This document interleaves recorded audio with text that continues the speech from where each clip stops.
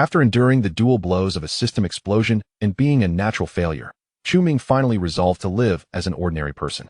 Occasionally, his writings would evoke celestial phenomena. He kept a few divine beasts in his backyard and tended to several immortal herbs, casually creating a few deities. Yet, I am truly just an ordinary man. Chapter 1. The system exploded at the outset. The heavens and earth possess a righteous spirit, manifesting diverse forms. Below, they become rivers, and mountains above, they are the sun and stars. In human terms, it is called Hao Ran, flowing through the vast expanse. The ink on the rice paper had yet to dry. Chu Ming set down his brush, unable to suppress a murmur of admiration. What splendid calligraphy! Indeed, it is magnificent. This was not mere self-praise. The characters were indeed vigorous and powerful, deeply engraved. Chu Ming carefully carried the piece out to the courtyard and placed it on the table, casually pressing it down with a weight. Aside from this calligraphy, the table bore a few more paintings, all crafted by Chu Ming himself. Each piece was marked with a price, 10 gold coins. Beside him, an elderly man selling sweet potatoes watched Chu Ming with a smile, inquiring, "Sir, how is business today?" Chu Ming could only manage a wan smile and shake his head. In the Qingtsong continent, these artworks were the least valuable, often remaining unsold for days. In contrast, the sweet potato vendor enjoyed a thriving trade with a steady flow of customers. Chu Ming was a transmigrator. Like all others who had crossed over, he possessed a system that had taught him nearly every skill over the past decade, and more except for cultivation. Just days prior, the system had uttered, "Master, my mission is complete. Farewell," before self-destructing. Except for cultivation, all of Chu Ming's skills had reached the pinnacle of the system's evaluation. Although he could not cultivate, these skills ensured he would not starve in this foreign realm. He could still earn some coins. What use is the mastery of the literary way? Without the ability to cultivate, even a mere chi refining stage practitioner could swat me down with a single slap. Who could he share the hardships of a transmigrator with? In the end, he bore it all alone. Sighing, he set up a recliner at the door, covering his face with a piece of rice paper, and began his afternoon nap. Though I cannot cultivate, writing and painting each day, living the life of a lazy fish is not so bad. Suddenly, a loud noise startled Chu Ming awake, as something fell upon his painting. "What the? My painting!" he exclaimed, jumping up from the chair. Standing across from him was a girl holding a candied hawthorn, seemingly around 15 or 16, staring dreamily at the paintings on the table. Moments earlier, Lin Ruwei had happened upon this scene, intrigued by Chu Ming's display of artworks, and had become so entranced that she dropped her candied hawthorn. Chu Ming pointed at Lin Ruwei, his hand trembling, lamenting, You, my painting." Though these artworks held little monetary value, they were his heartfelt creations. How could he not feel distressed at their defilement? Lin Ruwei snapped back to reality, noticing the sticky candied hawthorn on the painting, and gasped in horror at having ruined it. With a pout, she looked at Chu Ming, saying, "I can pay for it. My senior sister is nearby. I can have her give you the money." "Ruwei, what are you doing here?"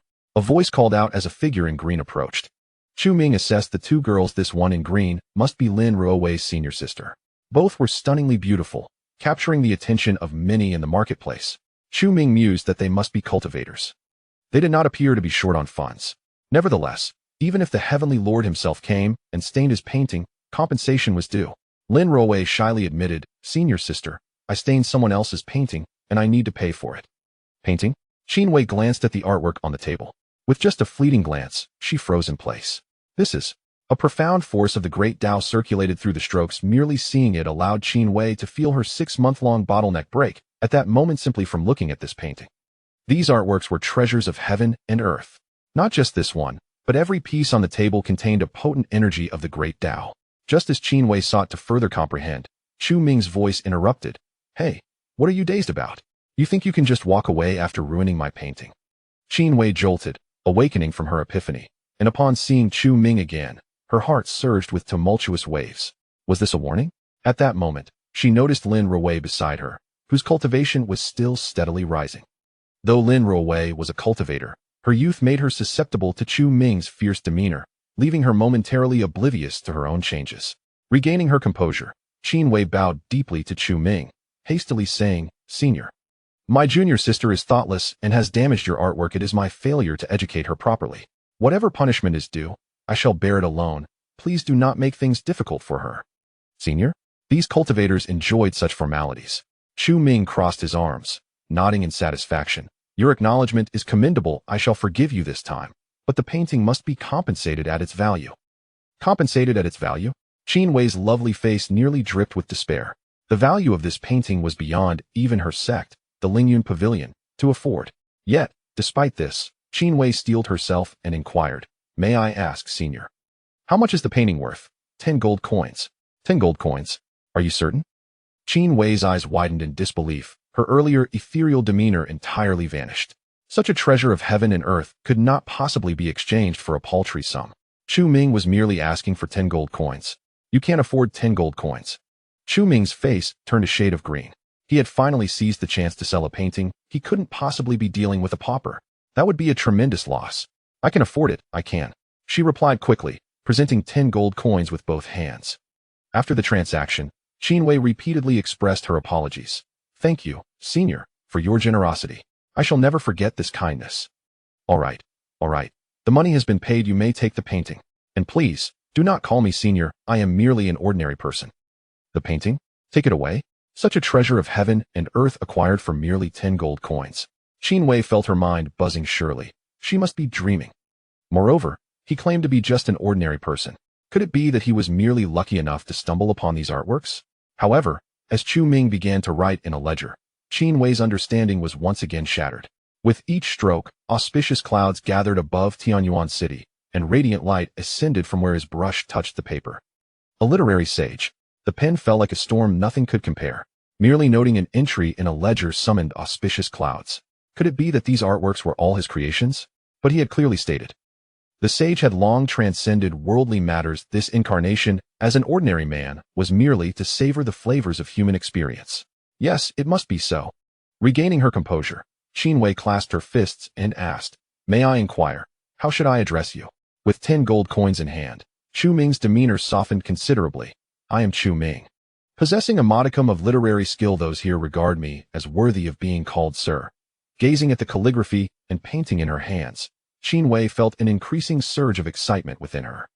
This descent from the mountain was prompted by the calamity that had befallen Lingyun Pavilion, resulting in the return of all disciples. However, with this extraordinary treasure of heaven and earth in her possession, the century-long tribulation of Lingyun Pavilion could surely be resolved. Thank you, Mr. Chu. I will forever cherish today's favor, Qin Wei expressed, her heart brimming with gratitude. Yet, she continued, there are pressing matters within the sect. Mr. Chu waved his hand dismissively, saying, Come now, let us proceed. It seemed that the cultivators in this world were not as ruthless as one might expect. At least the two young ladies had displayed a degree of courtesy. Regardless, it could be said that today marked a significant beginning for her. Though the journey had been fraught with obstacles, the outcome was undeniably favorable. Qin Wei, pulling a bewildered Lin Ruowei out of the alley, felt beads of cold sweat still forming on her forehead. Sister, what is the matter with you?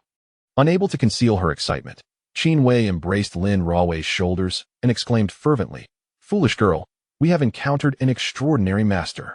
Your cultivation is still in its infancy, and you do not perceive the profundities of this calligraphy, but let me assure you, this piece possesses the power of the Tao.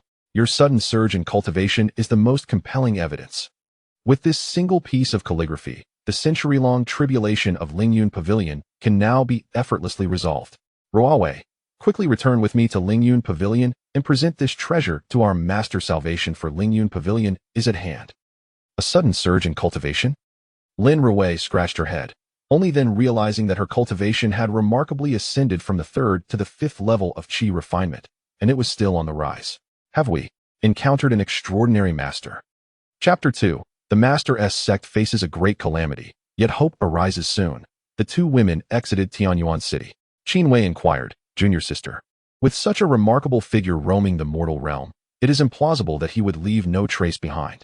Given your family's connections, you might be able to glean some information.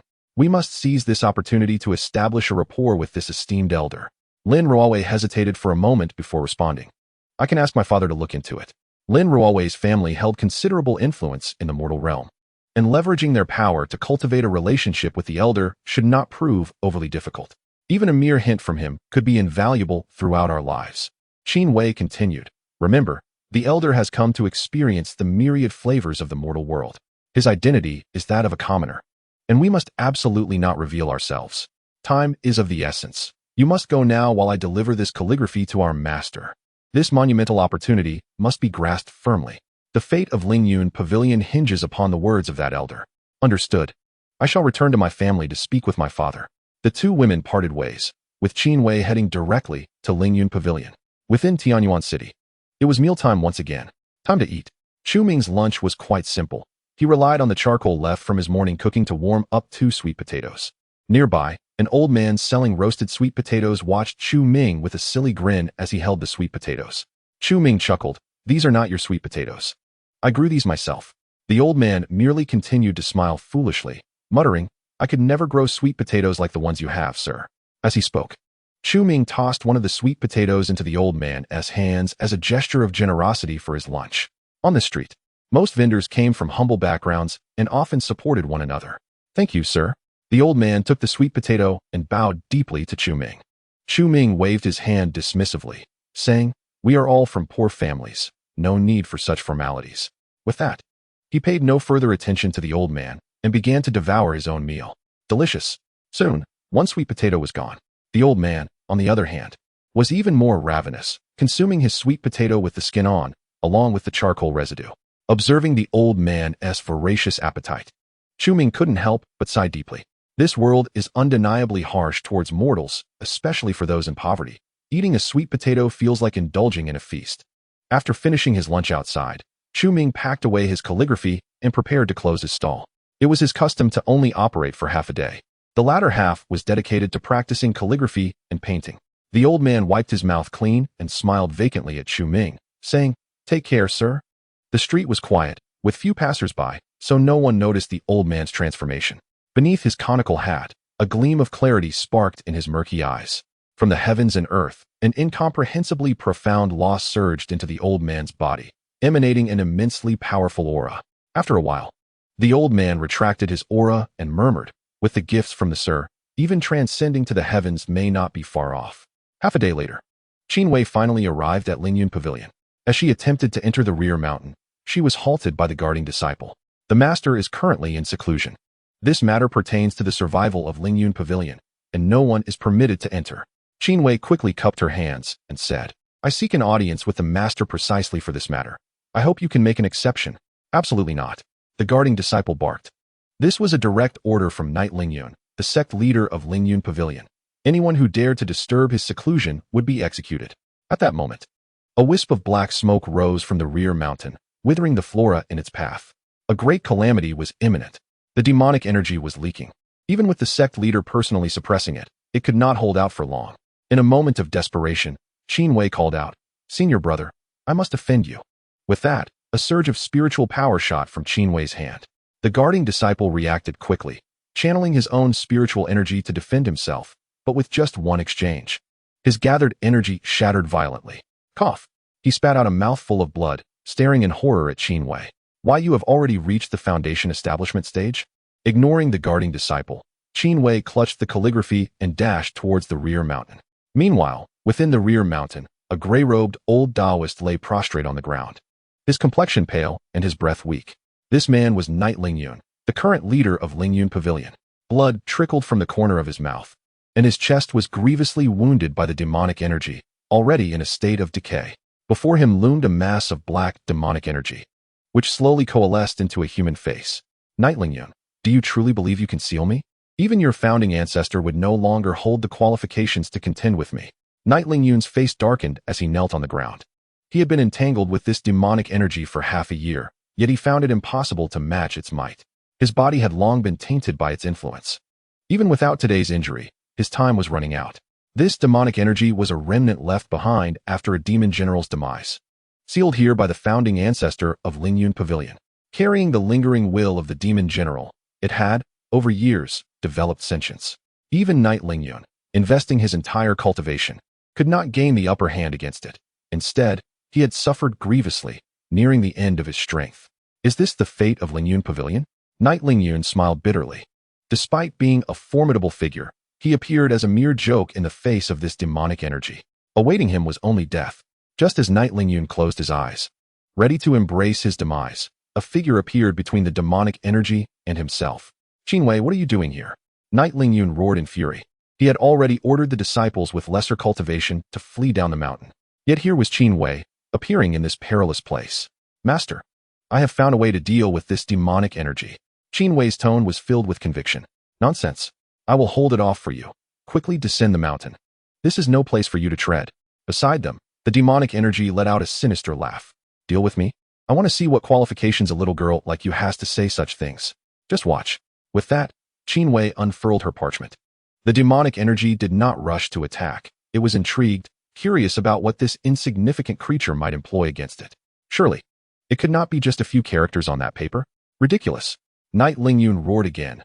Qin Wei, do not act recklessly. Hurry down the mountain. At this point, he was prepared to fight to the death. Knight Lingyun exerted himself to rise from the ground, rushing between the demonic energy and Qin Wei, channeling the last remnants of his spiritual energy toward his golden core.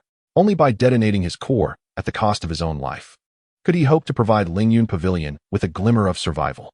Sensing the intense fluctuations of spiritual energy emanating from Knight Lingyun, the demonic energy sneered. You think you can self-destruct? Do you believe your feeble means can affect me? A commanding voice resonated as a surge of demonic energy erupted from its source, rushing towards Yi Lingyun. This was the primordial force of demonic energy, capable of extinguishing even a golden core cultivator like Yi Lingyun instantly, leaving no opportunity for self-detonation. Not good. Both Yi Lingyun and Qin Wei exclaimed in unison, with the painting in Qin Wei's hands falling to the ground in her panic. As it touched the ground, the scroll unfurled. Chapter 3. One word repels the thunder tribulation in an instant. The myriad beings in this realm seemed to undergo a transcendence. The previously withered flora revived in that moment. Qin Wei was taken aback, and Yi Lingyun stood in astonishment, while the demonic energy lingered in place, as if witnessing a ghost. In the skies above, a figure clad in white held a brush, using the heavens as canvas, inscribing verses that flowed down like a river. The world possesses righteousness, manifesting in myriad forms. Below are rivers and mountains, above are sun and stars. For humanity, it is vast and mighty, filling the endless void. This was the power of the great Tao, a surge of righteous energy emanating from those verses, reverberating through the cosmos. At this moment, the demonic energy finally sensed fear. The laws of the great Tao? The righteousness of heaven and earth? Could this be the arrival of the sage of literature? Impossible. With the path to heaven severed, how could the cultivators of the Qingtsong continent aspire to immortality? This simply could not be. The mass of demonic energy was gradually dissolved by the righteous aura. Cries of despair echoed through Lingyun Pavilion, filled with resentment, grief, and above all, terror, until its final moment of dissolution. Time passed. The celestial phenomena receded, and the scroll returned to Qin Wei's grasp. It was as if nothing had transpired. Even Qin Wei, who had previously witnessed the scroll, felt a moment of disorientation. What kind of powerful being was that elder? Coughing, Yi Lingyun broke the silence, prompting Qin Wei to snap back to reality and hurriedly assist him to his feet. Not only had the demonic energy dissipated from the world, but even the remnants within Yi Lingyun, which had long felt intractable, were completely purged by that righteous energy. Master, are you all right? Yi Lingyun waved his hand. With the demonic energy eradicated, his injuries had fully healed under the influence of the great Tao's laws. Furthermore, the bottleneck that had hindered him for decades was shattered in this moment. He had officially stepped into the nascent soul realm. Yi Lingyun's gaze fixated on the scroll in Qin Wei's hand, disbelief lacing his tone. What an extraordinary artifact. Disciple, from whence did you acquire this? Such a masterpiece must undoubtedly belong to the sage of literature. Yi Lingyun pressed. Where did this scroll originate? Qin Wei replied candidly. It was gifted by a senior who prefers to regard himself as a mere mortal. When we accidentally damaged his painting, he was not angry. Instead, he sold it to us for merely 10 gold coins. I have already asked junior sister Ruowei to utilize her family's connections to befriend that senior. This treasure is akin to a windfall. Such a thing cannot possibly exist in this world. This heavenly treasure, if exposed to the outside, would surely incite a storm of bloodshed. Yi Lingyun pondered, astonished that the elder would so nonchalantly sell such a priceless piece for a mere 10 coins. Yi Lingyun nodded in approval. Indeed, since this elder is accustomed to living as a mortal, he likely does not wish to be disturbed by cultivators. Your initiative to have Ruowei's family cultivate a friendship with him was wise. However, this elder has rendered a great favor to our Lingyun Pavilion, and I must personally express my gratitude. Where is he? Please take me to him at once. Yet, before that, I must disguise myself. Had it not been for this scroll from Chu Ming, both Yi Lingyun and the entire Lingyun Pavilion would have perished in the clutches of that demonic energy. Qin Wei's eyes brightened. The elder is in Tianyuan City. Without pausing to tend to his injuries, Yi Lingyun hastily gathered his attire, donning simple linen garments before descending the mountain towards Tianyuan City. To meet the esteemed being that Qin Wei spoke of could signify immense fortune for Lingyun Pavilion, possibly elevating it to one of the premier powers in the entire Yunlan Kingdom. This opportunity must not be squandered. At that moment, above Tianyuan City, thunder rumbled ominously. Another thunderstorm? Chu Ming, who had been in a deep slumber, was jolted awake. The recent weather had been peculiarly erratic, frequently accompanied by thunderstorms. Having grown accustomed to this, he calmly moved a chair back into his room. Meanwhile, high above in the thunderclouds, two streaks of light, one blue and one red, were engaged in a frantic chase. The red streak was struck by lightning, its brilliance dimming significantly, and it cursed vehemently. This mad bird dares to forcibly transform and attract the thunder tribulation. This was the tribulation faced by a beast attempting to assume human form. If it succeeded, it would gain the ability to transform, but failure meant utter annihilation. In this dire circumstance, the blue streak had no choice but to summon the thunder tribulation, intending to perish together with its pursuer. Boom!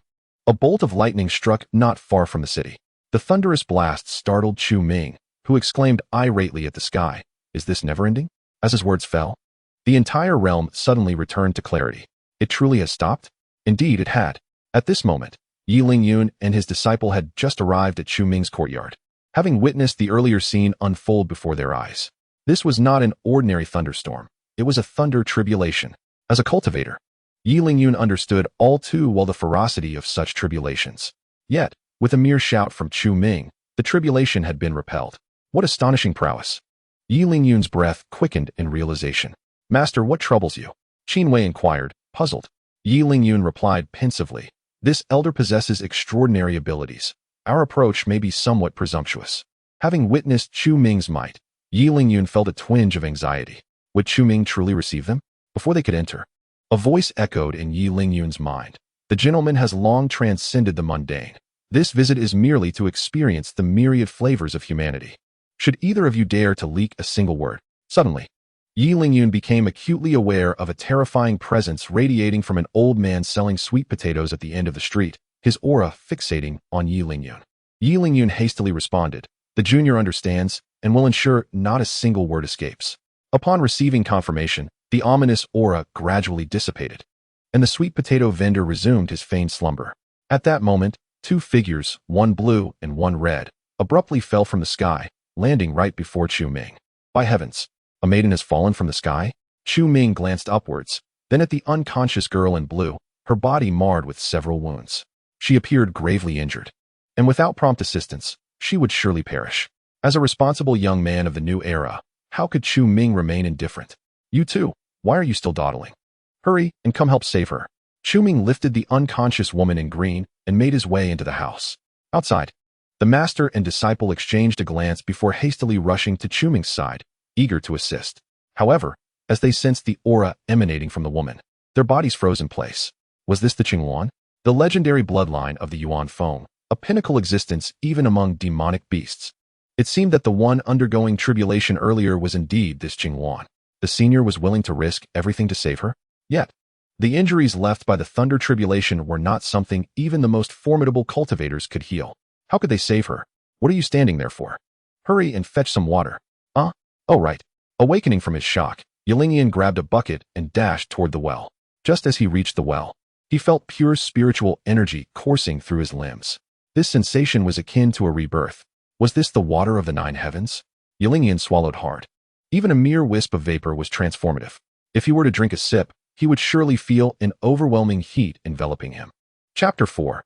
Treasures abound in the master's home. Wait. Yi Lingyun suddenly jolted awake.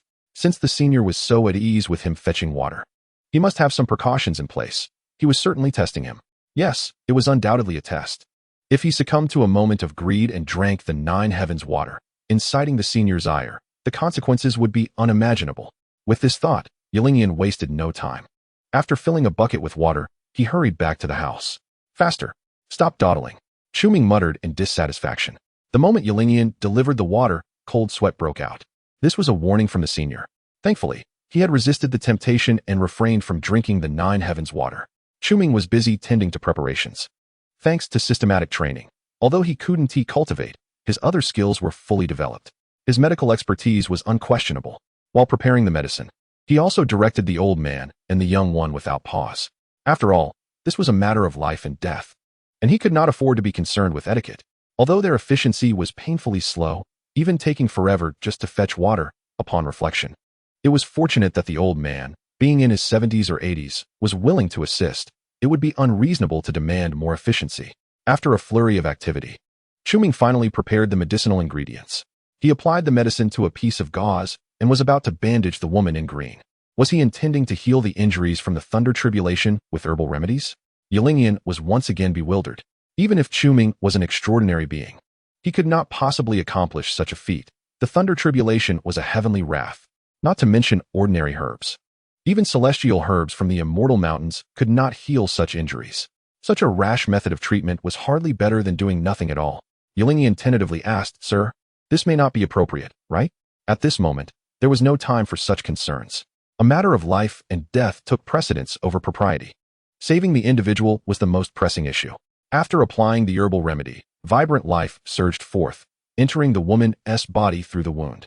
The once broken meridians began to mend and restore to their original state. Moreover, the nearly depleted Yuanfeng bloodline within the woman was fully awakened, releasing a fiery essence that coursed through her entire being. The woman's injuries were visibly healing at an astonishing rate. Fortunately, they acted in time. Had they delayed even a little longer, the situation could have been dire. The woman's breathing gradually stabilized. Chu Ming knew she was safe now. As long as the medicine was changed regularly, she would gradually awaken. Did they truly manage to save her? Not only that, but Yilingyan also sensed a hint of terrifying pressure emanating from the woman. This was a sign that her Yuanfeng bloodline had been activated. Was this the work of a celestial being? That day, Yilingyan's understanding was completely transformed by Chu Ming. Only then did Chu Ming rise to thank the master and disciple, saying, "Thank you both for your assistance earlier. Otherwise, I would have been overwhelmed on my own." Yilingyan repeatedly cupped his hands in gratitude, astonished. To witness such mastery from the senior is a fortuitous encounter for this old man. Moreover, this is a matter of life and death. How could I not lend my aid? Fortunately, Qin Wei had emphasized before their arrival that the senior regarded himself as an ordinary person. Otherwise, they might have committed a grave faux pas. Thankfully, Yilingyan had likely gained some favor from Chu Ming through this ordeal. By the way, weren't you the one who purchased the characters this morning? Chu Ming thought the girl looked familiar and finally recalled. Qin Wei nodded repeatedly. "I apologize for my earlier rudeness. Please do not hold it against me. My uncle has already reprimanded me, and I have come to sincerely apologize." This was something they had discussed on the way. Since the senior saw himself as an ordinary person, they could not act with the airs of cultivators. It was best to even change their titles to reflect their ordinary status. Chu Ming assessed Yilingyan. A white-bearded old man in coarse linen attire was undoubtedly an ordinary person. After all, which cultivator did not exude an aura of immortality? However, this old man, so impoverished that he still had to support his niece in her cultivation, was indeed commendable.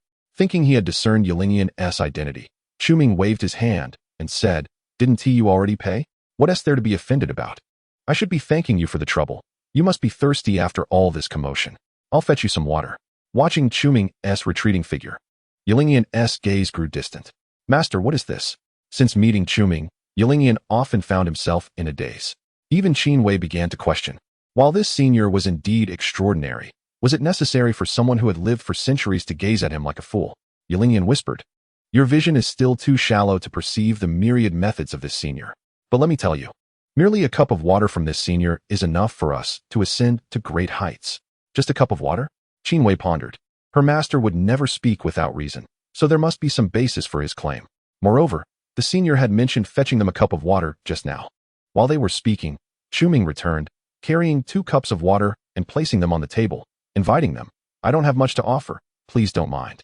"We wouldn't dare." Yilingyan eagerly accepted the cup. At that moment, pure spiritual energy surged through his entire being. This was the water of the heavenly river. Lifting the cup, Yilingyan drank deeply, and at that instant, the spiritual energy within him erupted. First level of the Yuan infant. Second level. Third level. It wasn't until he reached the 5th level of the Yuan infant that Yilingyan's cultivation finally ceased to grow. The waves of spiritual energy radiating from him were clearly visible to Qin Wei. So this was what Master meant by a cup of water? Immediately, Qin Wei followed Yilingyan's example and poured the cup of water directly into her mouth. My cultivation. Qin Wei widened her eyes, acutely perceiving the myriad changes within her. Merely a cup of water fortified the realm she had just broken through, and soon she would be poised to challenge the golden core stage.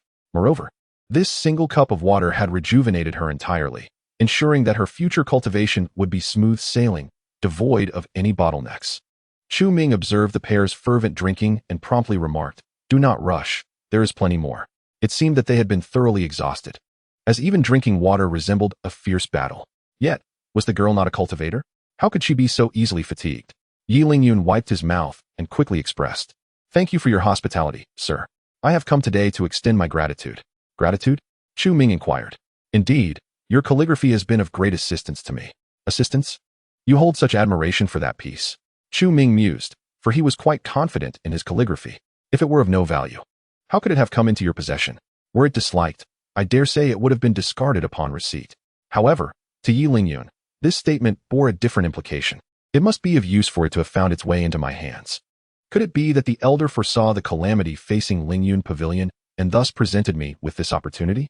Yi Lingyun could not help but catch his breath. Is this the work of an immortal? Such foresight is uncanny. Nothing escapes his perception. Nevertheless, Chu Ming continued, that piece has become soiled. Since you cherish it so, I shall gift you another. The saying goes that a true friend is rare in life. After years in this otherworldly realm, he had finally encountered someone who appreciated his calligraphy. What harm could there be in gifting yet another? Come with me to my study. Choose whichever piece you desire.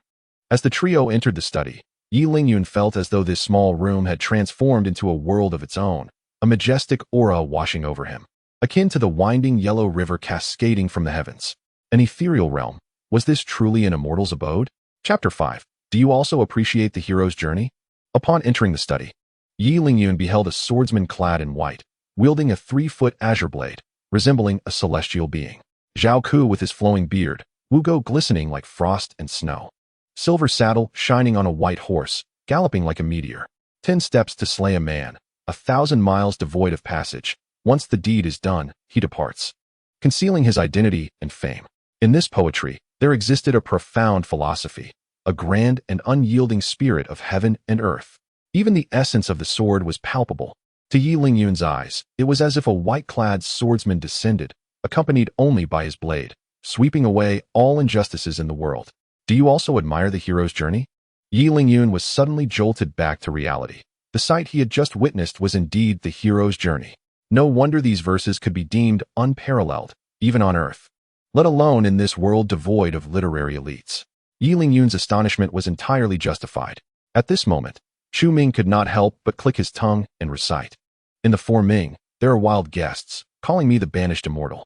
The name of the poetic immortal was indeed extraordinary. Upon hearing this, both Yi Lingyun and Qin Wei felt a surge of tumultuous waves within their hearts. A banished immortal, this elder, who regarded himself as such. Could he truly be an immortal from the heavens? What had previously been mere speculation was now validated by Chu Ming. There was no doubt that this elder was indeed an immortal. Since you appreciate it so, take the hero's journey with you. I shall not charge you. Chu Ming carefully removed the piece from the wall, gently rolled it, and handed it to Yi Lingyun. Yi Lingyun was taken aback, repeatedly bowing in gratitude. To have the honor of beholding your song of righteousness is already a rare fortune. How could I dare accept the hero's journey? Such treasures of the world were beyond his yearning. Yet, he hesitated to accept. Chu Ming, slightly irked, insisted, take it. It is not often I encounter someone who appreciates my work. Seeing Chu Ming's resolute demeanor, Yi Lingyun had no choice but to accept the painting. He then retrieved a completely white pearl from his sleeve and offered it to Chu Ming, saying, I possess little of value. Please accept this Cloud Emperor Pearl.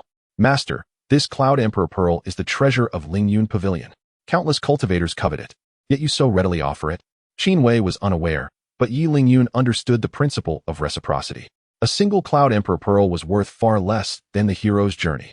Aware of this, he knew he must adhere to propriety before Chu Ming. Chu Ming examined the pearl, noticing its soft glow, which was discernible even in daylight. This is quite a fine item. It could serve as a lamp at night, saving on fuel. He accepted the pearl. Thank you for your acceptance. Yi Lingyun breathed a sigh of relief. Chu Ming's refusal would have been unfortunate. As for the pearl, it could illuminate the elder's space. It's worth having multiplied manifold. The sun has set. Why not stay for dinner before departing? The sun had dipped below the horizon, marking the hour for a meal. The master and disciple exchanged glances. And Yi Lingyun shook his head repeatedly. No, I could not impose further. I shall take my niece and leave. With that, Yi Lingyun grasped Qin Wei's hand and hurriedly exited the courtyard. Only then did Yi Lingyun dare to exhale. Merely a cup of water had transformed them. The benefits of a meal would surely be immense. Yet, he dared not be greedy. Chu Ming's every word and action had tested them. Any misstep could lead not only to lost opportunities, but to dire consequences for Yi Lingyun himself. Master, this elder, Yi Lingyun stated earnestly. You must cultivate a good relationship with him. His generosity and skills are beyond our comprehension. Just moments ago, he tested us time and again. Qin Wei pondered this. And as she recalled, a bead of cold sweat formed on her forehead. The conversation between Yi Lingyun and Chu Ming appeared to be mere pleasantries. Yet it was laden with intricacies. Hasten back to Lingyun Pavilion. From this day forth, the song of righteousness and the hero's journey shall be our treasures. Soon enough, Lingyun Pavilion shall ascend to become one of the foremost sects in the Cloud Lawn Kingdom. With an elder of such caliber at our side, even if we wished to remain humble, it would be impossible. After bidding farewell to the two, Chu Ming turned his attention to the charred feathered chicken in the yard. This chicken had fallen from the heavens alongside a woman in green, seemingly struck by lightning, with many of its feathers singed. Fortunately, the meat remained unspoiled. What a plump chicken, perfect for roasting, Chu Ming exclaimed as he picked it up and marveled at its size. After enduring simple fare for so long, it was finally time to indulge. The chicken's arrival was truly fortuitous. He prepared the seasonings and barbecue grill, chopping wood and igniting a fire, completing all necessary preparations in one seamless motion. Once everything was prepared, Chu Ming stepped into the kitchen and retrieved a knife, beginning to sharpen it. At that moment, a spark flew from the fire and landed on the feathers of a chicken. In an instant, flames erupted from the chicken, soaring towards the heavens. How could the celestial demon phoenix clan fall so easily? With just a spark, we could be reborn from the ashes. That damn Qing Wan dared to summon a thunderstorm, seeking to perish alongside me to prevent me from obtaining even a trace of the primordial phoenix bloodline. She is still alive? The celestial demon phoenix's gaze turned towards the room. Inside, the woman in blue suddenly opened her eyes, sensing the presence of the celestial demon phoenix. She was still alive, and the celestial demon phoenix had not perished either? This was disastrous. The Qing Wan had just completed her transformation and, now akin to a mortal, stood no chance against the relentless pursuit of the celestial demon phoenix. The celestial demon phoenix advanced with determination, yet within its heart, a subtle change began to unfold. Why could this fire not be extinguished, and why did it seem to be burning its own feathers and skin? What kind of fire is this? Cackling in distress, the celestial demon phoenix leaped around the yard, trying every conceivable method to extinguish the flames. Goodness, this chicken is still alive? What madness is this? Just then, Chu Ming finished sharpening the knife and dashed out of the kitchen, only to witness a chicken engulfed in flames hopping around the yard. A bucket of water was poured over the celestial demon phoenix, and with a hissing sound, the flames were finally extinguished. However, the little remaining spiritual energy it possessed was fully consumed in the effort to withstand the fire. Now, it lay on the ground like a dead chicken. Now you've calmed down. Setting down the bucket, Chu Ming mercilessly kicked the prostrate celestial demon phoenix and returned to preparing dinner. What sorcery is this? The woman in blue observed everything through the window. The celestial demon phoenix, naturally attuned to fire, had been harmed by flames. Even more terrifying was that a mere bucket of water had extinguished that dreadful fire. The celestial demon phoenix, in the hands of this individual, was akin to a mere plaything. My injuries, could they also be his doing? Contemplating this, the woman in blue cast a different glance at Chu Ming, her eyes brimming with unusual sentiments. Chapter 6, The Hen in the Pen Senior? The woman in blue cautiously called out. At that moment, Chu Ming was preparing to bleed the chicken when he turned at the sound behind him. Upon seeing her awake, he smiled. Miss, you're awake. This chicken had fallen from the sky alongside the woman in blue, and Chu Ming instinctively assumed it belonged to her. It didn't seem right to consume it in front of her. Chicken? The woman in blue was taken aback. That was a top-tier bloodline among demon beasts. The celestial demon phoenix. Within it flowed the blood of the Phoenix clan, and here it was, reduced to a mere chicken. Tentatively, she asked, Senior, you intend to eat the chicken? Indeed. I was planning to roast it, but since you are still injured and in need of nourishment, I shall prepare a chicken soup for you instead. It was evident that Chu Ming was completely oblivious to the implications of her words. However, Considering that this senior could effortlessly heal her tribulation wounds, and that the celestial demon phoenix was utterly powerless in his grasp, it was reasonable to view the creature as a roast chicken. Yet, this was indeed a celestial demon phoenix, a premier demon beast with countless adept members in its clan. Even the most formidable of human cultivators would likely find it impossible to withstand the wrath of the celestial demon phoenix clan. To consume it would be perilous. Though the woman in blue harbored a deep-seated hatred for the celestial demon phoenix, she lacked the courage to partake of its flesh. At that moment, the celestial demon phoenix, discarded on the ground, trembled violently beside the kitchen knife, which had already developed a spirit. Just a hint of the pressure emanating from this knife rendered the celestial demon phoenix motionless. Such a mere knife exuded such terrifying energy. What of its master? No, I cannot perish here. I am of the celestial demon phoenix clan, the pinnacle of demon beasts. How could I meet my end here? I must escape. The celestial demon phoenix was now only a few steps away from the door. With a flap of its wings, it could escape.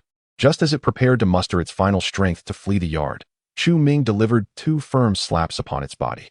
Miss, are you reluctant to eat this chicken?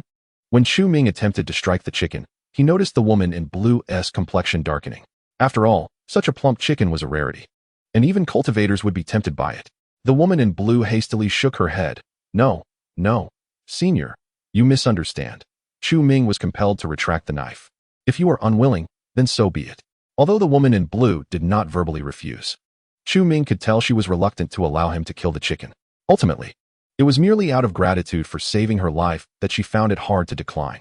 Chu Ming would never take away what someone cherished. Thank you, senior. The woman in blue finally sighed in relief.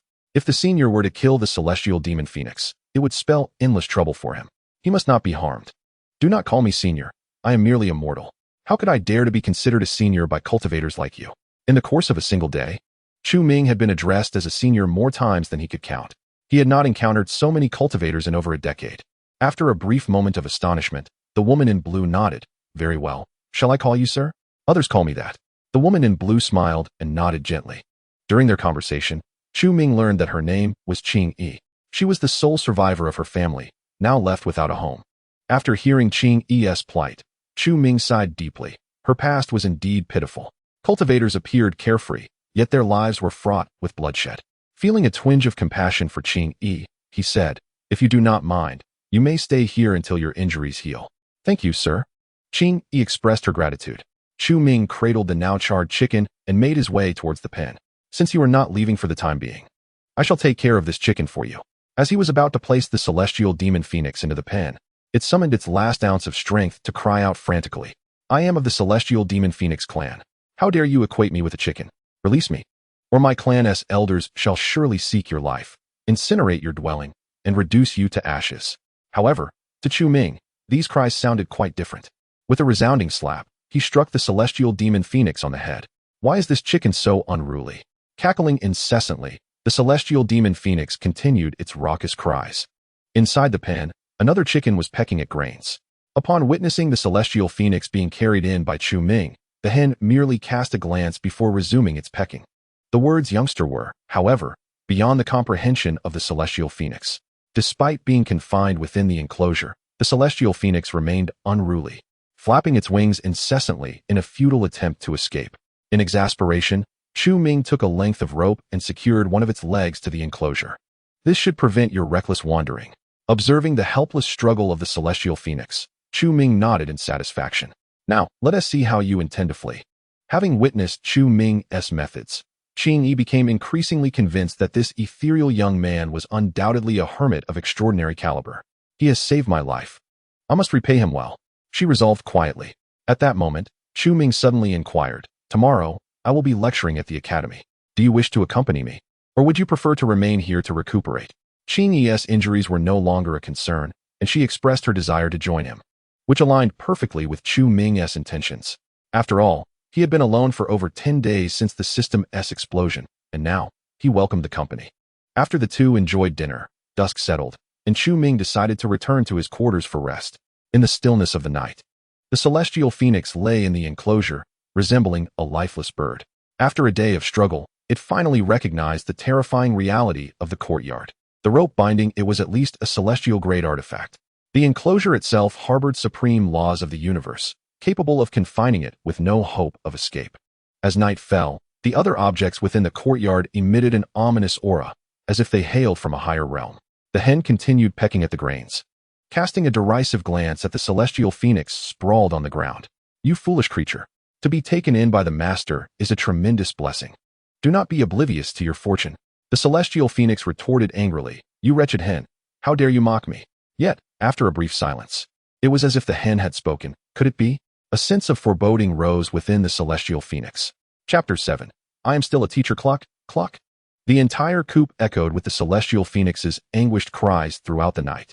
However, the sound could not escape the confines of the coop, enveloped by a formidable force. Soon, dawn broke. The celestial phoenix huddled in a corner, trembling, staring at the still sleeping hen as if it had encountered a ghost. This was no ordinary hen. From it, the celestial phoenix sensed a lineage far superior to its own. Its meager bloodline paled in comparison before this hen. Are you a primordial phoenix? How can this be? The primordial phoenix, the ancestor of the Phoenix clan. Although the celestial phoenix held a respectable status on the Azure continent, it was nothing compared to the true lineage of the Phoenix clan, especially before the progenitor. The hen remained with its eyes closed, seemingly oblivious to the revelation. At that moment, Chu Ming finally rose, stretching in the courtyard. What a refreshing sleep. After a simple wash, he began practicing Tai Chi in the yard. With each movement, the laws of heaven and earth seemed to shift in harmony with his actions. Beneath his feet, a pair of yin-yang fish swam gracefully, embodying the essence of Tai Chi. Qing Yi stepped out, observing Chu Ming's every motion with awe. At that moment, he seemed to embody the very center of the heavenly path on the Azure continent. Threads of grand laws flowed from him, cascading throughout the courtyard. The hen finally opened its eyes, clucking a few times and flapping its wings. What is this? Qing Yi stood in shock. While the celestial phoenix lay dumbfounded in the coop, the laws of the universe enveloped the celestial phoenix, rapidly healing its injuries. Moreover, the depleting spiritual energy within it was swiftly replenished. The phoenix bloodline inside was ignited by this thread of cosmic power. A metamorphosis, an internal transformation. A resounding crow erupted from the coop. The celestial phoenix let out a triumphant cry, feeling more vigorous than ever. Chu Ming halted his movements, his gaze toward the celestial phoenix now laced with surprise. This hen can crow, not bad. Let us hope you're early tomorrow. The celestial phoenix then realized that what should have been a magnificent cry had instead transformed into a mere rooster's crow.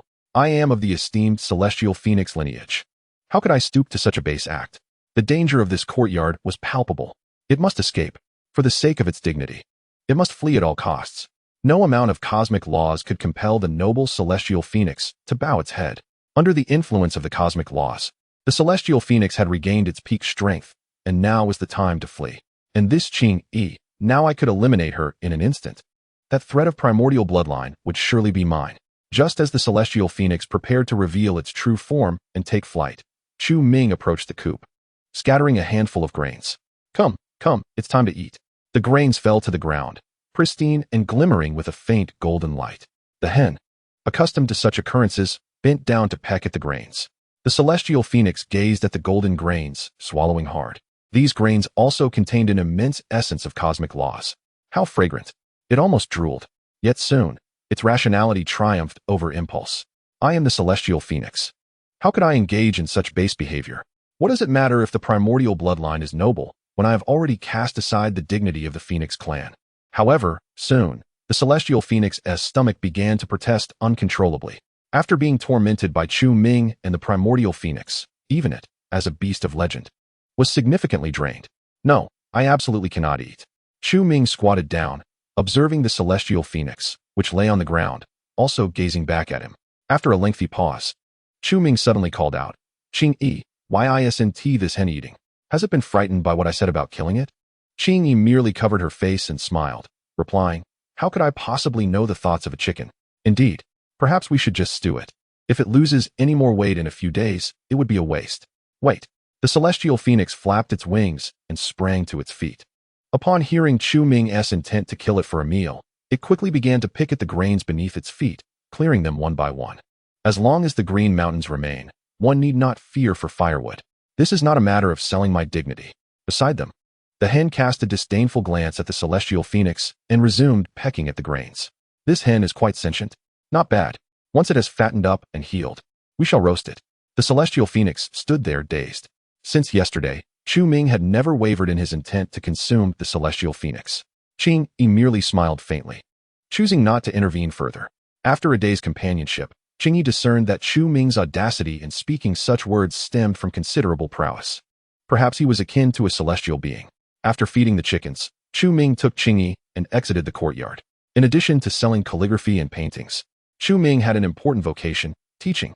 This was why the locals respectfully addressed him as Mr. Chu.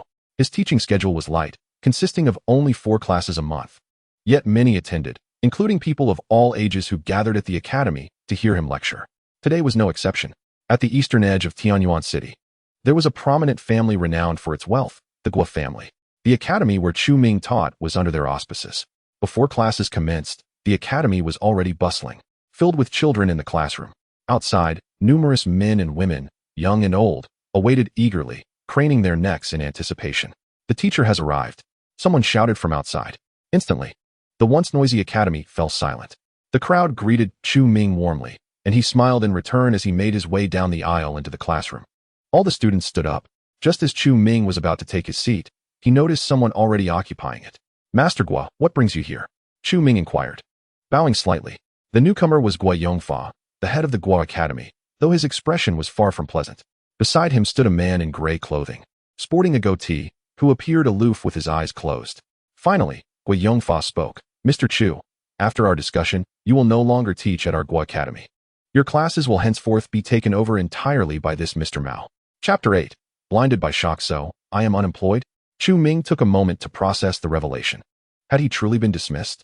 Mr. Mao slowly opened his eyes, feigning profundity, and nodded, stating, you could say that. Not only you, but other teachers have also been dismissed. For the next 3 years, this academy will suffice with me alone. Wow, Chu Ming exclaimed. This old man had quite the audacity, even with all his skills in music, chess, calligraphy, and painting. He had never dared to make such bold claims. What justified this old man's arrogance? Mr. Mao cleared his throat and began, I am Mao Ku, a disciple of Lingyun Pavilion. I have come down from the mountain for 3 years of experience at the behest of my master. Upon seeing the talent here, I wished to forge a good connection.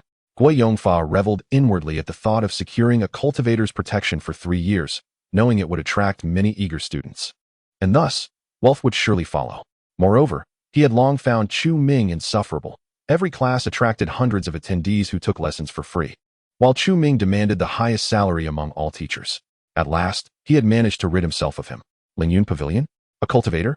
Chu Ming quickly realized the source of this man's arrogance. However, the name piqued his interest. He understood well that, regardless of Mao Ku's educational background, the mere status of a cultivator was enough to deter him. He wasn't foolish enough to clash with a cultivator. That would be courting disaster. Since that is the case, I shall take my leave. However, before I go, I kindly ask that you collect and grade the students' assignments. Mao Ku merely huffed in acknowledgement, signaling Chu Ming to exit. With that, Chu Ming turned and left the academy with Qingyi, followed by a throng of townsfolk who had come for his teachings. As he departed, the crowd dispersed. They had come for Chu Ming, and with his exit, they had no reason to linger. Even some students from the classroom began to leave. Yet for Guo Yongfa, this mattered little. The students had already paid, so their departure was inconsequential. At that moment, a student aged 12 or 13 ascended the podium, placing a bundle of papers before Mao Ku and bowing. Sir, this is my assignment. Please grade it. Finally, Mao Ku opened his eyes. He generally held disdain for the teaching profession, but due to his master's orders, he felt compelled to fulfill his duties. Mao Ku's expression shifted dramatically. Soon, his eyes filled with bloodshot fury. What is this? Did you write this? The student replied honestly, this is what Mr. Chu taught us to write. A swirl of multicolored clouds rose slowly from the paper, embodying the unique spirit of a scholar, a quality even a cultivator could not possess. Only those who cultivate the literary path can nurture such righteous energy, achieving the realm of divine expression. The boy before him demonstrated such remarkable talent. Blood began to trickle from Mao Ku's eyes. Sir, I have mine too. Sir, please look at my assignment. Dozens of students crowded the podium, presenting their colorful papers, enveloping Mao Ku in a dazzling display. For Mao Ku, a single piece of writing could be enlightening, but now he was besieged by dozens, each dazzling before his eyes. How could a mere foundational cultivator withstand this? My eyes. My eyes. Mao Ku clutched his face, blood streaming down. The brilliance of these writings had overwhelmed him. With a sudden gasp, he spat out another mouthful of blood, collapsing onto the desk, his expression vacant, resembling a lifeless creature. Sir? Sir? Gui Yongfa was utterly bewildered. What had befallen Mao Ku? How could a mere glance at the assignments lead to such a state? Please don't scare me, sir. What is wrong with you? Mao Ku lay sprawled on the desk, like a fool, his lips moving but only inaudible murmurs escaping. The sage of literature, the sage of literature. At that moment, Chu Ming had returned home with Qingyi, followed by a throng of eager townsfolk. Chu Ming had promised them he would continue teaching upon his return. He felt quite pleased with this group of enthusiastic learners. After all, a thirst for knowledge is never a flaw. One learns as long as one lives. The crowd eagerly noted this phrase. Just then, not far from Chu Ming's courtyard, two individuals were hurrying towards him. It was Lin Ruowei. After parting from Qin Wei, she had rushed back to her family to discuss the matter with her father, Lin Hong. There is an extraordinary master in Tianyuan City. More importantly, this master is experiencing the flavors of life in the guise of a commoner. If we could seize this opportunity, it would be immensely beneficial for the Lin family. My dear daughter, you say this extraordinary master is right here? Indeed, right here. They paused outside Chu Ming's courtyard. At this moment, in Chu Ming's courtyard, the entrance was bustling with people, and the two individuals could not even step inside. Is the gentleman giving a lecture? Soon, a peasant woman squeezed at the door, turned her head, and shot a glare at the two, softly admonishing, silence. Just that single utterance nearly suffocated the two. This unassuming peasant woman was, astonishingly, a formidable figure. If Lin Hong, an ordinary man, found it hard to sense this overwhelming aura, then Lin Ruowei, a cultivator, could palpably feel it. This peasant woman was even more terrifying than her master, Yi Lingyun. If merely being an attendee to the lecture imbued such strength, what might the gentleman himself possess? Given this, they decided to listen to the lecture from outside, planning to seek out the gentleman after class. Although they could not see Chu Ming's true form from this vantage point, his voice was crystal clear. Chu Ming's lecture was profoundly enriching, covering a vast array of topics from astronomy and geography to poetry and the arts, encompassing everything from music to the supernatural, demonstrating an unparalleled breadth of knowledge. In the primordial ancient times, who imparted the teachings? Before the heavens and earth took shape, how could one inquire? In the depths of the void, who can comprehend? The ethereal resonance of poetry filled the air. At that moment, Lin Ruowei and her father, Lin Hong, felt as though they were transported back to the dawn of creation. In the age of antiquity, who transmitted the teachings? Each word from Chu Ming struck the souls of those present, elevating them through his verses. Even Lin Hong, an ordinary man, could perceive the profound principles of the Tao enveloping him, a sensation both wondrous and surreal. Could this venerable figure be a celestial being? Beside him, Lin Ruowei had already entered a state of enlightenment, shattering her shackles as her cultivation soared. After a long while, as a poem concluded, a soft, lingering sigh brought everyone back to reality. Chapter 9. How to Earn 100 Gold Coins a Month. The crowd, gathered to listen, gradually returned to their senses. Moments ago, as Chu Ming recited poetry, the chaos of the universe unfolding and myriad beings transforming had vividly played out in their minds. Images of ancient demons and ascendant mortals seemed to materialize before them. The principles of the Tao lingered in the small courtyard, leaving each listener feeling as if they were bathed in a gentle spring breeze, entranced by the experience. To hear the gentleman speak is worth a decade of our arduous training. Indeed, indeed, the gentleman's erudition humbles us all. Unspoken understanding flowed among the crowd, none daring to break the illusion that they were merely here to attend a lecture.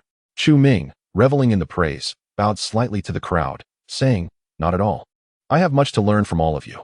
Your eagerness to learn puts me to shame." Even the celestial phoenix in the chicken coop had been attentively listening to Chu Ming's lecture. The hen was indifferent, but the celestial phoenix's worldview had been utterly transformed. In just a few phrases, Chu Ming unveiled the myriad wonders of the universe and the 3,000 paths of existence before its eyes. In half a day, the celestial phoenix experienced another breakthrough in its realm, an effect that even its ancestral lineage could not have produced. Could this human be a heavenly immortal? The celestial phoenix could hardly fathom the extent of such power, manifesting countless paths with a mere gesture. As the lecture concluded and the crowd expressed their gratitude, they began to disperse. Chu Ming returned to his reclined chair, and Qing timely offered him a cup of tea. Taking a gentle sip, he felt a sense of satisfaction. Having someone by his side made all the difference. At that moment, two heads, one large and one small, peeked in at the door. Qing whispered, "Sir, there are people outside seeking an audience." "Oh, Chu Ming stood up and glanced outside, immediately recognizing that the girl at the door was Lin Ruowei, the one who had stained the Song of Righteousness. The three exchanged glances, causing Lin Hong and his daughter to tremble slightly. Chu Ming waved his hand. "Why are you standing at the door? Come in." Only then did they obediently enter, standing before Chu Ming, momentarily at a loss for words. Qing Yi said nothing, quietly refilling their cups with tea. "Please, have a seat." However, the two still dared not move. Finally, Lin Hong stammered, "Sir, a few days ago, my daughter damaged your painting. Please do not hold it against us." Initially, Lin Hong had thought Lin Ruowei was merely infatuated with a handsome scholar who had read a few books. But now, he realized that his assumptions were utterly misguided. Chu Ming's appearance was celestial, his demeanor ethereal. These were impressions garnered from first-hand experience. While listening to the lecture outside, Lin Hong was convinced that the gentleman lecturing within must surely be a heavenly immortal. Expressing their intent, Lin Hong and his daughter felt incredibly anxious. The value of that painting was immeasurable, and if Chu Ming were to take offense, they could not bear the consequences. "It's merely a painting, and besides, you've already compensated for it. There's no need for apologies. As long as the gentleman holds no grudge, that is sufficient." Lin Hong finally exhaled, wiping the cold sweat from his brow. Instinctively, he reached for the teacup on the table and took a gentle sip. The moment the tea touched his lips, he felt a jolt of energy, his eyes widening as he stared blankly at the cup. Could this be the sensation of spiritual energy entering his body? As an ordinary man, Lin Hong could not perceive the spiritual essence of the world. Yet, the tea had unblocked the stagnation in his meridians. The rich spiritual energy coursed through his limbs, a sensation indescribably delightful. While many extraordinary substances could enhance a cultivator's talent, it was unheard of for something to transform an ordinary person into a cultivator. Yet, this cup of tea had accomplished just that. "Thank you, sir, for the tea," Lin Hong exclaimed, overwhelmed with emotion, rising abruptly from his seat, intending to pay his respects. But before he could kneel, Chu Ming caught him. "What are you doing? It's just a cup of tea. There's no need for such formalities." Lin Hong's actions startled not only Chu Ming, but also Lin Ruowei, who was left dumbfounded.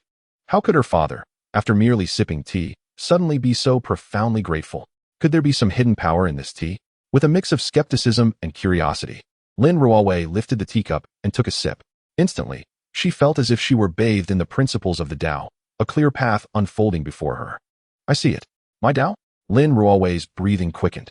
This was merely a cup of tea, yet it held such efficacy. Her expression mirrored Lin Hong's, and for a cultivator, this was akin to a rebirth. "The kindness of the gentleman is beyond measure. My Lin family has no way to repay it.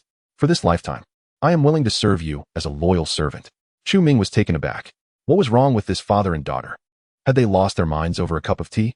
For a moment, he even began to doubt whether there was something amiss with his tea.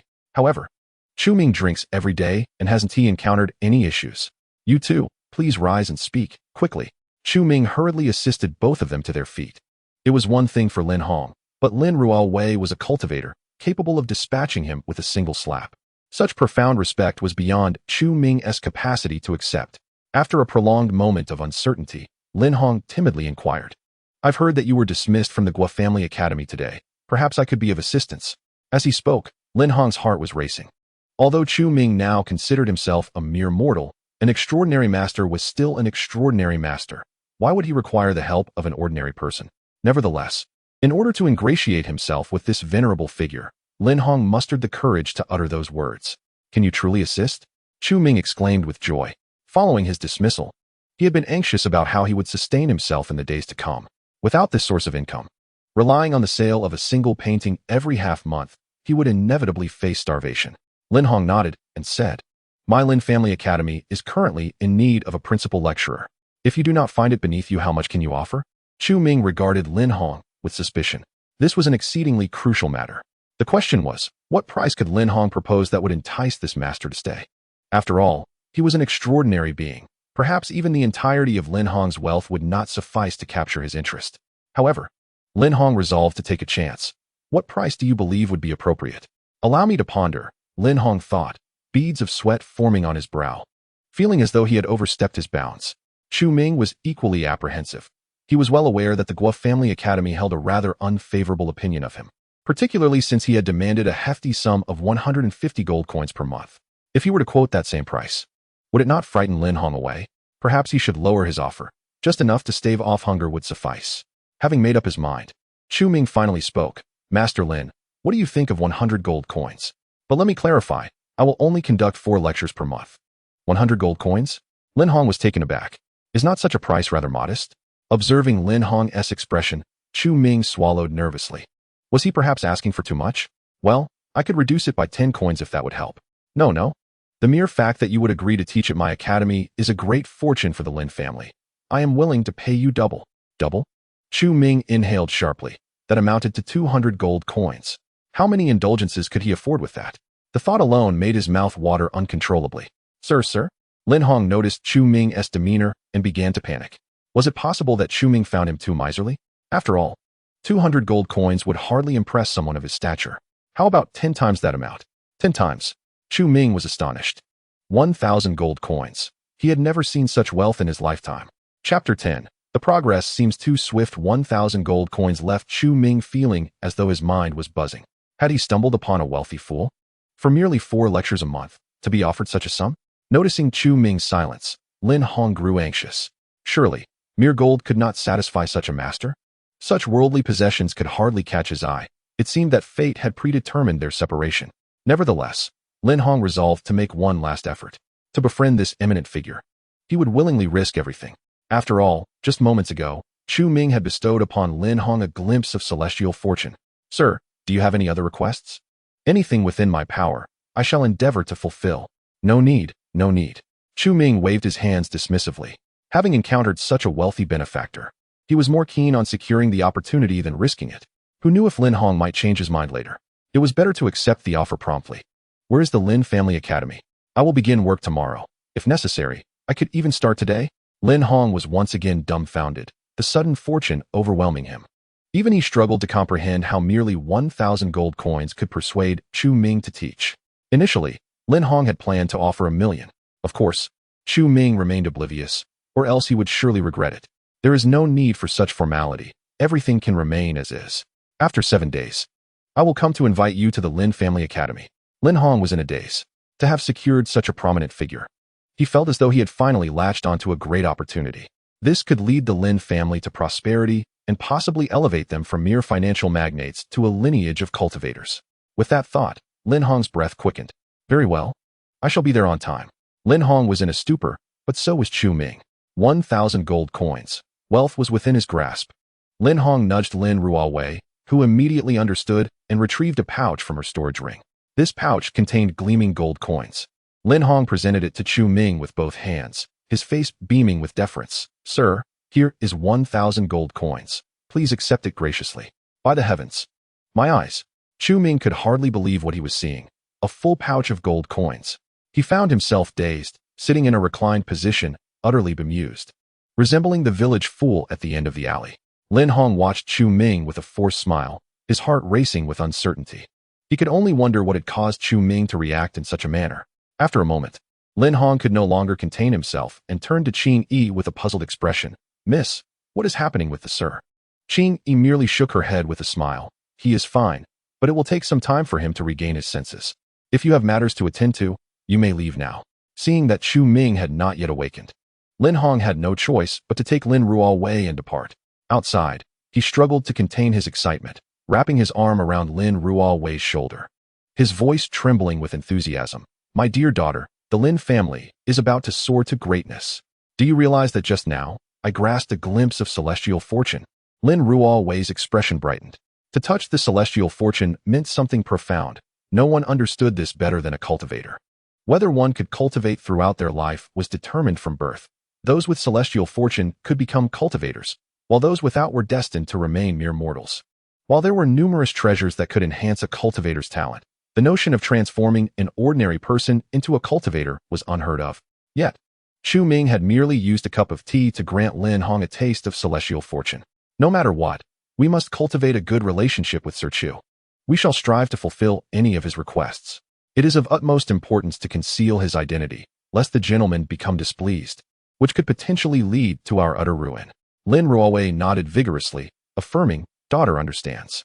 That cup of tea and that singular lesson imparted by Chu Ming left Lin Ruowei with a profound sense of his formidable prowess.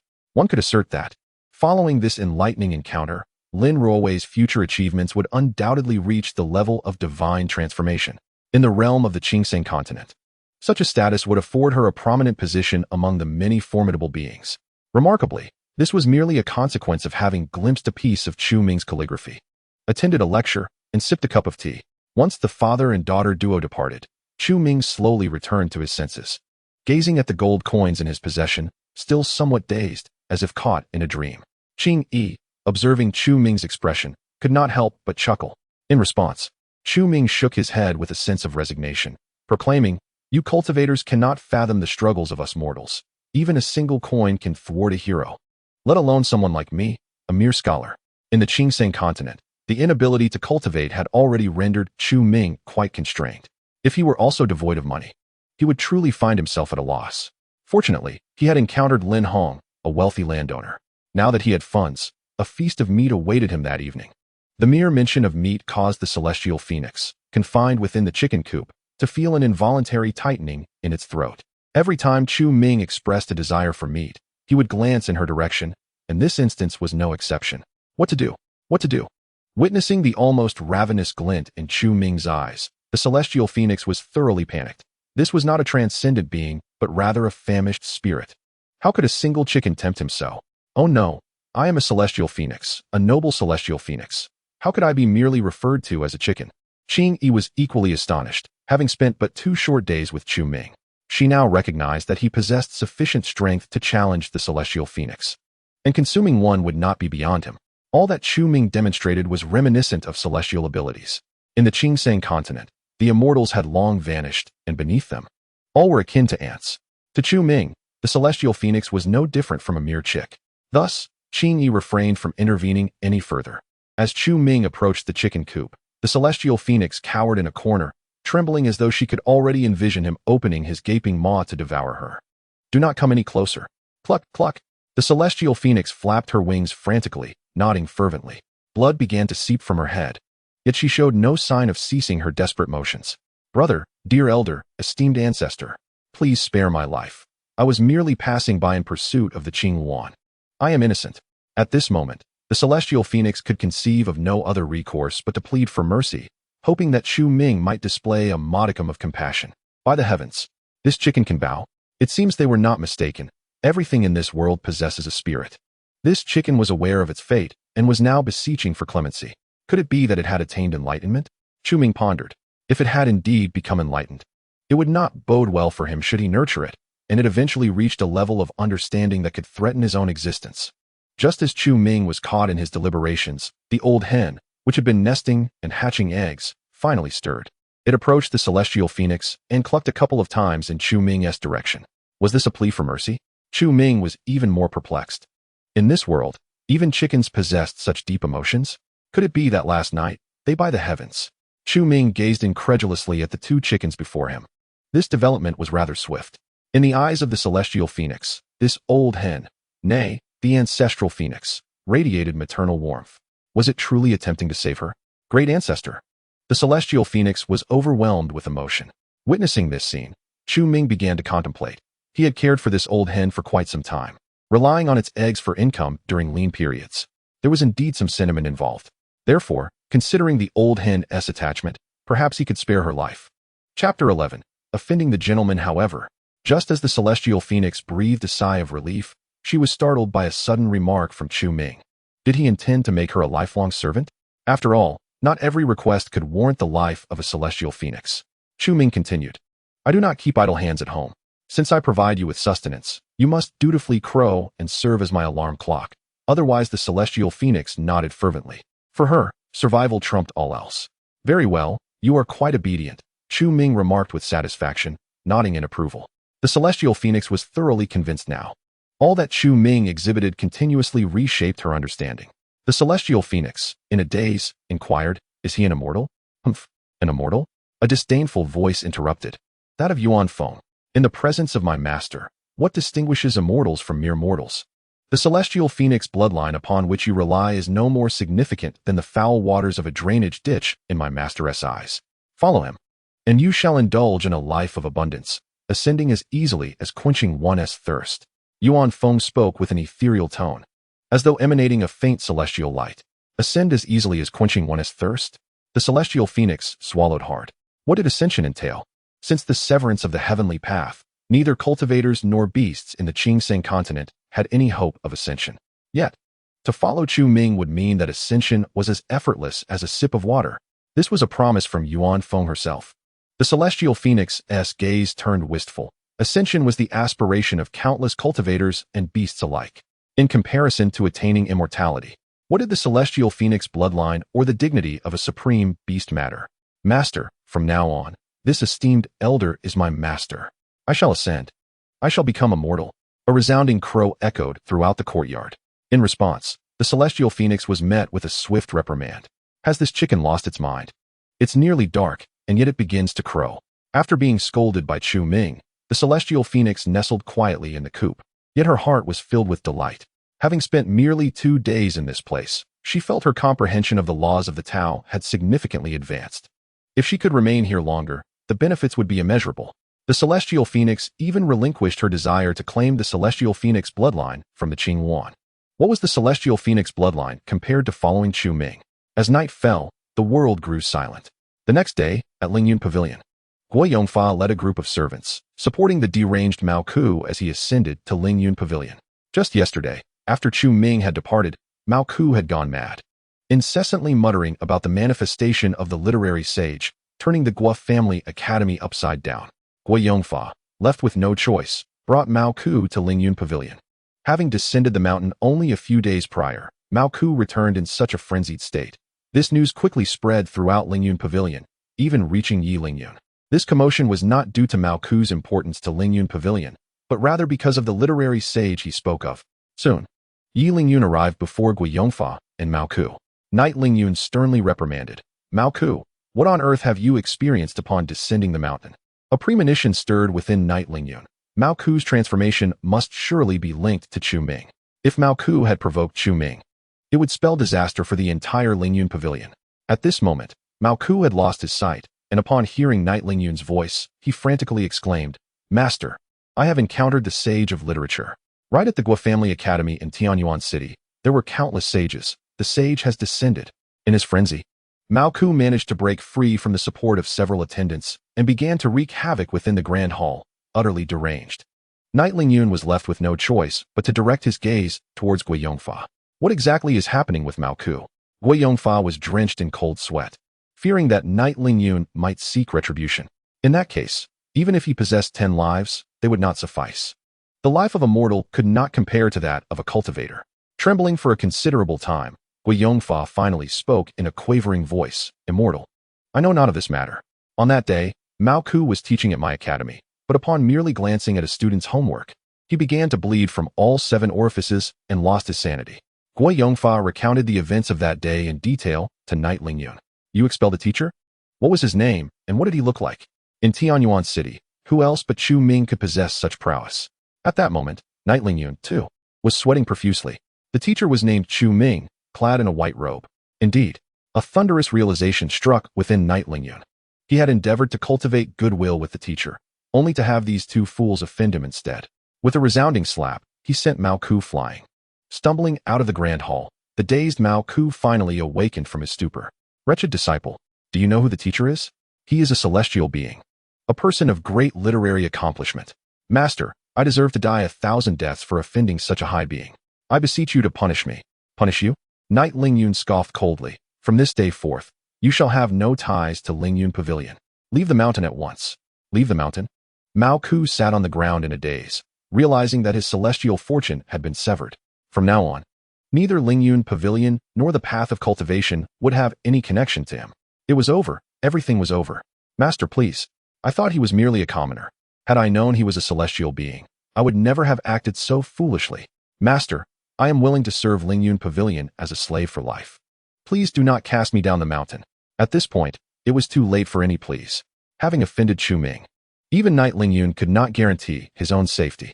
The only recourse left was to punish Mao Ku to appease that illustrious figure. Moreover, Knight Lingyun would have to personally visit to apologize. He had contemplated eliminating Mao Ku, but since the teacher had not taken action, it was clear he had his reasons. How could he dare to strike with lethal intent? Meanwhile, Guo Yongfa trembled in fear, realizing how terrifying a cultivator's wrath could be. Just moments ago, he had come to understand that the individual who had taught at his academy was an extraordinary figure. Yet, he had expelled him merely to curry favor with a lowly foundational cultivator. What utter foolishness! Are you still not leaving the mountain? Do you wish for me to escort you myself? Upon hearing this, Gui Yongfa, along with his attendants, scurried down the mountain in a flurry. That night Ling Yun refrained from annihilating the two was already an act of remarkable restraint. Their reckless actions had likely cost Ling Yun Pavilion a rare opportunity. It appeared that he would have to descend the mountain himself. With a deep sigh, Knight Ling Yun said, "Qin Wei, accompany your master down the mountain to pay our respects to the teacher." Whether this visit would quell the teacher's wrath depended entirely on his mood. The worst outcome could be that he might never return. In Tianyuan City, Chu Ming reclined in a chair, gazing at the overcast sky, and could not help but complain. What is happening of late? It rains and thunders every day. He had only just set up his chair, and now he would have to bring it back indoors again. Chapter 12. Seeking Refuge from the Rain Master. Master. Just as Chu Ming returned to his abode, a hurried voice called from outside the door. It was the old man selling sweet potatoes. Chu Ming rushed to the door and asked, "Old man, why are you here in the rain instead of seeking shelter at home?" The old man pointed towards the end of the alley and said, "Master, hurry and take a look. The elder who visited you a while back has been injured, just at the end of the street." "What? Quickly take me there." Chu Ming, having a favorable impression of both Qin Wei and Knight Ling Yun, would not stand idly by in the face of misfortune. Without a second thought, he dashed out, disregarding the rain, and followed the old man selling sweet potatoes. Outside the alley, Qin Wei braved the downpour, supporting Knight Ling Yun, who was covered in blood. With a deep claw mark across his chest, "Master." Knight Ling Yun weakly lifted his eyelids to Chu Ming, preparing to bow in reverence. Knight Ling Yun had descended the mountain this time to apologize, but unexpectedly, he was injured by a monstrous beast. After vanquishing the beast, he had exerted tremendous effort to reach this place. Chu Ming swiftly supported Knight Ling Yun, saying urgently, "Do not speak. Get onto my back. Your injuries are severe." With the assistance of Qin Wei and the old man, Chu Ming carried Knight Ling Yun into the courtyard. At that moment, Qin Yi had already prepared the bed, and Chu Ming gently laid Knight Ling Yun down.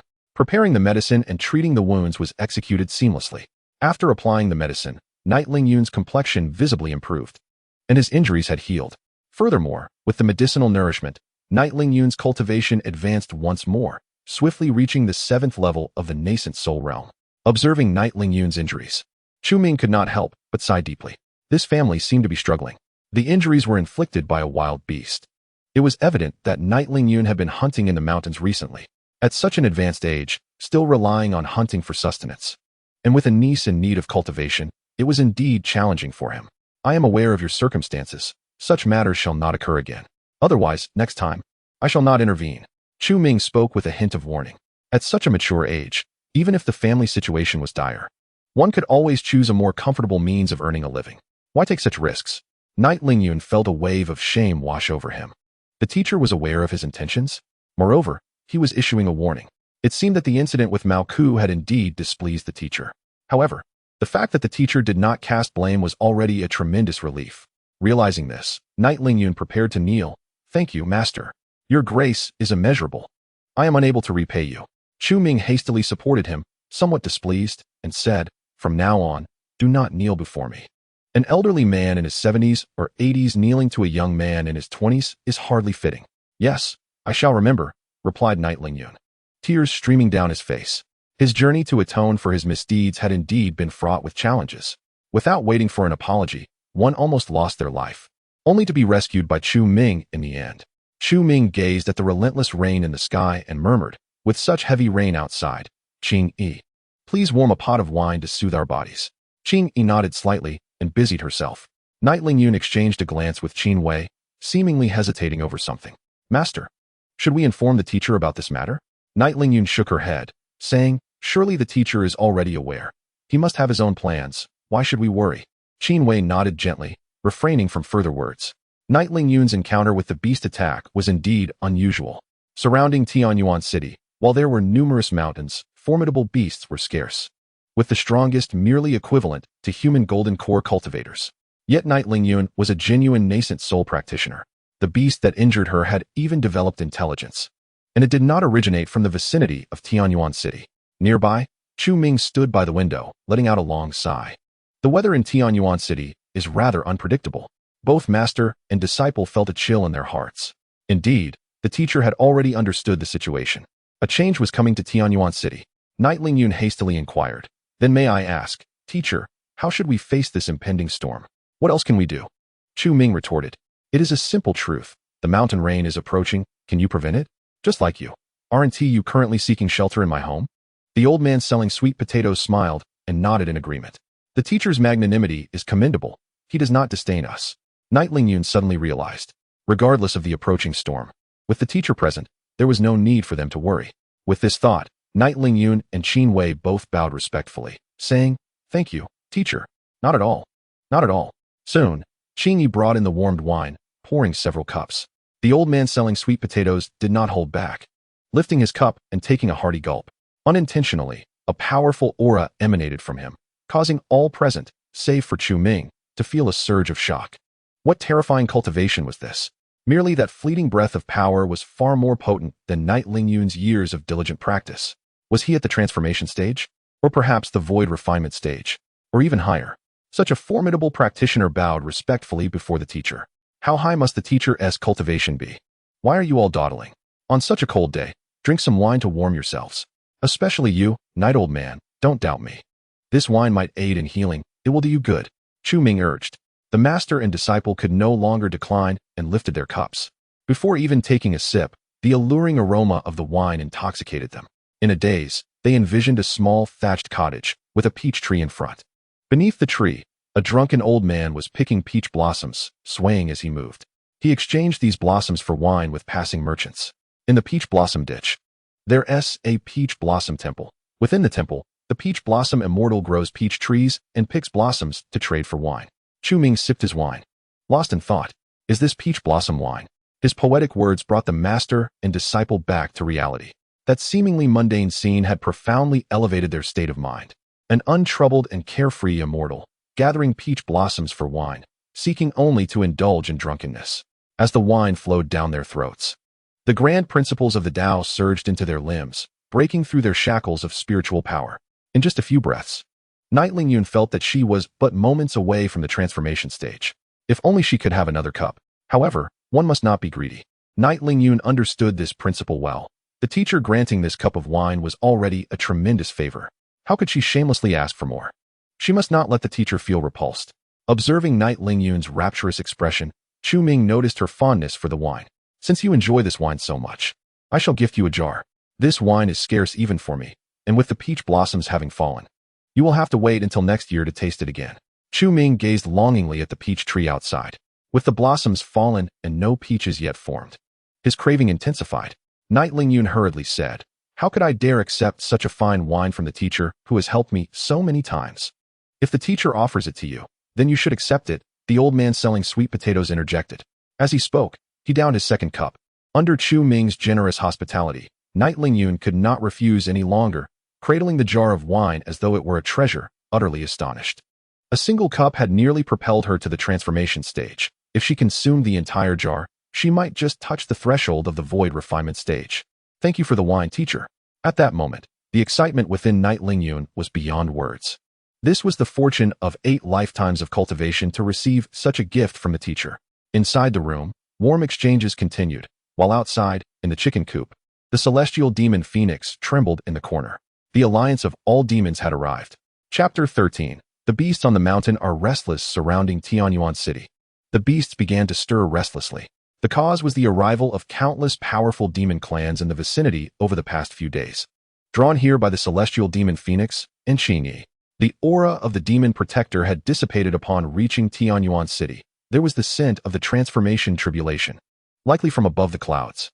A beast-headed, human-bodied demon cultivator stood with his hands behind his back, accompanied by an untransformed crow demon.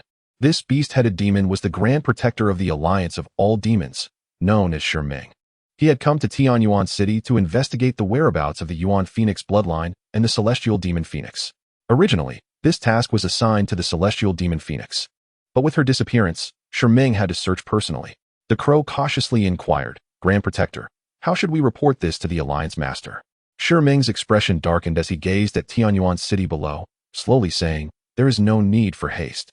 Even if the celestial demon phoenix has absorbed the Yuan phoenix bloodline and successfully transformed, she cannot have gone far. She must be within this city. Demonic beasts undergo a transformation tribulation to become humanoid, but the cost is steep. Once transformed, all their cultivation is lost, and they must begin anew, becoming akin to mortals. Hence, Chu Ming was certain that within a few days, the celestial demon phoenix could not have escaped Tianyuan City.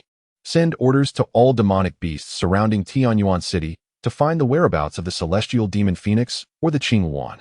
There will be rich rewards. And you, come with me to Lingyun Pavilion. Lingyun Pavilion is not far from Tianyuan City, and during the time the transformation tribulation descends, they surely could not have remained unaware. Perhaps we can glean some information from Lingyun Pavilion. However, what Chu Ming did not know was that the master of Lingyun Pavilion, Knight Lingyun, was currently healing within Tianyuan City. Is the sky clearing? Finally, after being drenched by the torrential rain for half a day, the rain outside ceased. Chu Ming's spirits lifted instantly. Seeing the rain stop, Knight Lingyun also understood that it was time to take her leave.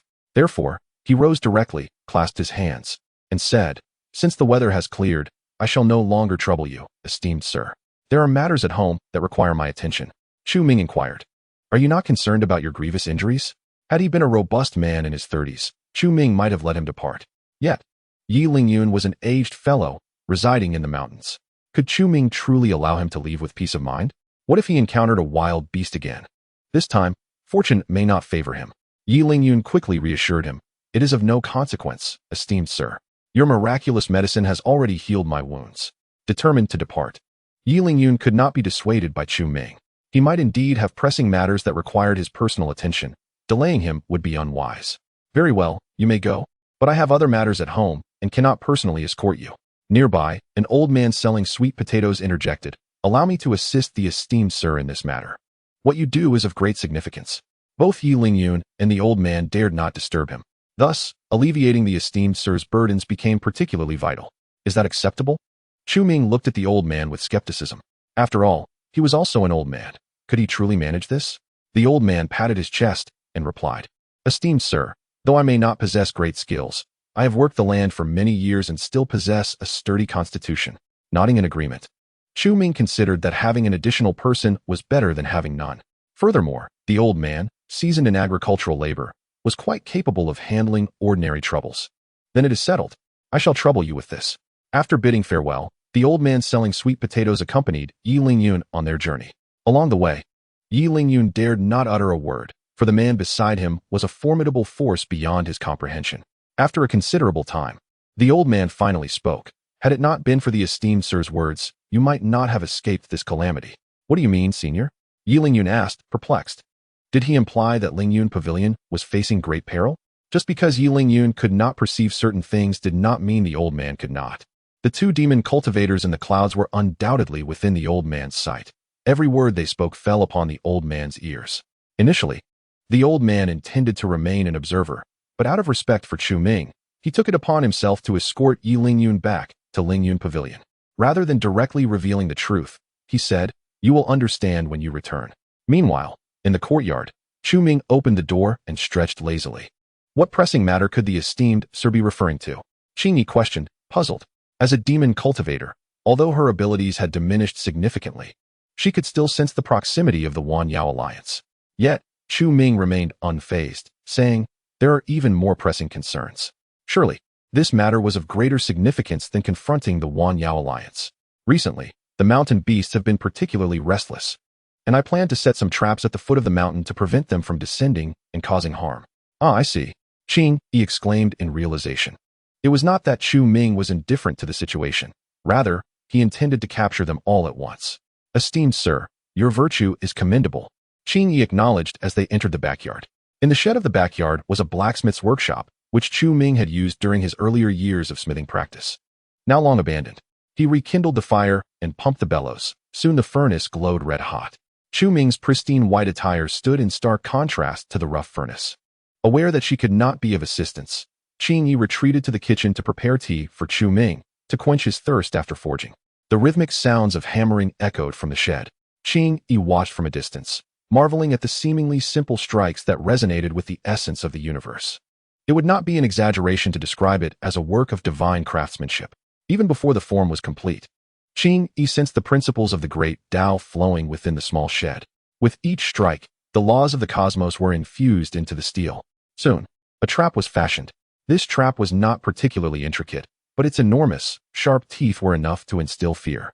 Even the fiercest mountain beast would lose half its life if ensnared by it. What was even more terrifying was the aura emanating from this contraption. Even in her human form, Qing Yi felt a shudder of apprehension. It seemed as though no creature could escape its clutches. The pressure it exerted was suffocating to all demon beasts. Completed, Chu Ming exhaled, wiping the sweat from his brow. He gazed at his creation with satisfaction, nodding in approval. Although he had not wielded a hammer in quite some time, his skills had not dulled. At least, crafting something of such uncomplicated nature remained second nature to him. Next, he needed to forge several more before deploying them at the foot of the mountain. Chapter 14. The Demon Monarch at Chu Ming's side. The sounds of hammering persisted in the shed. Meanwhile, the old man had led Yi Lingyun and Qin Wei out of Tianyuan City. Beyond the city, we need not disguise ourselves any longer. Before the master and disciple could react, the old man grasped Yi Lingyun with one hand and Qin Wei with the other, and in a flash, they were hovering above Lingyun Pavilion. Although Tianyuan City was the closest city to Lingyun Pavilion, it was still over 100 miles away. In the blink of an eye, they had arrived. Such swiftness was astonishing. Yi Lingyun felt an increasing reverence for this enigmatic old man. Was everyone around the esteemed sir so formidable? At that moment, Lingyun Pavilion was anything but tranquil. Chu Ming sat in the grand hall, surrounded by a throng of Lingyun Pavilion disciples, some dead, others injured. You have one incense stick's worth of time to reveal the whereabouts of the Yuanfeng bloodline and the heavenly demon phoenix, or you shall all perish. A powerful demonic aura radiated from him. Under Chu Ming's presence, Lingyun Pavilion felt as insignificant as ants. This was the power of the god transformation stage. Even with Yi Lingyun's arrival, he would not last a single move against Chu Ming.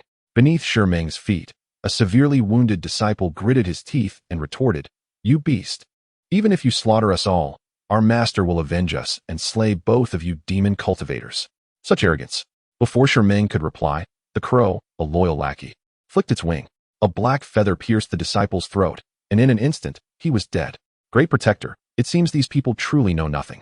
Their pavilion master is not even present at Lingyun Pavilion. In that case, let us eliminate them all.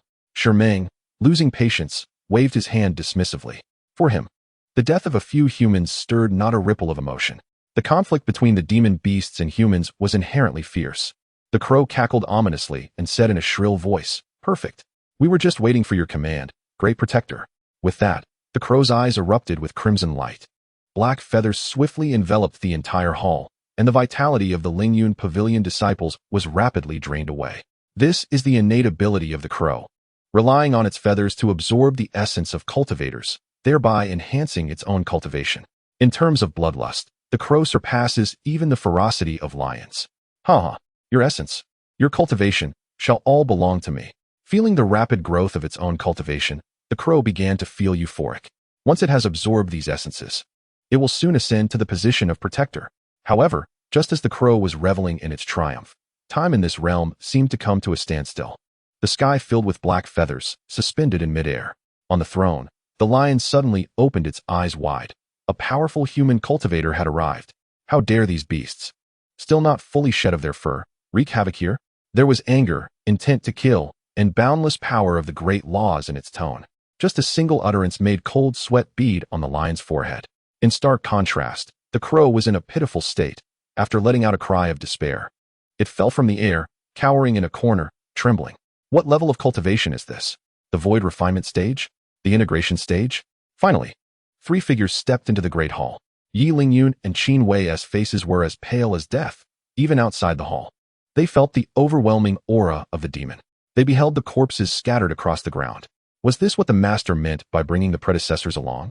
What kind of formidable entity have we, Lingyun Pavilion, provoked to bring about such a catastrophe? Anger filled Yi Lingyun's mind, yet more so, a sense of helplessness. How could he possibly contend with such a powerful demon cultivator? The old man selling sweet potatoes extended his hand, and the trembling crow was pulled towards him by an invisible force. With the cultivation of the nascent soul stage, the crow felt no more than an ant in the old man's grasp, entirely ineffective. With a mere squeeze, the crow breathed its last, devoid of any life. The lion was drenched in cold sweat, realizing that this time it had encountered a formidable opponent. It was likely that things would not end well. Predecessor. I come merely to seek information about Lingyun Pavilion. Before the lion could finish, a gigantic palm formed from spiritual energy ruthlessly struck down. The lion was deeply embedded into the ground, its bones shattered, rendering it utterly immobile. Predecessor. The lion was frightened. Faced with this powerful being, it found no possibility for resistance. Another slap.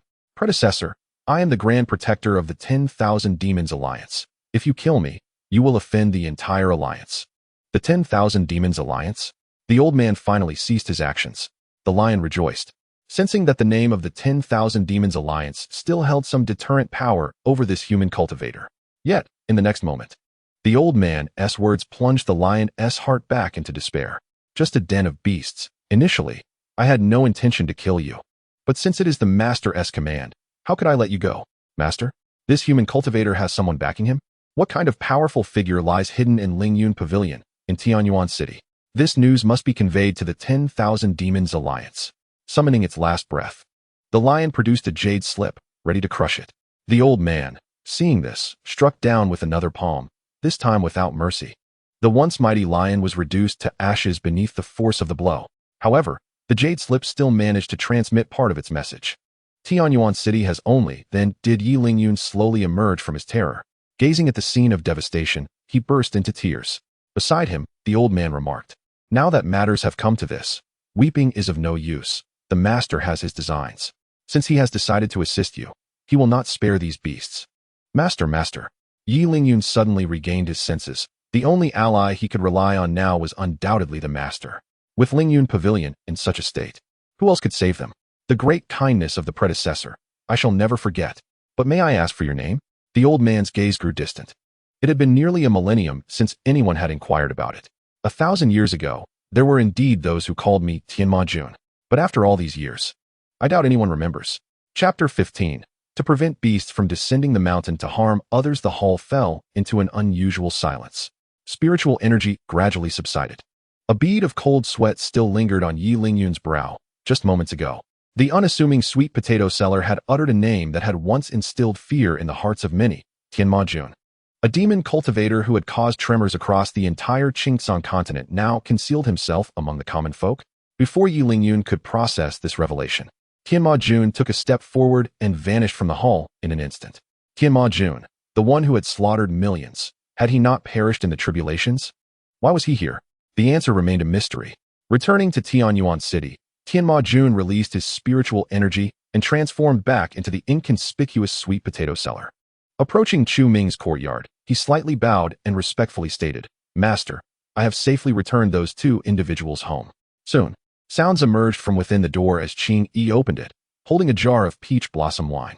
She presented the wine jar with a smile, saying, This is a gift from the master. Please accept it, predecessor. The master also mentioned to inform the townsfolk that if there is no urgent matter in the coming days, they should refrain from leaving the city to avoid harm from wild beasts. Though Qing Yi was currently recultivating, her discernment remained keen. She could see that this unassuming sweet potato seller was indeed an extraordinary expert. I understand. Please convey my gratitude to the master. The old man accepted the wine jar without hesitation, performed a courteous gesture, and then departed. Meanwhile, the sound of forging continued to echo in the courtyard. In a corner, over a dozen traps for capturing beasts lay piled up. Eventually, the sound of hammering ceased, and Chu Ming wiped the sweat from his brow, breathing heavily. This should be enough. When the time comes, he would need to recruit a few strong individuals to assist in setting these traps outside the city. Chu Ming had full confidence in his craftsmanship. These traps were certainly lethal. However, whether they could successfully ensnare anything remained uncertain. This posed a troublesome dilemma. Furrowing his brow, Chu Ming entered a contemplative state. No matter how formidable the beasts were, if they did not take the bait, it would all be for naught. Qing Yi, would you kindly purchase a few pounds of meat from the butcher? Yes, master. Wild beasts that could inflict harm were typically wolves, tigers, and leopards. They all had an affinity for meat. By placing a piece of meat atop the traps and adding a bit of camouflage, wouldn't that be perfect? I refuse to believe these beasts won't take the bait. If they remained obediently in the mountains, I would not trouble them, but since they dare to harm others, I shall not show them mercy. Before long, the meat was procured. Chu Ming called out a couple of times, and soon, over a dozen strong young men gathered at the entrance of his courtyard. At least in this alley, Chu Ming held some degree of influence. A man, bare-chested, looked perplexedly at the traps scattered on the ground and inquired, "Could it be that you, sir, have grown weary from reading and are now inclined to hunt?" Chu Ming explained, "Recently, the wild beasts in the mountains have been restless, descending and injuring people. Thus, I have set several traps to prevent them from further descending and causing harm. Furthermore, you all should refrain from wandering aimlessly. It is best to remain in the city to avoid being harmed by the beasts." The others nodded in agreement. A dozen sturdy laborers swiftly lifted the traps and made their way out of the city. Chu Ming, possessing good stamina, kept pace with these robust individuals. Covering a distance of 100 miles, they reached the foot of the mountain in just a day. This was Lingyun Peak, its towering heights piercing the clouds, and the location of Lingyun Pavilion. The mountains were home to numerous wild beasts. Whenever Chu Ming ventured out to gather herbs, he often traversed these very mountains.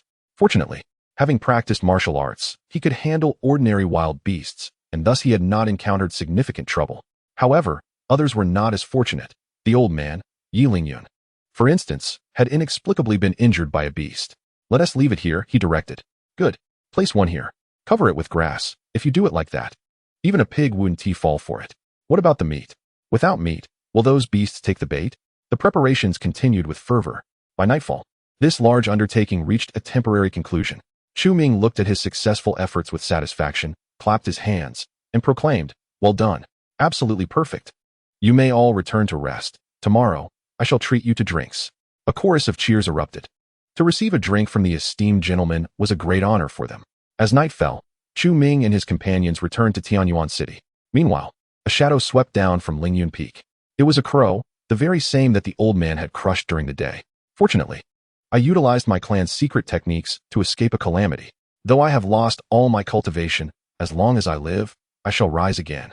Reflecting on the day, the crow recalled how the elder's grip had nearly caused its demise. The overwhelming power displayed by the elder was such that only the leader of the Myriad Beasts Alliance could rival it. It was imperative to inform the leader. "Wait, what is that at the foot of the mountain?" The crow noticed several traps lying at the base, with a few pieces of meat placed atop them.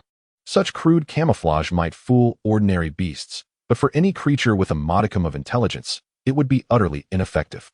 Moreover, flying high above, the crow had no fear of being ensnared. Yet, inexplicably, it sensed a faint aura of danger emanating from the traps. Without further delay, it resolved to return to the Myriad Beasts Alliance to report its findings. However, as the crow soared over the area where the traps lay, a pitch-black shadow suddenly surged from the ground towards it. The trap, resembling a colossal maw with glistening fangs, lunged at the crow. "What is this?" Panic surged through the crow's mind. The seemingly innocuous trap had transformed into an enormous mouth, poised to engulf everything in its vicinity. No. A wail echoed throughout Lingyun Peak, followed by the crow's anguished cry as it was consumed by the trap. After devouring its prey, the trap reverted to its original form, as if savoring a delightful meal, and finally let out a satisfied burp. Once it had completed its task, it returned to its grassy hideaway, even placing the piece of meat back on itself, as if nothing had ever happened. The traps continued to lie quietly in their place. Chapter 16. To attend school. One must seek a proper teacher. Another tranquil day unfolded. Chu Ming stretched and performed a set of calisthenics. Since that rainy day, the celestial phoenix had been trembling in its corner, even forgetting the tasks assigned to it. This unreliable creature might as well be roasted. What use is a rooster that does not crow? Gazing at the fat hen, Chu Ming could not help but swallow hard, imagining how delightful it would be to roast it. The celestial phoenix, living in constant fear, had been unable to eat or sleep, sensing an ominous presence from the Myriad Beasts Alliance. Originating from the same place, it was one of the guardians of the Myriad Beasts Alliance. Had it known better than to gamble on joining that wretched organization, it would not have found itself in such a predicament. Among its kin, the celestial phoenix was regarded as a mere third-rate being, looked down upon by its peers, which had led it to escape in search of a brighter future. Utilizing its innate talents, it had joined the Myriad Beasts Alliance and even secured a position as a guardian. However, before it could even settle into its role, calamity struck. First with the transformation calamity injuring it, and then being captured by Chu Ming. Now, the Myriad Beasts Alliance was actively seeking it. If they were to capture it, escape from death would be impossible. Hence, panic had gripped the celestial phoenix. Such a lack of ambition, scoffed Yuan Feng, casting a disdainful glance at it. The Lord Phoenix is here, with the Lord Phoenix. The celestial phoenix suddenly realized that it had the support of Yuan Feng and need not fear the myriad beasts alliance. They were merely a bunch of untransformed beasts. Lord Phoenix, you must save me. Can you bear to watch your dear descendant be slaughtered by them? The celestial phoenix adopted a pitiful expression as it gazed at Yuan Feng, appearing comically dramatic. However, throughout this exchange, Yuan Feng paid it no mind, eyes closed, diligently incubating its eggs. Meanwhile, Chu Ming observed the peculiar behavior of the two chickens in the coop. The rooster appeared to be a sycophant, or rather, a licking chicken. Although Chu Ming could not understand their clucking, it was evident that the rooster was attempting to curry favor with the hen. It was all becoming increasingly baffling. When did even chickens develop such complex emotions? The world had become utterly mad. Chu Ming slapped his forehead in exasperation, calculating the days. It was time for Chu Ming to attend class. After tidying up the courtyard, Lin Hong soon arrived in a horse-drawn carriage to greet him personally. Mr. Chu, Miss Chingy, please step aboard. Lin Hong descended from the carriage to welcome them, his demeanor so respectful that it seemed he might kneel to elevate Chu Ming. To have such an extraordinary figure as a guest was a matter of great pride indeed. Fortunately, it was due to Gui Yongfa's oversight that Lin Hong had been afforded this opportunity. The Lin Family Academy is located in the western part of Tianyuan City, where most of the Lin family's enterprises are concentrated. This academy was hastily organized by Lin Hong within a mere 7 days, leveraging substantial financial resources to swiftly attract a large number of students. More importantly, Lin Hong had announced that Chu Ming would be giving lectures here. With such a prestigious name attached, how could one worry about a lack of students? In the carriage, Chu Ming lifted the curtain. Indeed, the western side of the city was far more vibrant than the east. The western part of Tianyuan City was predominantly occupied by the Lin family's businesses, which were significantly more extensive than those of the Guo family. Thus, it was only natural that this area thrived with prosperity. Sir, we've arrived. Shortly, the carriage came to a halt. Chu Ming alighted with a few quick strides, turning to assist Qing Yi down as well. Before him stood a brand new academy, modest in grandeur, yet brimming with scholarly elegance. However, the door frame remained unadorned, lacking an inscription. Master Lin, has the academy not yet been inscribed? Lin Hong quickly responded with a smile. Sir, the calligraphy has been prepared for you. We await your personal touch to inscribe the academy. In the courtyard, a young scholar had already prepared the ink, eagerly awaiting Chu Ming's arrival. Chu Ming did not hesitate. Rolling up his sleeves, he declared, Allow me to present my humble attempt. With that, he stepped forward and wrote a single character. Chu Ming inscribed just one character, consisting of a mere 4 strokes, literature. In an instant, a radiant display of colorful clouds enveloped the entire academy. The essence of talent converged upon this very place. Lin Hong gazed skyward, feeling the overwhelming aura of creativity, and could not help but draw a sharp breath. Was this the manifestation of a literary sage? Merely one character had summoned such extraordinary phenomena. How remarkable! Lin Hong exclaimed, his voice trembling with awe. This character is truly exceptional. As he listened to Lin Hong's dry praise, Chu Ming could not help but shake his head. Alas, the lack of culture was evident in his inability to express admiration properly. Nevertheless, Chu Ming dismissed these thoughts and proceeded into the academy. At that moment, Lin Hong, as if struck by a treasure, commanded his servants to hang the plaque. From this day forth, I shall reside in this academy. You are to move my household here today. Do you understand? The servants exchanged puzzled glances, unsure of their master's sudden whim. Yet, despite their confusion, they dutifully obeyed his command.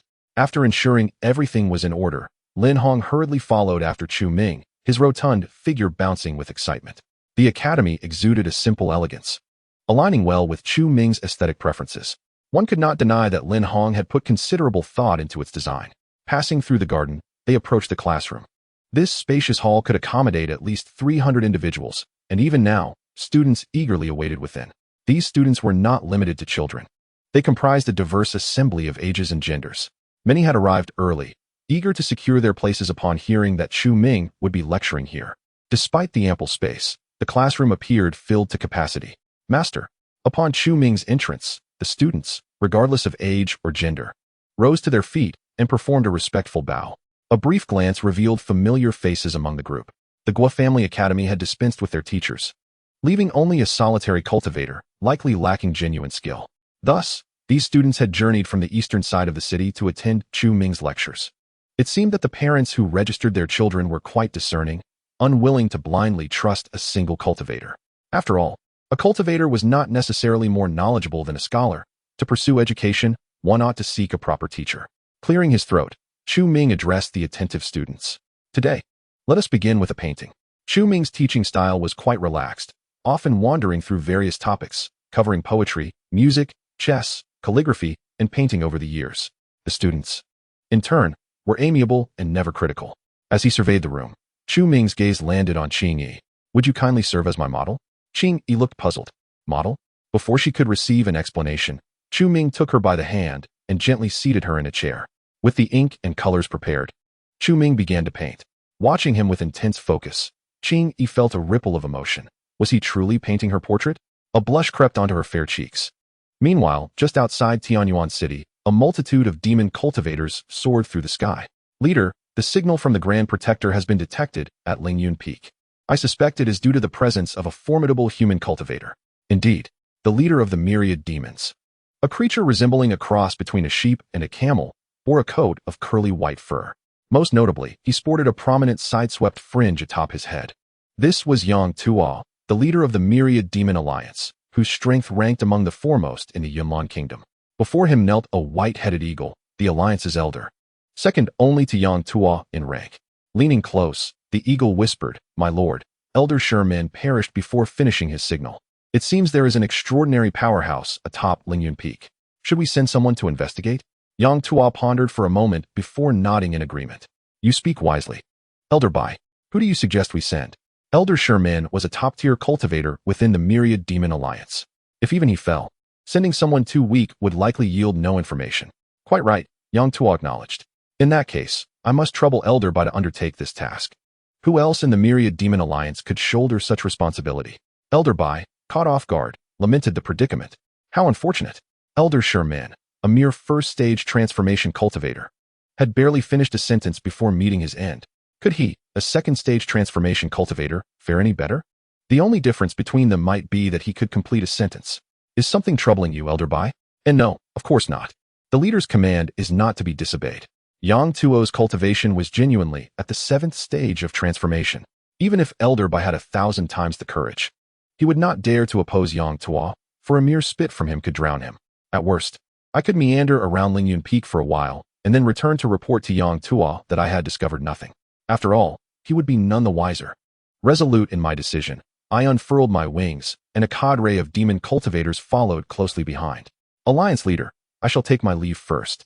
With that, I soared into the sky. In Yang Tuo's possession lay a jade slip, upon which words formed from condensed spiritual energy floated above. There exists something in Tianyuan City. But what could it be? Are there formidable beings? If there were none, how could Shermang have perished? Moreover, he spoke of Tianyuan City, not the place of his demise. It seems I must personally investigate.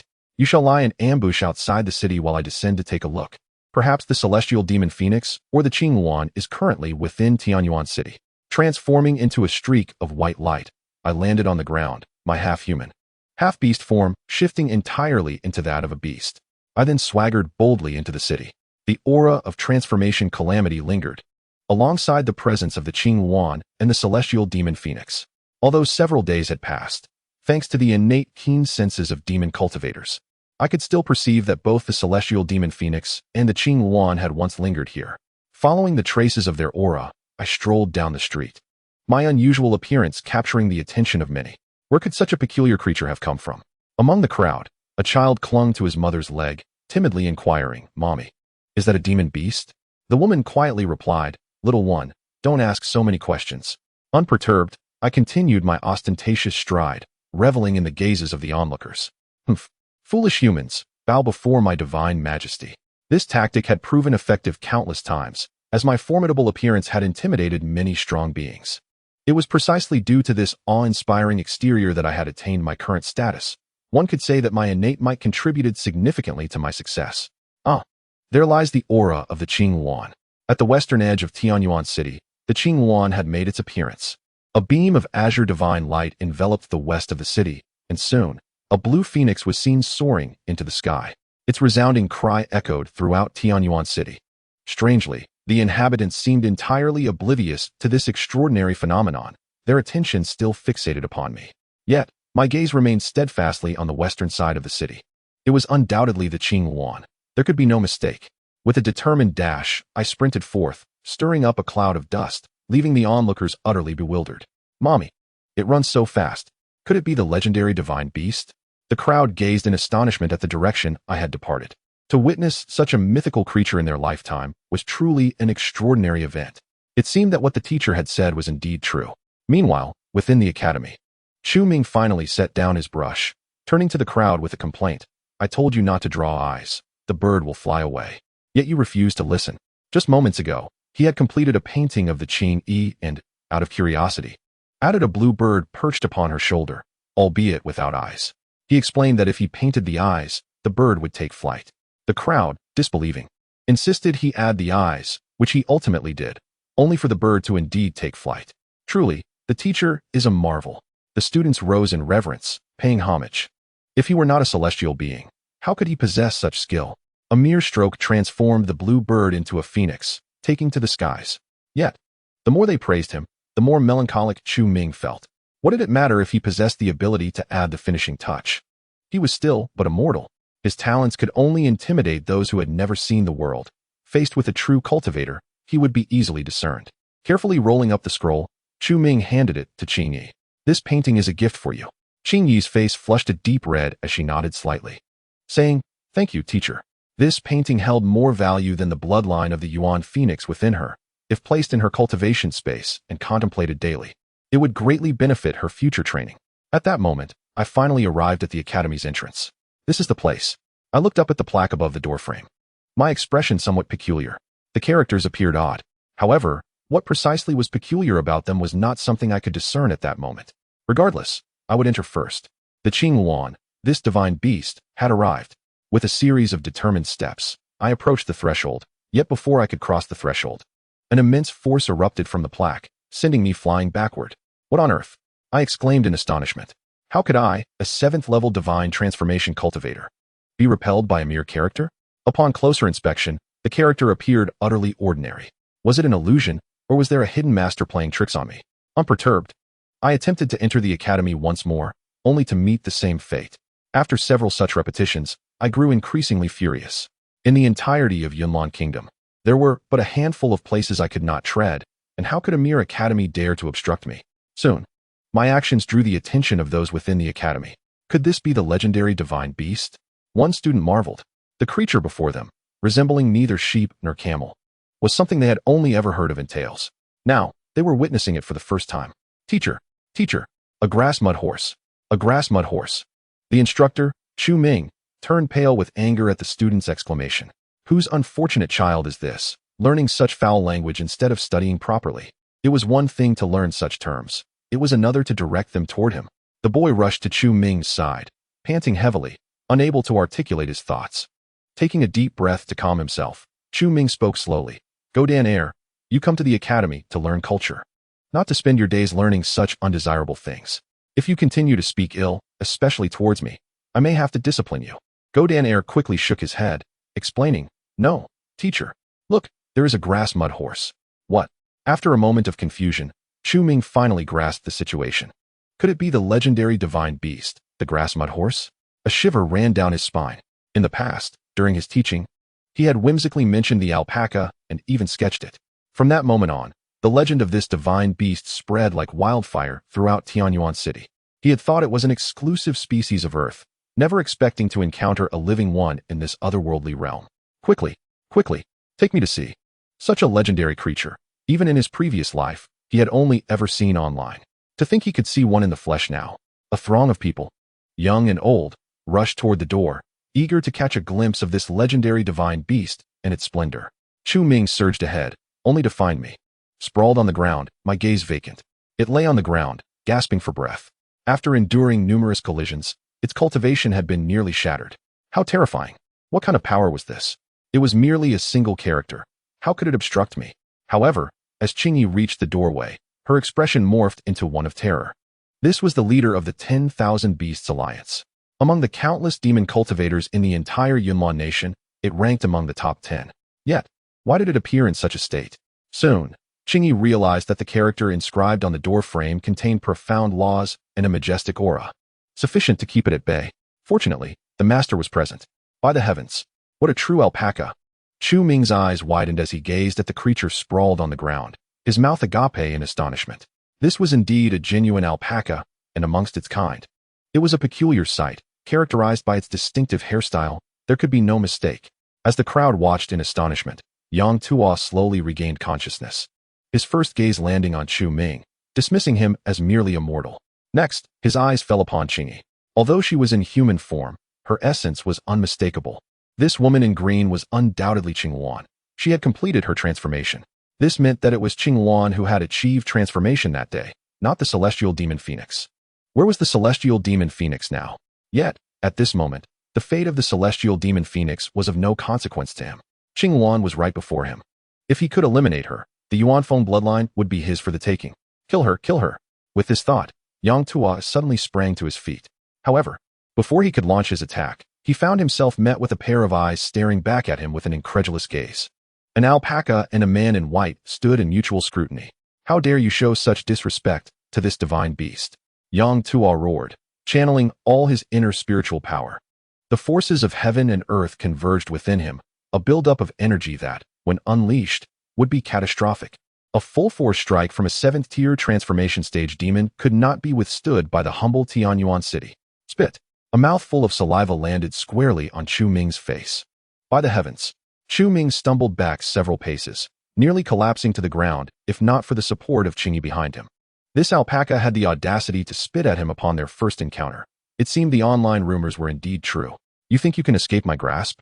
Wiping his face with the handkerchief Qingyi offered, Chu Ming rolled up his sleeves, preparing to confront this oblivious creature. He was furious. As for Yang Tuo, witnessing this scene, he felt as though countless versions of himself were galloping in his mind. His full-force strike had transformed into a mere sputum. His spiritual power had dissipated before even touching this man in white. How could this be?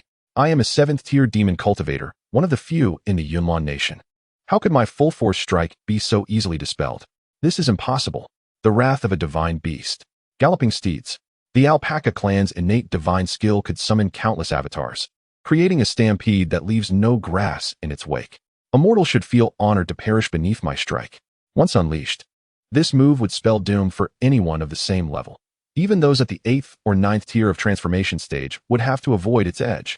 This was the might of an innate divine skill, yet its usage came at a great cost. Once unleashed, Yang Tuo would fall a tier and require 3 days to recover. However, before the countless avatars could coalesce, Yang Tuo felt a fierce gust of wind rush in, causing the spiritual energy he had gathered to instantly dissipate. A slap landed upon his face. The alpaca's visage twisted in response, saliva flying everywhere as its body was hurled backward once more. You dare to spit at me? Do you yield now? Chu Ming, hands on his hips, regarded the creature with great satisfaction. Let this serve as a lesson. Behind him, the crowd of men, women, and children erupted in applause. Master, such skill. Yang Tuo was dumbfounded. His 2 ultimate skills had been so effortlessly broken. If the first time was merely a coincidence, could the second also be one? Clearly, that was not the case. Upon glancing at the plaque on the door frame, Yang Tuo finally understood. The character embodied the power of the great Tao. This man in white was the leader of these humans. Thus, the words inscribed on the frame were likely his own. In truth, this was no mere mortal but a master disguised as a fool. No wonder he had subdued Qingluan and deliberately allowed her aura to attract him. Did he intend to subjugate this divine beast? Yang Tuo gasped in realization. What was his true intention? Chu Ming, squatting on the ground, looked at the now docile alpaca and nodded in satisfaction. Finally subdued, he proclaimed, "Ladies and gentlemen, I shall take this alpaca with me. No objections?" The crowd shook their heads in agreement. The divine beast subdued by the master rightfully belongs to him. We have no objections. Perfect. I was in need of a source of amusement.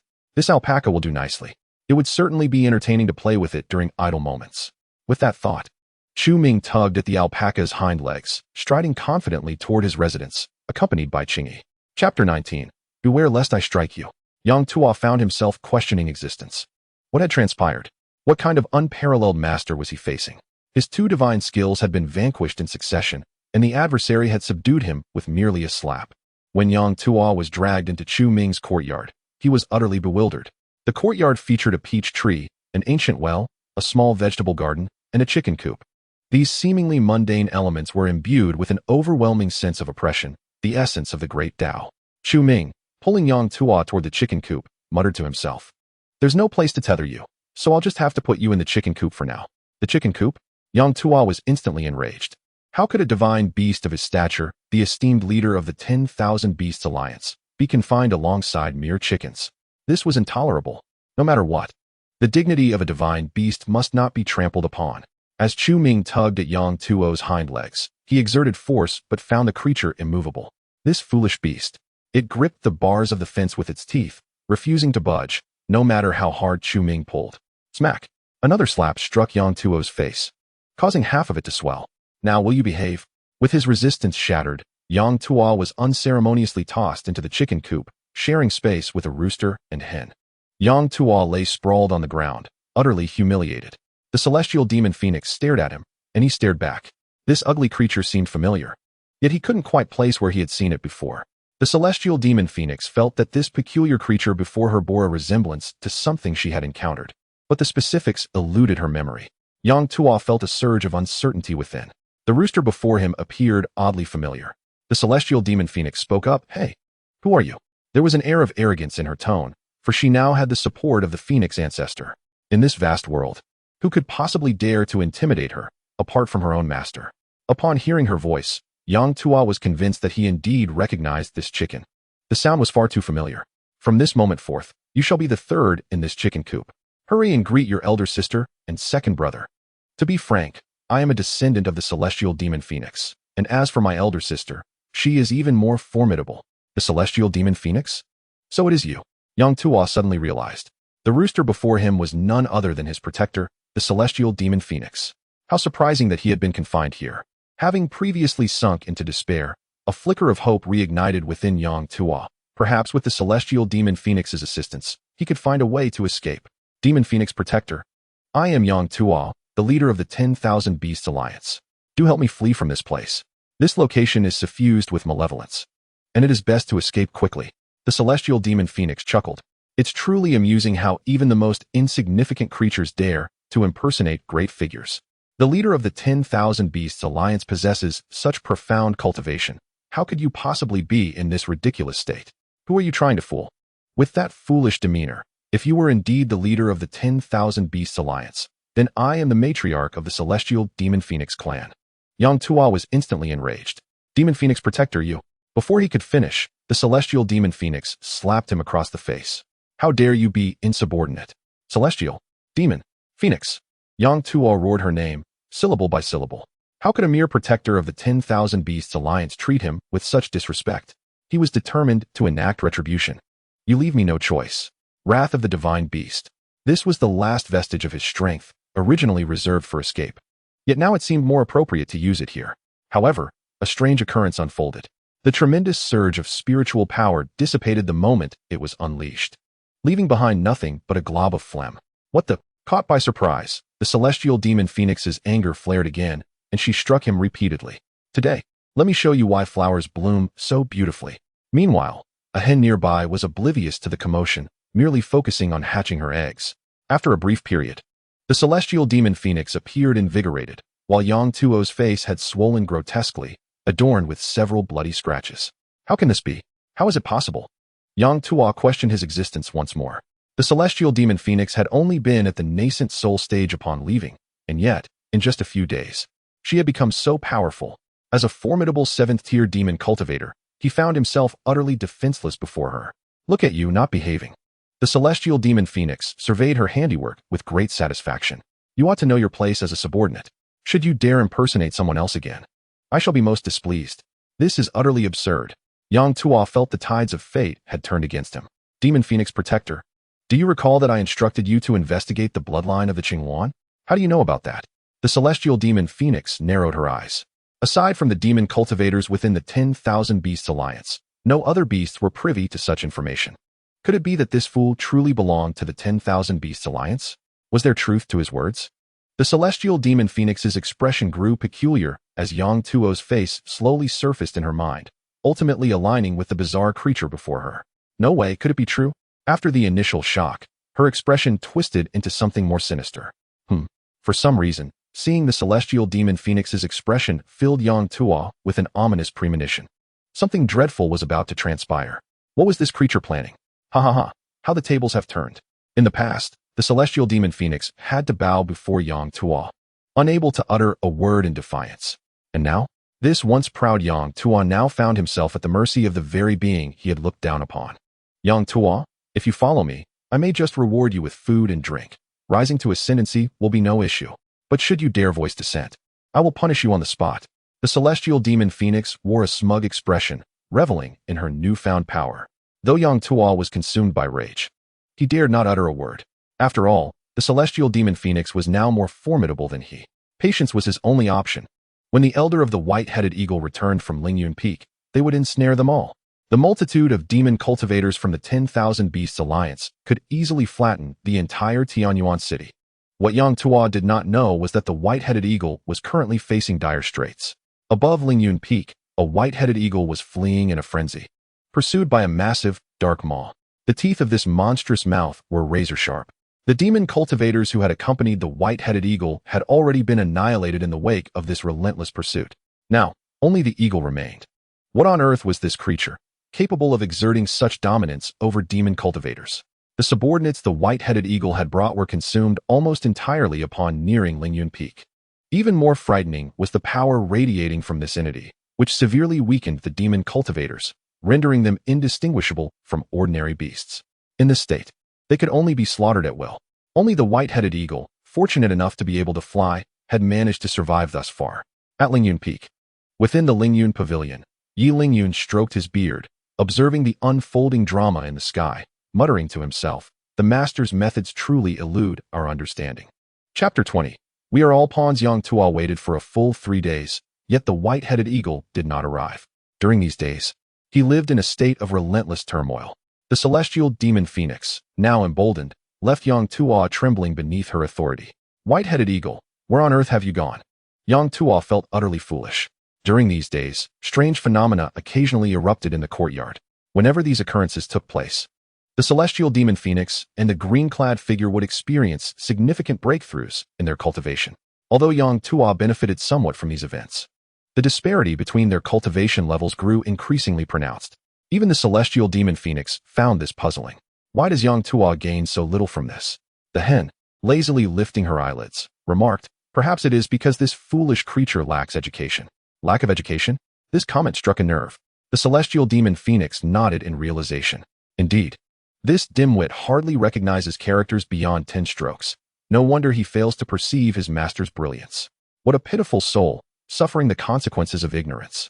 With a melancholic sigh, the celestial demon phoenix lamented, "I never imagined it was due to this reason." A treasure trove lies before him, yet he cannot even gather it. Yang Tuo was indeed a pitiful figure, even eliciting sympathy from the celestial demon phoenix. However, sympathy aside, one must not be lenient in action. At that moment, a knock echoed from outside the door. Chu Ming hurried to the entrance and opened it to find Yi Lingyun standing there, carrying several pieces of meat and a white-headed eagle. "Old knight, what brings you here with such fine game? Looking to enjoy a drink with me?" Chu Ming inquired. Yi Lingyun chuckled sheepishly. "These aren't from my hunt. They're from the traps you set a few days ago, brought here especially for you." "How thoughtful." Chu Ming replied with a faint smile, accepting the wild delicacies without hesitation. To Chu Ming, these were merely common game, but to Yang Tuo, they held a different significance. Is this the esteemed white-headed elder? Yang Tuo recognized the white-headed eagle, even in its plucked state, as his longtime companion. Yet now, it lay lifeless, treated as mere game. What manner of creatures are these humans? Finally, there was meat to feast upon. After days of frugality, Chu Ming could finally indulge. "Haha, just wait. I'll cook for us today, and we shan't return until we are intoxicated." Yi Lingyun was elated. What a splendid opportunity he had seized, a stroke of fortune indeed. At that moment, Qing Yi sat by the stone table, deep in contemplation over a chessboard before her. After a prolonged silence, she placed a piece, gently tapping the board. Yi Lingyun refrained from interrupting her. Qing Yi, a transformed beast, had fully recultivated her powers and now returned to the nascent soul stage. Though she could not yet rival Yi Lingyun, it was merely a matter of time. With every passing day at her master's side, her future was undoubtedly boundless. "Master." Qing Yi softly placed her piece and nodded slightly towards Chu Ming. At this, Yi Lingyun's gaze shifted to the chessboard, and he broke into a cold sweat. The board exuded a formidable force of the great Tao. Merely glancing at it made Yi Lingyun feel a chill run down his spine. This chessboard contains a trap set by the master, meant for my training, yet I find myself ensnared, Yi Lingyun thought, hastily averting his gaze and breathing heavily. Not long after, Chu Ming emerged from the kitchen, casually placing a piece on the board. Instantly, the oppressive atmosphere dissipated. Chu Ming sighed. The world is a chessboard. To comprehend the strategies therein is to be not far from grasping the path of the universe. Only by transcending the board can one truly seek the methods to break the stalemate. Qing Yi nodded slightly. Thank you, master. I have learned much. The world serves as a chessboard, yet have you already transcended it, master? Yi Lingyun pondered. Did the master imply he was the one wielding the pieces, with the grand game of the world under his command? Both he and the young lady Qing Yi, along with the celestial phoenix in the coop and Yang Tua, were merely pieces upon the board. But what was the master's ultimate objective? The celestial being's intentions were beyond the comprehension of a mere cultivator like Yi Lingyun, who had just barely stepped into the transformation stage. Even as a mere pawn, Yi Lingyun felt fortunate, for not everyone was graced with such honor. Upon returning to his senses, Yi Lingyun noticed Qing Yi sitting across from him, gazing intently at the chessboard, lost in thought.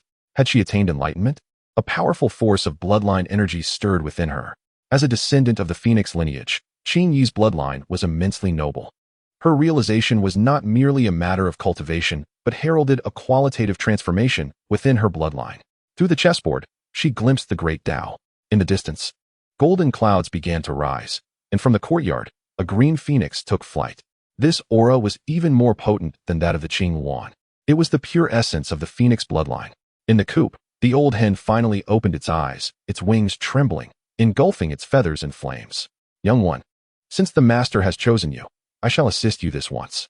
A golden phoenix soared from the coop, landing atop the thatched roof, its cry resonating throughout Tianyuan City. The great Tao enveloped all, descending upon this humble courtyard. Golden rays bathed Qing Yi as her bloodline quietly ascended. She transformed into a phoenix, soaring to greatness. In the coop, the celestial phoenix could only watch with envy.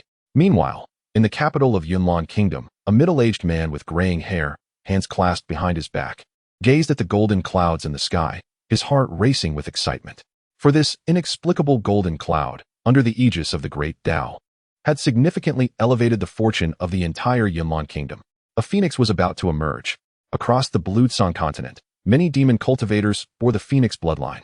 But true phoenixes had long vanished after the severance of the celestial path. And yet, they had suddenly reappeared? Which city or sect lay in that direction? Even the ruling monarch, Yun He, felt a flicker of trepidation. This was a great fortune for Yunlan Kingdom. A divine beast had descended, heralding a prosperous future. A young man beside him remarked, Father, that direction is Tianyuan City, where only one sect, Lingyun Pavilion, resides, and it can only be considered second-rate. Tomorrow, you shall accompany me there. Understood. If we can befriend this phoenix, it would be a tremendous boon for the Yunlan Kingdom. With fortune on our side and the protection of the phoenix bloodline, the rise of Yunlan is imminent. Chapter 21. Do not disturb my meal after some time. The golden light gradually faded. The golden rays around Qing Yi receded, revealing her true form. Meanwhile, Yi Lingyun, the celestial phoenix, and others who had gathered were all immersed in their own realizations. The transformation of the Qing Yuan into a phoenix was a spectacle unseen since the severance of the celestial path. Now, as Qing Yi succeeded in her evolution, the golden cloud she attracted contained unmatched power of the great Tao and immense fortune. Merely absorbing a fraction of it would benefit Yi Lingyun immensely. As for the celestial phoenix, being of the same phoenix lineage as Qing Yi, the impact on it was even greater than on Yi Lingyun. The only one left bewildered was Yang Tua. It sensed the overwhelming fortune of the world, but, being unrefined in its understanding, could glean little from it. All it could do was watch enviously as the celestial phoenix and Yi Lingyun entered a state of enlightenment. At that moment, Chu Ming finally emerged, carrying several dishes.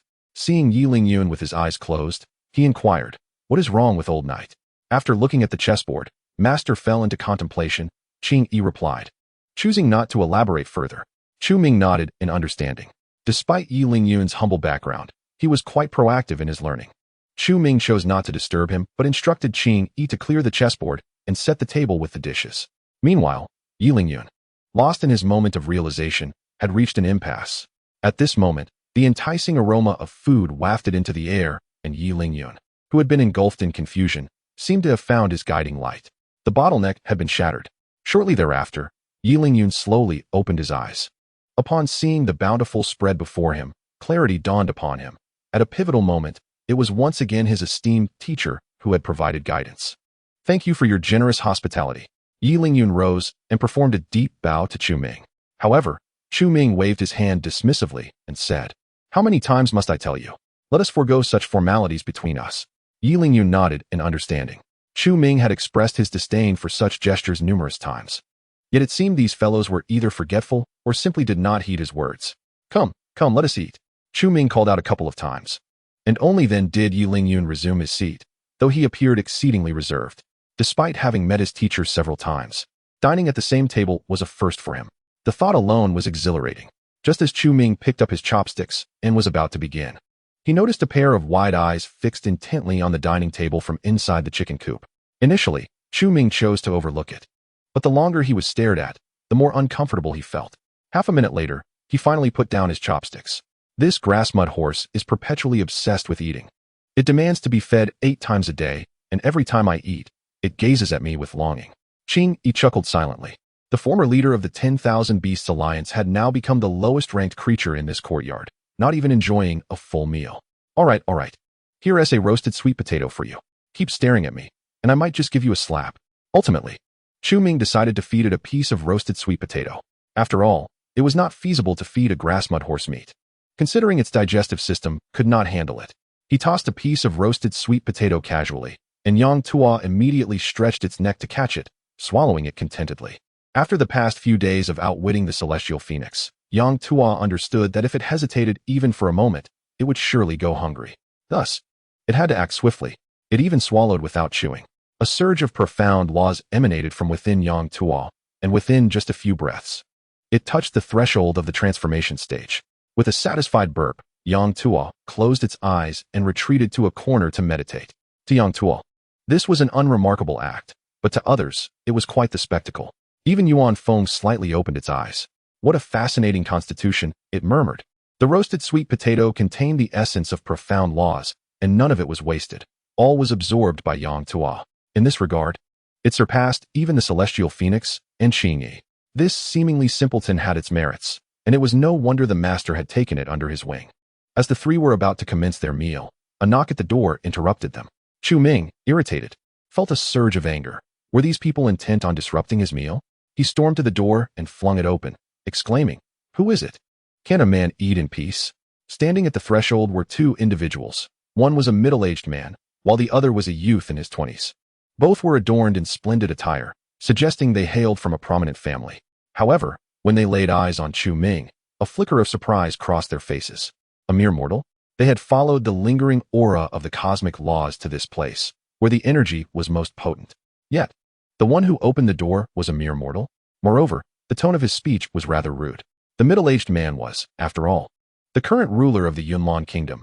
Even Yi Lingyun would not dare to breathe loudly in his presence. Yet this mortal, on what grounds did he act so?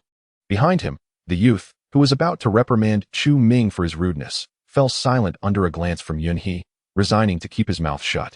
Yunhe did not hasten to speak. Instead, he scrutinized Chu Ming carefully. Though this young man was merely a mortal, he exuded an extraordinary presence, akin to that of a celestial being. Seeing the other remain silent, Chu Ming's temper flared again. "What brings you here?" he inquired. By their attire, it was evident they belonged to a distinguished family, but so what? In the grand scheme of things, food reigned supreme. Even if the King of Heaven appeared to disturb his meal, he would not hesitate to retaliate. Yunhe gently clasped his hands in greeting and said, "I noticed the sign at your door advertising calligraphy and paintings, so I thought to come and request a piece of your work." To buy calligraphy and paintings? Chu Ming rolled his eyes. They couldn't have come at a more inconvenient time. Yet, these two appeared to be from a wealthy lineage. Perhaps a lucrative opportunity awaited. With this thought, Chu Ming stepped back half a pace and said, "Then come in." He held a certain fondness for scholars, especially those of affluence, so his irritation subsided significantly. Yunhe nodded slightly and, after bowing again, stepped into the courtyard. He understood that only by entering could he uncover the mysteries hidden within this abode. Otherwise, all would be in vain. However, as the father and son approached, their expressions shifted dramatically. Was this a realm of immortals? Before them, aside from the two seated at the table, there was an ancient well, a peach tree, a vegetable garden, and a chicken coop. Each emanated a powerful aura of profound laws. Was that ancient well filled with the waters of the 9 heavens? And that peach tree, could it be the fabled tree that bore fruit once every 9,000 years? Such treasures, if revealed to the outside world, would surely incite bloodshed and madness across the entire Qingtsong continent. Yet here they were, manifested within a mortal's courtyard. Was this reasonable? As for the vegetable garden and chicken coop, they were even more extraordinary. Yet Yun he could discern no clues. He could only sense that their value was beyond his imagination. What captivated Yun he even more was the grass mud horse, resting in the corner with its eyes closed. Ordinary people would not recognize it. But Yun he knew all too well. The former leader of the 10,000 Beasts Alliance, a figure of great renown among the demon cultivators of the Yunlan Kingdom. There was no mistaking it. Not long ago, it was rumored that the 10,000 Beasts Alliance had mobilized to hunt down a demon beast descending upon Tianyuan City. Yet now he found it here. Could it have been subdued? As for the 2 chickens, Yun he could perceive nothing unusual about them, but he sensed something was off. Their thoughts were abruptly interrupted by Chu Ming, who said, "Weren't you here to buy calligraphy and paintings? They're in the study. Feel free to browse.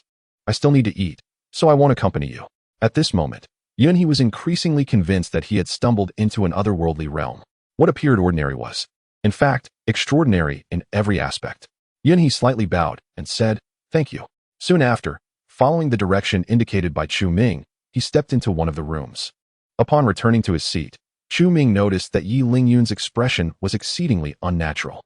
While the others were unfamiliar with Yunhe, Yi Lingyun recognized that this middle-aged man was none other than the current sovereign of the Yunlan Kingdom. The presence of such a significant figure in Chu Ming's abode was likely due to the celestial phenomenon that had captivated him during the transformation of Qingyi. Chu Ming inquired, "Old Yi, what troubles you?" Yi Lingyun hurriedly rose, clasping his hands in a gesture of respect, and replied, "The individual who just arrived seems to resemble an old acquaintance of mine. I request your permission to verify this matter." Chu Ming, displaying impatience, waved his hand, signaling Yi Lingyun to proceed. With the meal disrupted by so many complications, it was quite intolerable. "Sigh, can't even enjoy a meal in peace," he lamented. Yi Lingyun hastily made his way into the study, where he found Yunhe and his son standing dazedly, transfixed by the paintings and calligraphy adorning the walls. Lingyun Pavilion Master Yi Lingyun pays his respects to the sovereign and His Highness the Crown Prince. Yi Lingyun knelt before the two, performing a deep bow. The voice of Yi Lingyun roused the father and son from their stupor, prompting them to take a deep breath. Had it not been for Yi Lingyun's interruption, they might have become enraptured to the point of no return.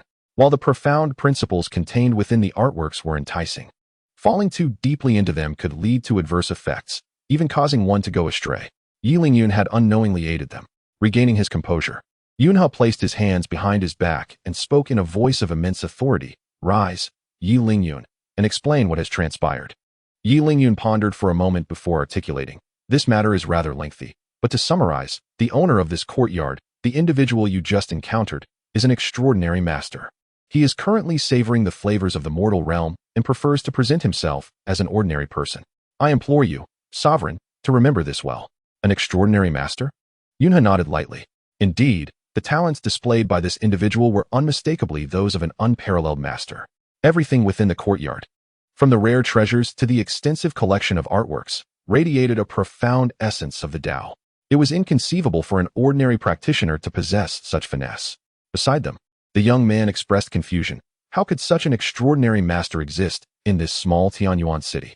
"Your Highness, such words must not be uttered in front of the gentleman. Should he take offense, the consequences would be dire. Please remember, he is merely an ordinary person, nothing more. Sovereign, do you know that the Wan Yao alliance has been completely eradicated, save for alliance leader Yang Tuo and the guardian heavenly demon Phoenix?" The expressions of the father and son were filled with skepticism. The Wan Yao alliance was a formidable entity. Even Yunhe found it daunting. Yet, it had been entirely vanquished? Yunhe inquired, "Is this perhaps due to this gentleman?" "Indeed. The feast laid out before us is the banquet of the elders and guardians of the Wan Yao alliance." The shock was profound, beyond comprehension. Regardless, Yi Lingyun would never dare deceive Yunhe. This meant that Chu Ming had single-handedly annihilated the Wan Yao alliance, and had even repurposed their remnants as a meal? Unbelievable. Then, the auspicious signs from the heavens and the Phoenix's arrival were also orchestrated by him? Precisely. It is regrettable that the sovereign arrived too late. Otherwise, you would have witnessed the gentleman's celestial skills firsthand. Yunhe nodded lightly. Lingyun Pavilion was merely a third-rate sect, where the pavilion master would typically peak at the golden core stage. Yet, the Yi Lingyun before him was a genuine god transformation practitioner, a fact likely connected to this gentleman. Therefore, he must forge a good relationship with him. With this thought, Yunhe altered his previously aloof demeanor, adopting a humble posture as he exited the study. Chu Ming sat at the table, devouring his meal ravenously after such a long wait. He could no longer contain his hunger and had decided to eat with Qingyi, disregarding the others. Yunhe approached Chu Ming, offering a gentle bow. Sir, have you chosen your meal? However, noticing that Yunhe's hands were empty, it seemed he had found nothing to his liking. Chu Ming had long since grown accustomed to this. Typically, even passers-by would not linger at his stall. It was already quite remarkable that they had spent so long in the study. Having admired your calligraphy, I am even more in awe and wish to befriend you, Yunhe expressed. This is easily arranged. Chu Ming casually grabbed a piece of scrap paper to wipe his hands and replied with a bow. I am Chu Ming. Besides writing and painting, I also teach at the academy on the west side of the city. With your knowledge, it is no doubt that you have many disciples. Chu Ming merely smiled lightly, not confirming or denying it. To be frank, half the population of Tianyuan City could be considered his disciples. Claiming to have a flourishing reputation was not an exaggeration. Chu Ming exclaimed with delight. Ah, truly a friend of old Yi. There are few who appreciate calligraphy and painting in this world, so I consider you a valuable friend. Although both individuals exhibited remarkable composure, they appeared to be mere mortals. If they were true practitioners, they would surely be engrossed in their cultivation rather than indulging in the arts. Yunhe felt a sense of joy within. He had evidently gained the favor of an extraordinary master, and the rise of the Yunlan kingdom was imminent. Chapter 23. What does the gentleman desire? After a satisfying meal, both Yunhe and his son wore expressions of astonishment. Particularly Yunhe, who had been stuck at the pinnacle of the god transformation stage for quite some time, had just broken through after a simple meal. The distinction between the god transformation stage and the void refinement stage is subtle, yet it has hindered countless practitioners. In the realm of cultivation, there exists a classification of the lower 5 realms, the middle 3 realms, and the upper realms. The difference between the god transformation and void refinement stages lies therein. Conversely, Yi Lingyun remained remarkably composed, having witnessed such scenes many times before. The gentleman's prowess was beyond their comprehension. Come, come. It is a rare occasion for such merriment today. Qingyi, fetch my qin. Feeling jubilant from the gathering of guests, Chu Ming decided to play a tune on his qin. Qingyi nodded and entered the room to retrieve the instrument for him. The gentleman can play the qin? A glimmer of surprise flickered in Yunhe's eyes. Even for an extraordinary master, mastering a single discipline is already a formidable feat. Chu Ming's expertise in poetry, calligraphy, and painting was already a rarity, yet he also understood musical harmony. However, it was likely that even if he had an understanding of music, achieving the same level of mastery as in poetry and painting would be improbable. After all, even the strongest practitioners have limited energy. Overextending oneself in various disciplines could yield no benefits. Before long, Qingyi emerged, cradling a uniquely shaped qin as she entered. This instrument resembled a gourd, with a round hole in its body. Neither Yi Lingyun nor Yunhe had ever encountered such a qin. Yunhe inquired, forgive my ignorance, but I have never seen such a qin in my life. It is not surprising that you have not seen it. This qin is not of this world. It was a guitar. This is a creation of the earth, and the people of the Azure Tsang continent, if they were to witness it, would find it rather peculiar. Is it a product from another realm? The expressions of those present began to shift into a strange countenance. It is not from the Azure Tsang continent. Could it possibly originate from the celestial realm? It must be so. After all, in their eyes, Chu Ming is akin to a celestial being. And the other world he speaks of could only be the realm of immortals. With a gentle pluck of the strings, Chu Ming entranced the audience. Such a simple motion ensnared those present, rendering them unable to extricate themselves. Yunhe was utterly astonished. Even this brief segment, which could hardly be called a complete piece, confirmed to him that Chu Ming's mastery of melody was undoubtedly on par with that of poetry and painting. After a brief tuning, Chu Ming commenced the formal performance. The lively melody reached the ears of the audience, prompting them to close their eyes. In that moment, the world around them transformed as though they had been transported elsewhere. No longer was it the confines of this humble courtyard, nor were there any so-called cultivators. Only tranquility and serenity prevailed, accompanied by the fragrant aroma of rice flowers. It felt as if, in that instant, they had all transformed into mere mortals. This piece did not confer any immediate enhancement of their cultivation, but rather elevated their state of mind. Though the effects were not instantaneous, it would undoubtedly yield significant benefits for their future cultivation. This illustrates the importance of mental state.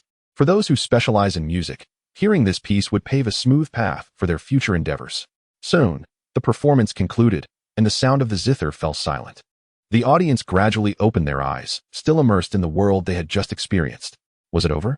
The duration of a single piece felt like a passage through time. They had gained immeasurable insights from this performance. May I inquire, esteemed sir, what is the name of this piece? Oh, this is called Fragrance of Rice, and it too is not of this world. Yunhee understood at once. No wonder this piece seemed to possess a magical quality. It was also a product of the celestial realm. Chu Ming could not help but sigh, lamenting how scarce the appreciation for poetry, music, and art was in this world. In times past, Fragrance of Rice had captivated countless souls on earth. It was not surprising that these unsophisticated beings from another world would be so astonished. As dusk approached, the group had spent the entire day in Chu Ming's courtyard, and it was time for them to depart. Particularly for Yunhee, as the ruler of a nation. He could not afford to be absent from his post for too long. Esteemed sir, the sky has darkened. We must take our leave and continue our journey. I shall not impose further, Yunhee said, bowing slightly as he prepared to bid farewell. By the way, did you not come to purchase calligraphy and paintings? Since we have forged this friendship, allow me to gift you a piece, if you will. The father and son exchanged glances. Is there truly such a fortuitous occurrence in the world? This calligraphy and painting, not only in the kingdom of Yunlan, but even throughout the entire Azure Song continent, would cause a storm of bloodshed and rivalry. The fact that the esteemed sir so readily offered it was almost surreal. Thank you, esteemed sir, for your generous gift. Both Yunhee and his son bowed deeply in gratitude. Chu Ming led the father and son into his study, where he carefully selected a piece. Song Tsang Jin Lingyu, Kong Xian Di Wang Zhou, Tian Wen Lai Xiu Zai, Bai Yi De Jianglu, LV Shui Ju Qi Dao, Qing Song Chui Gu Qiu. This poem is titled Moonlit Memories of Jinling. Judging by your attire, you must hail from a prominent family. Thus, I bestow this poem upon you. Di Wang Zhou. Yunhee's eyes fixated on the 3 characters of that poem. Did the esteemed sir imply that he was already aware of his identity? If not, why would he have chosen this particular poem? The esteemed sir is indeed extraordinary. Aside from astonishment, he felt nothing else. In that moment, Yunhee began to feel fortunate that he had not entered with an emperor's demeanor. Otherwise, it would have been a matter of life and death, not merely a missed opportunity. Understanding without voicing it, the esteemed sir intended to cultivate a friendship with him in his mortal guise, repeatedly granting him opportunities. This profound expectation must not be squandered. After receiving the calligraphy and painting, Yunhee inquired, might I ask if there is something you wish to accomplish but cannot? Perhaps I could assist. Something I wish to do but cannot. Chu Ming pondered for a moment. What he desired most was to cultivate. However, although Yunhee appeared dignified, he was still merely a mortal. What use would it be to share this with him?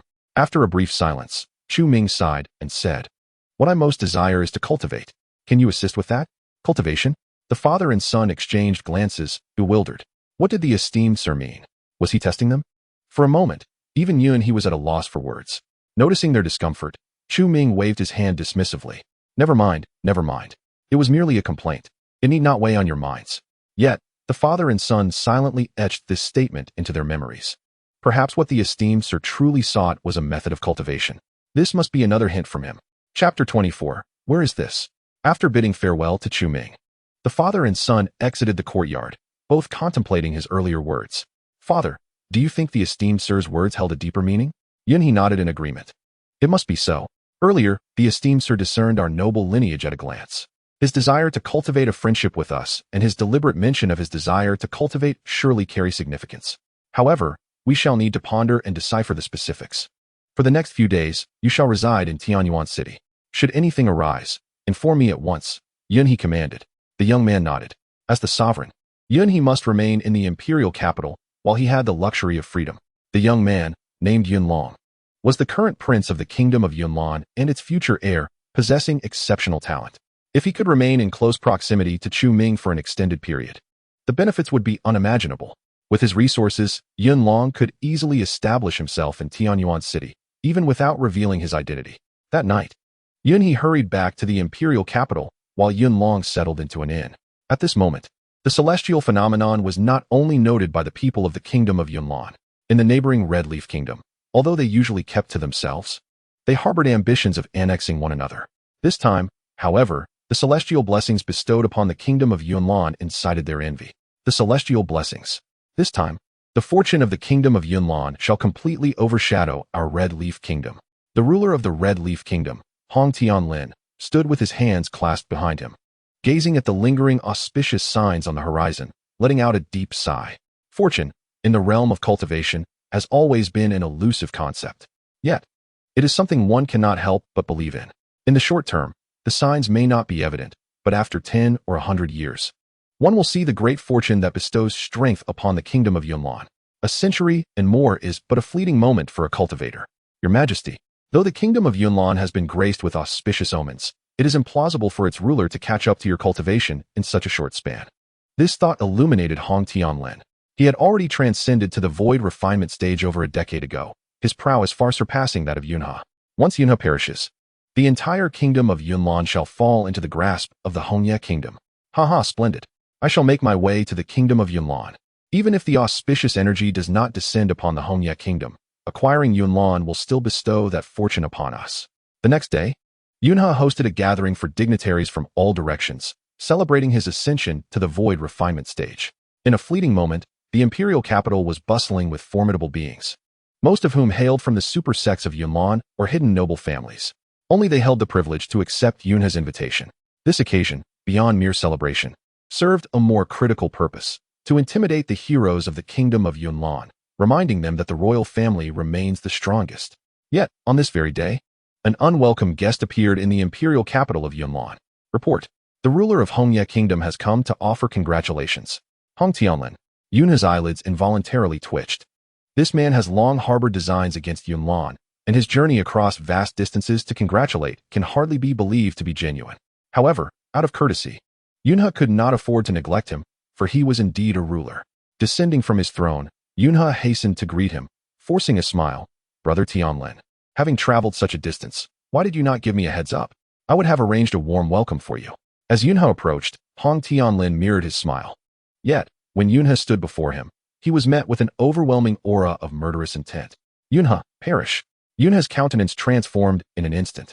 He had anticipated Hong Tianlin's ill intentions, but never expected him to be so impatient, revealing his murderous intent upon entering. A flash of crimson blade light sliced through the air, extinguishing all vitality in its wake. This strike did not originate from Hong Tianlin himself, but was rather a short dagger he had acquired from a ruin. This dagger could be used but once. Yet its unleashed power equated to a life-threatening blow from a cultivator at the third level of void refinement. To ensure Yunha's demise, Hong Tianlin had laid all his cards on the table. Caught off guard, the strike effortlessly shattered the spiritual energy Yunha hastily summoned. A ghastly gash appeared upon Yunha's chest, and at that moment, vitality within him began to drain rapidly. This blade, it seemed, devoured the life force of cultivators. Although it did not claim Yunha's life outright, it rendered him utterly powerless to resist. Protect! Protect! In his terror, Yunha could only appeal for aid from the noble families. Yet, all he received were indifferent glances. Even those who wished to assist found themselves powerless.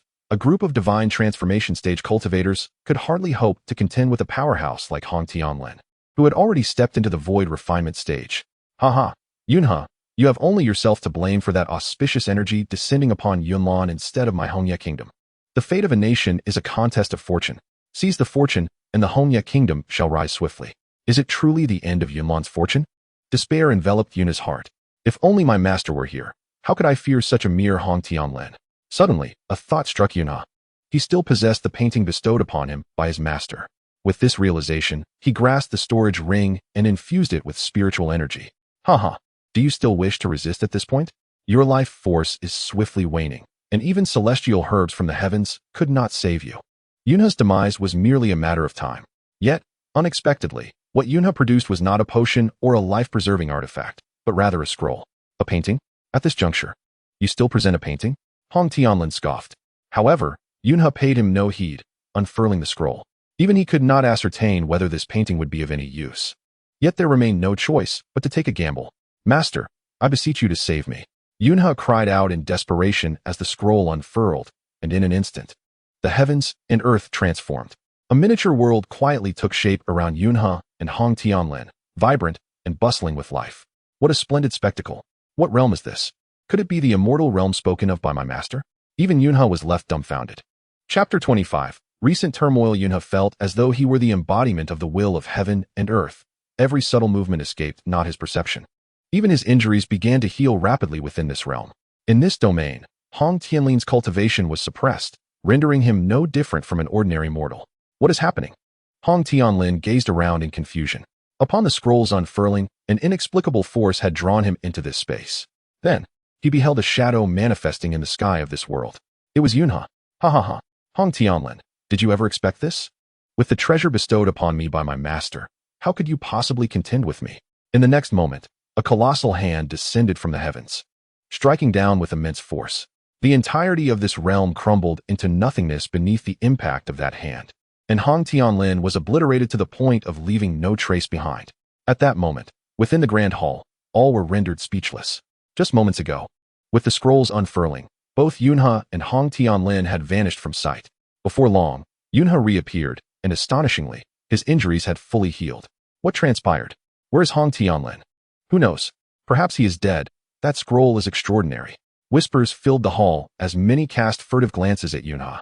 He sat regally on the throne, while those flanking him fell silent in trepidation.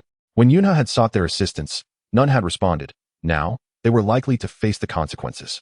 Finally, someone broke the silence. Congratulations to the ruler for stepping into the void refinement stage and vanquishing Hong Tianlin. On behalf of the Wanjian Valley, I present the royal sword to the ruler. The royal sword. The crowd gasped in shock. Wanjian Valley was one of the super sects of the kingdom of Yunlan, and its treasure was the royal sword. For millennia, the royal sword had only been passed down to the valley's leaders. Yet now, it was being offered freely? Incomprehensible, even if the recipient were the ruler of Yunlan. The leader of Wanjian Valley understood well that, presently, Yunha was the sole cultivator at the void refinement stage within the entire kingdom of Yunlan. To earn the favor of the royal family of the Yunlan kingdom, particularly from a formidable cultivator at the void refinement stage, is worth far more than a mere sword of kingship. Yunha inclined his head slightly and expressed his gratitude, stating, "The 10,000 Swords Valley has shown great intent this time. I thank you here." He merely gestured with a nod. In response, the master of the 10,000 Swords Valley bowed respectfully. Under ordinary circumstances, Yunha would never have dared to treat the 10,000 Swords Valley with such casualness. But times had changed. Now, with a mere flick of his fingers, Yunha could annihilate the 10,000 Swords Valley. Thus, he felt no obligation to extend the usual courtesies to them. Witnessing the offerings from the 10,000 Swords Valley, others promptly followed suit. Their earlier inaction in the face of danger had already incurred grave consequences. To avoid incurring further wrath, the best course of action was to atone by presenting their treasures. With the king's sword pearl as a precedent, they dared not be negligent and hastily produced their most prized possessions. In that moment, Yunha found himself reaping substantial rewards. However, these items paled in comparison to the exquisite painting gifted by his esteemed mentor. It became evident that his mentor had foreseen everything, presenting him with this artwork to safeguard his life. Truly, his mentor was remarkably prescient. Yunha resolved to accept these treasures and present them to Chu Ming for selection. Even if they held little value in Chu Ming's eyes, the gesture itself was essential. On this day, Yunha of the Yunlan kingdom stepped into the void refinement stage, while Hong Tianlin, the ruler of the Hongye kingdom, met his demise in the imperial capital of Yunlan. At this moment, in the border city of Tianyuan, Yunlong trailed closely behind Chu Ming, seizing every opportunity to learn from him. Over the past few days, he had gained considerable insight. His admiration for this enigmatic mentor only deepened. The reverence his father held for this figure was certainly not unfounded. Chu Ming remarked, "These days have been rather tumultuous." Tianyuan, positioned at the border of the Yunlan kingdom, was adjacent to the Hongye kingdom.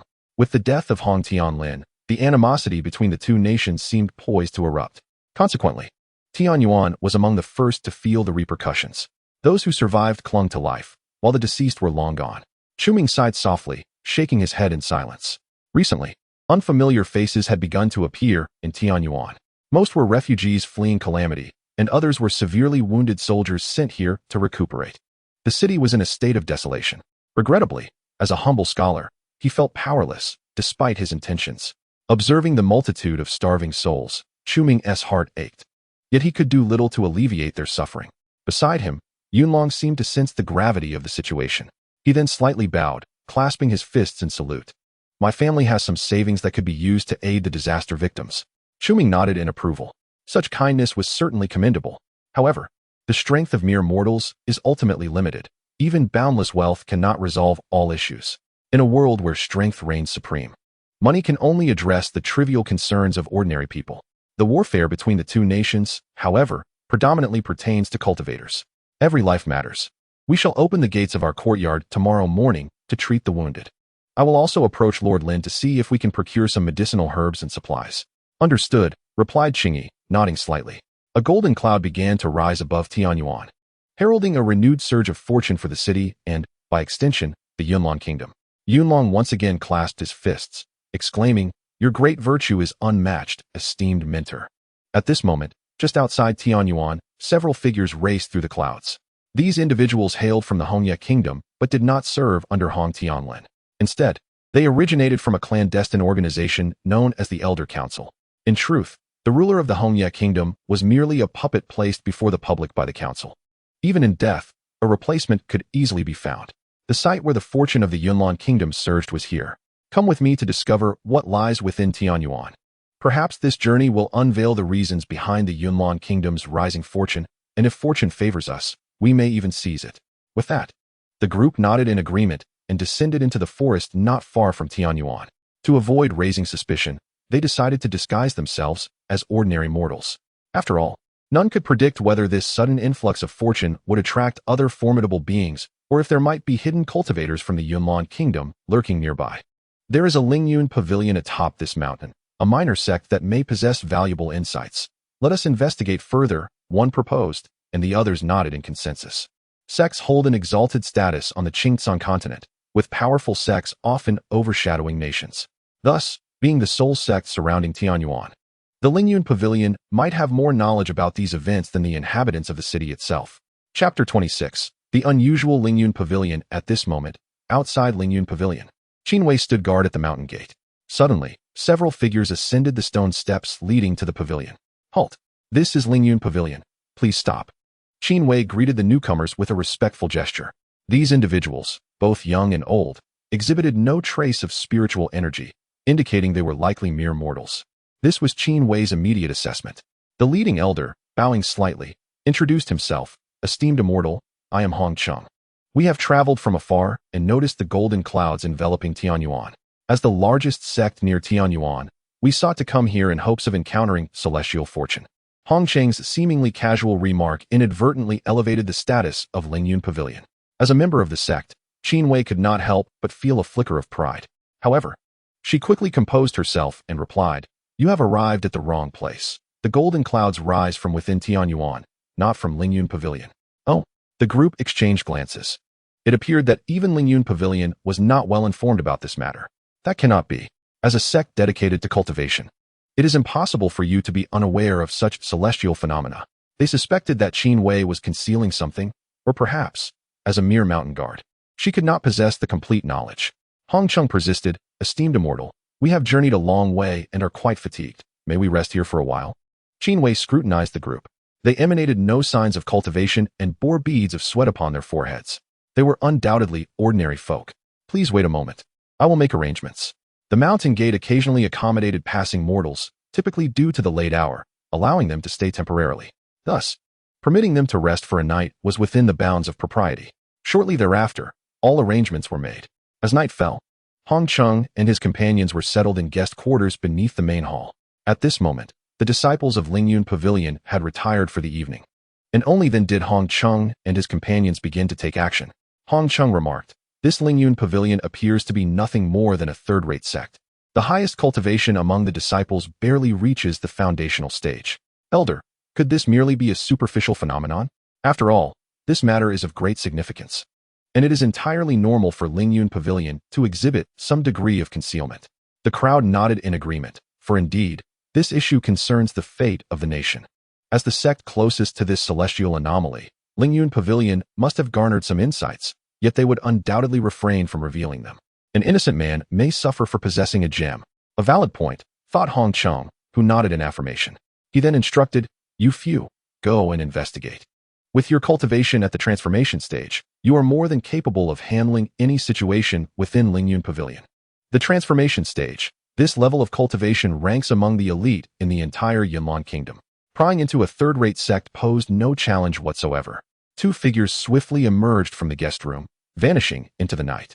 Outside the main hall, only a few disciples were on night watch, making it impossible for them to detect these masters of the transformation stage. In a matter of moments, they infiltrated the main hall, splitting up to search for the true treasure, which could not possibly be so brazenly displayed in plain sight.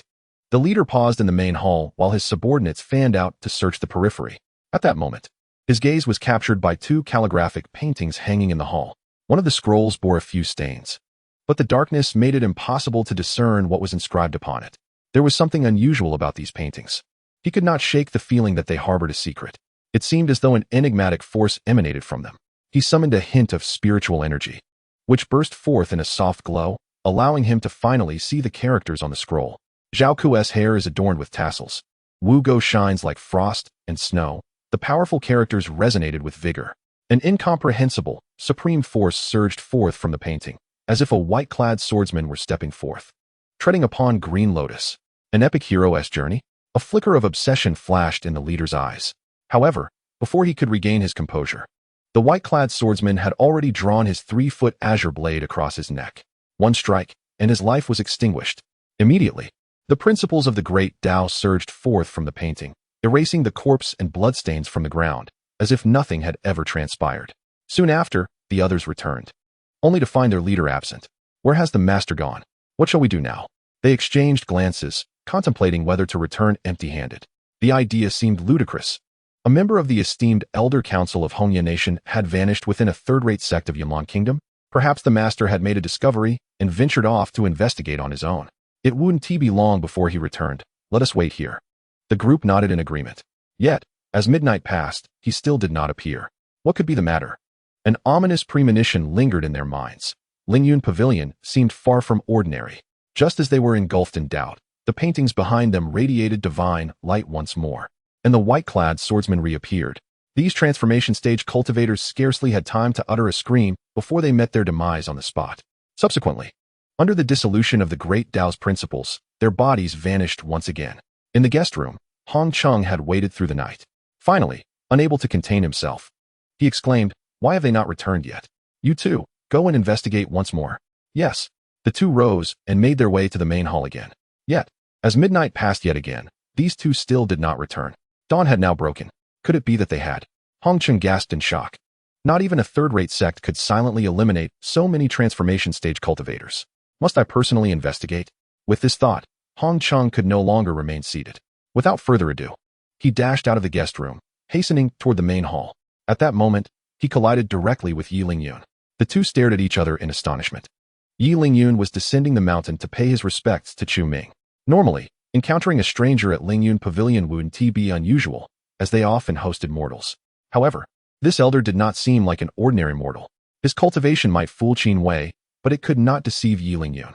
Their eyes met, and both felt a tightening in their hearts. This newcomer was no simple character.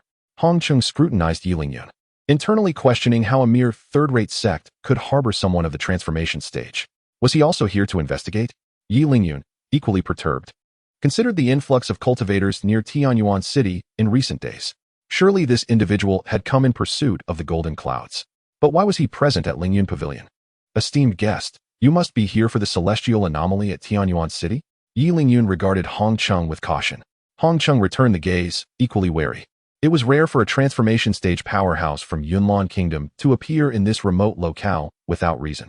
Just as Hong Chung was about to fabricate an excuse, Qin Wei arrived. "Master," she greeted Yi Lingyun with a slight bow. Then, turning to Hong Chung, she added, "This gentleman was among those who visited our Lingyun Pavilion last night. However, old sir, weren't there a dozen of you here yesterday? Why is it that only you remain?" "Master?" Hong Cheng's complexion shifted. His suspicions were confirmed. This place was indeed teeming with hidden talents. Fortunately, he had refrained from acting rashly. Otherwise, he would have been oblivious to the formidable force he was about to confront. As for his accompanying comrades, was it not obvious? His companions had mysteriously vanished within Lingyun Pavilion, and it was undoubtedly connected to them. Even now, they feigned ignorance. Yi Lingyun's expression shifted slightly as well. This elder's intentions were evidently not so simple. However, both maintained a tacit understanding, refraining from exposing one another. Those young men departed at dawn to journey to Tianyuan City. "My health is poor, so I shall set off later," Hong Chung stated. Yi Lingyun and Qin Wei nodded in agreement. Since their objective was not Lingyun Pavilion but rather Tianyuan City, there was no cause for concern. With the presence of their master, what waves could they possibly stir? In that case, let us travel together. We too are headed to Tianyuan City, suggested Yi Lingyun. Hong Cheng's complexion paled slightly, yet he acquiesced, stating, very well. With that, the three of them proceeded down the mountain toward Lingyun Peak. As they reached halfway down, Hong Cheng glanced back, only to witness the majestic aura of heaven and earth coalescing atop Lingyun Peak, lingering without dissipating. At that moment, Hong Cheng felt a surge of relief for not having acted rashly against Lingyun Pavilion. Within Tianyuan City, outside Chu Ming's residence, a porridge stall had been set up. Chu Ming, accompanied by Qing Yi and Yun Long, was serving porridge to the refugees entering the city. With the raging border wars, Tianyuan City lay perilously close to the turmoil, and thus many refugees sought shelter here. The conflict among cultivators has unfortunate repercussions for us mere mortals. Chu Ming sighed deeply. This world operates under a harsh reality. Without formidable power, one becomes prey for the strong, unable to even grasp the reins of one's own life and death. Just as Chu Ming was preoccupied with his tasks, Yi Lingyun arrived with Qin Wei. Sir, Yi Lingyun bowed slightly. Standing nearby, Hong Cheng regarded Chu Ming, who appeared to be nothing more than an ordinary human. Yet, Yi Lingyun, a genuine cultivator at the transformation stage, treated him with utmost reverence. What could possibly explain this deference? To Hong Cheng's astonishment, behind Chu Ming lay an unassuming courtyard that emanated an extraordinary aura of heavenly fortune. What secrets did this courtyard harbor? Wiping the sweat from his brow, Chu Ming managed a faint smile. Old Yi, you arrived just in time. Come help me. Yi Lingyun nodded vigorously, rolling up his sleeves and joining Qin Wei in the work. Performing good deeds attracts fortune, a tremendous boon for cultivators. Yi Lingyun sensed that he was subtly touching upon the path of the great Tao. Meanwhile, Hong Cheng, feeling overlooked, slipped into Chu Ming's courtyard. Indeed, it was anything but ordinary. Upon landing, he was met with an overwhelming surge of spiritual energy. An ancient well, a peach tree, a vegetable patch, and a chicken coop. These seemingly mundane elements exuded a power akin to that of higher realms, causing Hong Cheng to momentarily catch his breath. Big sister, we have company, Yang Tuo exclaimed, his eyes wide as he glanced at the hen. The hen merely blinked, indifferent to his distress. Seeing no response from the hen, Yang Tuo turned to the celestial phoenix for judgment. After days of resignation, he accepted that in this chicken coop, he held the lowest status. The celestial phoenix finally lazily opened its eyes, saying, "Is it just an old man? Send him away." "All right, brother." Yang Tuo grinned and bounded out of the coop. Standing before Hong Cheng, "What is this creature?" Hong Cheng was taken aback. As a senior elder of the Red Leaf Kingdom, he prided himself on his extensive knowledge. Yet the beast before him surpassed his comprehension. It resembled neither sheep nor camel. "What are you staring at?" Yang Tuo glared at Hong Cheng, who felt a surge of astonishment. He recognized this beast, a member of the Wan Yao alliance from Yunlan Kingdom, whose leader was said to possess this very appearance. Could this be the leader Yang Tuo himself? But why was he here, seemingly a captive of another? In that moment, Hong Cheng's astonishment deepened. However, confronting just Yang Tuo, he felt he was far from outmatched. "Where is the owner of this courtyard?" he inquired. Yet, Yang Tuo ignored him, eyes wide open. Still staring? The confidence exuding from Yang Tuo now was a stark contrast to his earlier demeanor in the coop, as if stepping out had liberated him from any constraints. "Yang Tuo, I do not know why you are here, but do you believe that as a mere transformation stage beast, you can stop me? Huh, you think you can intimidate me?" Yang Tuo laughed. "What worthless creatures dare to wreak havoc here?" He turned to his companion. "What should we do, chicken brother? What else? Don't you see where we are? Deal with him." "All right, brother." Their eyes locked. Yang Tuo stared at Hong Cheng, who returned the gaze. Arrogant beast. With that, Hong Cheng unleashed a surge of spiritual energy, confident that even if it did not kill, it would severely wound. Yang Tuo, being merely a transformation stage beast, could not possibly withstand such an attack. However, when the energy struck Yang Tuo, Hong Cheng's expression shifted drastically. Not even a hair on Yang Tuo was harmed. "Is that all?" Yang Tuo yawned dismissively. "How is this possible?" Hong Cheng was left in utter disbelief.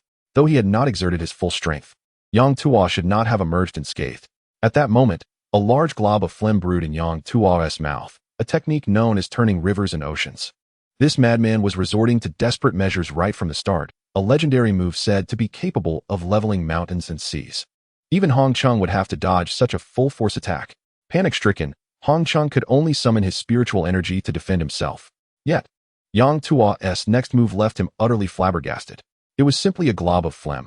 Chapter 28. The right time, the right place, the right people insulting me?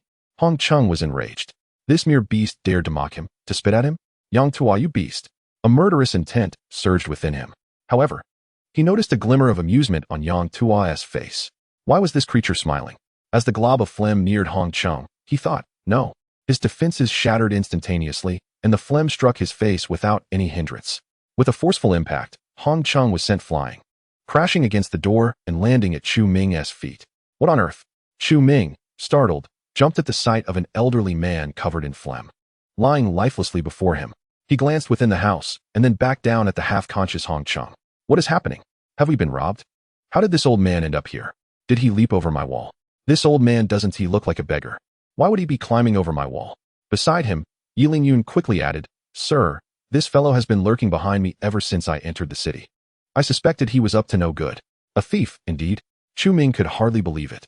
Had he become so destitute that thieves were now targeting him? Did this old man hear of his recent high-paying job with Lin Hong and come to investigate? Meanwhile, Yunlong furrowed his brow. While others may not recognize him as the prince of Yunlong Kingdom, he certainly knew this elder. Over the years, Hong Chung had often interacted with the royal family. It was likely he had come to investigate the extraordinary phenomena occurring in Tianyuan City. Chu Ming turned to Yunlong. Do you know him? Yunlong nodded yes. I know him well. Years ago, he broke into my home and was caught by my grandfather, who punished him for 3 days and nights before letting him go. I never expected to see him here again. A habitual offender. Initially, Chu Ming pondered whether this old man had resorted to such measures due to the chaos of war. At present, it seems otherwise. Chu Ming pondered for a moment and said, in that case, there is no need to show him any leniency. We shall report him to the authorities. However, we cannot spare any hands for this matter, which complicates things. His gaze shifted to the elderly man selling sweet potatoes nearby, who, fortuitously, had no customers at that moment. The old man brushed off the dust from his clothes and stood up, saying, since that is the case, I shall take it upon myself to assist you. With that, he casually hoisted the unconscious Hong Chung onto his shoulder and swaggered towards the end of the alleyway. Navigating through the bustling streets, the old man entered a dimly lit alley with Hong Chung slung over his back. Subsequently, he infused a surge of spiritual energy into Hong Cheng's body. Upon receiving the energy, Hong Cheng finally regained consciousness. What has happened? That beast Yang Tu managed to break through my protective spiritual energy with just a single spit. Not only that, but he has also severely injured me. However, more pressing than these concerns was Hong Cheng's anxiety about his current whereabouts and the identity of the disheveled old man before him. Who are you? Where is that beast Yang Tua? What is this place? A sense of dread began to envelop Hong Chung. First, his subordinates mysteriously disappeared at Lingyun Pavilion. Then he was easily defeated by Yang Tua upon entering Tianyuan City, and now he found himself in a dead end, brought here by an unknown individual. Who am I? I would ask you the same. What audacity you have to trespass into my territory. A palpable aura of demonic energy began to rise from the old man before him. This individual was, astonishingly, a demon cultivator. What horrors lurked within this seemingly insignificant Tianyuan City? Predecessor, I merely followed the celestial anomalies here with no intention of causing offense. I implore you to spare my life. The demon lord chuckled. Rest assured, since my master has instructed me to capture you for reporting to the authorities, I certainly shall not take your life. Before Hong Chung could breathe a sigh of relief, the demon lord's next words plunged his heart back into despair. However, with your level of cultivation, I fear the officials may not be able to subdue you. As he spoke, tendrils of black demonic energy began to seep from the demon lord's palm. No, please. A scream echoed through the alley, yet under the suffocating influence of the demon lord's energy, the sound was unable to escape the confines of the alley. Not long after, the disheveled old man emerged from the alley, shouldering the nearly lifeless Hong Chung. His dantian and all his meridians had been completely corroded by the demonic energy, rendering any future cultivation impossible. What secrets did Tianyuan City conceal? Hong Chung could hardly fathom, nor dare to imagine, the terrifying entities that lurked within this seemingly small city. And what mysteries lay hidden in that courtyard? Meanwhile, outside Chu Ming's courtyard, the crowd gradually dispersed, and the porridge shop had finally run out of its offerings. I wonder when these days will come to an end. Chu Ming sighed, collapsing into a chair as he muttered to himself. Beside him, Yunlong remarked, the death of the Red Leaf Kingdom's ruler in the capital of the Yunlong Kingdom will not end well. It may escalate into a relentless conflict. Even Yunlong felt uncertain about this impending battle. Although the Red Leaf Kingdom had suffered multiple setbacks, its foundation was far superior to that of the Yunnan Kingdom. The power wielded by the Red Leaf Kingdom's Elder Council was beyond their imagination. In my opinion, these cultivators are simply overindulgent. If they have the ability, they should take their fight to the heavens instead of causing turmoil for us mortals. The speaker's words were careless, yet they resonated deeply with Yun Long's ears. It was evident that the master was already dissatisfied with the war. At this moment, it was imperative to promptly report to the emperor. This conflict could not be delayed. However, even with Yun He having reached the nascent soul stage, contending against the formidable forces of the Red Leaf Kingdom remained impossible. This matter still required the master's guidance. Yun Long clasped his hands and added, "What the master may not know is that the Red Leaf Kingdom possesses immense strength. In terms of top-tier cultivators, they are far superior to our Yunnan Kingdom. If it comes to a battle in the skies, defeat is inevitable. Why fear?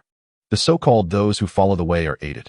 Those who stray are abandoned. The ruler of the Red Leaf Kingdom has already lost the moral high ground by attempting to assassinate the ruler of the Yunnan Kingdom, and now, provoking this war further alienates him from the heavens."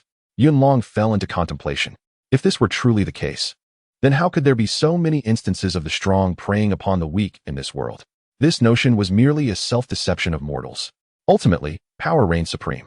Yun Long, undeterred, implored, "I beg for your guidance." Chu Ming replied thoughtfully, "Timing is less significant than geographical advantage, and geographical advantage pales in comparison to harmony among people." As he spoke of harmony, Chu Ming inadvertently pointed his fan towards himself. Finally, Yun Long understood. Timing, geographical advantage, and harmony among people. At this moment, Tianyuan City held all the advantages. With the support of celestial fortune and the Master's assistance, what was there to fear about this battle? "Thank you for your guidance." Chu Ming waved his hand dismissively, stating, "I merely spoke casually. I am no expert in warfare." The next day, Yun Long conveyed the message to Yun He.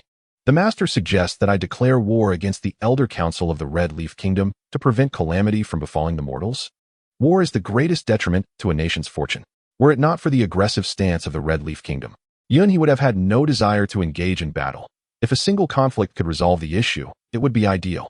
However, how could one Yun He contend against the entire Elder Council of the Red Leaf Kingdom? Yet, since the master had promised to lend assistance, victory was assured. With the master willing to intervene, Yun He had no further concerns. He promptly decided to issue a declaration of war to the Elder Council, one battle to determine life and death. On that day, 100 meters outside Tianyuan City, amidst the sea of clouds, several nascent soul cultivators stood upon the clouds. These individuals were, without exception, from the Elder Council of the Red Leaf Kingdom. "We are eager to engage in a life and death battle with this Yun He. It seems he has come to deliver himself to us." They laughed heartily. At the center of the elders stood a white-haired, old man in red robes. This elder was unlike the others from the council. He had never underestimated this battle. The celestial fortune enveloping this place signified the rise of the Yunnan Kingdom. What was Yun He's true intention in choosing this location? This man was none other than the Grand Elder of the Elder Council, Hong Yu, who had presided over the Red Leaf Kingdom for over a millennium. As seconds ticked by, a figure pierced through the air from the clouds. Hong Yu narrowed his eyes, emanating a fierce killing intent. Yun He had arrived. Meanwhile, within Tianyuan City, Chu Ming was invited to the city walls to observe the battle. Yun Long and Qing Yi stood to either side, with the heads of numerous noble families and Yiling Yun present.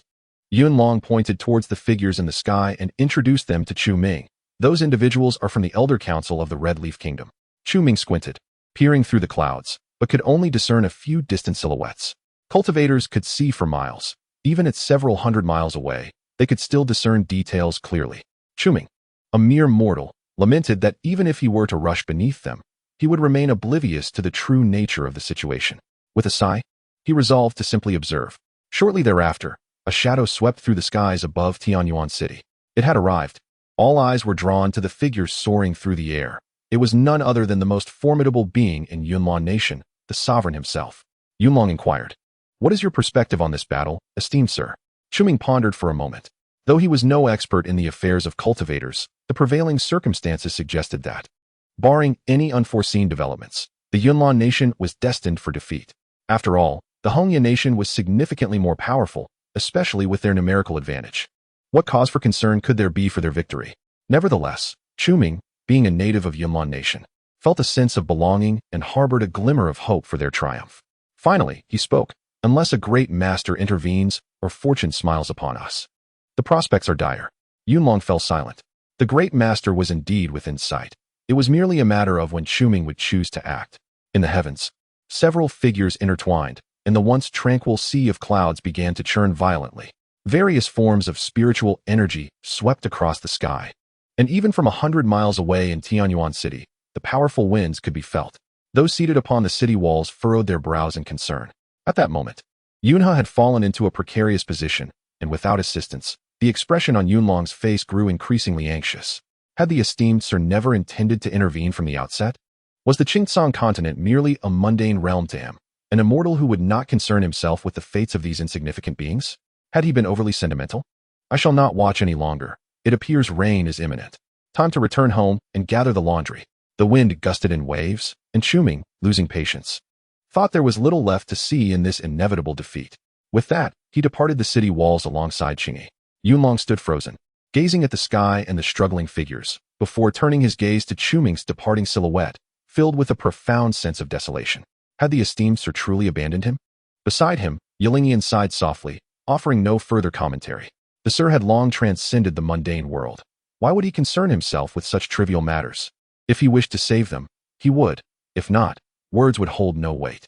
Below the city walls, an elderly man selling sweet potatoes, who had been napping beneath a makeshift shelter, opened his eyes and gazed at the sky with a dazed expression. Has this day finally arrived? In an instant, the heavens transformed.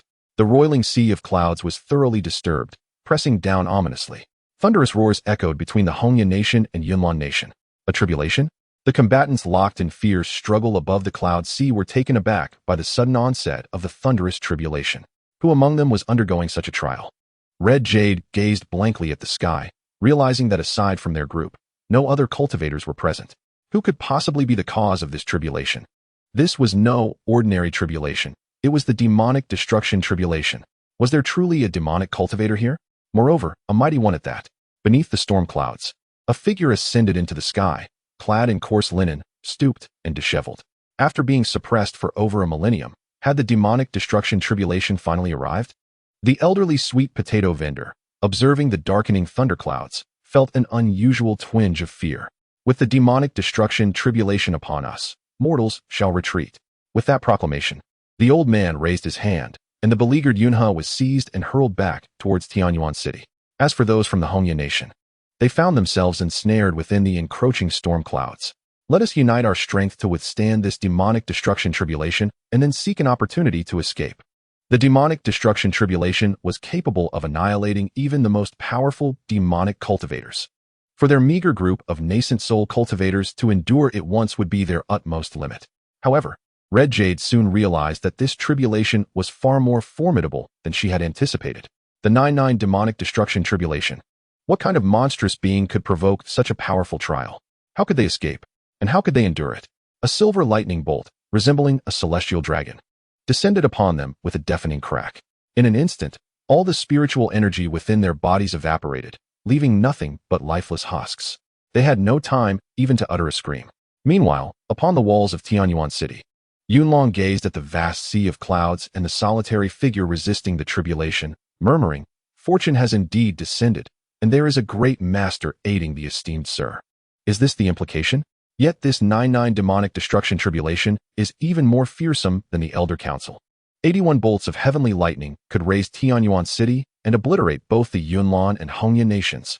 What shall the esteemed sir do now? Back in his courtyard, Chu Ming looked up at the darkened sky and grumbled. How could it arrive so swiftly? I haven't even had time to gather the laundry. Hurry, Qingyi, gather the clothes. A sudden chill swept through the air. Chu Ming shivered in the wind, his nose twitching. Achoo! A resounding sneeze erupted from the courtyard. Qingyi, in the midst of collecting the laundry, froze, her delicate hand covering her mouth, her eyes wide with disbelief. In the chicken coop, Tian Yao and Yang Tuo were equally startled, gazing at Chu Ming as if he were a ghost. This is terrifying. In that moment, they witnessed the very fabric of heaven and earth shatter, merely due to Chu Ming's sneeze.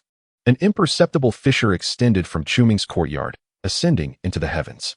The celestial laws fractured. The rift tore through the cloud sea, and as the brewing tribulation encountered this crack, it began to dissolve rapidly.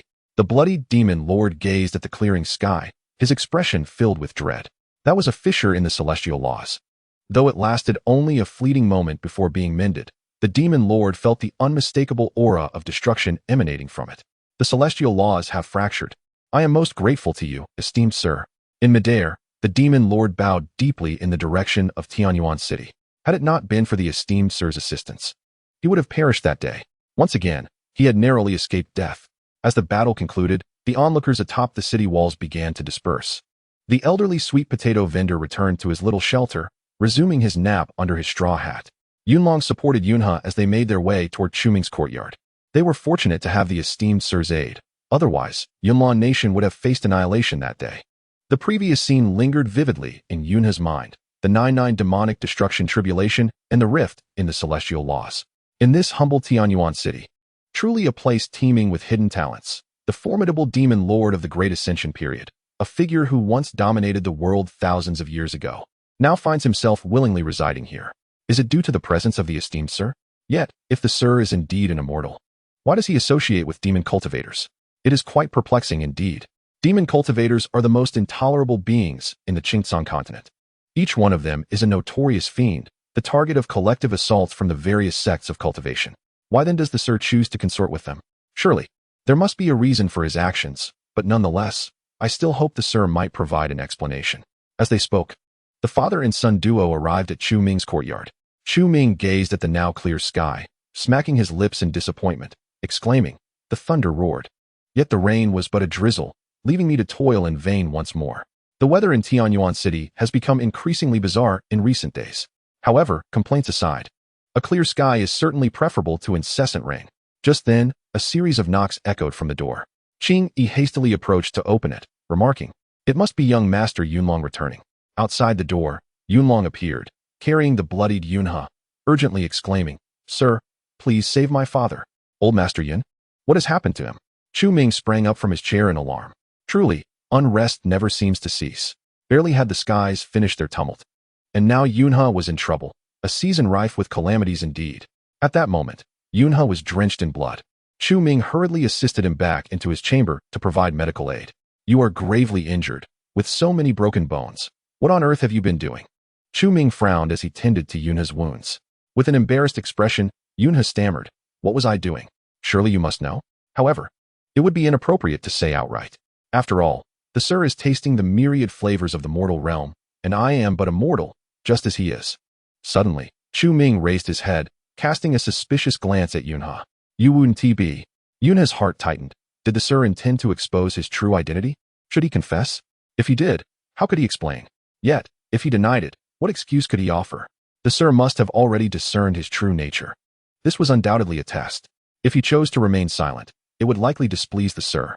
Since the sir has seen through him, he might as well cease his concealment. "Indeed, I knew you were the type who relishes danger. Did you truly venture to the very heart of the battlefield?" Before Yunhe could finish his thoughts, Chu Ming interjected. "Ah." Both Yunhe and Yunlong were momentarily stunned. However, since Chu Ming had smoothed over the situation, father and son naturally chose to accept the reprieve.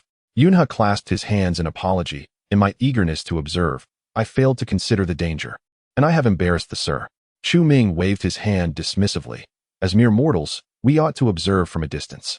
Besides, we understand little of such matters. What compelled you to approach so closely?" "You speak true," Yunhe sighed in relief. At least he had not tarnished his impression in the sir's eyes. By the way, Yunhe suddenly recalled the recent calamity in the sky, the ninefold demon annihilation tribulation. This matter must be clarified, for the emergence of demon cultivators in Yunlan Kingdom bodes ill. "Sir, I have heard that cultivation is divided into the paths of immortals and demons. What is your perspective on this?" Yunhe tactfully avoided a direct confrontation. Knowing he was merely a mortal, a subtle inquiry would suffice. Surely the sir would comprehend. If the sir chose not to respond, he might only become annoyed, and he could apologize later. However, should he lay the matter bare, it could provoke the sir's ire. After a moment's contemplation, Chu Ming admitted, "I have not pondered this question before. Is there truly a distinction between cultivating as an immortal or as a demon? Are they not both forms of cultivation? Regardless of the path, they surpass my own lethargy." "Sir?" Yunhe prompted again. Clearing his throat to mask his own discomfort, Chu Ming replied, "What difference lies between cultivating immortality and cultivating demonhood? They are merely different methods of practice. Yet, Demon cultivators are invariably wicked beings. I must shake my head in disapproval. Ultimately, whether one cultivates as an immortal or a demon, it is merely a method of refining one's power.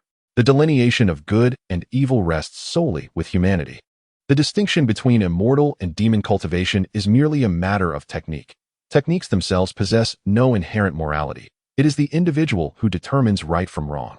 Demon cultivators wield great power, yet the cost they incur is equally formidable, whether it be the burning of their lifespan or the corruption of their minds.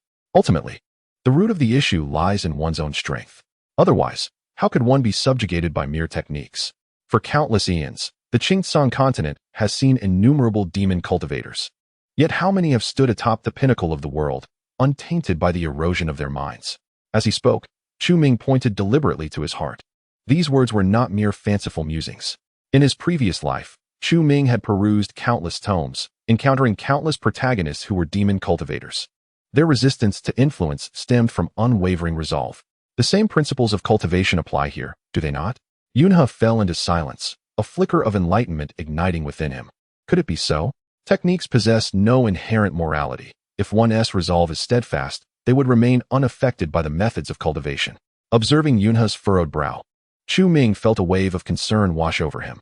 This fellow wouldn't be contemplating the path of demon cultivation, would he? Chapter 31. The Sir's aspiration for cultivation. I merely spoke in jest. Do not take my words to heart. Chu Ming hastily interjected upon noticing Yunhe's deep contemplation. Should Yunhe, in a fit of impulsiveness, pursue the path of demon cultivation, Chu Ming would bear the weight of that responsibility. Yunhe repeatedly clasped his hands, acknowledging, "You speak wisely, sir." It was only upon Chu Ming's gentle nudge that Yunhe returned to his senses. Though demon cultivators are indeed powerful, they are not individuals easily mastered. After all, countless demon cultivators exist, yet only a handful have managed to remain unaffected by the corrupting influence of demon techniques throughout the ages. Those few are unequivocally the titans of their time. Yunhe contemplated his own capabilities and recognized that he lacked such prowess. Clearly, the Sir's reference to those who resist the influence of demon cultivation pointed to the demon lord himself. Only such extraordinary figures could wield that power. Just then, Chu Ming sighed. What use is all this discussion? We are but mere mortals. Whether it be the cultivation of immortals or demons, what relevance does it hold for us? Is the Sir offering a subtle reminder? Yunhe felt a jolt of realization. Previously, the Sir had mentioned a desire for cultivation, yet now? He had yet to uncover a suitable technique, and the Sir's words hinted at impatience. This matter must be resolved swiftly. At that moment, the disheveled old man selling sweet potatoes reappeared at the door. "Sir," he said, standing at the threshold with a slight bow, but not entering. Chu Ming beckoned. "Why linger at the door? Come in and speak." Yet, the old man remained outside. He bowed once more, saying, "Sir, I have come to bid farewell. From now on, I can no longer sell alongside you. The demon lord has successfully traversed the demon annihilation tribulation.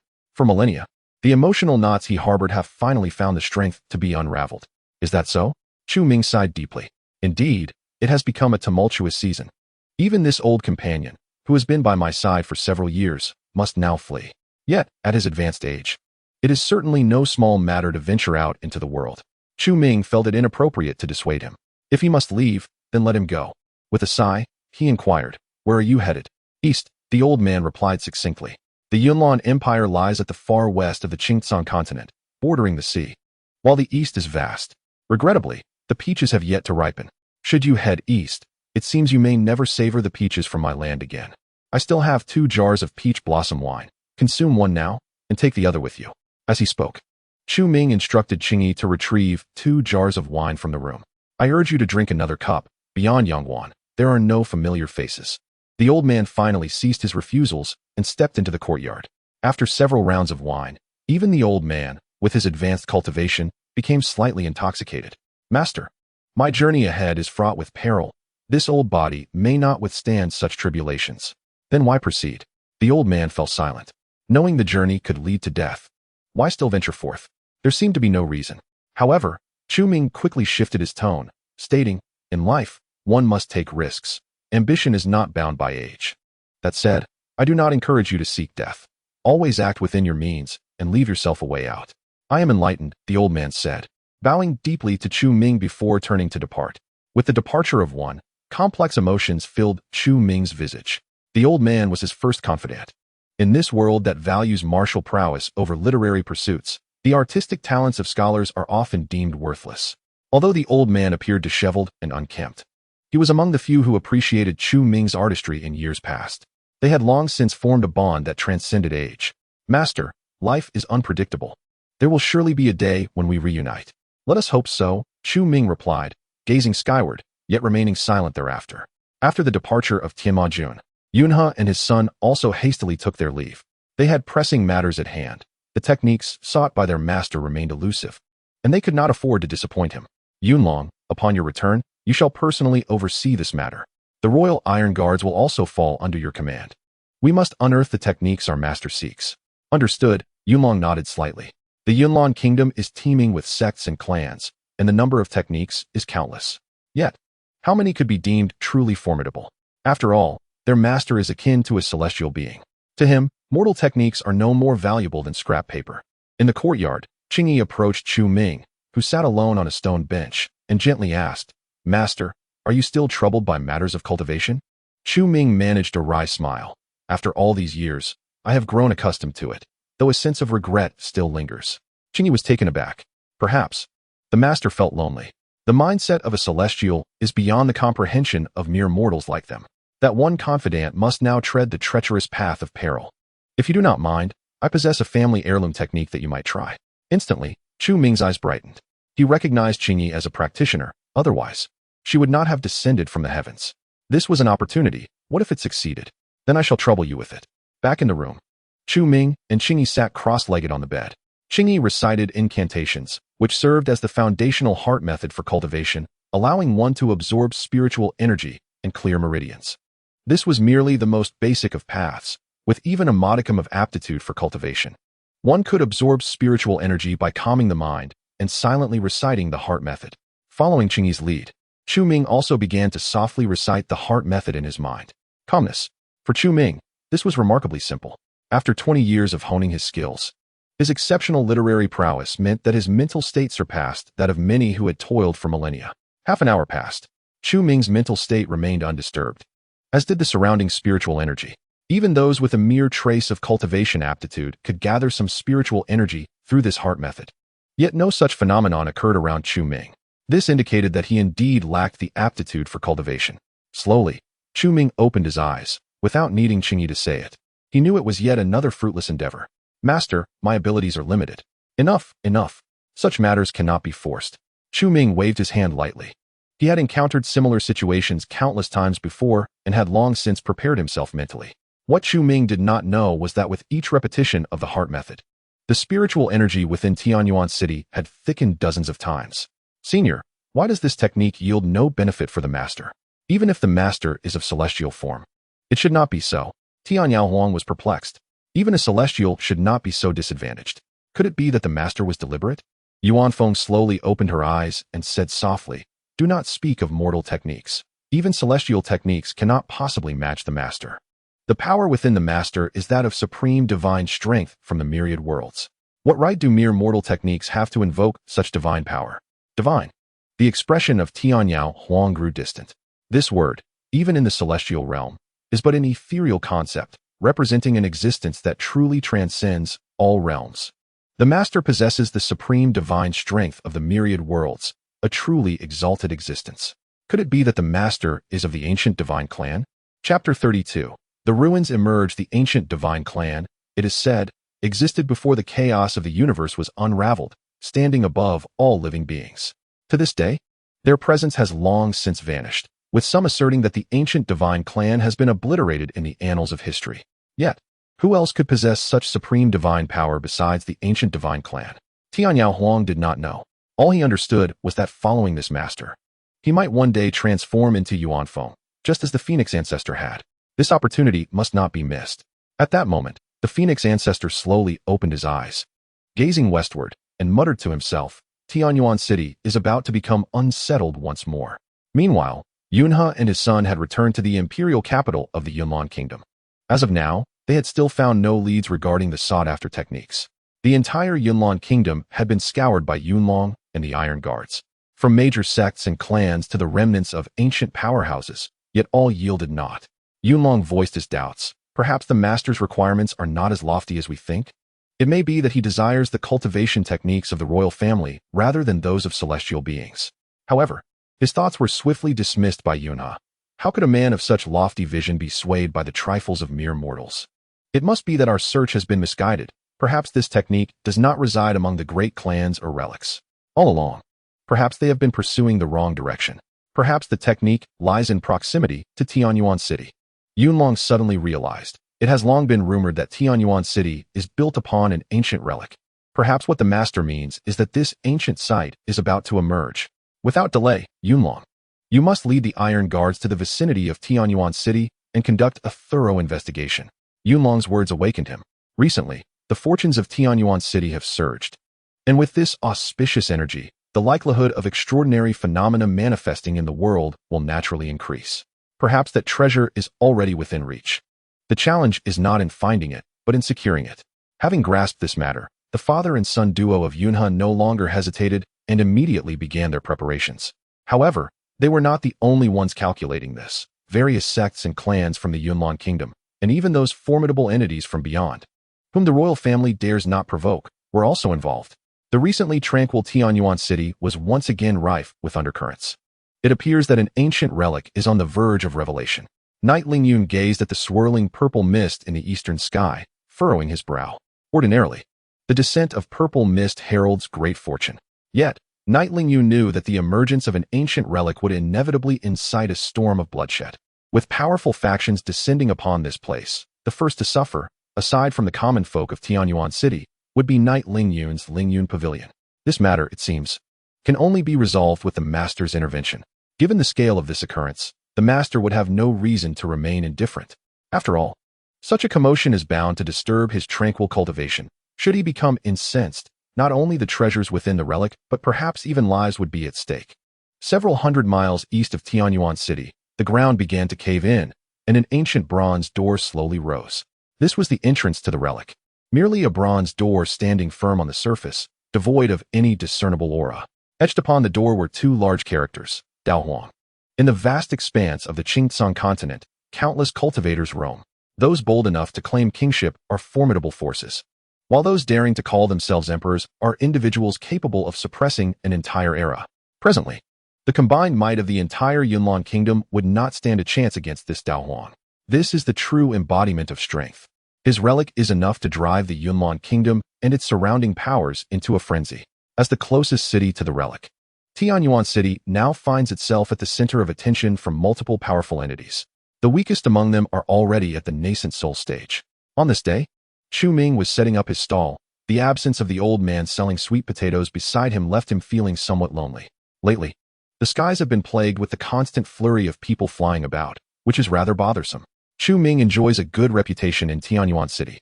Thus he is naturally aware of the happenings in the vicinity. An ancient relic has appeared near Tianyuan City, and its master seems to be quite formidable. One can't help but wonder how many lives will be lost due to this turmoil. The saying that people die for wealth and birds perish for food applies equally to cultivators. However, Chu Ming's concerns lie not with these cultivators, but with the ordinary citizens of Tianyuan City and, of course, his own life.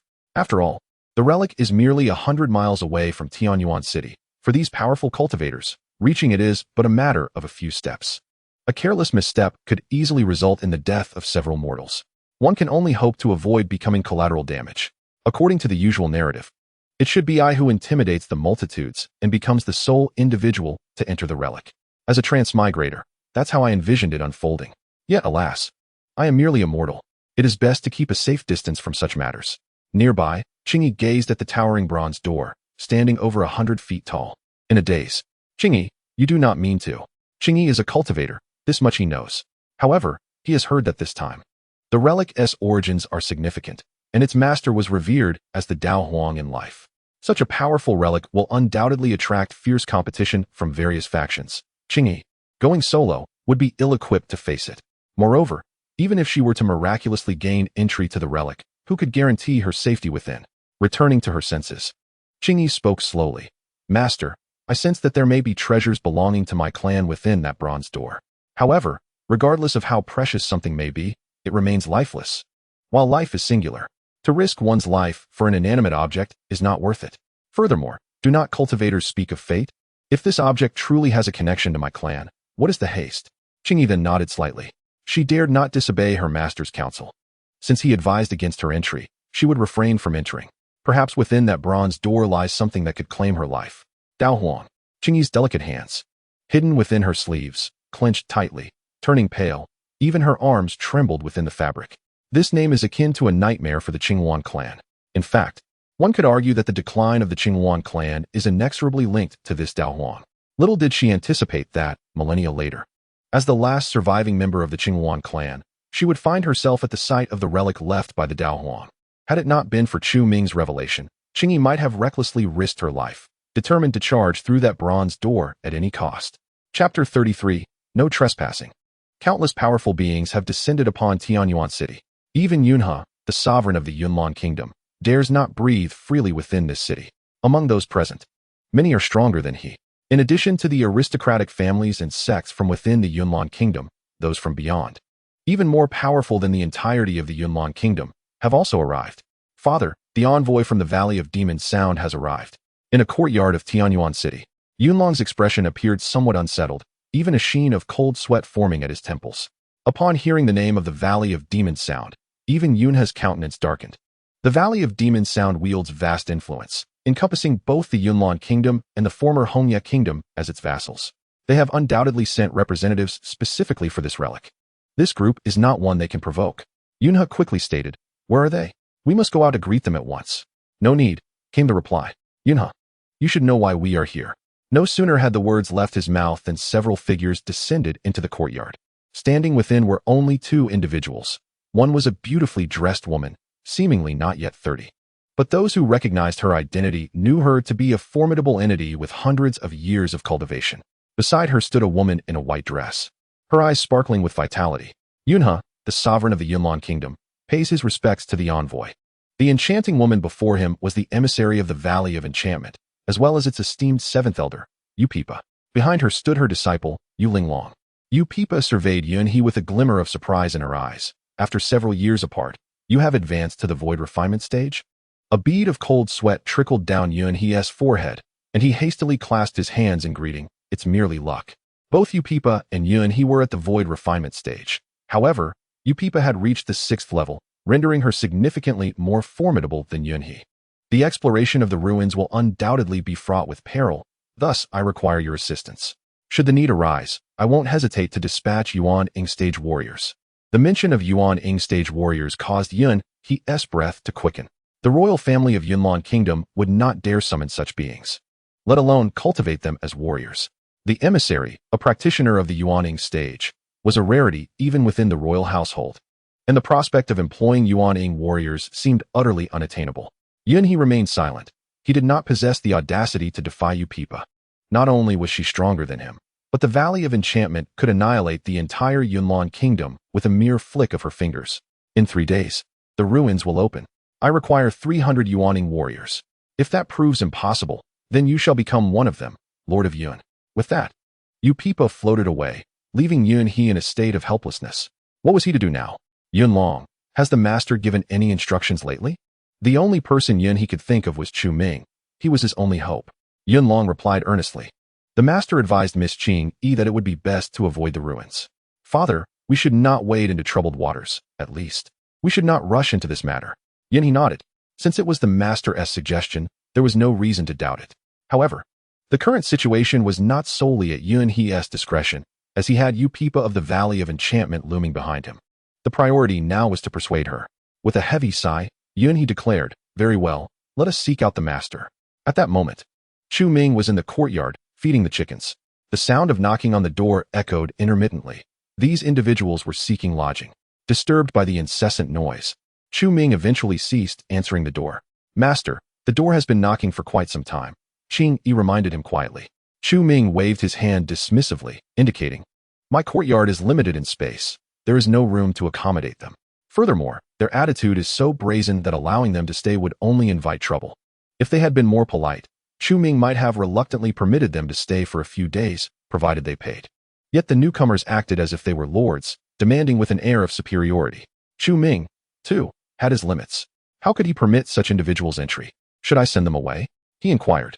Without elaborating further, Chu Ming turned to Qing Yi, who understood, and opened the courtyard door. Standing outside were a beautiful woman and a young girl in white, the latter of whom had been the one knocking. "Esteemed guests, my master does not entertain outsiders. Please seek lodging elsewhere." Yu Linglong exchanged glances with Qing Yi before replying, 2,000 gold coins. "Would that suffice to secure your master's courtyard?"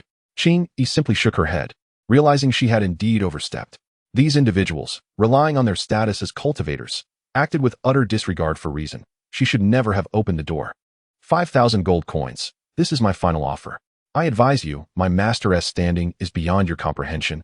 It is already quite courteous of me to extend an offer. Qing Yi continued to shake her head. The girl before her, though young, spoke with an audacious tone. It was no wonder that the master preferred to avoid dealings with such individuals. "If there is nothing further, I must ask you to leave." Qing Yi's tone turned icy.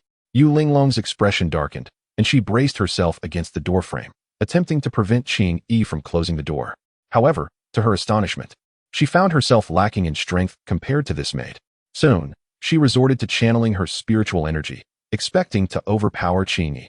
Yet, the door continued to close slowly, defying her expectations. Another practitioner? She pondered, realizing that this maid's cultivation was on par with her own. This small Tianyuan city harbored such formidable cultivators. Despite her youth, Yu Linglong hailed from a prestigious lineage and was already a Yuaning practitioner, a top-tier powerhouse in the Yunlan kingdom. Yet, she had been bested by a mere maid in this courtyard. With a resounding thud, the door slammed shut. Yu Linglong's face turned icy as she glared at the closed door, clenching her teeth in frustration. "Master, this insolent girl."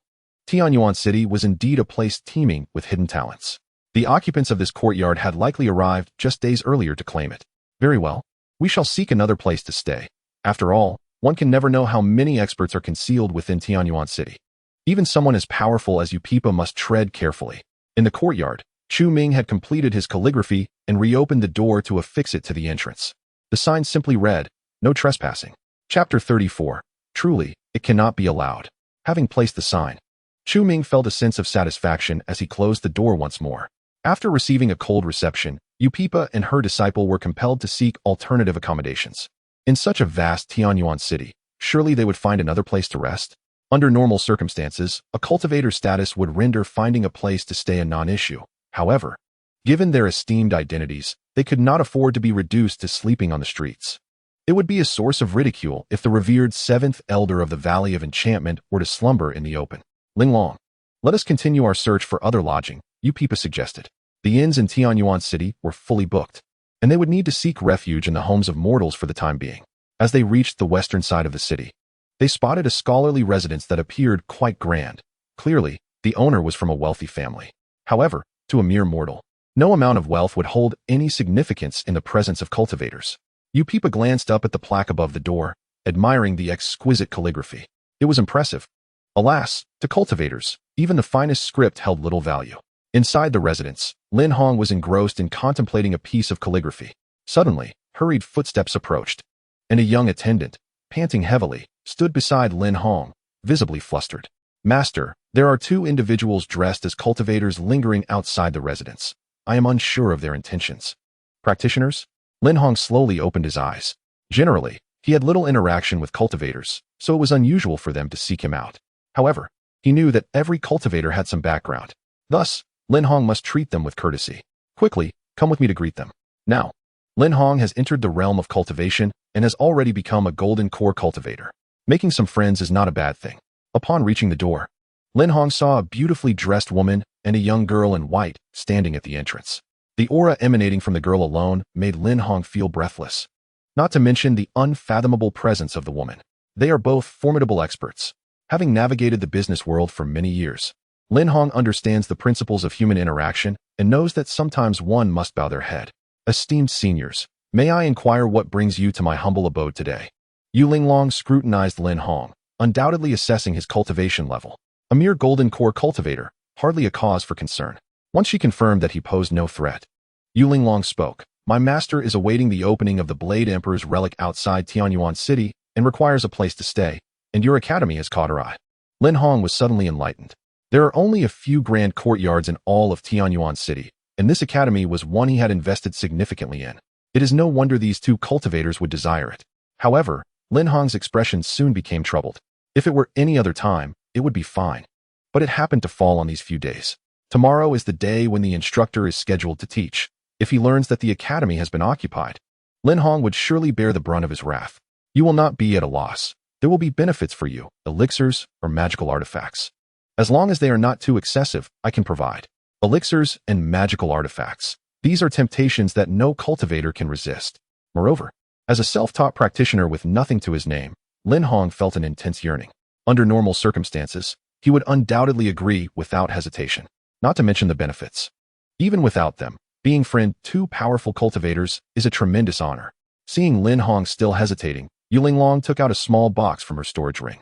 Even before opening it, a faint aroma of medicine wafted towards Lin Hong. Just by inhaling the fragrance, he felt a slight improvement in his cultivation. Lin Hong could not help but swallow hard. Such a treasure, perhaps one could not find another even in all of Tianyuan City. This is the Zhu Yuan Dan. After consumption by a golden core cultivator, it can allow one to make a significant breakthrough and lay a foundation for future advancement to the nascent soul stage. To exchange your academy for an opportunity to break through to the nascent soul stage, surely, you cannot see this as an unfair trade? Yu Linglong knew he was tempted. Lin Hong's gaze was fixed on the box, his eyes nearly popping out of their sockets. His breathing grew heavy. The Zhu Yuan Dan. Even the Lingyun Pavilion outside Tianyuan City does not possess such an elixir. Consuming it would almost guarantee a breakthrough to the nascent soul stage. This temptation was sufficient to drive a golden core cultivator to madness. After all, Lin Hong is merely a mortal. How could he not be swayed? But soon, this impulse was suppressed. Witnessing the change in Lin Hong's expression, a flicker of displeasure crossed Yu Linglong's face. What? Still unwilling? Lin Hong shook his head and said, "Esteemed seniors, please forgive me, but this academy truly cannot be relinquished." Yu Linglong was enraged. After her gentle persuasion and offering the Zhu Yuan Dan, she could not even secure a place to rest. A mere golden core cultivator, after all. I advise you not to be ungrateful. A mere golden core cultivator, no matter what background you have, can you rival the Moine Valley? The words Moine Valley struck like thunder. Lin Hong certainly understood what it represented. The sect backing the Yunlan Kingdom is a force far greater than the royal family itself. These two hail from the Moine Valley. Lin Hong was taken aback. Such powerful figures were beyond his means to provoke. However, he could not relinquish the academy either. With a troubled expression, Lin Hong bowed repeatedly and said, "Esteemed seniors, it is not that I am unwilling to part with the academy. It is simply that tomorrow, the instructor is to teach, and it truly cannot be occupied by others. I implore you to seek another place." A lecture? Yu Linglong paused for a moment. How could a mortal's lesson possibly cause Lin Hong to slight the Moine Valley? It was utterly unreasonable. Just then, Yu Peepa finally spoke. "You would defy this elder for the sake of a single lesson? Very well. Elder?" Lin Hong was utterly terrified. The visitor was actually an elder. He had surely offended the Moine Valley now. They could easily erase him with a mere flick of their fingers. "Since you refuse to yield, I shall take matters into my own hands. The Moine Valley is not a righteous sect. To be willing to negotiate with Lin Hong already shows considerable restraint. Taking a life is nothing to them." With that, Yu Peepa's fingers moved slightly, and the air trembled slightly, accompanied by the sound of a peepa being plucked emanating from her hand. This casual strike was enough to claim the life of a golden core cultivator. "It is not my desire to kill you. You have brought this upon yourself." The repeated setbacks had caused Yu Peepa to lose patience, and Lin Hong became her outlet for frustration. Chapter 35. Come here. Not good. As the sound of the peepa rang out, Lin Hong was filled with dread and prepared to harness his internal spiritual energy to defend himself. Yet, it was all in vain. A mere golden core cultivator stood no chance against Yu Peepa. Clang, clang. The magical sound pierced his ears. Lin Hong felt as if his head might explode, his skull splitting with pain. This magical sound directly penetrated Lin Hong's spiritual defenses, striking at his very soul. "You are capable of withstanding a blow. I underestimated you." A flicker of surprise flashed in Yu Peepa's eyes. A mere golden core cultivator could actually endure her casual strike. However, Lin Hong's luck would not hold out for much longer. With her fingers dancing, waves of magical sound assaulted Lin Hong's ears. This time, she was determined to take his life. Yet, just at that moment, an unexpected turn of events occurred. The plaque above the door emitted a dazzling golden light, shattering the overwhelming magical sound. Even Lin Hong, under the influence of this golden light, regained his clarity. As he came to his senses, Lin Hong stared blankly at Yu Peepa and muttered, "What happened?" He only remembered being struck by Yu Peepa's magical sound and thought he was surely doomed. Yet now he found himself unharmed. This plaque, Upipa slowly raised her head, realizing that from the very beginning, she had underestimated its power. This was clearly not the handiwork of mere mortals. She had misjudged the situation. Lin Hong now understood that he had been spared due to the words bestowed upon him by his instructor. After a brief moment of surprise, Upipa regained her composure. Previously, she had not anticipated the plaque's extraordinary effect, but this time would be different. Once I have killed you, I shall destroy this plaque. Upipa was now filled with fury. A mere golden elixir practitioner has managed to survive by their own means. After narrowly escaping death, Lin Hong, of course, could not remain here awaiting his demise. Regaining his composure, he hastily scrambled back to the academy and firmly shut the door. With the master's calligraphy here, I refuse to believe you can breach these defenses. After completing this, Lin Hong still felt uneasy. He promptly commanded his servants to remove all the calligraphy and paintings from the academy and place them in the courtyard. These artworks were all created by Chu Ming during his lectures and had been left in the academy. Unexpectedly, this precaution proved to be useful. Once everything was arranged, Lin Hong finally felt a slight sense of relief. If even the master's calligraphy could not restrain her, then his only fate would be to await death. At this moment, Lin Hong boldly gestured an obscene sign towards the door and shouted with vigor, "You, come, here." Outside, the Jade Pipa, with a cold demeanor, stepped forward. However, before she could touch the ground, the plaque above emitted a blinding golden light. An invisible force barred the Jade Pipa and her disciple from advancing. No matter how she channeled her spiritual power, she could not proceed an inch. How dare such trivial skills obstruct me? With a frosty expression, the Jade Pipa conjured a white Jade Pipa in her hands. Her fingers danced deftly, producing a series of demonic sounds that emanated from the instrument. Break, break, break. Since you hinder my entry, I shall first destroy you. The demonic sounds resonated, and in an instant, the skies darkened. Outside the academy, dust and stones flew as if spirits had descended. Yet, the plaque remained impervious, continuously radiating golden light to counter the demonic sounds, proving utterly ineffective. The Jade Pipa was taken aback. Who inscribed this plaque? Could it be a relic from ancient times? After the severance of the celestial path, how could such a formidable entity emerge, capable of withstanding a full-force strike from a refinement void practitioner with mere calligraphy? Impossible, even if a treasure protects you. Can it prevent my descent from above? Since I cannot enter through the front, I shall ascend from above. The Jade Pipa felt deeply humiliated in this academy. No matter what, she must reclaim her dignity today. With that, the Jade Pipa soared into the air, standing proudly above the academy. In the courtyard, Lin Hong's attendant pointed at the Jade Pipa in the sky, exclaiming in panic, "Master, look, she has taken flight." Lin Hong shuddered at this revelation. Indeed, she is a formidable opponent, able to fly at will. However, he quickly regained his composure, feigning calmness. What is there to fear? With the master's calligraphy here, does she dare to act recklessly? Though he spoke confidently, Lin Hong felt no certainty within. His calm demeanor stemmed from a simple truth: what is destined cannot be avoided. Observing Lin Hong's nonchalance, the Jade Pipa's tone dripped with derision. Quite composed, are we? Do you know there is no escape? Prison-suppressing demonic sound. In the next moment, the demonic sounds reverberated. The sky darkened ominously. Countless wraiths erupted from the white Jade Pipa, swirling with a heavy aura of death, surging towards the academy below, as if intent on engulfing it whole. "Master, there are ghosts!" The attendant screamed, hiding behind Lin Hong, nearly terrified to the point of losing control. Yet, Lin Hong remained undeterred, hands clasped behind his back, eyes closed, entirely unfazed. Only he knew that beneath his loose robe, his legs trembled uncontrollably, rendering him unable to move. "Master, you must protect me. This woman seeks to kill me. If your calligraphy fails to manifest, my life will be forfeit here." In the next moment, from one of the paintings, a bluebird gracefully ascended, transforming into a cerulean phoenix, taking flight. The cry of the phoenix resonated throughout the heavens. The bluebird transformed into a phoenix. With just a single cry, the Jade Pipa's prison-suppressing demonic sound dissipated entirely, and the myriad wraiths were sent into disarray by the phoenix's call. Even the white Jade Pipa, her life as treasure nurtured with blood for centuries, shattered into fragments, vanishing into the air. Is this the sound of a phoenix? The Jade Pipa, blood at her lips, stared incredulously at the academy. Her white Jade Pipa was her most cherished artifact, intimately connected to her very being. Yet now, merely with a phoenix's cry, it lay in ruins. What extraordinary power is this? No wonder this golden elixir practitioner exudes such confidence. They possess an unfathomable trump card. "Master, the master's calligraphy has taken effect. That woman's pipa has shattered." Lin Hong finally opened his eyes. Seeing the cerulean phoenix above him, he knew the master's calligraphy had indeed proven invaluable. Not only did it withstand the Jade Peepa's prison-suppressing demonic sound, but it also obliterated her life-esque treasure. Master, grant me your aid. Ha ha. Lin Hong's laughter echoed throughout the academy.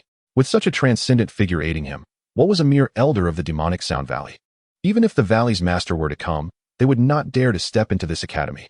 The Jade Peepa's face twisted in fury, her eyes bloodshot. She had dominated the Azure Tsang continent for years. Wherever the demonic Sound Valley held sway, respect was always afforded to her. Yet now, in this humble Tianyuan city, she had suffered repeated humiliations. When had a dignified elder of the demonic Sound Valley ever endured such disgrace? Regardless of the cost, she must reclaim her honor today. Chapter 36. Merely the Master's disciple Blood Peepa, manifest. The Jade Peepa commanded. A drop of her essence blood spewed forth, causing the previously dissipated white Jade Peepa to reconstitute. Now stained with her blood, the Peepa transformed into a vivid scarlet hue. This was the Jade Peepa's ultimate technique. Even she could barely manage to pluck its strings. The demonic sound arose once more. Die. However, before the demonic sound could reach its crescendo, within the academy, the harmonious sound of Qin and Se emerged. The sudden melody not only stunned the Jade Peepa, but even left Lin Hong momentarily bewildered. What is happening? The attendant swiftly explained, Master, it is now music class. Lin Hong then realized and nodded in understanding. Facing the Jade Peepa in the sky, he felt no fear now. With the Cerulean Phoenix as their guardian, what could they possibly dread? Everything would continue as usual. The music played on, the dance resumed. It was indeed peculiar. The Jade Peepa's prison-suppressing demonic sound clashed evenly with the harmonious music. For a moment, neither side could gain the upper hand. Was there truly a master of music within this academy? The Jade Peepa pondered. Throughout the western region of the Azure Tsang continent, she was aware of any practitioners with musical prowess. Yet this tune was unfamiliar to her, not composed by any of those she knew. Who is the musician behind this piece? No matter who you are, today, I shall determine our standing. Another wave of demonic sound erupted. The Jade Peepa once again spat out a mouthful of essence blood, her complexion instantly paling. This strike was even more formidable than the previous one. At that moment, within the academy, the harmonious sounds underwent a tremendous transformation, as a sharp and resounding instrumental melody intertwined with the existing tones. It soared high and resonated vibrantly. Among the myriad instruments, the Swona reigned supreme. The piercing sound of the Swona sliced through the heavens, shattering the newly formed demonic sound of the prison once more. The Blood Peepa was rendered to dust anew. With a gasp, the once invincible Jade Peepa coughed up blood once again. This time, however, it was not essence blood, but rather blood from a damaged heart and grievous injuries. How could such a melody exist in this world? Impossible, utterly inconceivable.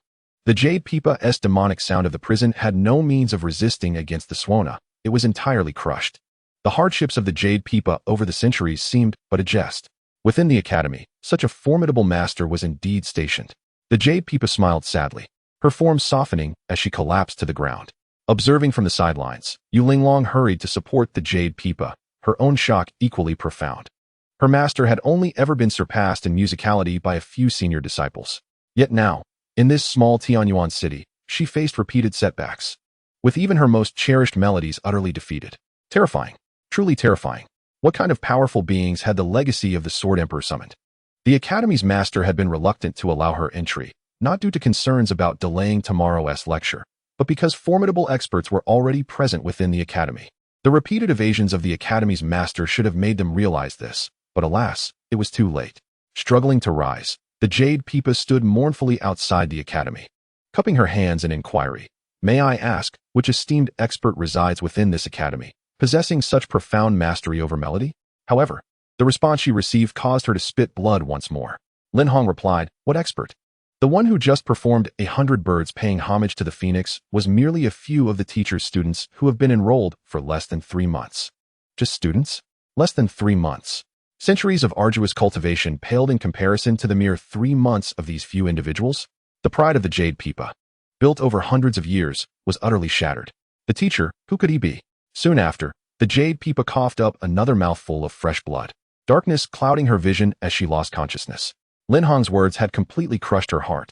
Centuries of pride evaporated in an instant. Losing cultivation is trivial. Even if her essence were damaged, she could recover after some rest. But once the heart's resolve is shattered, the foundation built over a century would be destroyed in a single blow.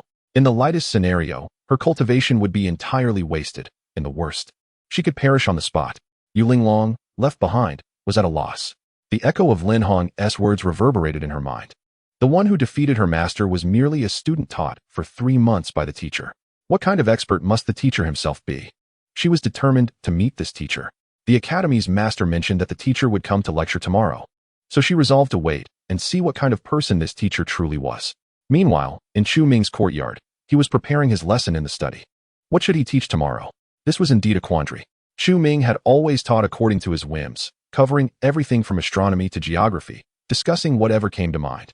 However, recently, some students had remarked that the topics he covered were things they had already heard before, leaving Chu Ming quite embarrassed.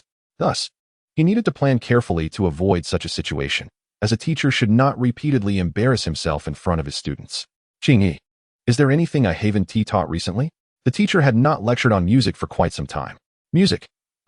This was a weak point for Chu Ming, and thus he had taught it very little. Nevertheless, it was still sufficient for a lesson. All right, tomorrow I'll teach a guitar class. It just so happens they haven't seen this instrument yet.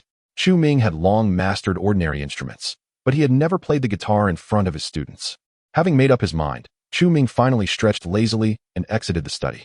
The sky was darkening. It was time to rest. In the henhouse, Fengzhu slowly opened his eyes, gazing thoughtfully at the towering bronze doors that reached to the heavens, located 100 miles away. Within them lay treasures of my Phoenix clan. Lord Fengzhu, are you planning to? The Tian Yao Huang was somewhat excited. He was aware of the enmity between the Sword Emperor and the Qing Yuan clan. Were it not for the Sword Emperor, the Qing Yuan clan would have been a great beast clan by now. Though the Tian Yao Huang and the Qing Yuan were not of the same clan, they both belonged to the Phoenix bloodline. The treasures of the Qing Yuan were equally cherished by the Tian Yao Huang. Tomorrow, while the master is out lecturing, you two will accompany me to explore this relic. The Tian Yao Huang repeatedly bowed in gratitude, saying, "Thank you, Lord Fengzhu." While bowing, the Tian Yao Huang did not forget to slap Yang Tuo beside him, scolding, "Why aren't you quickly thanking Lord Fengzhu?" "Thank you, Lord Fengzhu."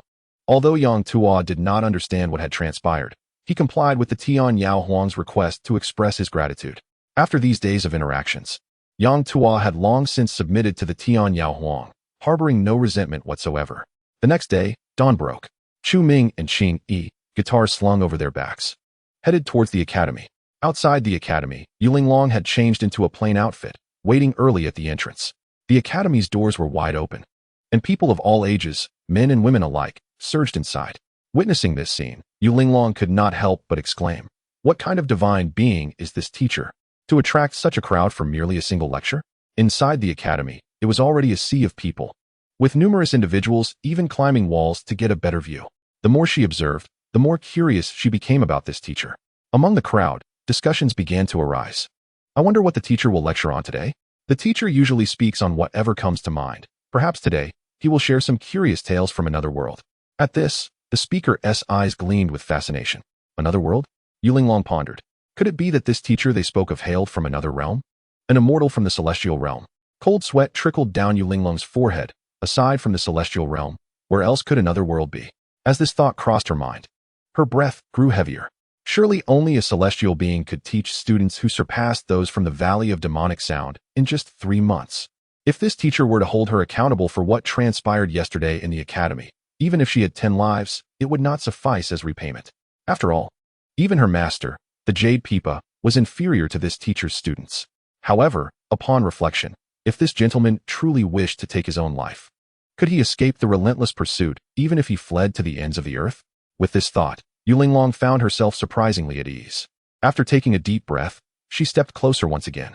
However, as she approached the entrance of the academy, an unsettling apprehension began to creep over her. That plaque on the academy. Just yesterday, it had brought her and her master considerable distress. What if today it barred her from entry once more? With this concern weighing on her mind, Yulinglong hesitated, feeling it prudent to refrain from advancing further. "Girl, are you going in or not? If not, step aside and don't delay our entry to listen to the master's lecture," complained a woman behind Yulinglong, who was holding a basket of yarn. The woman's words made Yulinglong furrow her brows.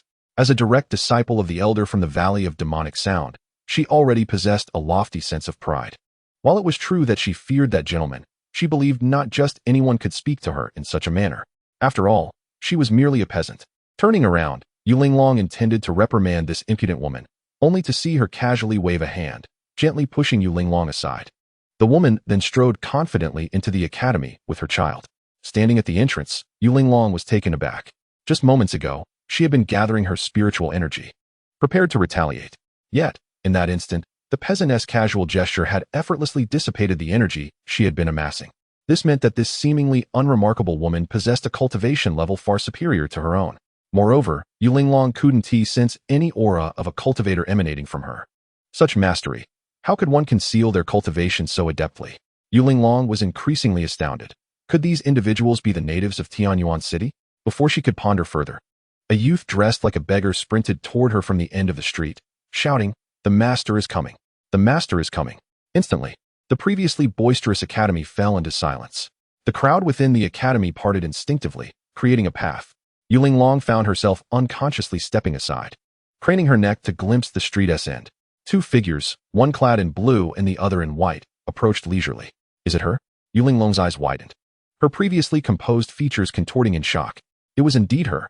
The woman in blue was unmistakably familiar to Yuling. The master she referred to was the very same individual associated with the academy. In the short span of a day, Yuling and her master had inadvertently offended this esteemed gentleman not once, but twice. At this realization, Yuling's complexion drained of color, her feet instinctively retreating, nearly causing her to stumble. What to do? What to do? They are coming. However, as the two figures passed by her side, they did not even spare her a glance. They did not notice me? Is it because a mere insignificant person like me fails to capture his attention?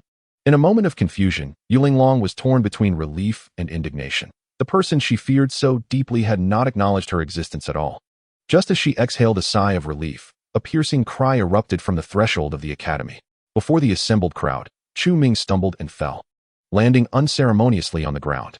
Beside him, the woman in blue covered her mouth, stifling laughter with one hand while extending the other to assist him. Chu Ming rose, brushing off the dust, and grumbled, "That threshold is too high. Taking big steps risks tripping, while taking small ones gets one caught." The woman in blue continued to suppress her mirth. Lin Hong rushed over, helping Chu Ming while offering an apologetic grin, repeatedly assuring him, "I will have that threshold removed by tomorrow, to spare you this inconvenience." Once Chu Ming had gathered himself, he continued forward. Outside, Yuling watched in disbelief as the gentleman, who had appeared so poised moments before, had now fallen in such a comical manner. Could this truly be the master who had taught several great masters of melody? He stumbled over a threshold. Moreover, from his aura, she felt no trace of spiritual energy. It did not even seem deliberate concealment. Who was this gentleman? Was he mortal or celestial? All would be revealed when he began his lecture. After several deep breaths, Yuling resolved to enter the academy. Yet, just as she approached, the heavy door slammed shut with a resounding thud. Yuling, who had just reached the entrance, collided with the door, stumbling backward and landing unceremoniously on the ground. This group of individuals, who typically left the doors open, chose to close them the moment I approached? Were they purposely making things difficult for me? Yuling gritted her teeth in frustration, but was left with no choice. In a fit of exasperation, she summoned her spiritual energy, soaring into the air to survey the entire academy from above. At this moment, Chu Ming had already entered the classroom. Yuling, suspended in midair, remained oblivious to the happenings within. Just as she was enveloped in dismay, a melodious tune resonated from within the classroom, accompanied by harmonious singing. Throughout the academy, aside from this enchanting performance, not a single sound could be heard. Enraptured by the music, everyone, regardless of age or gender, became entranced. Even Yuling found her turbulent thoughts calming as she listened. This music, this composition, was entirely foreign to Yuling. Yet the profound principles of melody it contained were so extraordinary that she could hardly fathom them. Even the combined efforts of the elders from the Valley of Demonic Sound paled in comparison to this melody. Was this celestial music? Merely by listening, Yuling felt a significant enhancement in her understanding of melody. Given this, it was not beyond possibility that this gentleman could teach a disciple surpassing Upipa in just 3 months. Could he truly be a celestial being? But we have already offended this esteemed elder. Yuling felt an overwhelming sense of regret. If she had been just a tad more courteous, even if she could not befriend this elder, she need not have made an enemy of him. Yet, events had unfolded as they had, and it was entirely their own doing. Just as the music reached a crescendo, an excruciatingly jarring noise erupted, abruptly halting the melody. The crowd was startled awake. Yuling, who had been absorbed in contemplation, was jolted back to reality by the sudden cacophony. In an instant, her energy surged erratically, nearly causing her to spit blood. She had been on the verge of a breakthrough when this interruption struck. resulting in a backlash. Fortunately, her understanding had not yet delved too deeply. Meanwhile, within the classroom, Chu Ming, clutching his guitar with a pained expression, lamented as a string broke while he was in the midst of playing. How disappointing. He had no spare strings on him, rendering the teaching of guitar a temporary endeavor. It seems we must wait for another opportunity to speak. A student murmured, "Sir, please play another piece." With the first voice, soon followed the second and third. "Indeed, sir, another piece, even if it's on a different instrument." The enthusiasm was undeniable. "In that case, let us play another piece." Chu Ming scanned the instruments on the rack, ultimately fixing his gaze on one. "This one will do." In midair, Yuling, having finally caught her breath, gasped, her eyes filled with dread. Could it be that this senior had discerned her covert contemplation and orchestrated this performance? Just as her anxiety peaked, a resounding melody emanated from the classroom once again. The sound was piercingly clear, nearly overwhelming Yuling. It was that peculiar instrument again. She recognized the tune vividly. Without it, her heart would not have shattered. This instrument and its melody were frightfully potent. Even more alarming was that Chu Ming's performance today was even more vigorous than what she had heard yesterday. If yesterday's music merely shattered her heart, today's echoed visions of her next life. Before long, the piece concluded. Chu Ming set down the suona, reciting, "1,000 years of Pipa, 10,000 years of Zheng." One Huqin's lament, and with the suona's cry, the curtain falls. The suona, when played, could either elevate one to the heavens or lead them to matrimony. Typically, this instrument should not be played lightly, and today merely served as a demonstration for you all. The audience nodded in agreement, invigorated by the soaring and resplendent solo. As the audience erupted in admiration, an unexpected thud resonated in the courtyard, and a figure plummeted from the sky. It was Yuling. After the performance, she was perilously close to the brink of death. The crowd gathered around her, and Chu Ming ceased his lecture to approach. "Sir, a young woman has fallen, and she seems close to death." "Oh." Chu Ming furrowed his brow. "What is happening lately? Why are women falling from the sky? If she fell from above, she must be a cultivator." Chu Ming hurried forward. "Quickly, move aside. Let me see." The crowd parted, allowing him and Qing Yi to reach Yuling. At that moment, although her breath was faint, she remained conscious. Seeing Chu Ming approach, her heart raced. He was coming near. What was his intention?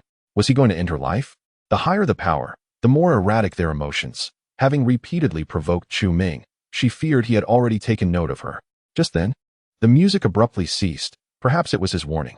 She should have left long ago. Alas, there is no remedy for regret. Chu Ming spoke little, merely bending down to grasp her wrist, checking her pulse. After a moment, a look of confusion crossed his face. Strange, there seems to be nothing wrong.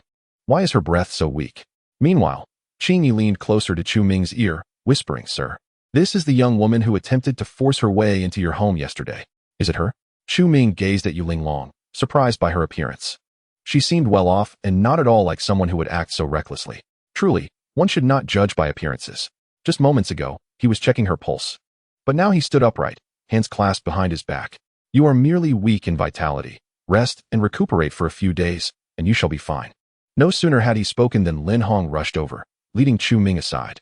Noting Lin Hong's furtive demeanor, Chu Ming inquired, "Old Lin, what troubles you?" "Sir, you might not be aware, but yesterday, this woman and another attempted to storm the academy. Naturally, I could not allow it, and they nearly caused a ruckus, threatening to damage the academy." "Such a thing happened?" Chu Ming's eyes widened. Looking back at the fallen Yuling, a chill ran down his spine. Indeed, appearances can be deceiving. This seemingly delicate woman was remarkably fierce. Lin Hong, however, could not divulge the full extent of yesterday's events. After all, many formidable beings had warned him that Chu Ming's current status was that of a mere mortal. To even hint at anything concerning cultivators could invite catastrophic consequences. Chu Ming pondered, had he offended someone? This woman seemed intent on creating trouble for him. Moreover, she appeared to be a cultivator. What to do? If she were an ordinary person, he would not be concerned, but as a cultivator, she could easily take his life. Thus, it seemed prudent to act decisively. As the dawn broke, Chu Ming shook his head, deeply reluctant to take a life. Yet, if he did not seize the opportunity while she was vulnerable, what would prevent her from retaliating against him later? Just then, hurried footsteps echoed from outside. Sir, it was Yunhe. Chapter 39. Unless you swear, Yunhe? Chu Ming quickly advanced to greet him. Under normal circumstances, Yunhe would never dare to disturb Chu Ming during his lecture. However, the gravity of the situation warranted urgency. The elders from the Valley of Demonic Melodies had come personally regarding the ruins, And where could he find the 300 yuan infant period dead soldiers? Only the Sir could assist him. But soon, Yun He's gaze shifted to the fallen Yu Linglong. How did she end up here? With Yu Linglong present. Where was the Yu Pipa? Sir, she. Yun He hesitated, pointing at Yu Linglong. Chu Ming countered. She tried to force her way into my courtyard yesterday and caused a disturbance at the academy today, only to fall from the sky. Do you know her? Upon hearing this, Yun He appeared as if struck by lightning, his face pale with shock. Yu Linglong had provoked the Sir. For a moment, Yun He was at a loss for words. If he admitted to knowing her, he feared Chu Ming's wrath might be directed at him. Yet if he claimed not to know her, it could lead to catastrophic consequences if Chu Ming decided to kill Yu Linglong. Behind her stood the entire valley of demonic melodies. Yun He understood that while the valley posed no threat to Chu Ming, it could spell disaster for the billions of citizens of Yunlan Kingdom. Could the Sir protect them all? Caught in this dilemma, Chu Ming suddenly spoke. Since she is someone you know, I shall not make it difficult for her. Regardless of her previous intentions to trouble me, from now on, she must swear to have no further dealings with me. Chu Ming had no desire to entangle himself with a cultivator whose emotions were unpredictable. Today, I have chosen to show her mercy, all in deference to Yun He. Upon regaining his composure, Yun He repeatedly clasped his hands in gratitude, exclaiming, "Thank you, sir." Only then did Yun He breathe a sigh of relief, realizing that the gentleman had discerned his predicament and was willing to bestow such compassion. Supporting Yu Linglong to her feet, Yun He hurriedly urged, "You must thank the gentleman and swear your oath as he instructed." Struggling to rise, Yu Linglong felt her previous pride shattered by the formidable presence of Chu Ming. At this moment, her life was of utmost importance. With this thought, Yu Linglong bit her tongue, drawing forth a drop of her essence, ready to establish her life oath. Witnessing Yu Linglong's actions, Chu Ming was taken aback. Wasn't it merely an oath? Was it truly necessary to draw blood? This seemed excessively formal. Observing the situation, Yun He whispered, "Sir, this is a life oath. Cultivators use their own essence as a medium to forge a covenant with the will of the heavens. Should one breach this oath, they shall face divine retribution, suffering eternal damnation." Such gravity? Chu Ming inhaled sharply, astonished that such a seemingly trivial vow could wield such power, invoking the wrath of the heavens. A shiver ran through him as he contemplated the implications. It appeared that cultivators were not as free as they seemed. They were indeed bound by the celestial laws. Cultivators seldom take oaths lightly, for from the moment they embark on the path of cultivation, a profound connection with the heavens is established. Each vow is meticulously monitored, and any transgression invites divine retribution. Yu Linglong, having been frightened by the earlier display, hastily vowed, "I, Yu Linglong, hereby swear that from this day forth, I shall have no further dealings with the gentleman. Should I contravene this vow, I shall face divine retribution." The essence merged with the cosmos, solidifying the life oath. Though the cost of this vow was severe, it relieved Chu Ming of a burden. At the very least, he need not worry about unwarranted provocations from this individual. "Since the oath is completed, you may go," Chu Ming gestured dismissively. With unsteady steps, Yu Linglong stumbled out of the academy. Once she finally exited the courtyard, she exhaled in relief, having escaped this perilous place. The events that transpired today in the academy must be conveyed to her master. There existed a formidable presence in Tianyuan City. Furthermore, the connection between Yun He and this inscrutable individual warranted attention. Not only should Yu Pipa be informed, but the entire Moine Valley must be made aware of this matter. It required the higher echelons of the sect to deliberate on it. Meanwhile, within the academy, Chu Ming inquired, "By the way, your hurried arrival must have some significance?" Yun He displayed a troubled expression, hesitating before he spoke. "I came today to discuss the matter of the ruins with you. The Moine Valley has taken a direct interest." He understood the gravity of the situation. Despite Yu Pipa and Yu Linglong's prior setbacks at Chu Ming's hands, he felt compelled to heed the warning. "I have already informed you that such places are not for us to explore. Be careful, or you may lose your life." Chu Ming replied impatiently. "Thank you for your guidance, sir." Yun He breathed easier. As long as Chu Ming asserted his stance, he felt assured. Even in the face of pressure from Moine Valley, "I have heard that the ruins are known as the ruins of the Blade Emperor, rumored to belong to an ancient powerhouse, possibly a superlative being on the verge of ascension. No offense intended, but given your background." Chu Ming sighed deeply, shaking his head. While Yun He possessed some connections and knew a few cultivators, such resources were hardly sufficient in the face of the ruins. Though Chu Ming was not a cultivator, he understood that those who dared to claim the title of emperor were certainly not weaklings. Ordinary cultivators would not dare to venture there. What right did a mere mortal like Yun He have? Furthermore, Even if one were to fortunate enough to acquire something from those ruins, it might not be of any use. Yinny nodded, recognizing that Chu Ming had a clearer understanding of the treasures hidden within the ruins of the Blade Emperor. He too had done some research, as his title suggests. The Blade Emperor was a practitioner of the blade and a notorious evil cultivator. Being neither a blade cultivator nor an evil practitioner, the items within the ruins likely held little relevance for Chu Ming. Any misstep could lead to becoming ensnared in darkness. Ultimately, it was wise to heed the gentleman's advice. At that moment, Tian Yao Huang and Yang Tuo, under the guidance of Feng Zhu, swaggered out of the henhouse. Feng Zhu, will our master be angry if we go out like this? Feng Zhu remained silent. Feng Zhu, if our master discovers that we secretly left to seek treasures without informing him, will he be furious? Still, Feng Zhu said nothing. Feng Zhu, our master is so fearsome. If he returns and finds us missing, will he punish us? He is truly terrifying, unlike you, who merely shows us compassion. Smack.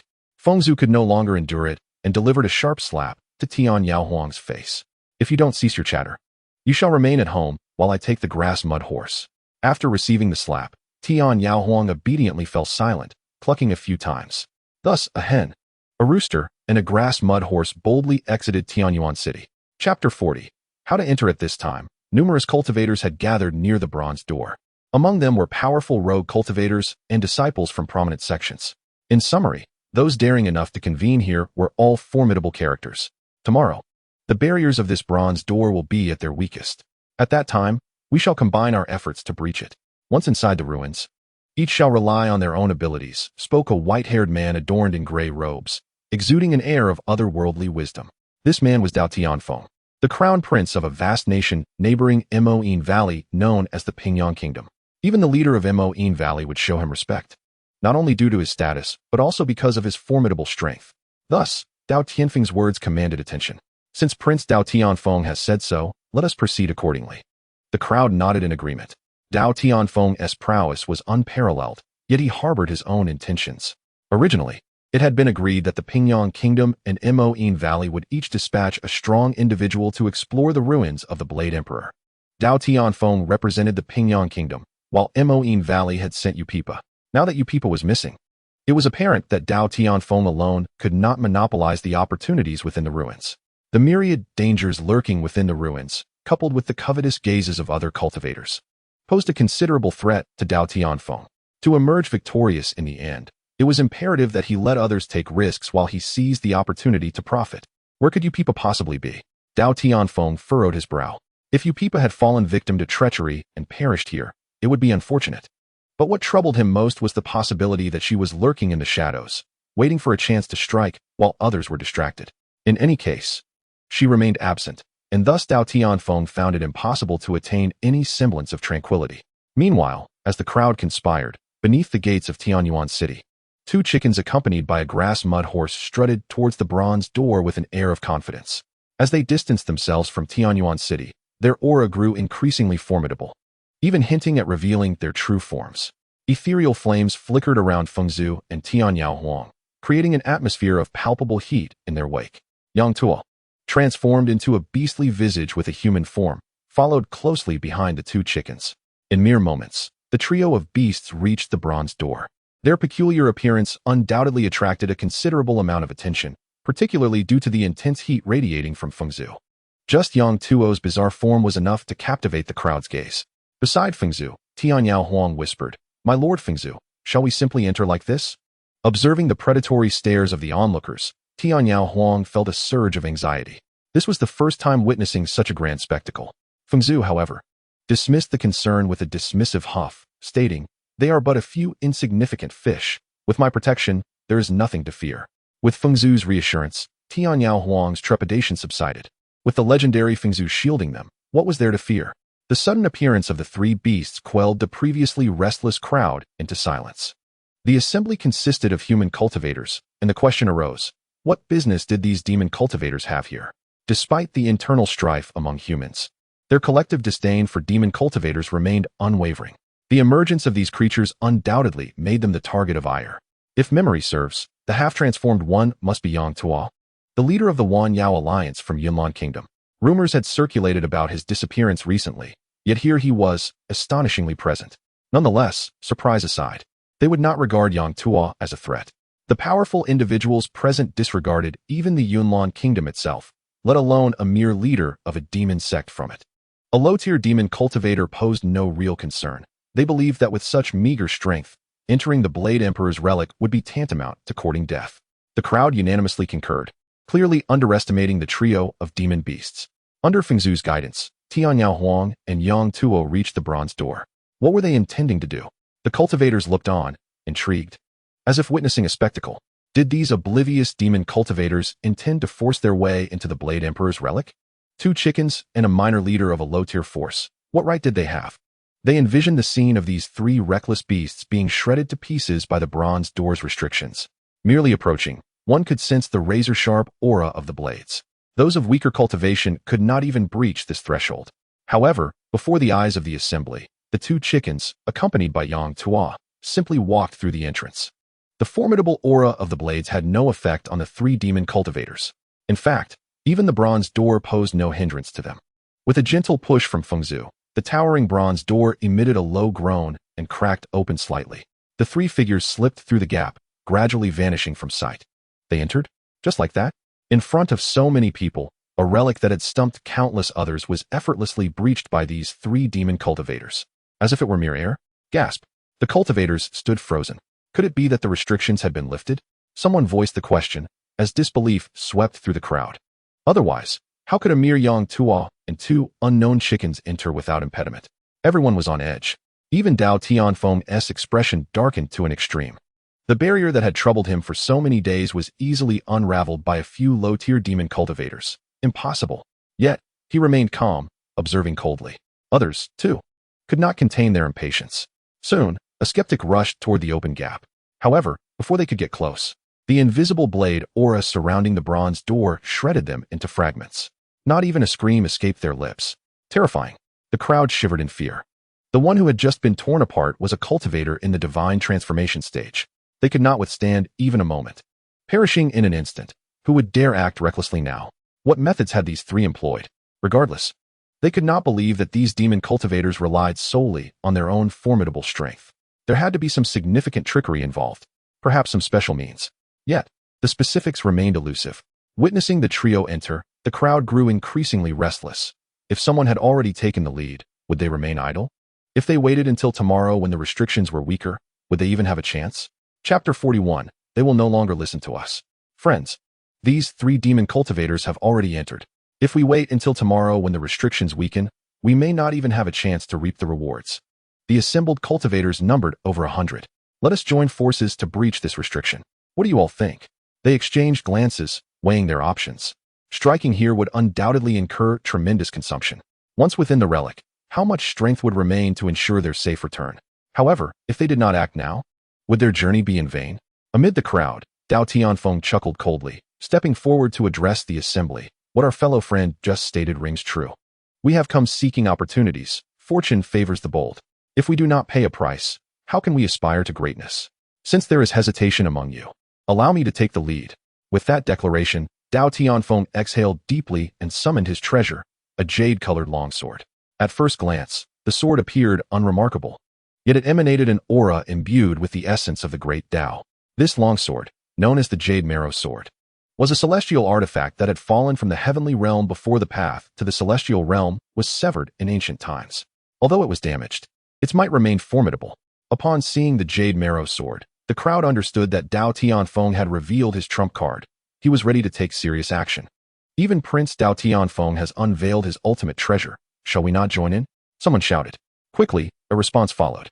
Amidst the crowd, various spiritual energies shimmered as the cultivators displayed their powers. Dao Tianfeng was the first to strike, unleashing a sword strike. The sword energy tore through the surrounding spiritual essence, ripping the very fabric of reality apart. Yet soon, that sword energy encountered resistance. A long knife, with an eerie azure blade surrounded by blood-red aura, stood in opposition. The once unstoppable jade sword energy now showed signs of fracturing. Dao Tianfeng bellowed. That must be the source of the restrictions. Friends, if we do not act now, when shall we? Dao Tianfeng's sword shattered a significant portion of the barrier. Witnessing this, the crowd surged forward, unleashing their utmost power against the azure long knife. Soon, the The forces on both sides began to reach an impasse. Noticing this, Dao Tianfeng wore a shadowy smile, subtly diminishing his strength by 7 parts. Although he was confident and deemed invincible among these cultivators, he was acutely aware that there were hundreds of them, and even he had to be cautious. The barrier presented the best opportunity to weaken them. Even after thousands of years, its residual power remained formidable. After a prolonged stalemate, Dao Tianfeng spoke again, "Esteemed cultivators, if you continue to hide your true abilities, none of us shall penetrate this barrier." Following his words, he summoned another magical artifact, deftly flicking his wrist to send it into the barrier. The artifact, a flying dagger named the Ghost Gate Blade, ranked among the top 5 of his numerous treasures. Upon contact with the azure long knife, the blade began to tremble violently, emanating dark spiritual energy. This black energy incessantly corroded the crimson blade aura as both powers eroded one another.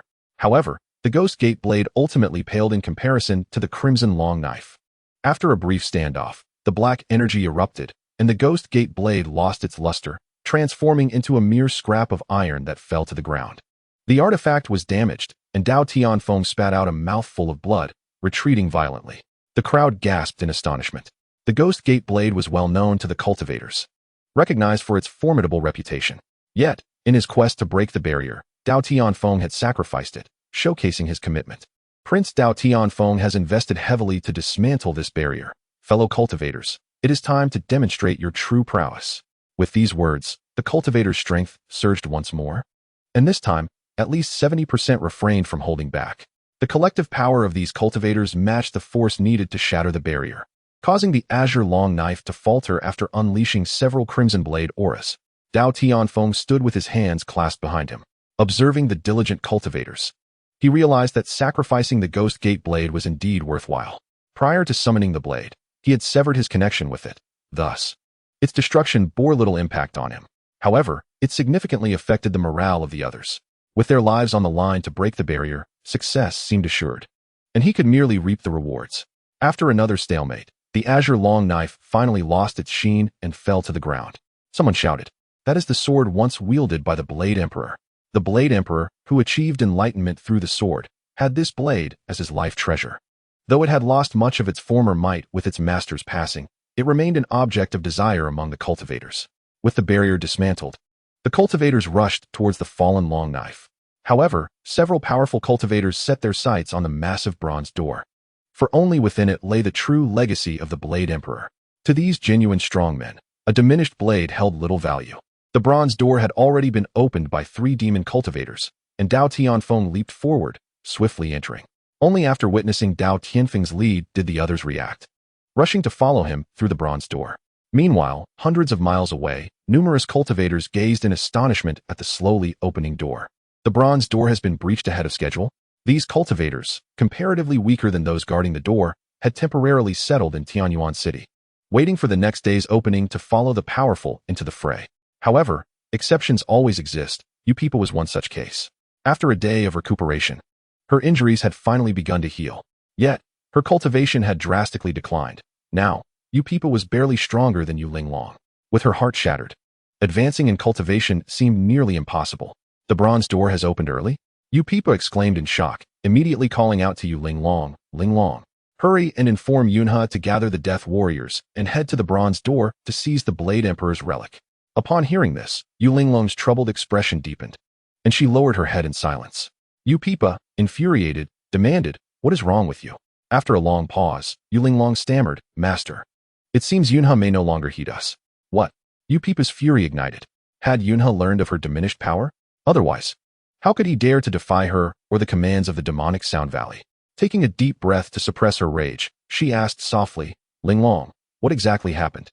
Yu Linglong timidly replied, "Master, this morning I went to the academy for an inspection, only to discover that the esteemed figure within was the very owner of the courtyard we intended to borrow from yesterday.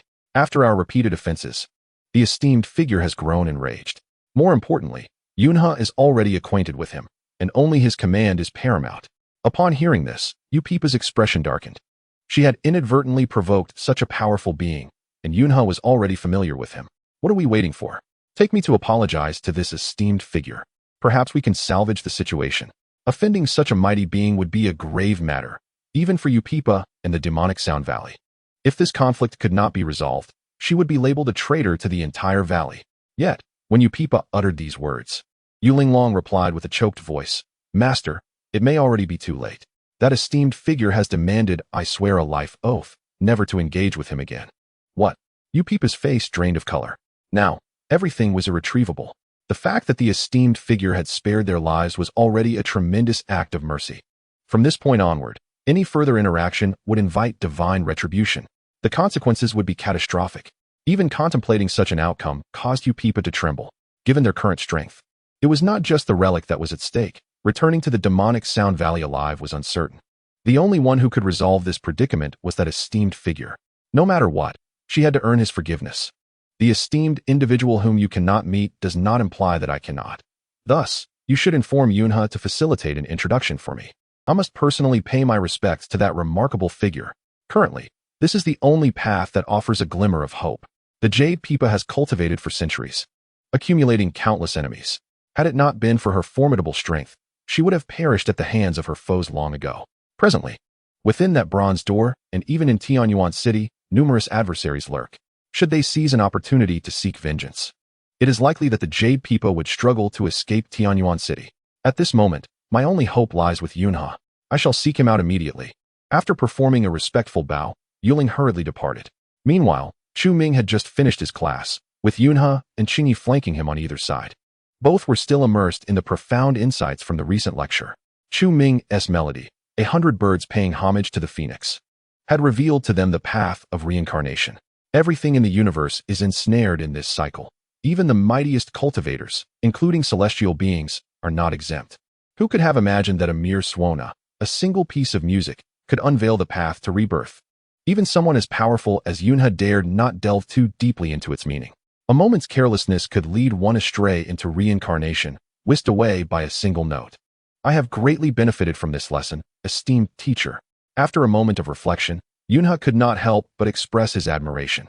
Although Yunhe did not specialize in music, he possessed some knowledge in this field and could certainly perceive the profound principles embedded in Chu Ming's music.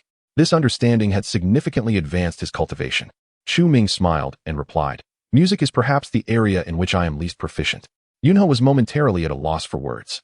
Even in the realm of music, Chu Ming's expertise far surpassed theirs by leagues. Yunhe pondered whether, even after cultivating for thousands of years, he could ever reach such heights. Moreover, Chu Ming's mastery spanned myriad paths. Such a powerful individual is only worthy of admiration. Your exceptional talent is something we can only look up to. Even a mere glimpse of your wisdom is sufficient for me to contemplate for a lifetime, Yunhe remarked. Chu Ming waved his hand dismissively, saying, "These are merely trifles. In this world, the essence lies in cultivation." Reflecting on this, Chu Ming felt a pang of sorrow. Fortunately, after much time, he had finally come to accept reality. Yunhe was taken aback. The teacher was once again imparting a lesson. If the Blade Sovereign's relics are unattainable, where else might one procure the techniques the teacher desires? Yunhe pondered deeply. This was indeed a formidable dilemma. It appeared that he would need to leverage the power of the Yunlan kingdom to conduct a thorough search. With this thought, Yunhe bid farewell in haste. Observing Yunhe's departure, Chu Ming shook his head, muttering to himself, "It seems Yunhe is quite the busy individual." One could tell from his attire that Yunhe hailed from an extraordinary lineage. Given his busyness, it seemed quite reasonable. Qingyi chuckled softly and remarked, "Teacher, Tianyuan City has become quite lively of late." Chu Ming nodded in agreement. Ultimately, it was due to the ancient relic that the number of cultivators around Tianyuan City had surged. It appeared that Qingyi had not abandoned her quest to explore those relics. "Qingyi, are you still unable to let go of the Blade Sovereign's relic?" Qingyi fell silent. After all, it represented a deep-seated enmity for the entire Qingluan clan. Were it not for the Blade Sovereign, how could the Qingluan clan have faced such decline? Qingyi recognized the peril of venturing forth, yet she still implored the teacher for his support. Sighing deeply, Chu Ming lamented, "Many things, if not pursued now, will lead to lifelong regret." Chu Ming solemnly stated, "Knowing that there are tigers in the mountains, one still chooses to walk towards them. Since I cannot dissuade you, I shall not speak further. In that case, I will accompany you. If danger arises, we shall refrain from entering. Ultimately, preserving our lives is far more valuable than anything else." "Thank you, teacher." Qingyi bowed deeply. With the teacher by her side, she felt reassured about the journey ahead. After all, in the Tsangqing continent, even the strongest individuals were merely ordinary mortals before the teacher. Let us proceed. Chu Ming clasped his hands behind his back and stepped forward, leading Qingyi out of the city. At this moment, the towering bronze door stood wide open, revealing an abyss of darkness within. No sight of the interior was discernible from outside.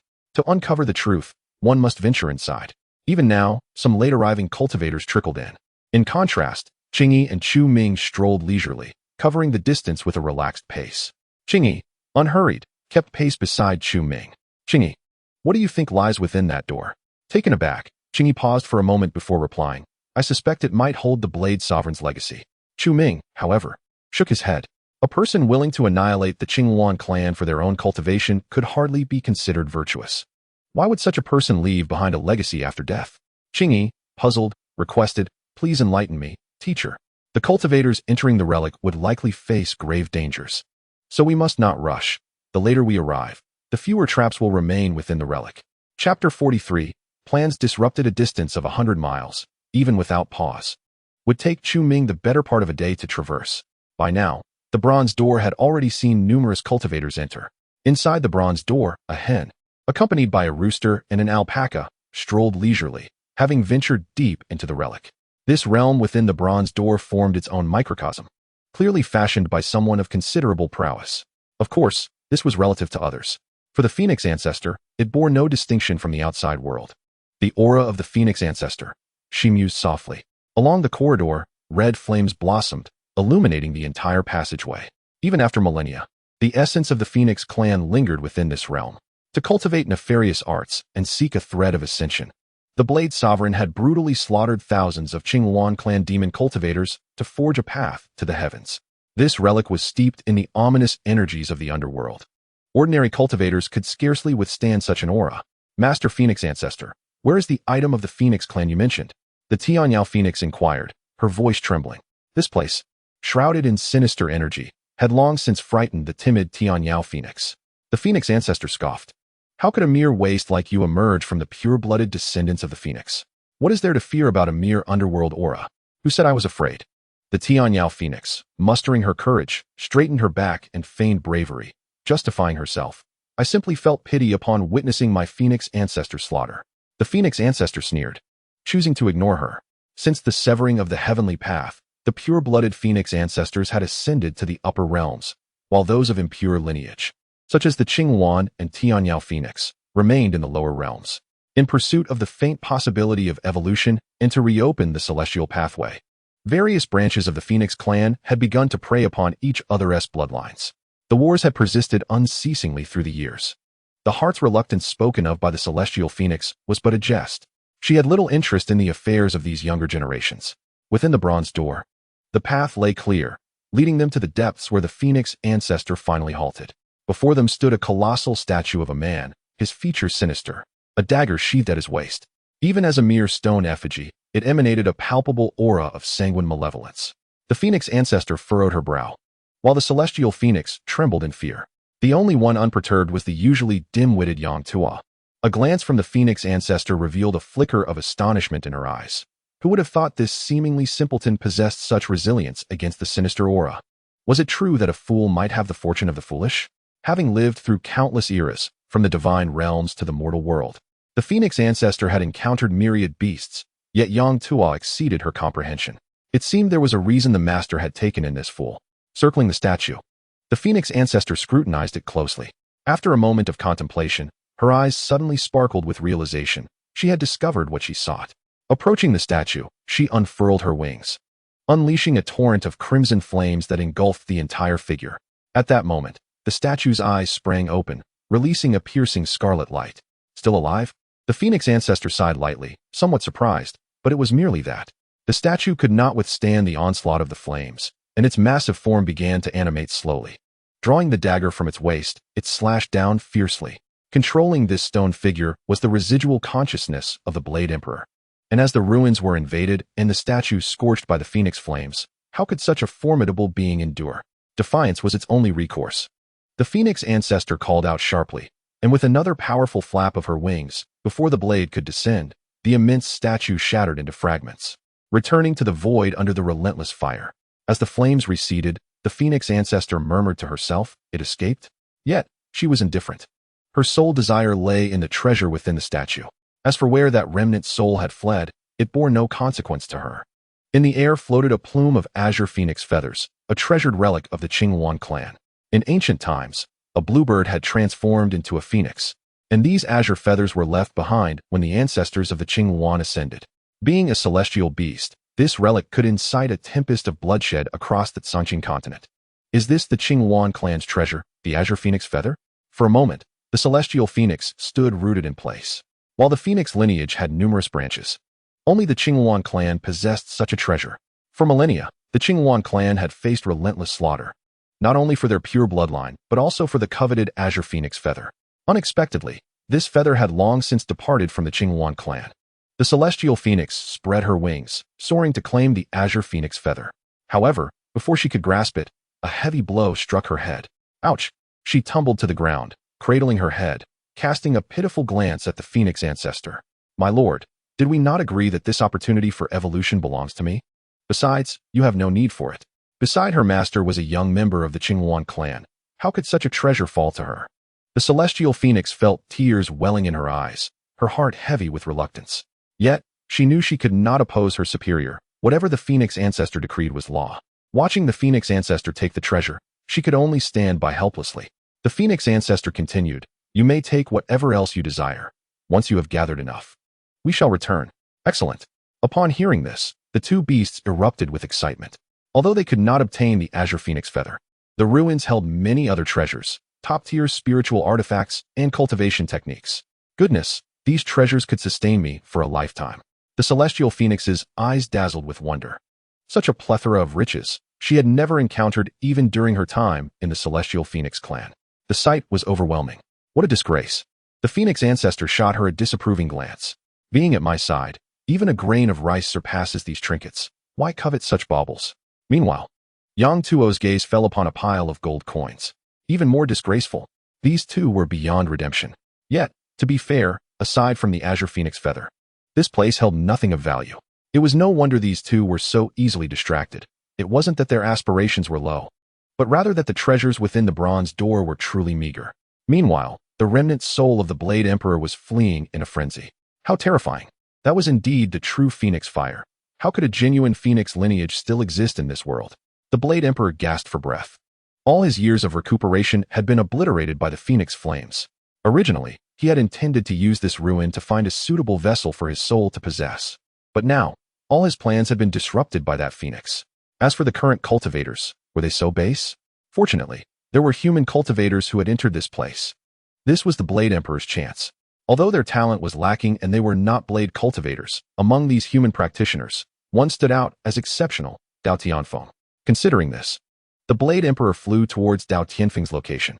At that moment, Dao Tianfeng was cautiously advancing, taking his steps slowly. The path ahead was fraught with danger, having triggered numerous traps along the way. Without his own strength and various artifacts, he would never have made it this far. Fortunately, his journey had not been without reward. He had discovered many hidden chambers filled with treasures, including numerous artifacts and rare materials. However, none of these were what Dao Tianfeng sought. His goal lay within the main hall of the Blade Emperor's ruins, where the Emperor's legacy surely awaited. If he could obtain it, Dao Tianfeng might ascend to the fusion stage in one fell swoop. Just as he advanced further, a chilling wind swept through. Who?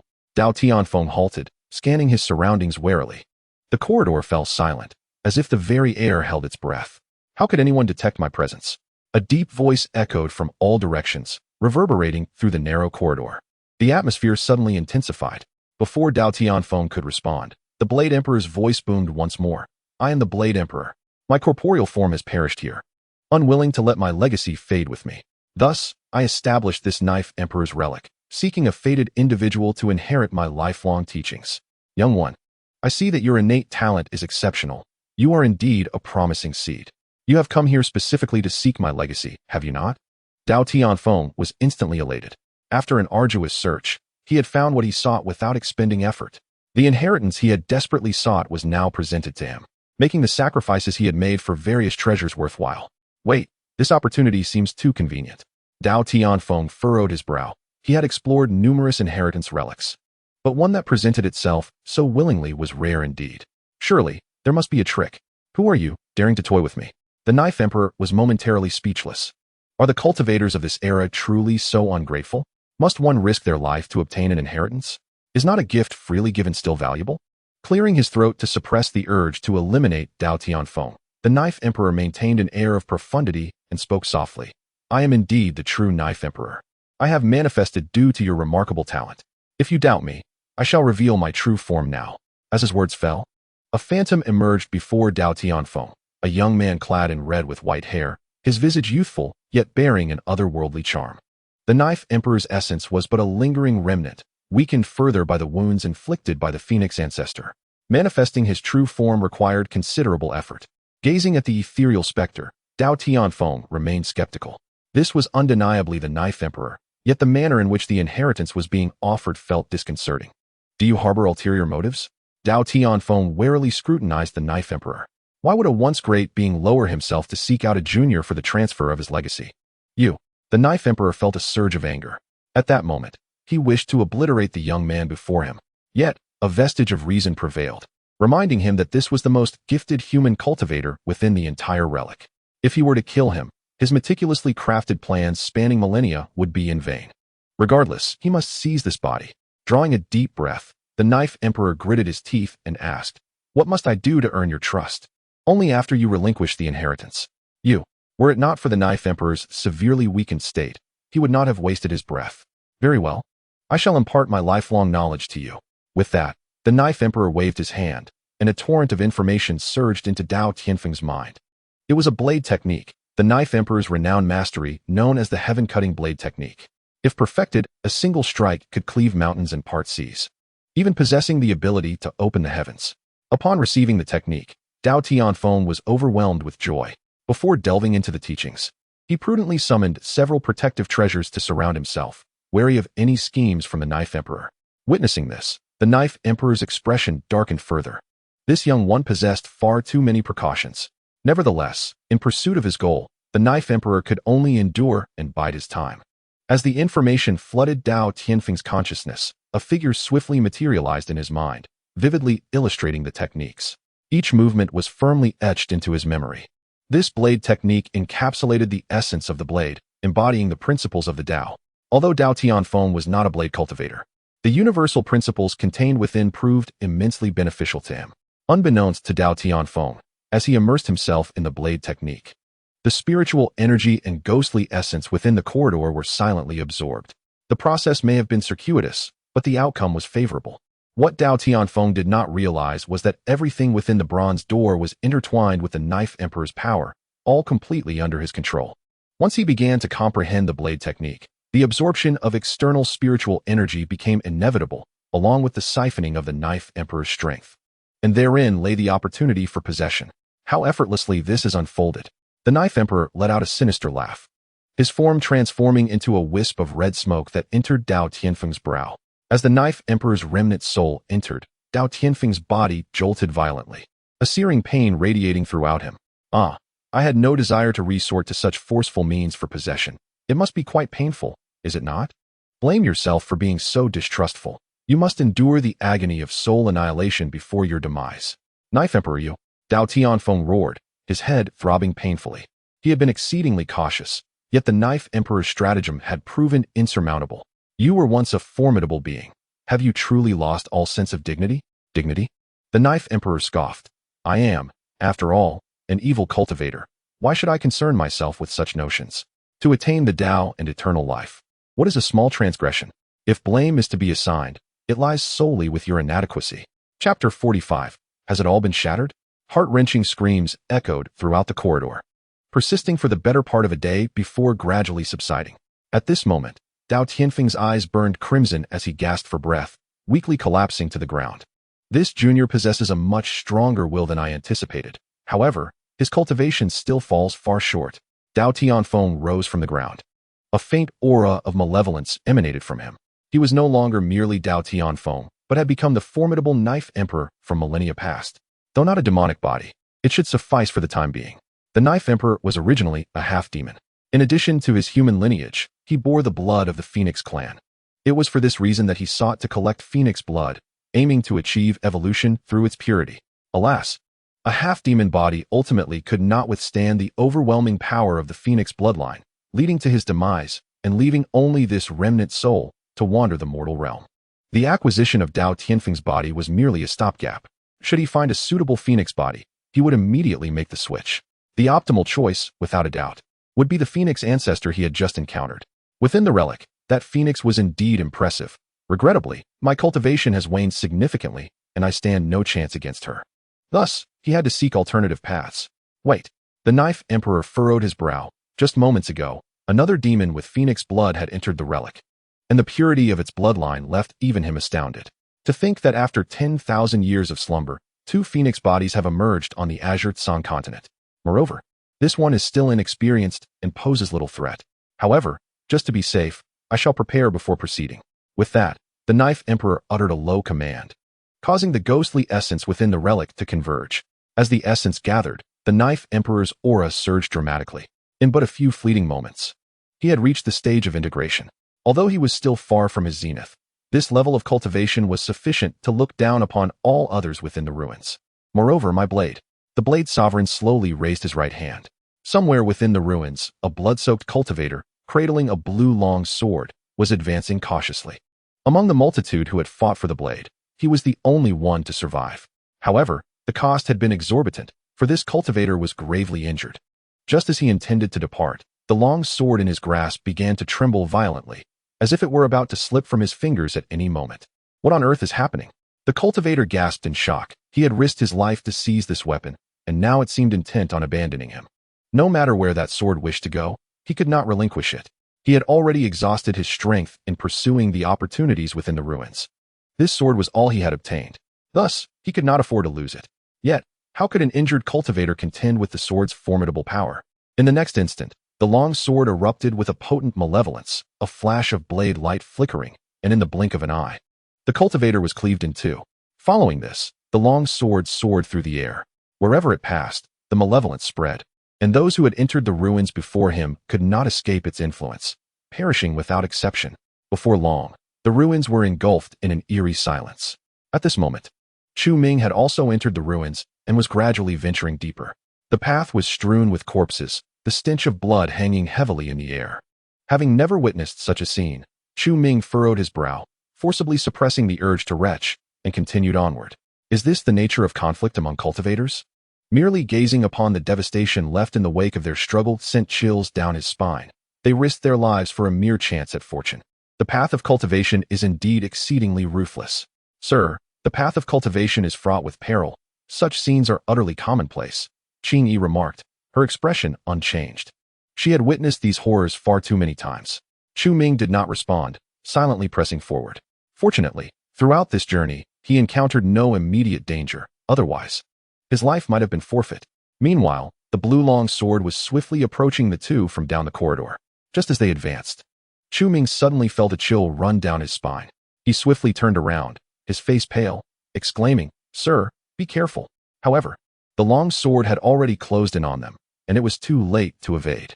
Realizing the imminent threat, Chu Ming turned his head, only to find the blade hovering before him. What the hell? An ambush? In a moment of desperation, he raised his arms, palms together in a gesture of defense. Clap! Qing Yi heard the sound of his palms colliding. At that instant, the air seemed to still. She covered her mouth in astonishment, eyes wide as she beheld the unfolding scene. "Sir, how dare they ambush me? If you have the audacity to strike from the shadows, then have the courage to face me." The blade's edge was a mere half-inch from Chu Ming's throat. Had he hesitated for even a fraction of a second, the blade would have pierced his throat, leaving no chance for survival. Yet, as Chu Ming struck the blade with such force, it shattered into countless fragments, falling to the ground, devoid of any trace of malevolence. Such a pathetic weapon is inferior even to the kitchen knife at my home. Yet it dared to launch a sneak attack? Glaring at the shattered remnants of the wretched sword, Chu Ming spat disdainfully and chose to ignore the identity of the assailant. Continuing onward. After all, if the sword was so feeble, how formidable could its master possibly be? Such weaklings were hardly worth his time. He had no intention of wasting precious moments. Shouldn't those who dared to explore the ruins be experts? How could there be such pitiful opponents? Qing Yi, still recovering from her shock, offered no further comment. In the entire Qing Tsang continent, who was not a weakling in the eyes of her master. As long as her master remained unharmed, The origins of that sword mattered little. Meanwhile, deep within the ruins, the Blade Sovereign suddenly spat out a mouthful of blood. His internal malevolent force diminished by a significant margin. How could this be? He exclaimed incredulously. That sword was his life-bound treasure, nourished by his essence over many years. It had become an extension of himself. Now, with the sword destroyed, the Blade Sovereign's power would inevitably suffer a grave decline. It must be understood that this sword was not far from being an immortal artifact. The Blade Sovereign was confident that no one throughout the Qing-Tsang continent could destroy it. Yet now, this had unequivocally occurred. I shall see who dares to challenge me. The Blade Sovereign fumed with rage, gathering his malevolent force and surging toward the last known location of his sword. Who was it that possessed the capability to utterly obliterate his treasured blade? Chapter 46. An unexpected ambush. At this moment, Chu Ming and his companion continued their advance, only to be met by a sudden chill in the air. What in the world? Chu Ming shivered involuntarily. This eerie wind felt decidedly sinister. In Qing Yi's eyes, the gust that had just swept through was laced with an overwhelming malevolence. Clearly, the master of these ruins was stirring. This is the Blade Sovereign's malevolent force. Does that mean he is still alive? A sense of foreboding arose in Qing Yi's heart. The Blade Sovereign's ruins might very well be a trap. But now, it was likely too late to retreat. They could only press forward with steely resolve. After probing the area, the Blade Sovereign's expression darkened. Within the entirety of the ruins, aside from the 3 demonic cultivators and himself, only 2 living beings remained. One was the favored offspring of the Phoenix clan, while the other was merely a mortal. To make matters worse, the essence lingering upon his shattered long sword was unmistakably that of the mortal. This meant that the mortal had destroyed his treasured blade. How could this be? What power did this mere mortal possess to so thoroughly ruin his sword? Was this individual perhaps a peerless master? Countless thoughts raced through the Blade Sovereign's mind as he realized that his treasured weapon had been inexplicably destroyed. Before he could take possession of a new body, he needed to discern their capabilities. Otherwise, a single misstep could lead to his own downfall. With this in mind, the Blade Sovereign summoned his spiritual energy once more, coalescing it into a crimson bird. After a shrill cry, the blood-colored bird transformed into a streak of crimson light, darting away. Although the spiritual energy consumed was minimal, it did not diminish the bird's power. On the contrary, it contained a trace of the Blade Sovereign's essence, capable of killing even a cultivator in the void refinement stage with a mere touch. The Blade Sovereign was eager to ascertain whether this individual who had destroyed his sword was merely fortunate or genuinely formidable. Controlling the blood bird, the Blade Sovereign swiftly approached Chu Ming. However, as the bird neared him and Qing Yi, it inexplicably became difficult to control, even struggling to maintain its form. Ultimately, just 10 steps away from Chu Ming, it disintegrated into a pool of blood, splattering onto the ground. The Blade Sovereign spat another mouthful of blood. How were my own tactics neutralized? It seems that there exists an invisible force surrounding this mere mortal, repelling the attacks from all directions. The Bloodbird could not even get close. In contrast, the Blade Emperor found himself once again suffering the repercussions of his own actions. Impossible. This is utterly inconceivable. My attack was dissolved without a trace. Not even a cultivator at the Great Ascension stage could achieve such a feat. The Blade Emperor appeared frenzied, roaring with desperation.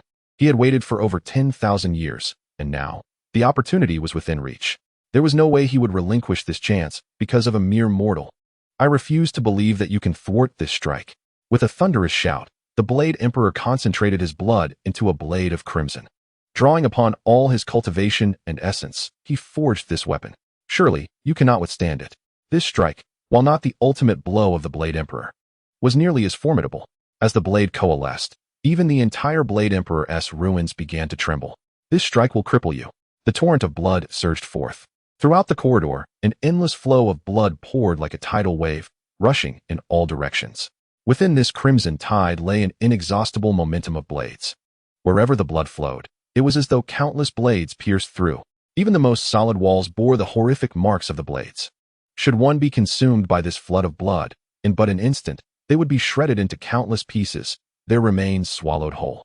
As the blade descended, the Blade Emperor gasped for breath, his face pale, silently awaiting the moment when this blood tide would engulf Chu Ming and his companion. This strike was a guaranteed kill, nearly exhausting all the Blade Emperor's power. He was determined to see Chu Ming fall here. At that moment, Chu Ming and Qing Yi, who were cautiously making their way down the corridor, suddenly felt a violent tremor, accompanied by the sound of rushing water and a heavy scent of blood. What is happening? Chu Ming felt a twinge of impatience. Since entering this ruin, he had encountered nothing but strange occurrences. Beside him, Qing Yi was so frightened that her face turned ghostly pale. The thick malevolence was so potent that even her Phoenix clan bloodline struggled to resist it. This tremor was a deep-seated fear of this sinister power, compounded by an overwhelming intent to kill. This must be the true essence of the Blade Emperor. It could not be mistaken. Only he could wield such terrifying malevolence. Qing Yi regretted stepping into the Blade Emperor's ruins. Had it not been for Chu Ming's protection, she might not even have dared to approach the bronze door. Sir, Qing Yi stood frozen, her eyes wide, staring blankly ahead, filled with helplessness. What's wrong? Chu Ming turned to look at Qing Yi, who was as pale as a ghost. Unbeknownst to him, an endless wave of blood surged toward them from behind. Within that tide were the overwhelming forces of blades and malevolence, should they be consumed. An ordinary cultivator would surely meet their doom. However, what transpired next completely reshaped Qing Yi's perception of Chu Ming. The colossal wave of blood, before even nearing Chu Ming, began to dissolve rapidly. The tumultuous sea of blood was utterly dissipated 10 steps from Chu Ming, transforming into mere streaks of crimson that slowly glided across the ground. As Chu Ming, confused, felt the odd movement beneath his feet, he instinctively looked down. Blood. He was startled, nearly jumping in shock. The entire corridor was now inexplicably covered in blood, flowing at his feet. How many lives had been lost to create such a pool of blood? The stains extended to the end of the corridor, even soiling the walls. Ugh! Chu Ming could no longer suppress his nausea, clutching the wall as he began to vomit uncontrollably. This gruesome sight was the first he had witnessed in over 20 years of traversing realms. It was beyond what a frail scholar could endure. Qing Yi hurriedly stepped forward to support him, asking, "Sir, are you all right?" After expelling the remnants of yesterday's meal, Chu Ming felt slightly better. Taking a deep breath, he stood up again. "Ah, that feels better." He sighed deeply. Wiping his mouth, he straightened himself and declared, "Let us continue. If we do not hasten, we may risk being overtaken by others. After all, it is the most important treasure of your family, and if possible, we must strive to reclaim it." Upon hearing this, Qing Yi's cheeks flushed, and she nodded slightly, bowing her head in gratitude. "Thank you, sir. I have no way to repay you." No need for formality. Chu Ming quickly assisted her up, but for some reason, he felt as if her words were incomplete. Never mind. What mattered was the task at hand. This place was not suitable for lingering. Finding what Qing Yi sought and leaving promptly was the wisest course of action. Chapter 47. I let you ambush me. How is this possible? It happened again. Could it truly be? The Blade Emperor's eyes widened in disbelief. Twice now, his methods had been silently and effortlessly neutralized before they could even reach their target. This is terrifying. Could it be that this seemingly unremarkable mortal is a concealed master of the highest order? Yes, it must be so. Otherwise, what audacity would a mere mortal possess to explore this ruin? What should I do now? Wait, he is coming. The Blade Emperor, feeling as though he were suffocating, widened his eyes, staring at the two figures gradually approaching from the end of the corridor. His heart raced, pounding in his throat. He is coming closer. What should I do? Fight with all my might or surrender? The Blade Emperor, who had reigned supreme for ages, had never faced such despair. What kind of terrifying entity was approaching him? Thud. Ultimately, the instinct for survival overcame the last remnants of the Blade Emperor's dignity. Desperate and cornered, he chose to kneel and beg for mercy. At that moment, Chu Ming finally discerned, aided by the dim light along the corridor, that there was someone ahead. There is someone in front. After walking for so long, he finally spotted a living being. Yet, Chu Ming could not muster any joy in such a place. He would prefer to see no one at all. Aside from him, who else would dare venture here? Chu Ming approached the kneeling figure with utmost caution. Why is he kneeling in the middle of the path? Qing Yi shook her head, whispering, perhaps he was frightened by something. Their conversation, though quiet, echoed in the Blade Emperor's ears. What could have frightened him when the very source of his terror stood right before him? Shall we go and inquire? Qing Yi nodded. The two then approached the Blade Emperor. Before Chu Ming could utter a word, the Blade Emperor began to cry out for mercy, fervently bowing his head to Chu Ming as if he were a chick pecking at grains. What? Chu Ming exclaimed. In all his years, he had never encountered anyone who treated him with such deference. This brother was being overly polite for a mere chance encounter. Sir, the Blade Emperor, his voice choked with tears, pleaded, please spare me. I was blind to your greatness and should not have ambushed you. I deserve to die 1,000 deaths. I should be cut into pieces 1,000 times. Please, spare me. I am willing to serve you like a beast of burden the knife's sovereign incessantly lamented. Chu Ming, now enlightened, realized that the chaos earlier had indeed been orchestrated by him. Tentatively, he inquired, "So, does that mean the person who just stabbed me was you?" The knife's sovereign paused momentarily, his prostration intensifying. This inscrutable elder was now, in essence, confessing his transgressions. "I am but a lowly wretch, unable to recognize the greatness of a mountain. I implore your mercy. And the one who bled me in that frightful manner was also you?" The knife's sovereign continued to bow fervently. Fury surged within Chu Ming. This old scoundrel, appearing dignified, was devoid of any decency. With no enmity between them, he had attempted to stab him? Fortuitously, this fellow was a mere wastrel. Had he been a cultivator, the outcome would have been dire. A sneak attack, was it? With a resounding slap, Chu Ming struck the knife's sovereign across the face. Blood erupted from the knife's sovereign's mouth as he was sent sprawling against the wall, resembling a lifeless dog. Indeed, he was a formidable figure. Despair enveloped the knife's sovereign as Chu Ming's blow shattered most of his lingering soul. Chu Ming rolled up his sleeves, brandishing his arms as he approached the knife's sovereign, adopting a fearsome demeanor, and bellowed, "I shall not tolerate your sneak attacks." A relentless barrage of punches and kicks followed. Initially, the knife's sovereign managed a few pained cries and struggled slightly, but after enduring a couple of blows, he lay still on the ground like a dead dog. Chu Ming vented his frustration with over a dozen kicks. After all, this rascal had nearly claimed his life, and a lighter hand would not suffice to quell his resentment.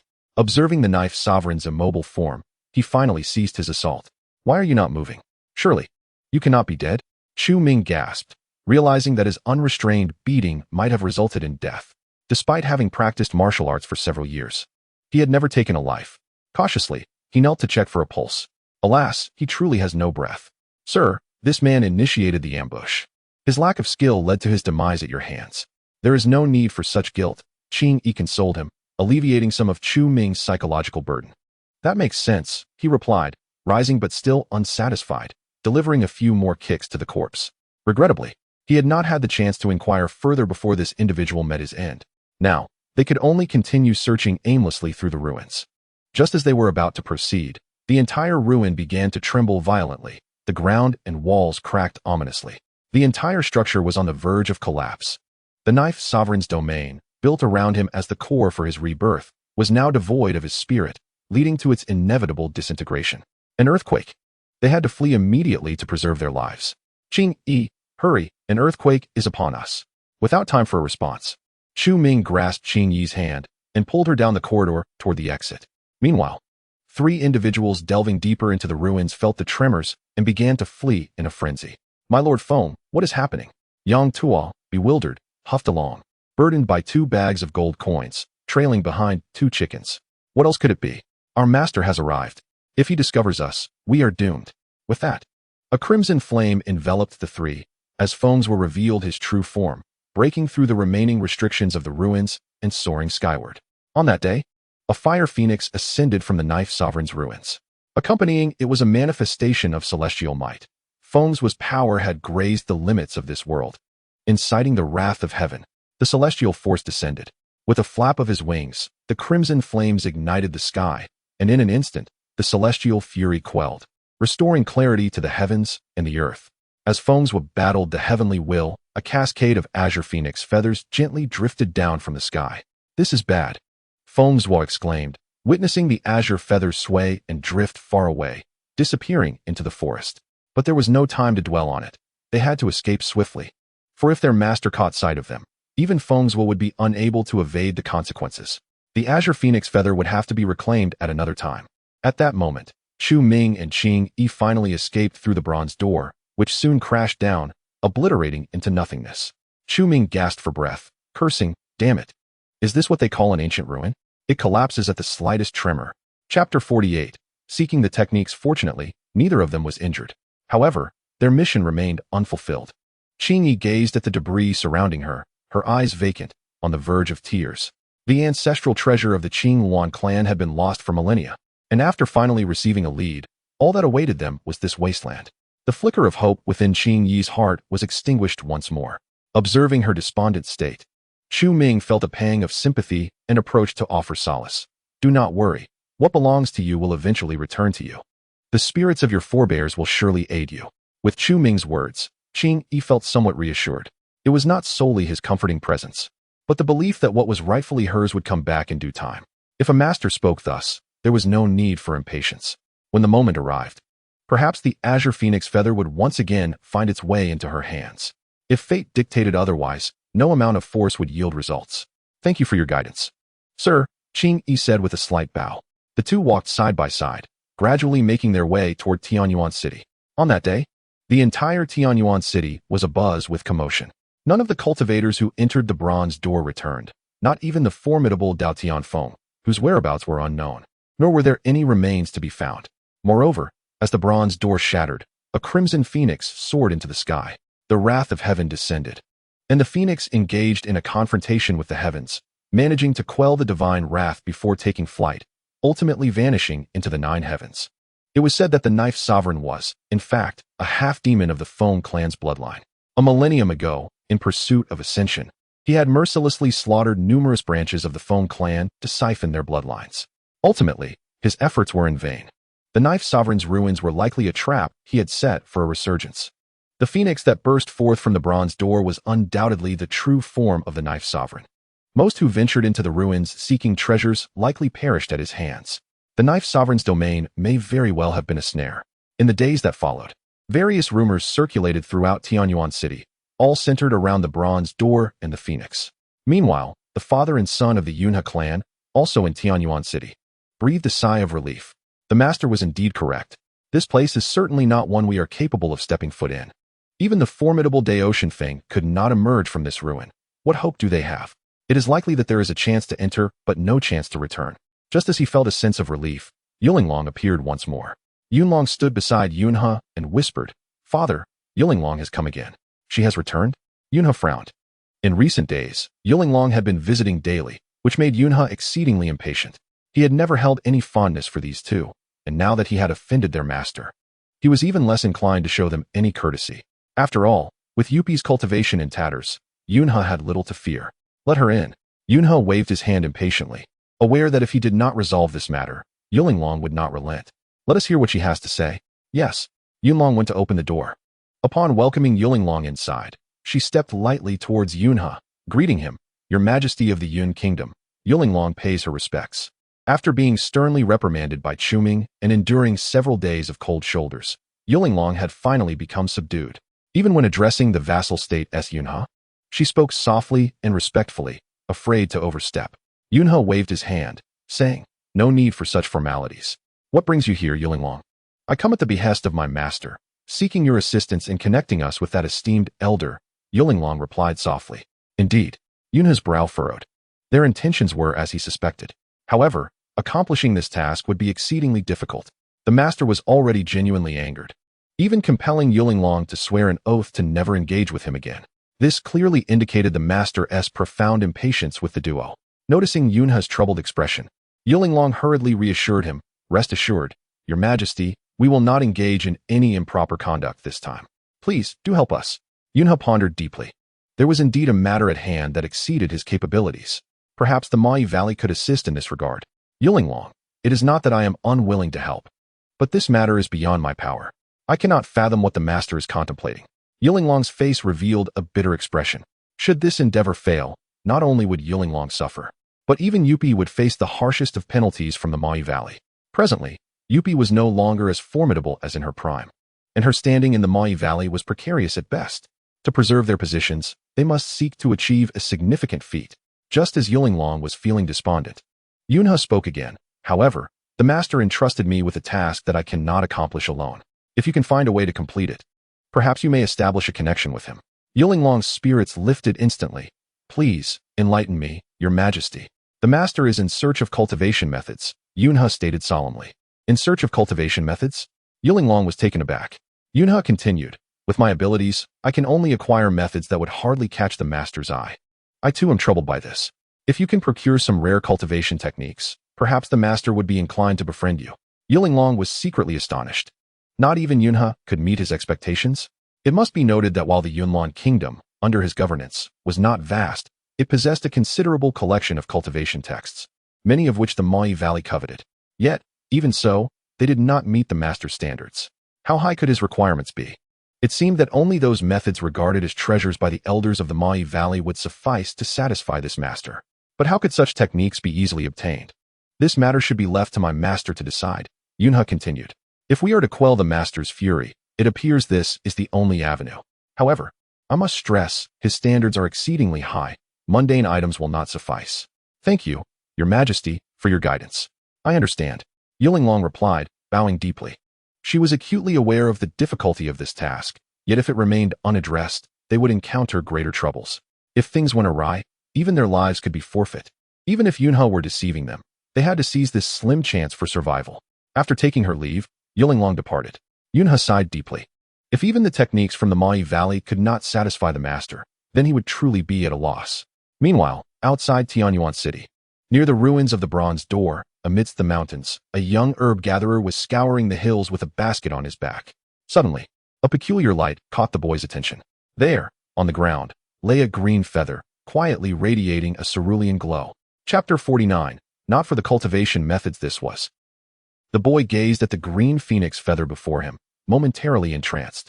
Not long ago, he had heard tales of a phoenix that had emerged from the Bronze Door. Surely, this was the feather left behind by that phoenix?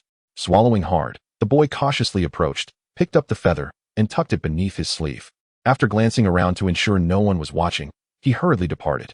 Following the incident with the Bronze Door, Tianyuan City returned to its tranquil state. Those cultivators who had missed the chance to enter the Bronze Door were relieved to have escaped with their lives. After all, these cultivators often flirted with death. But what they sought was merely a sliver of hope. The Bronze Door, however, was a certain death trap. In the chicken coop, 2 chickens and an alpaca exchanged anxious glances. They had been deeply unsettled these past few days. During this time, Chu Ming had not even ventured outside, leaving them no opportunity to sneak away. If they could not find the green phoenix feather, they were doomed. Even the usually composed Fengzhu had begun to exhibit signs of restlessness. If their master were to discover this, she would not need to wait until tomorrow. She would surely end up in the pot. No matter what, they had to devise a plan to escape and retrieve the green phoenix feather. One day, Yunha arrived once more. Master, Yunha requests an audience. Chu Ming, idly passing time in his study, brightened at the news. The presence of more guests would surely enliven the atmosphere. The courtyard had been rather desolate of late. Upon opening the door, Yunha and his son entered briskly, bowing as they walked. I have come to disturb you again, master.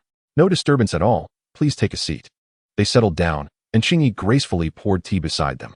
Old Yun, have you any amusing tales to share from these past few days? Yunha smiled lightly.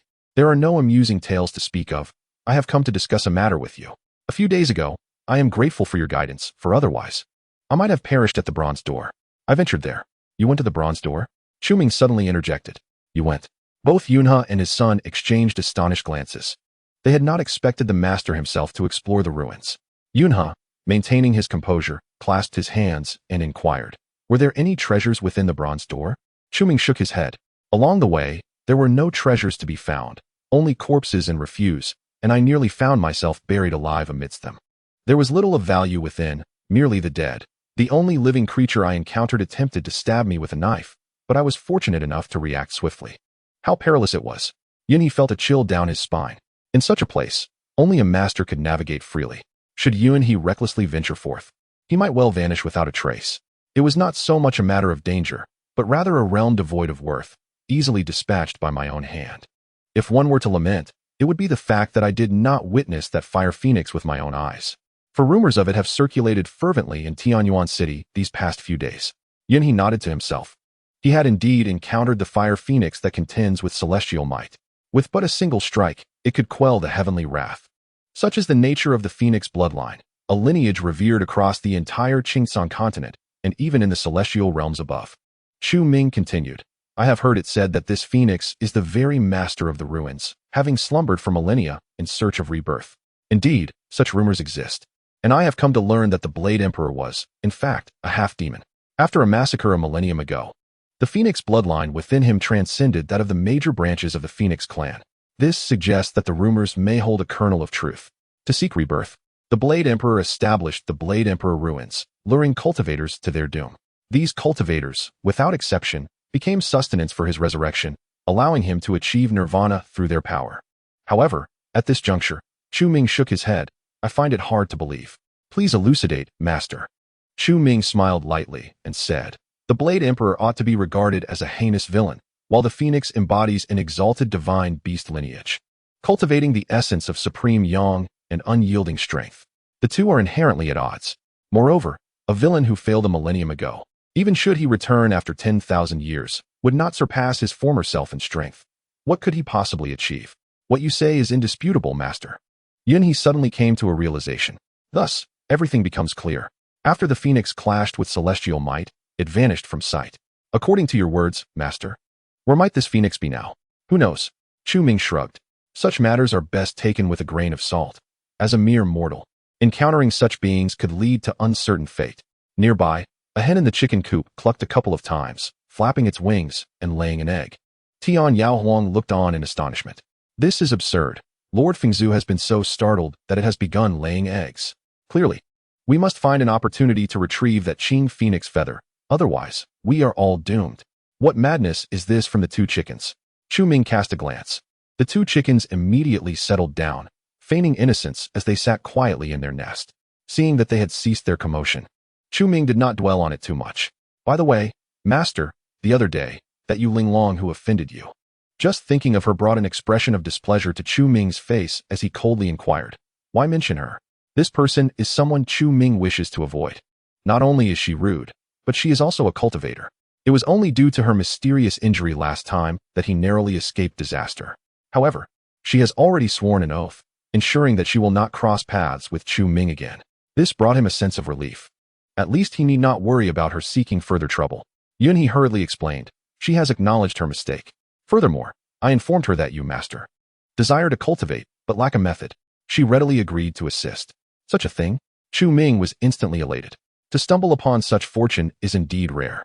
Unexpectedly, the one to aid him would be the very cultivator who once sought to harm him. That girl Yu Linglong has grown accustomed to being haughty and without supervision. She has become reckless. Originally, she came seeking your esteemed guidance, Master, but her approach was ill-conceived, leading to her offense against you. Yunhe sought to exonerate both Yu Linglong and her master. After all, the influence of the Magic Sound Valley is formidable, and Yunhe would rather avoid antagonizing them unless absolutely necessary. Now, being able to bridge the gap and resolve this misunderstanding is undoubtedly advantageous. Otherwise, caught between two forces, it would be Yunhe who faced the most difficulty. So, Master, what do you intend to cough? Chu Ming lightly cleared his throat, feigning composure, and said, "If she is truly remorseful, I shall temporarily forgive her. To recognize one's faults and amend them is commendable. I assure you, I am not seeking cultivation for myself, not at all." Chapter 50. There truly are great beings here. Master is magnanimous. Yunhe bowed again. Chu Ming waved his hand dismissively, saying, "There is no need for me to hold a grudge against a child. Now that the misunderstanding has been cleared, I shall not make it difficult for her." The mere thought of obtaining the methods for cultivation filled Chu Ming with excitement. Cultivation, these two words he had yearned for over 2 decades. He hoped it would not be another false hope. Previously, Qing Yi had offered him some techniques, but none had succeeded. In the most severe instances, he had nearly coughed up blood. Such were unpleasant memories. Moving forward, what Yunhe must do is simple: wait. Wait for Upipa to establish contact with the Magic Sound Valley and acquire the techniques before approaching the master again. Meanwhile, Upipa, after much effort, finally found a place to stay temporarily. After such exertion, she had managed to connect with the master. Now, the most crucial task was to contact the sect. Linglong, prepare the magical tools. I am about to reach out to the sect. Yu Linglong nodded, retrieving a jade slip from her storage ring. This jade slip is divided into 2 parts, specifically for communication. As long as one remains within the Qingtsong continent, it can connect with the sect no matter where the owner travels. Upipa infused her spiritual energy into the jade slip. The dim jade slip suddenly radiated a white light, slowly levitating and vibrating gently. At that moment, far away over 10,000 miles, atop a peak in the Magic Sound Valley, one of the jade slips began to tremble. The commotion startled the guarding disciple. Realizing something was amiss, the disciple rushed out of the room, shouting, "Quickly report to the Valley Master. Elder Yu has sent word." This news immediately sent ripples throughout the entire Magic Sound Valley. Since Upipa's departure, there had been no word. In fact, they had begun to hear whispers that none who entered the Bronze Gate had returned. The Magic Sound Valley had even prepared for the worst. But now, with Elder Yu's message, it meant that their worst fears had not come to pass. Within the Great Hall, a figure transformed into a streak of light, rushing forth. Following closely behind were several other streaks of diverse colors from various peaks. Leading the charge was He Xiao, the valley master of the Magic Sound Valley, trailed by the elders. Hurry, let us see what Elder Yu has said. Since Yu Peepa has not perished within the Bronze Gate, it implies she has likely stumbled upon great fortune. After all, that is the relic of a superpower from a millennium past, a monumental opportunity even for the Magic Sound Valley. Once all the elders had assembled, the disciple at the gate cautiously retrieved the jade slip and infused it with spiritual energy. Soon, the figure of the Jade Peepa materialized before everyone. Master, esteemed elders. The Jade Peepa bowed slightly towards the slip, addressing the master and several elders. He Xiaodao remarked, Elder Yu, there is no need for such formalities. Pray tell, have you made any discoveries on this journey? At this point, the Jade Peepa's expression shifted subtly. What? Could it be that you returned empty-handed? A flicker of wrath crossed He Xiaodao's face. Out of trust, he had entrusted such a crucial matter to the Jade Peepa, even deigning to travel to the Pingyang Kingdom to collaborate with Dao Tianfeng. Yet, such a result was utterly unacceptable. Or was it possible that the Jade Peepa intended to hoard the opportunity for herself? Whichever scenario it was, He Xiaodao could not abide by it. He shouted angrily, Elder Yu, if you cannot clarify this matter, consider the consequences. Naturally, the Jade Peepa dared not defy him. She hurriedly knelt and bowed, feeling the fury of He Xiaodao even from thousands of miles away through the jade slip. If she could not quell his wrath, she might well face death herself. Please, Master, do not be enraged. Every cultivator who entered the bronze door has perished, including Dao Tianfeng. How did you manage to survive? He Xiaodao suppressed his anger, eager to discern the explanation the Jade Peepa would provide. With Dao Tianfeng dead within the bronze door, how was it that she had returned unscathed? The Jade Peepa, her face troubled and hesitant, finally responded, reporting to the master, I did not enter the bronze door. What? The unexpected answer left them stunned. Bang! He Xiaodao slammed his hand down, and the armrest of his chair shattered into dust. The elders nearby quickly urged, Master, please calm your anger. If Elder Yu truly returned empty-handed, why would she have the face to contact the sect? Let us hear her side of the story. Very well. I shall see what explanation you can provide. If I find it unsatisfactory, I will take your life. The Jade Peepa wiped the cold sweat from her brow. Taking a deep breath, she continued, before the bronze door opened, I inadvertently offended a powerful figure from beyond this world, resulting in severe injuries that caused me to miss the opportunity to enter. However, the bronze door collapsed within merely half a day's time, and none who entered survived. Yet, with Yunha's assistance, I finally managed to connect with the powerful figure I had offended. This individual is currently collecting techniques from across the realms, and the mere collection of books in the Yunlan Kingdom is woefully inadequate.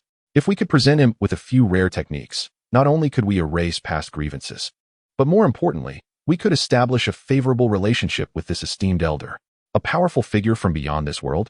He Xiaodao's expression darkened. The Yunlan Kingdom was but a speck under the dominion of the Demon Sound Valley.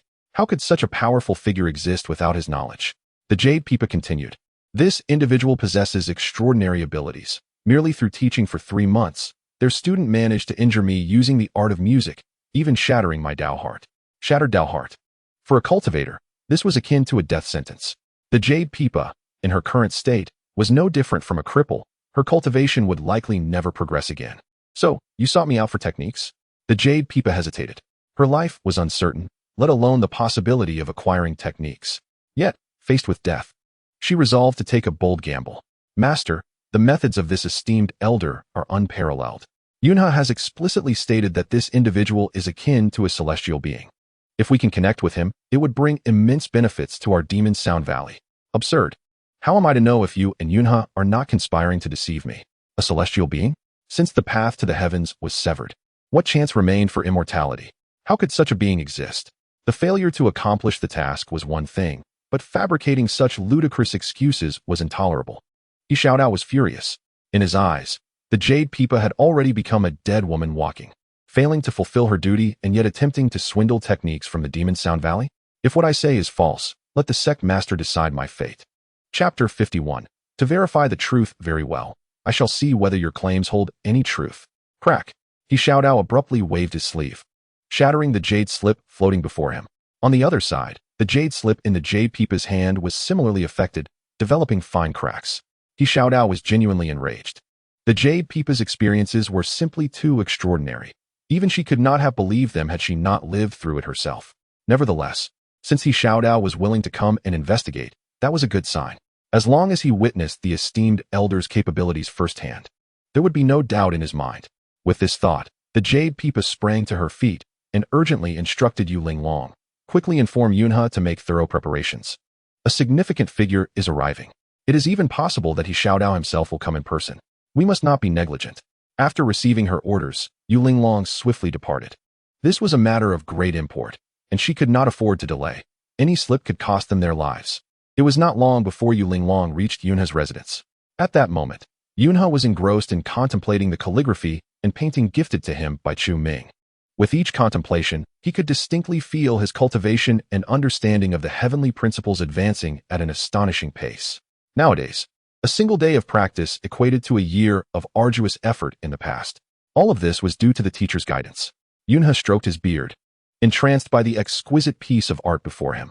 With such a treasure, he was confident that it would not be long before he reached an unimaginable height.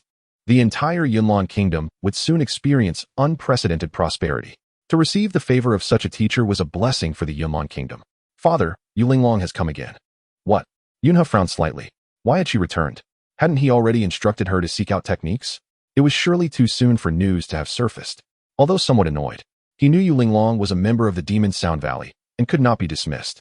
Please let her in. Yu Linglong hurriedly entered the courtyard. Lord of the Yun Kingdom. She gave a slight bow.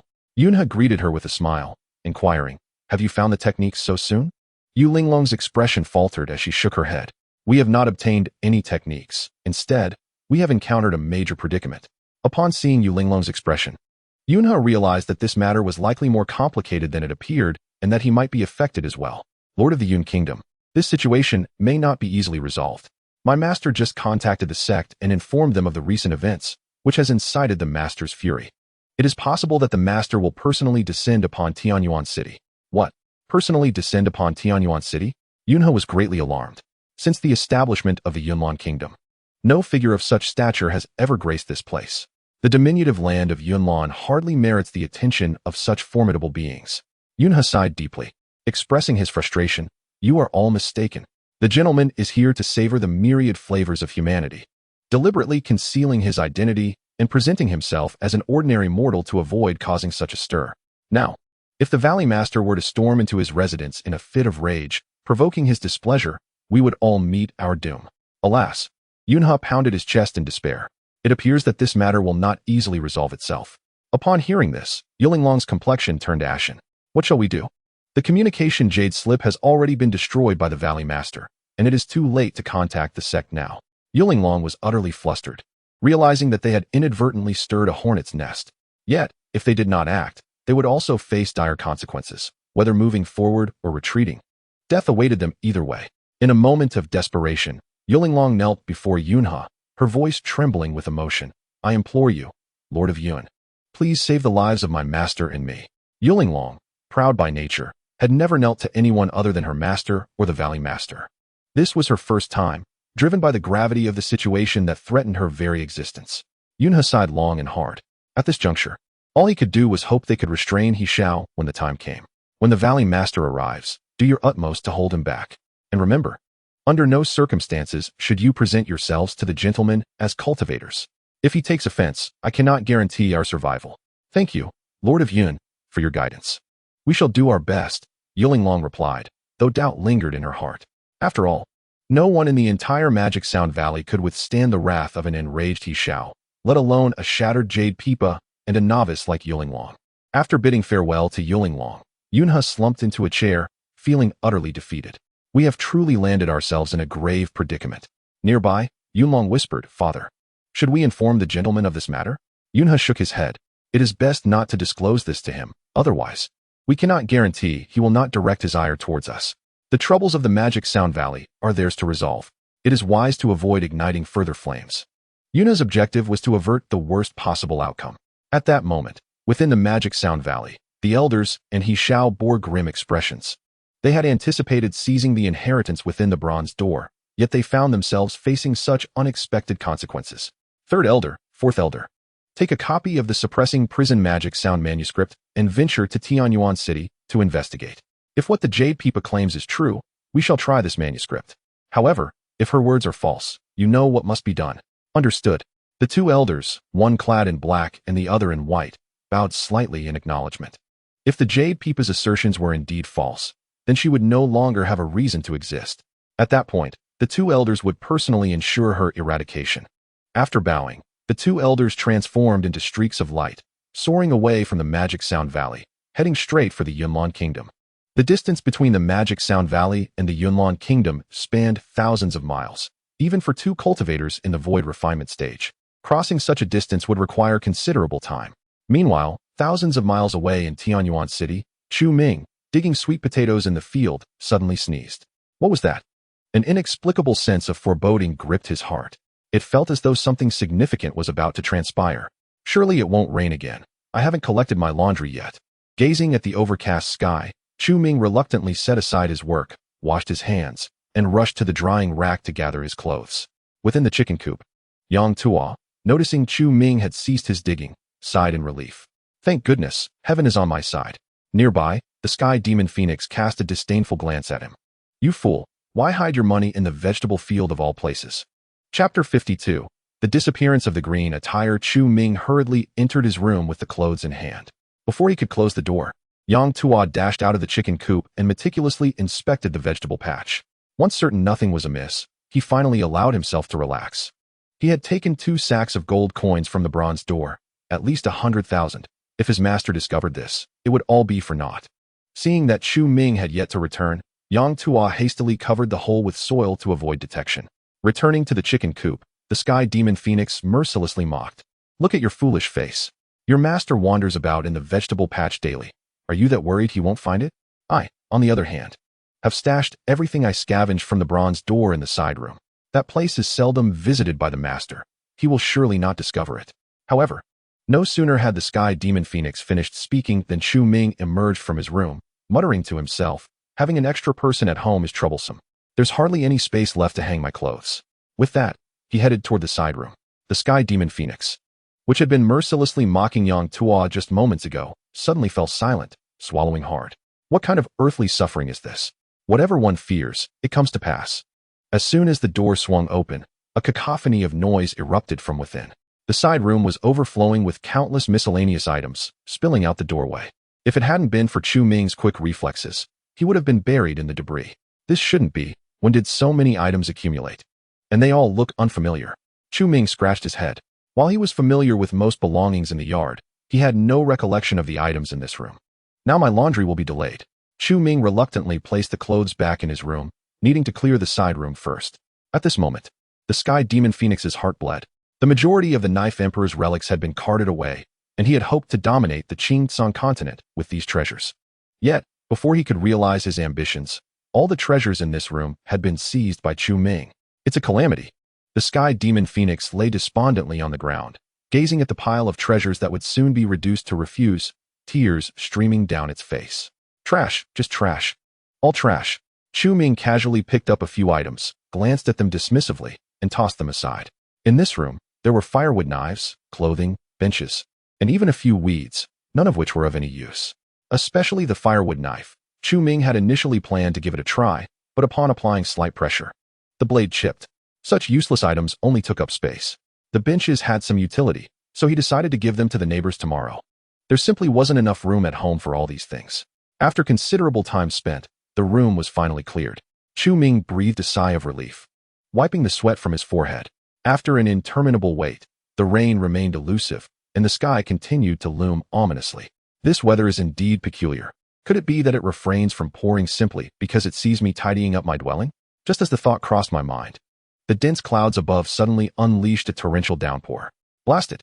Chu Ming exclaimed as he hurried back indoors, firmly shutting the doors and windows to shield himself from the rain.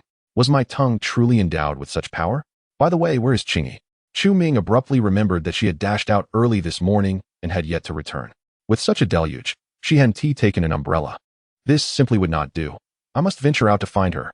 Although Qingyi is a practitioner, far surpassing an ordinary mortal like myself, she is still recovering from severe injuries, and any mishap could prove disastrous. Without hesitation, Chu Ming grabbed an umbrella and sprinted out of the courtyard. Upon seeing Chu Ming dash away, The celestial phoenix could no longer contain its sorrow and began to weep bitterly, lamenting, "Oh, my precious one." These treasures would have elevated his power significantly. Yet what remains? Just a few broken stools. The celestial phoenix felt a heart-wrenching ache.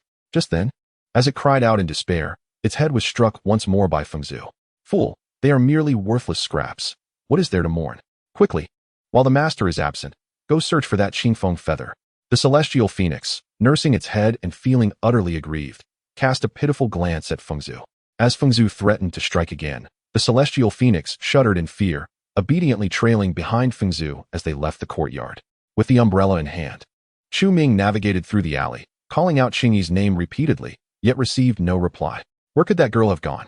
After a lengthy search, Chu Ming found himself at the city gate. At that moment, a woodcutter hurriedly approached from the mountain, greeting Chu Ming warmly. "Sir, in such heavy rain, why are you still out here?" Chu Ming urgently inquired. "Have you seen Qingyi?"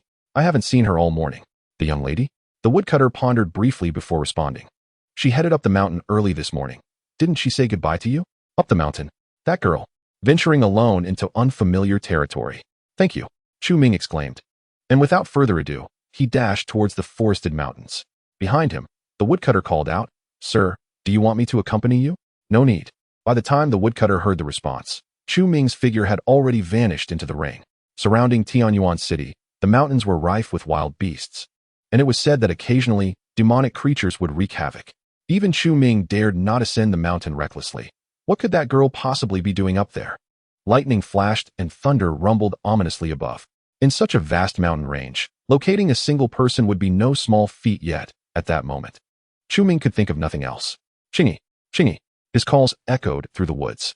Meanwhile, within a cave, Qingyi sat cross-legged, her aura fluctuating between strength and weakness. Her complexion was as pale as death. Beside her crouched a youth, appearing no older than 14 or 15, anxiously guarding her while carrying a basket of herbs. He had almost fallen from a cliff while foraging, but was saved by Qingyi's timely intervention. Soon after, the heavens unleashed a torrential downpour, and the two sought refuge in the cave. The rain continued for a short while, but Qingyi's condition worsened. Her face drained of color and her energy became chaotic. The young herbalist, being merely a mortal boy, was at a loss, only able to stare at her in confusion. Chapter 53, The Qingfeng Feather. "Sister, please don't frighten me." The boy was drenched in sweat, utterly helpless in the face of the dire situation. Qingyi radiated heat like a furnace, and he did not dare to even touch her. Only a transformed demon cultivator would understand that she was undergoing tribulation. After the transformation, a demon cultivator must still face numerous tribulations to achieve complete metamorphosis, each stage requiring a brush with death. In earlier stages, Qingyi, with her beastly form, could endure the trials through sheer physical strength. However, she was now on the verge of facing the tribulation of the spirit transformation stage, a realm she had never approached even before her transformation. The cultivation process for demon beasts is, after all, far more arduous than that of humans. Just as the boy fretted, a green light began to emanate from beneath his sleeve. In haste, he retrieved the Qingfeng feather, unaware of why it was glowing at such a critical moment. Miraculously, as soon as the feather appeared, Qingyi's condition improved significantly, and her complexion began to regain its color. Realizing that this feather might save her life, the boy wasted no time placing it in her hand. Remarkably, the moment Qingyi grasped the feather, her expression brightened, and the chaotic energy within her calmed completely. However, the cost was that the Qingfeng feather was absorbed in the process. In her hand, the feather rapidly dissolved, and within just a few breaths, Qingyi returned to her normal state, while the feather had entirely turned to ash. The boy watched in dismay as the feather vanished before his eyes, his heart heavy with sorrow.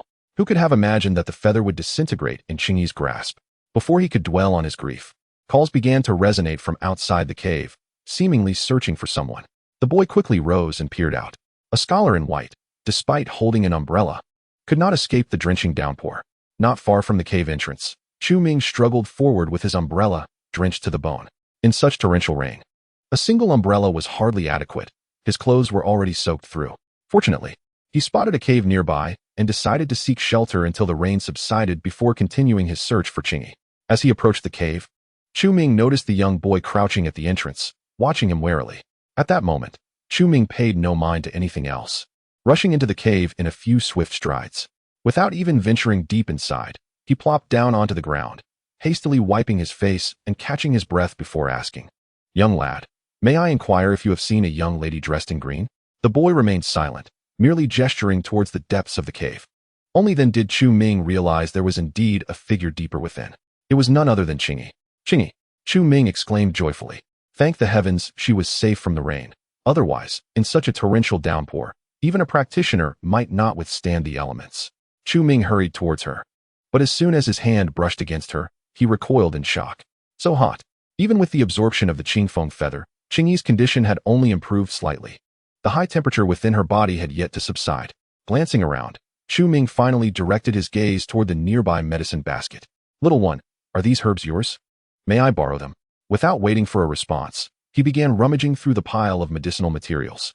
After selecting the herbs, he removed his water flask and placed the crushed ingredients inside, setting it over the fire to concoct a brew. The boy watched in awe, his mouth agape. Chu Ming's movements were fluid and unbroken, executing the task with remarkable efficiency. Big brother, do you possess medical knowledge? He inquired. I've studied for 2 years, Chu Ming replied, multitasking as he tended to the brew. After a period of boiling, he strained the mixture and administered the medicinal concoction to Qingyi. Miraculously, upon ingesting the potion, her temperature rapidly decreased, her complexion becoming increasingly rosy. Soon, she opened her eyes. You are awake? Chu Ming exhaled a sigh of relief upon seeing her consciousness return. Sir? Qingyi, surprised to see Chu Ming, had not anticipated his presence, especially given the torrential rain outside. Chu Ming reproached her gently. To sneak out without a word is one thing, but to venture into the mountains? Are you not aware of the dangers lurking here? The mountains are rife with wild beasts, and occasionally, demonic creatures roam as well. Even as a cultivator, you may not emerge unscathed. I've heard tales of beasts here that rival golden core cultivators. Upon receiving this admonition, Qingyi lowered her head, her cheeks flushed with embarrassment. I apologize for causing you worry. I thought I could return to the valley quickly, but I never expected such a downpour. Just as I was recovering, I began to roam again. And now I've caught a chill. Chu Ming sighed, refraining from further reprimands, realizing she was already in a fragile state. Suddenly, Qingyi recalled something significant. Just moments ago, she had nearly succumbed to her ordeal when an inexplicable force surged into her body, enabling her to overcome the crisis. Not only that, but her bloodline had also undergone a remarkable enhancement. This was a qualitative leap, the effects of which were akin to partaking in the peach blossom wine brewed by Chu Ming himself. Without this sudden influx of power, she would have surely perished. The boy finally spoke, his voice tinged with grievance. I found a treasure in the mountains that seemed to be able to save you, but it turned to dust when I placed it in your hand. A treasure? What kind of treasure? Qingyi asked, astonished. It was a beautiful green feather that even glowed. Qingyi exchanged a glance with Chu Ming, who appeared bewildered. What feather? How extraordinary, and it turned to dust. Yet for Qingyi, the mention of the glowing green feather was significant. Little brother, could you tell me if it looked like this? She retrieved an illustration from her storage ring, depicting a vivid green feather that was undeniably extraordinary. The boy nodded, affirming, yes, that's the feather. Qingyi gasped in disbelief. She had tirelessly searched for the Qingfeng feather, only to find it in the hands of this child, and now, she had absorbed it. Chapter 54. Could he be the protagonist? Is this indeed what the Sir meant when he said, what is mine will ultimately return to me? Regardless, the recovery of the Qingfeng feather was undoubtedly fortuitous. Chu Ming bowed slightly to the boy, expressing, I am grateful for your assistance, young brother. Without your intervention, Qingyi might not have emerged unscathed. He felt it necessary to repay the boy, especially since he had not only lost his treasure, but also consumed a considerable amount of his medicinal materials. By the way, young brother, what is your name? You seem unfamiliar. Are you not from Tianyuan City? Chu Ming had a general recollection of the children from Tianyuan City, particularly those who often attended his lectures, which he offered freely. The boy shyly replied, my name is Yi Chun, and I live at the foot of the mountain. I seldom venture into Tianyuan City. Chu Ming acknowledged, nodding. There were indeed impoverished families dwelling at the mountain's base, often beset by wild animal attacks, living in constant trepidation. Yi Chun suddenly asked, Sir, do you possess medical knowledge? Could you perhaps help my mother? Chu Ming realized the boy had ventured into the mountains alone to gather herbs for his mother's sake. It was commendable of him to honor filial piety. Once the rain subsides, I will accompany you down the mountain and examine your mother, he assured. Thank you, sir, Yi Chun exclaimed, kneeling and bowing deeply 3 times. Chu Ming quickly helped him to his feet. What are you doing? As a healer, it is my duty to treat the sick. There is no need for such formalities. Besides, you just saved Qingyi. I should be the one expressing gratitude. Chu Ming grew increasingly fond of Yi Chun. In this merciless world, to find a child with such a noble spirit was indeed rare. Through their conversation, Chu Ming learned more about Yi Chun's background. Contrary to his current circumstances, he hailed from a family of cultivators. Yi Chun was the illegitimate son of the family head, possessing a lowly status. Fortunately, he had demonstrated considerable talent, allowing him to maintain his place within the clan for a time. However, he was later sabotaged, resulting in the destruction of his dantian, rendering him a cripple. Deemed useless by his family, he was cast away to this remote mountain, where he continued to face harassment from them. Recently, while Yi Chun was out gathering firewood, his family had invaded his home and severely injured his mother. Thus, he braved the torrential rain to seek medicinal herbs for her. Chu Ming nodded, understanding the boy's tragic plight. Yet, there was something about Yi Chun's story that felt eerily familiar to him. The surname Yi, no wonder. It was a prominent name in the world of cultivation. Given his circumstances, it was not surprising. Could he be yet another protagonist destined for greatness? As the foremost clan in the realm of web-based cultivation literature, the Yi family holds an exalted status in the hearts of countless seasoned readers on Earth. The figure before us, Yi Chun, bears an extraordinarily tragic background, which only serves to underscore his status as a protagonist. Alas, he still lacks a fabled boon. Chu Ming mused to himself. What? Both Qing Yi and Yi Chun were momentarily taken aback. What is the master muttering about? Regaining his composure, Chu Ming shook his head repeatedly, saying, It's nothing, just a sudden recollection of an amusing matter. Who would have thought that after more than 20 years of traversing this new world, not only had he failed to become a protagonist, but he had also encountered someone who bears such resemblance to one. This left him, a traveler, with little face to continue his existence in this foreign realm. However, upon further reflection, as long as he did not confront the protagonist head-on, he could still manage to endure. No need to panic. Even if Yi Chun truly is the protagonist, Chu Ming's goodwill has already reached its zenith. He hardly fears being undone by the protagonist. Cough, cough. Returning to the matter at hand, he noticed that the rain had ceased. After a brief tidying up, Yi Chun led the two of them down the mountain. After traversing over 10 miles of mountainous terrain, Chu Ming finally laid eyes upon a small village. Rather than a village, it resembled merely a handful of households. Apart from a few dilapidated thatched cottages and several elderly individuals nearing their last breaths, there was little else to be seen. You live here? Chu Ming inquired.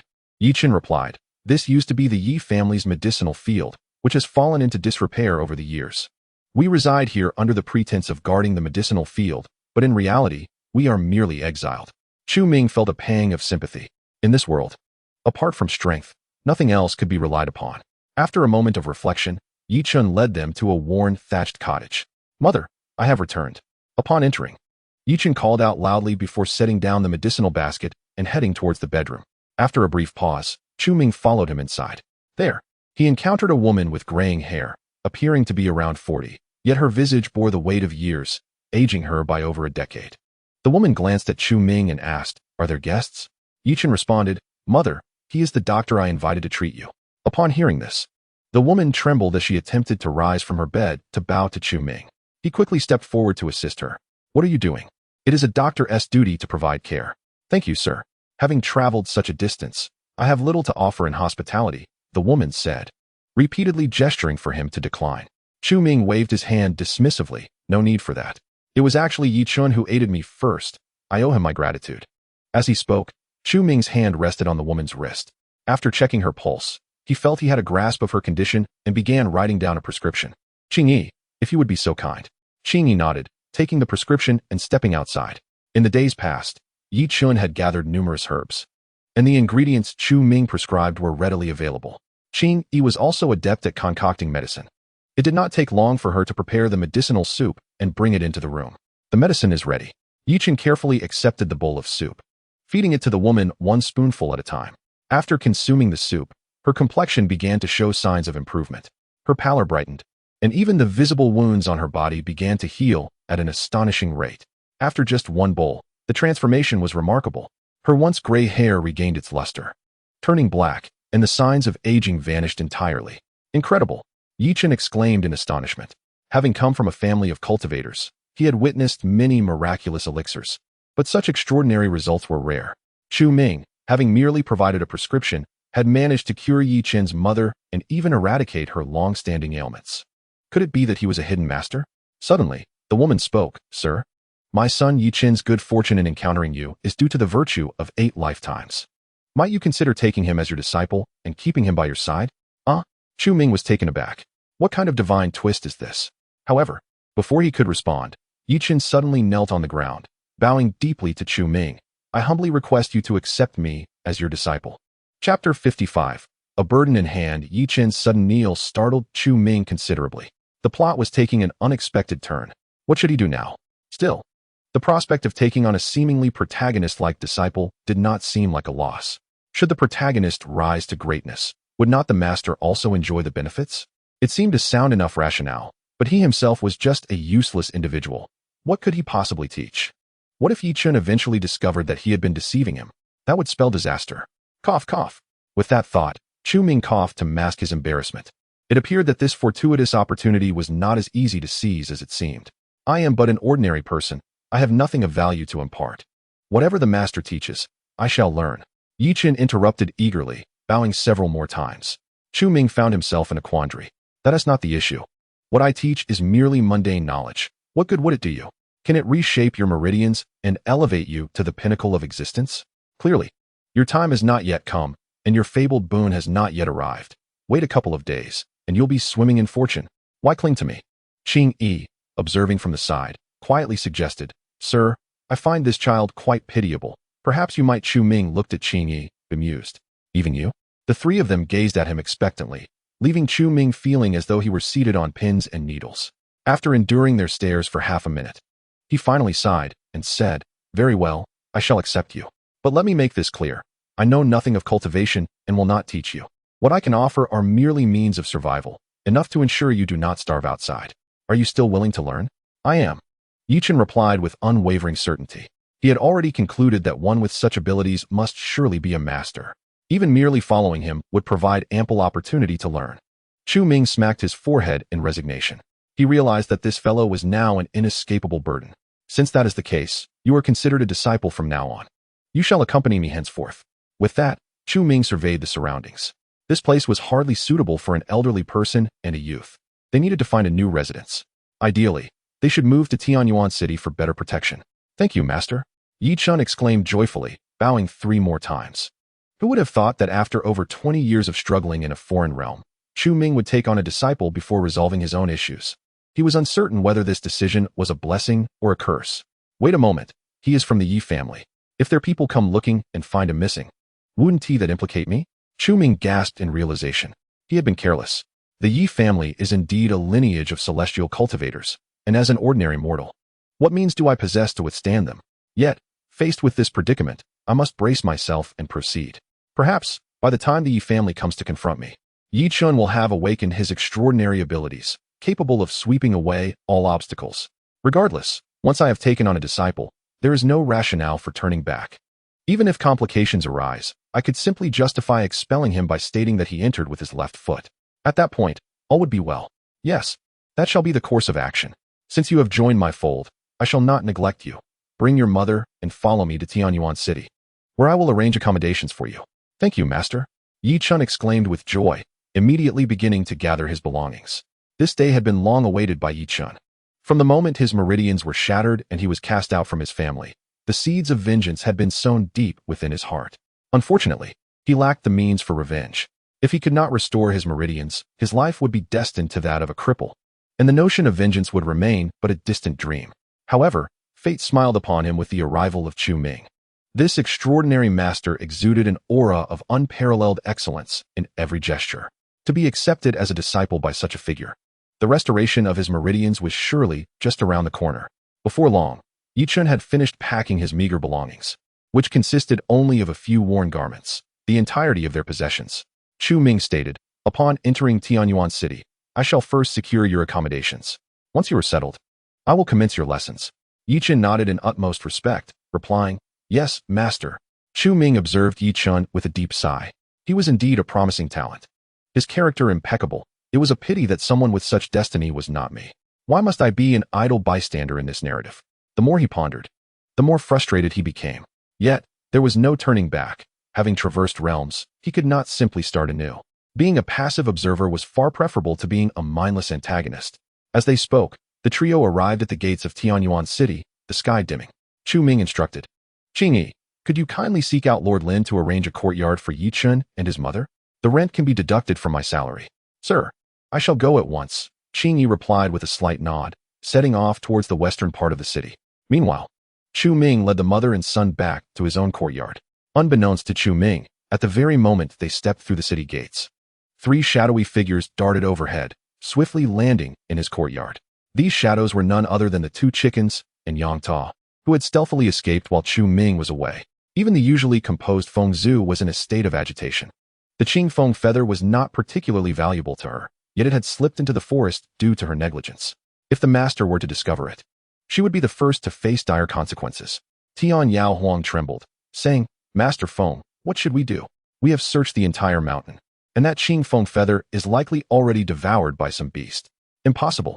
Though the Qing Feng feather is not a treasure, it is not something a common beast would dare to touch. Ordinary beasts would shy away from it. In fact, there are hardly any intelligent beasts on that mountain that would even think of consuming it." However, even Feng Zhu herself felt uncertain. What if an unwise creature, lacking in judgment, did swallow the Qing Feng feather? At that point, there would be no room for regret. They had scoured the mountain without a trace. If it had not been eaten by a beast, could it have been taken by human cultivators? It was hard to say. If that were the case, recovering it would prove exceedingly difficult. "Master Feng, your feathers are also of the Feng type and are of a far superior grade compared to the Qing Feng feather. Why not?" Suddenly, Tian Yao Huang gazed at Feng Zhu, her eyes gleaming with mischief. "Impertinent junior, what are you scheming?" Smack. Without hesitation, Feng Zhu delivered a sharp blow to Tian Yao Huang's face. As a dignified Feng Zhu, when had she ever been so rudely scrutinized by a junior? Were it not for the fact that they were in the master's residence, she would have long since put this insolent junior in her place. Tian Yao Huang, clutching her head, said plaintively, "Master Feng, since the Qing Feng feather is lost, why not use your feathers as a substitute? After all, even a single feather from you is worth countless times more than the Qing Feng feather." Indeed, that is a valid point. It must be said that Tian Yao Huang's flattery was quite adept, solving the problem while simultaneously pleasing Feng Zhu immensely. Given the circumstances, there was no other recourse. At this juncture, Feng Zhu flapped her wings vigorously, causing a scarlet feather to detach and fall to the ground. Once separated from Feng Zhu's body, the feather revealed its true nature, a vibrant red plume, faintly flickering with flames. A mere glance at it could ensnare one's senses. This feather was worth 1,000 times more than the Qing Feng feather. After examining the feather for a considerable time, Feng Zhu muttered to herself, "The color is not quite right, it needs some adjustments." With that, she infused the feather with her spiritual energy, and gradually, the scorching aura began to subside. The red glow dimmed, transforming the feather's hue from crimson to azure, making it increasingly resemble the Qing Feng feather, albeit displaying a more potent essence. After much effort, a counterfeit Qing Feng feather was finally crafted. The question remained, where to place it. After much contemplation, Feng Zhu decided to keep it hidden for the time being, planning to present it to Qing Yi when the time was opportune. Having completed her task, the courtyard door swung open, and Chu Ming entered, followed by a youth and a middle-aged woman. "This will be your residence. Do not hesitate to make yourselves comfortable. I shall fetch you some water." The mother and son appeared quite reserved, as this was unfamiliar territory for them, making them hesitant to offer assistance. Yet, it would seem odd for a master to serve water to his disciples. The very thought felt peculiar. After much deliberation, Yi Chen found himself awkwardly at a standstill, unable to move forward or backward. Soon, Chu Ming returned with a water jug. "No need for formality. Do sit down," he urged, noticing the mother and son standing there dazed. Only then did they take their seats, still appearing extremely nervous, occasionally rubbing their hands to mask their discomfort. The woman smiled apologetically, saying, "Master, Yi Chun was never taught these manners as a child, so please do not take offense." She feared that Chu Ming might perceive Yi Chen's earlier awkwardness as rudeness, thus she felt compelled to explain. Chu Ming waved his hand dismissively, saying, "It's no trouble at all. Here, you are guests. It's improper to burden guests with work." Hearing that Chu Ming bore no ill will, the mother and son finally exhaled in relief, grateful not to have been reproached. Yi Chen lifted the teacup, taking a delicate sip. This was merely the plainest well water, not even boiled. Yet, to Yi Chen, this simple water felt as if he had ingested some celestial treasure. A gentle yet immense force coursed down his throat, permeating his limbs and bones. In that moment, it felt as though he were being reborn. Even the shattered meridians within him seemed to mend and restore to their original state with that single sip of water. Yi Chun was utterly astounded. This master, who claimed himself to be an ordinary man, had merely given him a sip of water, and it had completely restored his previously broken meridians. How could he be called an ordinary mortal? To even suggest he was merely a recluse would be an insult. He was clearly a celestial being. At that moment, Yi Chun was filled with profound admiration for his master, feeling he must have accumulated immense virtue in his past life to have such an extraordinary master. Yi Chun was so astonished by the water that he momentarily forgot to think. Chu Ming, holding the cup, observed the two before him, pondering, what is this? Why does anyone who visits my home seem to react this way after drinking water and eating? He furrowed his brow, taking a careful sip himself. The taste was pleasant, a tad sweet, but surely not enough to evoke such expressions. Clearing his throat, Chu Ming coughed lightly twice, prompting Yi Chun to regain his senses and rise to perform a deep bow, exclaiming, "Thank you, sir, for the water."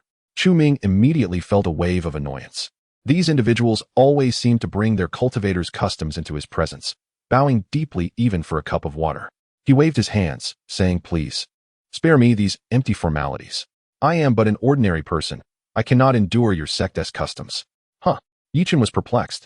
How could, at this juncture, his master still refer to himself as an ordinary man? He was clearly an extraordinary being, perhaps even a divine figure. How could he be merely human? Before Yi Chun could process this, the woman quickly smiled and said, "Sir, we shall remember this. We will certainly be more mindful in the future." She then shot a glare at Yi Chun. Realizing the situation, Yi Chun hastily echoed, "The disciple has taken note." Although he did not fully understand the context, he decided to follow along since both his master and mother had spoken. As they awaited Qing Yi to arrange their accommodations, Chu Ming briefly outlined Yi Chun's studies. After all, he was now a formally accepted disciple. Although it was possible he might be dismissed at any moment, as long as he remained under Chu Ming's guidance, he would be taught earnestly. Unlike the classroom setting, the lessons would not be so casual, taught only as the moment prompted. Chu Ming's teaching ranged widely from music, chess, calligraphy, and painting to poetry and martial arts. However, as he had stated, he would not impart any knowledge of cultivation. Yi Chun found it inappropriate to inquire further, silently taking notes. After all, even the chance to be near such a master was a rare opportunity. Whether or not he taught cultivation was of lesser importance. Simply observing Chu Ming's every action was a lesson in itself. After half an hour, Chu Ming finally clarified the academic schedule for the month. He took a deep breath and said, "We shall commence lessons tomorrow morning. Do not be late." "Yes, master." Yi Chun once again rose to bow. Chu Ming's brow furrowed, displaying a hint of displeasure. Yi Chun froze, realizing he had forgotten his master's previous words. Chu Ming, patiently reiterating, said, "While we are bound by the master-disciple relationship, it is best to avoid unnecessary formalities so as not to waste time." Yi Chun nodded vigorously and was about to bow again, but abruptly halted. The disciple has noted this. Satisfied, Chu Ming nodded in approval. Just then, Qing Yi returned to Chu Ming's side and quietly informed him, "Sir, Lord Lin has gone to arrange accommodations, but it is already late, and it may be until tomorrow before the courtyard is ready." As this was Chu Ming's request, Lin Hong did not dare to be negligent. Upon hearing Qing Yi's words, he promptly began organizing the necessary arrangements. His master's disciple must not be treated with anything less than respect. The accommodations prepared by Lin Hong were not extravagant, but they were certainly above average, surpassing most residences in Tianyuan City without being overly ostentatious.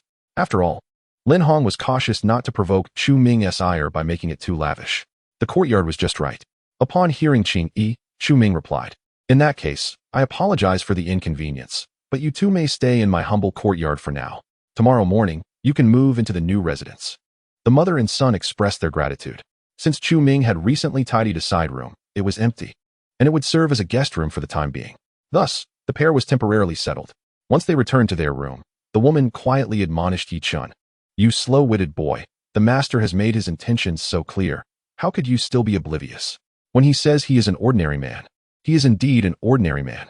While the ways of cultivators may be acceptable outside, do not mention such terms in front of him, understood?" Yi Chun nodded, albeit with some confusion. The conversation was somewhat elusive. Seeing that her son was still not grasping the situation, the woman continued, "You foolish child. The master has come to experience the myriad flavors of the mortal world and to temper his heart, always adopting the identity of an ordinary person. His acceptance of you as a disciple is already an exception. Tread carefully to avoid revealing his true identity, lest you provoke his wrath. Understanding dawned on Yi Chun. Thankfully, his mother had offered timely guidance. Otherwise, a grave misstep could have occurred. A master of such celestial caliber was indeed unfathomable. Chu Ming let out a deep sigh, wishing for the day he could attain his master's level of strength and mindset. As night fell, the courtyard gradually quieted. At that moment, in the chicken coop, the three troublemakers grew restless once more. Lord Phoenix Ancestor, this is an excellent opportunity. Quickly send out the phoenix feather. Do I need to tell you that? With that, the Phoenix Ancestor flapped its wings and flew to the roof, peeling back a tile. Beneath it lay Ching-E's room, where she sat cross-legged on her bed, meditating and solidifying her cultivation after recently overcoming a tribulation. On the rooftop, Fengzhu silently summoned a strand of spiritual energy, akin to a delicate thread, which floated into the room and surged into Ching-Yi's mind. As Ching-Yi was immersed in her cultivation, she suddenly felt a jolt of awareness. Within her consciousness, a colossal Qingyuan appeared, dwarfing even Ching-Yi when she revealed her true form, rendering her insignificantly small in comparison. Ching-Yi gazed dumbfoundedly at the magnificent Qingyuan before her. Junior, I am the ancestor of the Qingyuan. The ancestor of the Qingyuan? Ching-Yi's mind raced. Had her revered ancestor not ascended long ago? How could she manifest within her consciousness? Could it be due to her absorption of the Qingfeng feather? It must be so. With that thought, Ching-Yi ceased her hesitation, kneeling on the ground in utmost reverence, and proclaimed, I, Ching-Yi, pay my respects to the ancestor. On the eaves, Fengzhu cleared his throat, lowered his voice, and spoke slowly. Ching-Yi, you misplaced that Qingfeng feather. Now, I shall assist you in retrieving it. Should it be lost again, fortune may not favor you so kindly. With that, Fengzhu produced the carefully prepared feather and tossed it into Ching-Yi's room. Within her consciousness, Ching-Yi felt perplexed. Hadn't the Qingfeng feather already been recovered? Ancestor, wasn't that Qingfeng feather found and absorbed by me? Fengzhu nearly lost his composure. There exists such a circumstance. What have I been toiling for? He grew increasingly agitated but reminded himself to maintain composure. He was still in Ching-Yi's dream, and his image must remain intact. Clearing his throat once more, Fengzhu resumed his usual demeanor, speaking in a measured tone. You may not be aware, but the Qingfeng feather you discovered is not our clan's treasured artifact. The one I have given you is the true heirloom. Is that so? Ching-Yi expressed surprise. According to the records of the Qingyuan clan, only that singular Qingfeng feather was deemed the clan's treasure. How could a second one exist? The feather you absorbed, while indeed rare, does not hold the status of a clan treasure. The one I present to you must be utilized wisely. If it falls into the hands of those with ill intentions, the consequences would be dire. I shall bear this in mind. Ching-Yi bowed deeply. This was a charge from her ancestor, and as a descendant, she would certainly comply. Having completed this exchange, Fengzhu covered the rooftop tiles once more, flapping his wings as he returned to the chicken coop. As he landed, Tianyao Huang approached, grinning. Fengzhu, I trust all is well taken care of? To his surprise, he received not a reply, but a resounding slap. Before Tianyao Huang could comprehend the situation, Fengzhu unleashed a flurry of slaps upon his head. I warned you against meddling and speaking out of turn. After a vigorous beating, Fengzhu's ire remained unquenched. He cast a glance at Yang Tuo and commanded, You come here too. Join me in punishing him. Of course, Yang Tuo scampered over eagerly. He had waited long for this day. Ever since entering his master's household, Tianyao Huang had nearly ridden on his shoulders, and now it was time to settle the score. Ha ha ha, Tianyao Huang, your day of reckoning has come. Though Yang Tuo was foolish, he bore a grudge when the moment for vengeance arose. He would not hold back. Why you? Don't come any closer. If you do, I'll scream. Please, no? The sounds of his cries echoed within the chicken coop. What madness is this at such an hour? Can't you sleep? Just as Tianyao Huang was being relentlessly beaten, a shoe suddenly flew in from a nearby window, landing squarely on his head. The next moment, the previously wailing Tianyao Huang fell into a deep unconsciousness. Fengzhu immediately became alert. The master is about to emerge. Cease at once. Chapter 58. Are you the portable grandpa? The once tumultuous chicken coop fell silent in an instant. Chu Ming emerged from his room, grumbling, and upon surveying the chicken coop, he noticed Yang Tuo and Fengzhu huddled in a corner, eyes shut, pretending to be asleep. Only Tianyao Huang lay sprawled in the center, unconscious. Chu Ming hopped over to the coop, extending his foot to retrieve the shoe he had just thrown. After putting it on, he did not hesitate to deliver another kick to Tianyao Huang's side. Now you know how to feign death, huh? You were just screaming earlier, weren't you? Go on. Keep screaming. After delivering 3 kicks, Chu Ming finally felt a sense of relief. The commotion had roused his bladder. After venting, he made his way to the bathroom. Shortly thereafter, Chu Ming exited, feeling refreshed. Just as he intended to return to his slumber, he noticed some unusual movements emanating from a side room. Chu Ming pondered, intrigued. What is that noise? Is Yi Chen not incapacitated? By all accounts, he should not be able to cultivate. So what could this commotion be? Driven by curiosity, he peered through the window of the side room, eager to investigate. Inside the room, an ethereal spirit floated beside Yi Chen, who lay on the bed with his eyes tightly shut, unaware of the presence beside him. This time, no one can assist you, right? The 10,000 sword body is mine. This wisp of residual spirit belonged to the Wujue demon emperor, a formidable dark cultivator who had once commanded respect even in the celestial realm above the Qing Song continent. However, he had been betrayed, resulting in his demise, leaving him with only this fragment of spirit, which had fallen to the Qing Song continent. In recent days, he had set his sights on Yi Chen's body, intending to orchestrate a scheme that would lead to Yi Chen's death, allowing him to seize control. Just then, Qingyi fortuitously appeared and saved Yi Chen's life. Not only had he missed a prime opportunity, but Qingyi's intervention had weakened the already fragile state of the Wujue demon emperor's spirit. This was his last chance. Time was of the essence, and he could only resort to forcibly seizing control. With the 10,000 sword body and the foolish boy's recently acquired master, reclaiming his former glory would be within reach. At that point, all the treasures within this room would belong to him, the Wujue demon emperor. As for those who had plotted against him in his past life, he would ensure they faced extermination and torment.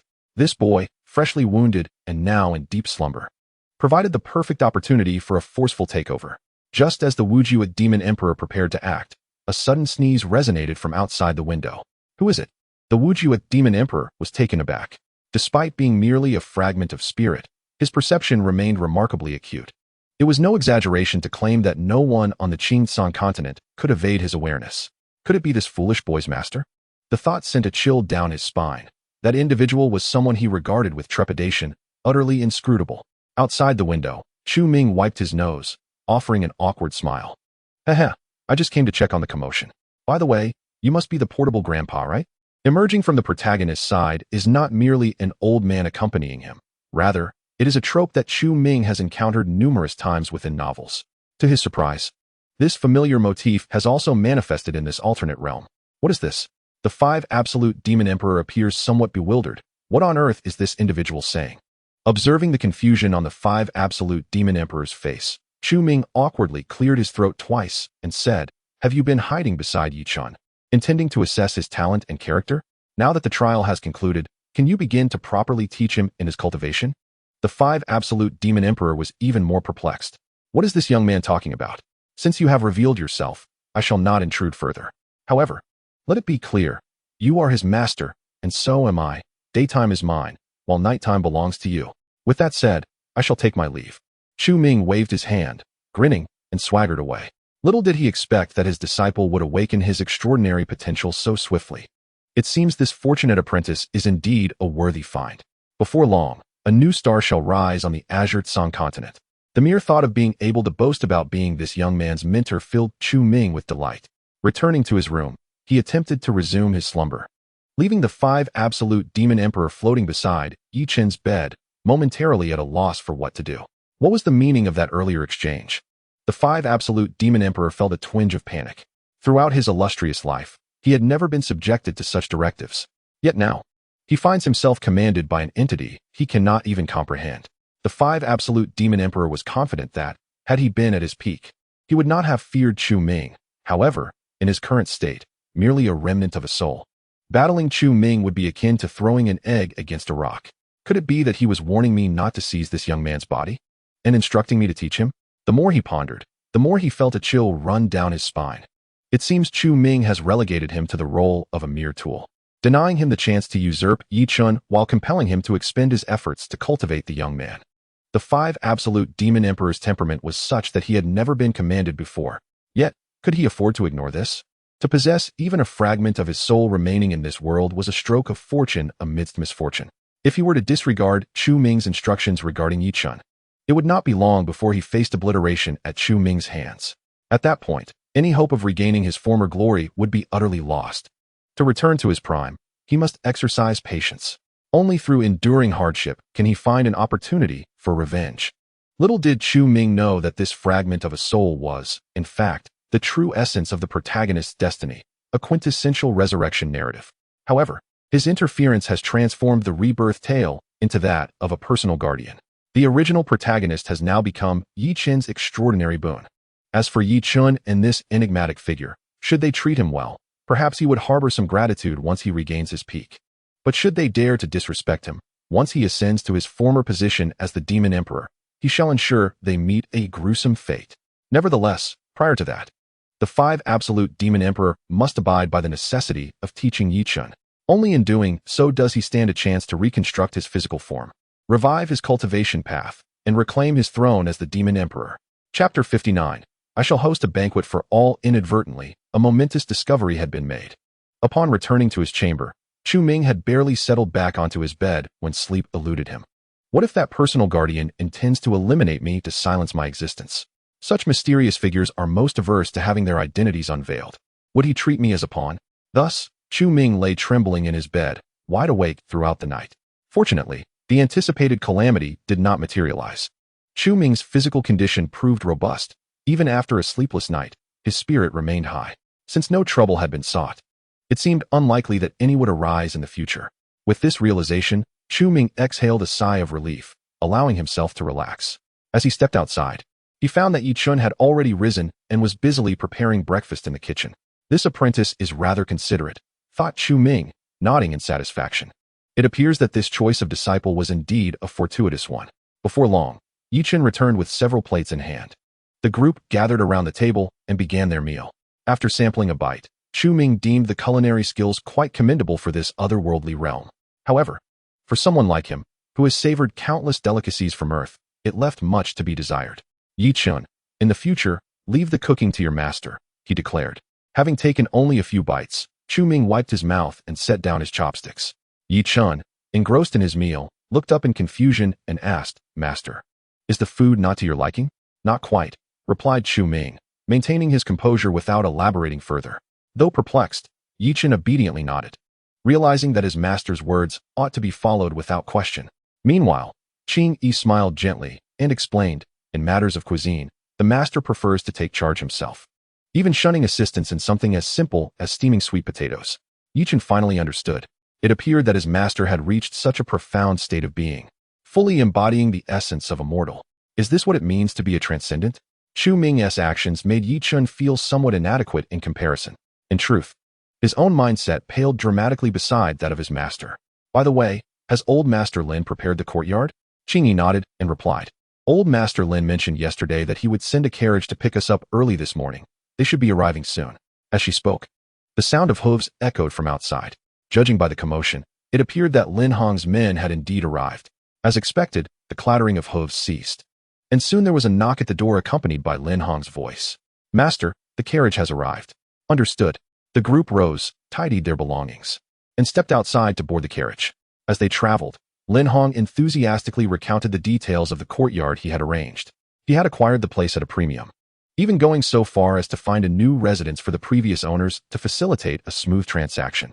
The carriage had not traveled far when they arrived at their destination. Mere streets separated it from Chu Ming's previous residence. While the environment wasn't particularly exquisite, it was clean, and, most importantly, tranquil. Master, are you satisfied with this courtyard? Lin Hong inquired with a beaming smile. Chu Ming nodded, pleased. This courtyard was hardly inferior to his own, providing ample space for the two of them to reside comfortably. Moreover, had the courtyard been any finer, Chu Ming might have been unable to afford the rent. This will suffice. As per our previous agreement, deduct the rent from my monthly salary. How does that sound? Lin Hong quickly protested. That is out of the question. It is merely a courtyard. If you desire it, I shall gift it to you without charge. Absolutely not. Chu Ming shook his head vigorously. The courtyard is certainly not inexpensive. As the saying goes, one does not receive rewards without merit. Chu Ming possesses a certain self-awareness regarding this matter. Relying solely on the scant knowledge he has accumulated, even if he were to teach at Lin Hong's academy for a decade or more, it would scarcely equate to the value of this courtyard. After much insistence from Chu Ming, Lin Hong finally agreed to deduct 100 gold coins each month from his salary of 1,000. This price was reached only after Chu Ming raised it several times. Originally, Lin Hong intended to charge merely 10 gold coins as a token gesture. Naturally, he was more than willing to assist in arranging a place for Yi Chun. Qing Yi had specifically instructed him that Yi Chun, as Chu Ming's apprentice, held a title that was sufficient in itself. Among the youth of Tianyuan City, countless boys and girls are students of Chu Ming. However, Yi Chun is the first to earn the distinction of being accepted as his disciple. Lin Hong, being well aware of the significance of establishing a good relationship with Yi Chun, was eager to comply.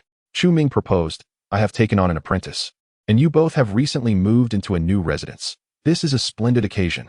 Lin, I would appreciate it if you could send someone to purchase some ingredients and invite a few of my friends over. I shall personally prepare a grand feast." Upon hearing this news, Lin Hong was immediately filled with joy. A banquet hosted by Chu Ming was indeed a momentous event, and he was more than willing to make the arrangements. Those who could befriend Chu Ming were undoubtedly prominent figures, so Lin Hong knew he must extend invitations to each one. Accepting this task, Lin Hong hastily departed the courtyard with his servants. Since embarking on his cultivation journey, Lin Hong had become notably more agile than before, allowing him to traverse a significant portion of Tianyuan City in no time. Before long, Lin Hong arrived at the temporary residence of Yun He, taking a moment to steady his breath before gently knocking on the door. The one who answered was Yun Long. "Lord Lin, how may I assist you?"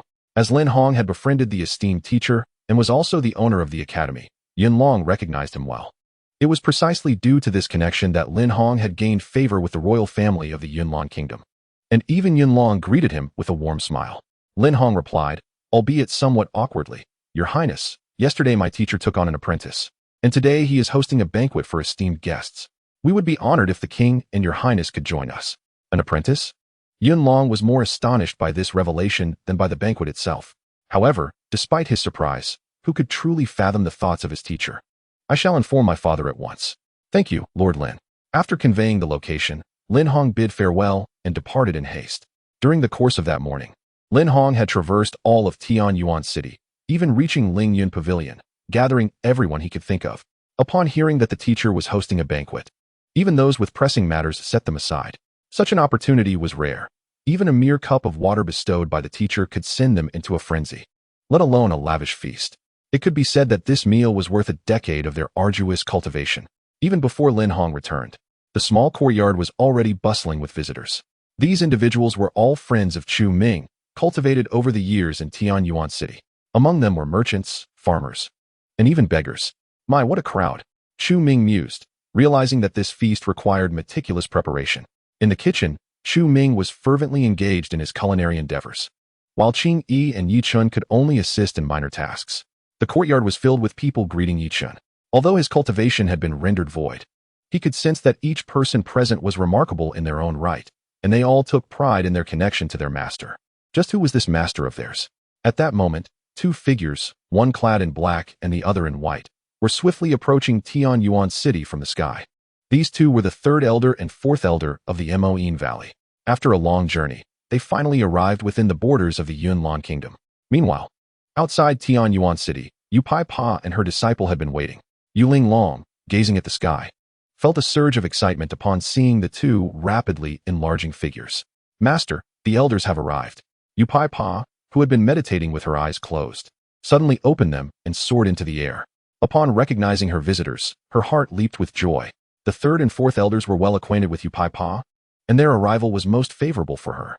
Soon, the four figures converged. Yu Pai Pa clasped her hands together and said, "Elders, you have finally come."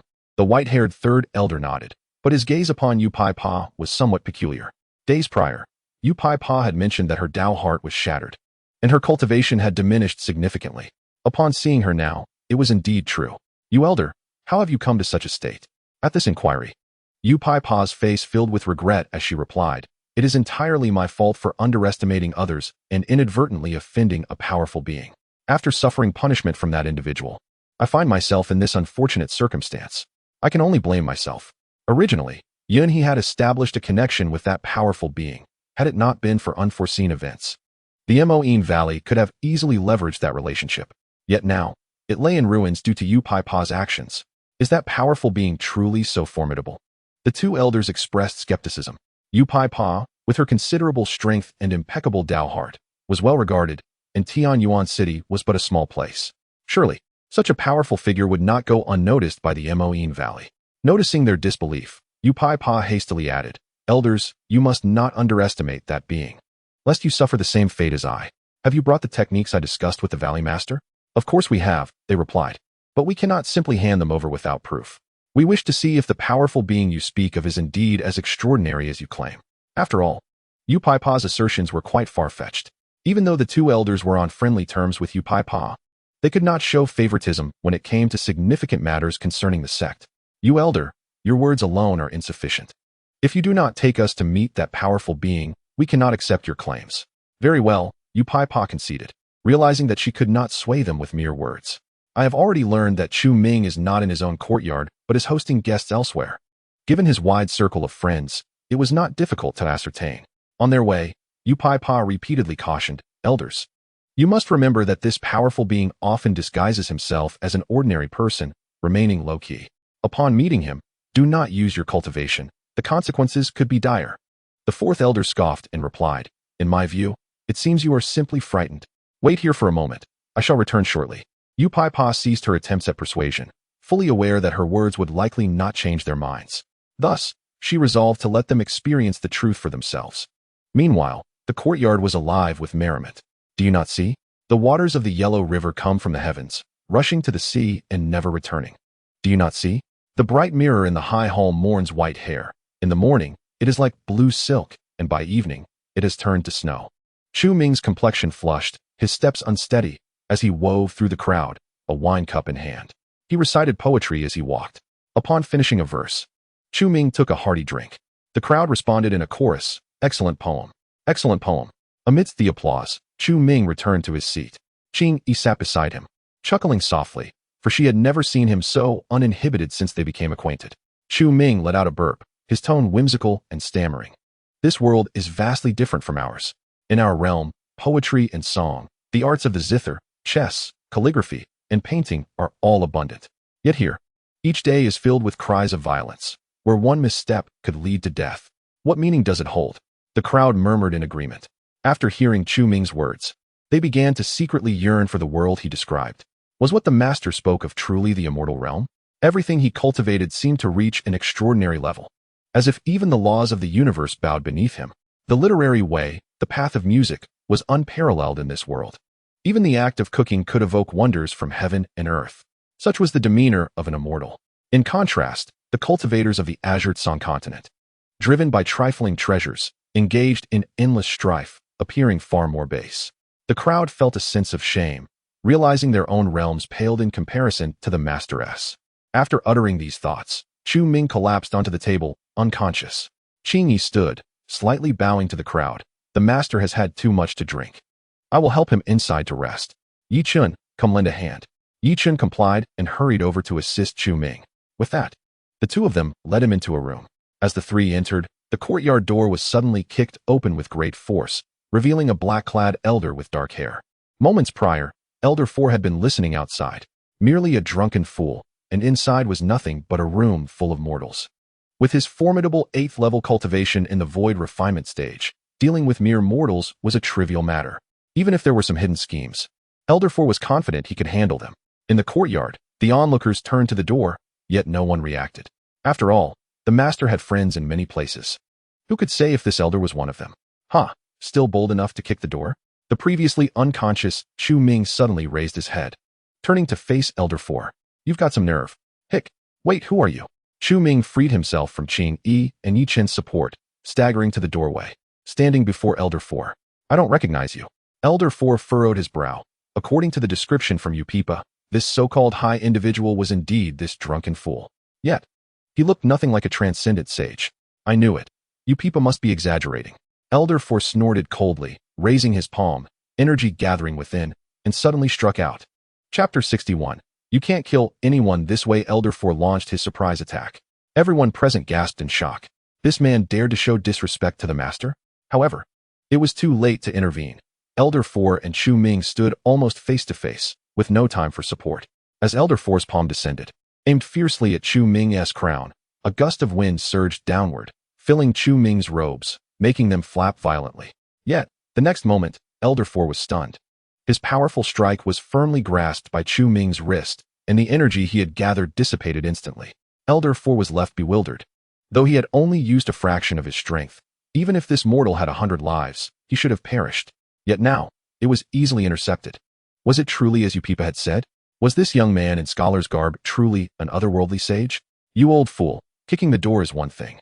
But you want to fight too? Chu Ming rolled up his sleeves, stepped back, and shouted angrily, "What are you all standing there for? Beat him up." After speaking, he fell unconscious again, supported by Qing Yi and Yi Chun into the room. The crowd, upon hearing this, rolled up their sleeves and surged forward. Meanwhile, the door behind Elder Four slammed shut. It was then that Elder Four realized that this room full of people were not mere mortals. Each one was a genuine cultivator, capable of beating him to the ground. A wave of intense pressure made Elder Four hesitate to move. Just a moment ago, the courtyard was filled with joyous revelry. Now, it was chaos. Dozens of individuals, young and old, all rolled up their sleeves and formed a crowd, pummeling Elder Four with punches and kicks. Put some effort into it. If you keep this up, you might as well let me do it. You can't even hurt an adult? Have you not eaten enough? At that moment, two figures staggered out of the restroom. Yun He, supported by Yun Long, walked unsteadily, speaking slurringly to his father. The master has already taken disciples. You must work hard and establish a good relationship with the master, understood? Hick, I understand, father. Both were thoroughly intoxicated. As cultivators, ordinary wine could not get them drunk, but Chu Ming's liquor was exceptionally potent. Just moments ago, they were nearly retching in the restroom. What is happening here? They beheld the crowd gathered, cursing and shouting, and felt puzzled. Someone shouted, "This fellow dared to attack the master. The master said to beat him up. Is that so?" Yun He burped, casually grabbing a stool, and swayed towards the crowd. He then shouted, "Clear the way. Stop hitting him. You can't kill anyone this way." With that, Yun He let out a furious roar, raised the stool high, and brought it crashing down onto the prostrate Elder Four. The crowd quickly scattered. Elder Four, already battered and bruised, found a moment of relief only to see the stool descending upon him. The one wielding it was none other than Yun He. Yun He bang. With a resounding thud, the stool shattered upon impact. This blow was the final straw, crushing the already severely injured Elder Four, extinguishing his breath. Who called me? Yun He scratched his head, tossing aside the remaining piece of wood, glancing around. Did you call me? Or did you call me? The crowd shook their heads, pointing at the lifeless Elder Four on the ground. Yun He squatted down, leaned closer, and patted Elder Four's face, asking, "This old man looks a bit familiar." Elder Four's face was already swollen beyond recognition. Even if the third elder stood before him, he might not be able to identify him. Yunha had only crossed paths with the fourth elder of the Magic Sound Valley a few times, so he naturally could not recognize the figure sprawled on the ground, resembling a lifeless pig. Shaking his head, he muttered to himself, "What does it matter? Daring to provoke me, you deserve to be beaten." With that, he rose and delivered 2 swift kicks, sending the fourth elder sprawling out the door. Bring forth the music. Continue the dance. After being kicked out, the chaos in the courtyard soon returned to its previous merriment, as if nothing had transpired. Meanwhile, outside the door, Yuhua and the others were greatly alarmed and rushed over to help the fourth elder up. Both the third elder and Yuhua gasped in shock. The fourth elder had entered for only a brief moment and had been beaten into a state of near death. "Junior brother. Oh, junior brother." The third elder howled to the heavens. The bond he shared with the fourth elder was profound, a camaraderie forged through life and death. Yet now, in the blink of an eye, they were separated by the realms of existence. A surge of murderous intent welled up in the third elder's chest. "Rest assured, junior brother, I will avenge you and eliminate these scoundrels." Yuhua quickly interjected, "Third elder, do not act rashly, or the consequences will be dire. We must inform the Valley Master and deliberate on our next steps." At this moment, Yuhua had already mentally scolded the fourth elder 1,000 times. The mess he had created was already substantial, and now he had to escalate it further. Truly, he was beyond redemption. Regrettably, it seemed impossible to salvage the esteemed figure now. They could only hope he would not direct his wrath toward themselves or the Magic Sound Valley. Which would be the best outcome? "Get away from me. I must kill those scoundrels." The third elder shouted in fury. "Third elder, I do not wish to dissuade you, but do you truly believe you can defeat them?" Yuhua's words struck a chord. The third elder's anger subsided significantly. Could he be their match? The fourth elder, of similar cultivation, had entered and emerged unrecognizable in mere moments. If he rushed in, what outcome could he expect? In truth, it would only lead to his demise. However, the third elder was unwilling to accept. "Could my junior brother die in vain?" "Third elder, this matter is of great significance. A moment's carelessness could obliterate our Magic Sound Valley's millennia-long foundation. We must inform the Valley Master and let him decide. Reluctantly, he accepted that they had no choice but to await the Valley Master's judgment. The situation was precarious. They could only hope for the best. Chapter 62. Stay where it's cool. The third elder carried the fourth elder's lifeless body back to the residence Yuhua had found. He was filled with bitterness, lamenting his own insufficient cultivation, feeling powerless to avenge his fallen friend. Through gritted teeth, the third elder declared, "We must contact the Valley Master at once and hear his counsel." Without hesitation, the group set about reaching out to the Magic Sound Valley. At that moment, He Xiao was waiting for news from the elders. Including Yuhua, 3 elders had gathered in Tianyuan City. If all went smoothly, they would soon uncover the true nature of the so-called high-ranking figure. Just then, a disciple rushed in with news. The third elder had sent word. "Quick, bring me the jade tablet." He Xiao dashed out of the main hall, heading straight for the room where the jade tablets were stored. Once the tablet was connected, He Xiao inquired, "Third elder, didn't you just arrive in Tianyuan City? How could there be progress so soon?" The third elder was drenched in cold sweat, unable to speak. They had barely set foot in Tianyuan City, and already one had met their demise. How could he articulate such a calamity? Third elder, what does that expression mean? A foreboding sense arose in He Xiao's heart. Could something have gone awry again? Contemplating this, He Xiao felt a surge of anger, but managed to suppress it. His voice steady. "Third elder, what has transpired?" Reporting to the Valley Master, the fourth elder, "He has died." "What?" The jade tablet before He Xiao shattered into fragments. He had dispatched 3 esteemed figures, and one had fallen while another had been shattered. The Magic Sound Valley had stood for millennia. When had it ever suffered such humiliation? This insult he could not abide. "Send the order down. All elders, heed my command, and accompany me to Tianyuan City. I shall see if that so-called recluse still dares to be arrogant before me." Overwhelmed by rage, He Xiao paid no heed to Yuhua's earlier words. Even if the figure truly was a recluse, provoking the Magic Sound Valley time and again warranted their demise. Meanwhile, the third elder gazed at the shattered jade tablet, feeling a wave of shame wash over him. This time, the situation had escalated beyond manageable proportions. Although He Xiao had not explicitly given orders, the third elder could surmise his intentions. It would likely lead to an all-out confrontation. "Third elder, Yunhe shares a close bond with that high-ranking figure. Should we bring Yunhe to me now?" The third elder demanded. He would not let slip any information regarding Chu Ming. Hearing this, Yuling bowed slightly and exited the room, heading straight for Yunhe's residence. At that moment, the banquet had just concluded, and Yunhe, with the assistance of Yunlong, was unsteadily exiting the courtyard. As they walked, they encountered Yuling head-on. Seeing Yunhe in such a drunken state, Yuling frowned. Given the gravity of the situation, how could Yunhe still be indulging in revelry? If the third elder learned of this, Yunhe would surely face repercussions. Realizing this, Yuling coldly stated, "Lord Yun, the third elder requests your presence. Come with me." "Third elder?" Yunhe glanced at Yunlong, hiccuping, and asked, "Which third elder?" The already inebriated Yunlong shook his head, replying, "I don't know." "You." Yuling pressed on, "Naturally, I refer to the third elder of the Magic Sound Valley. Who else could it be?" "Oh, that old man with the white beard? Huh.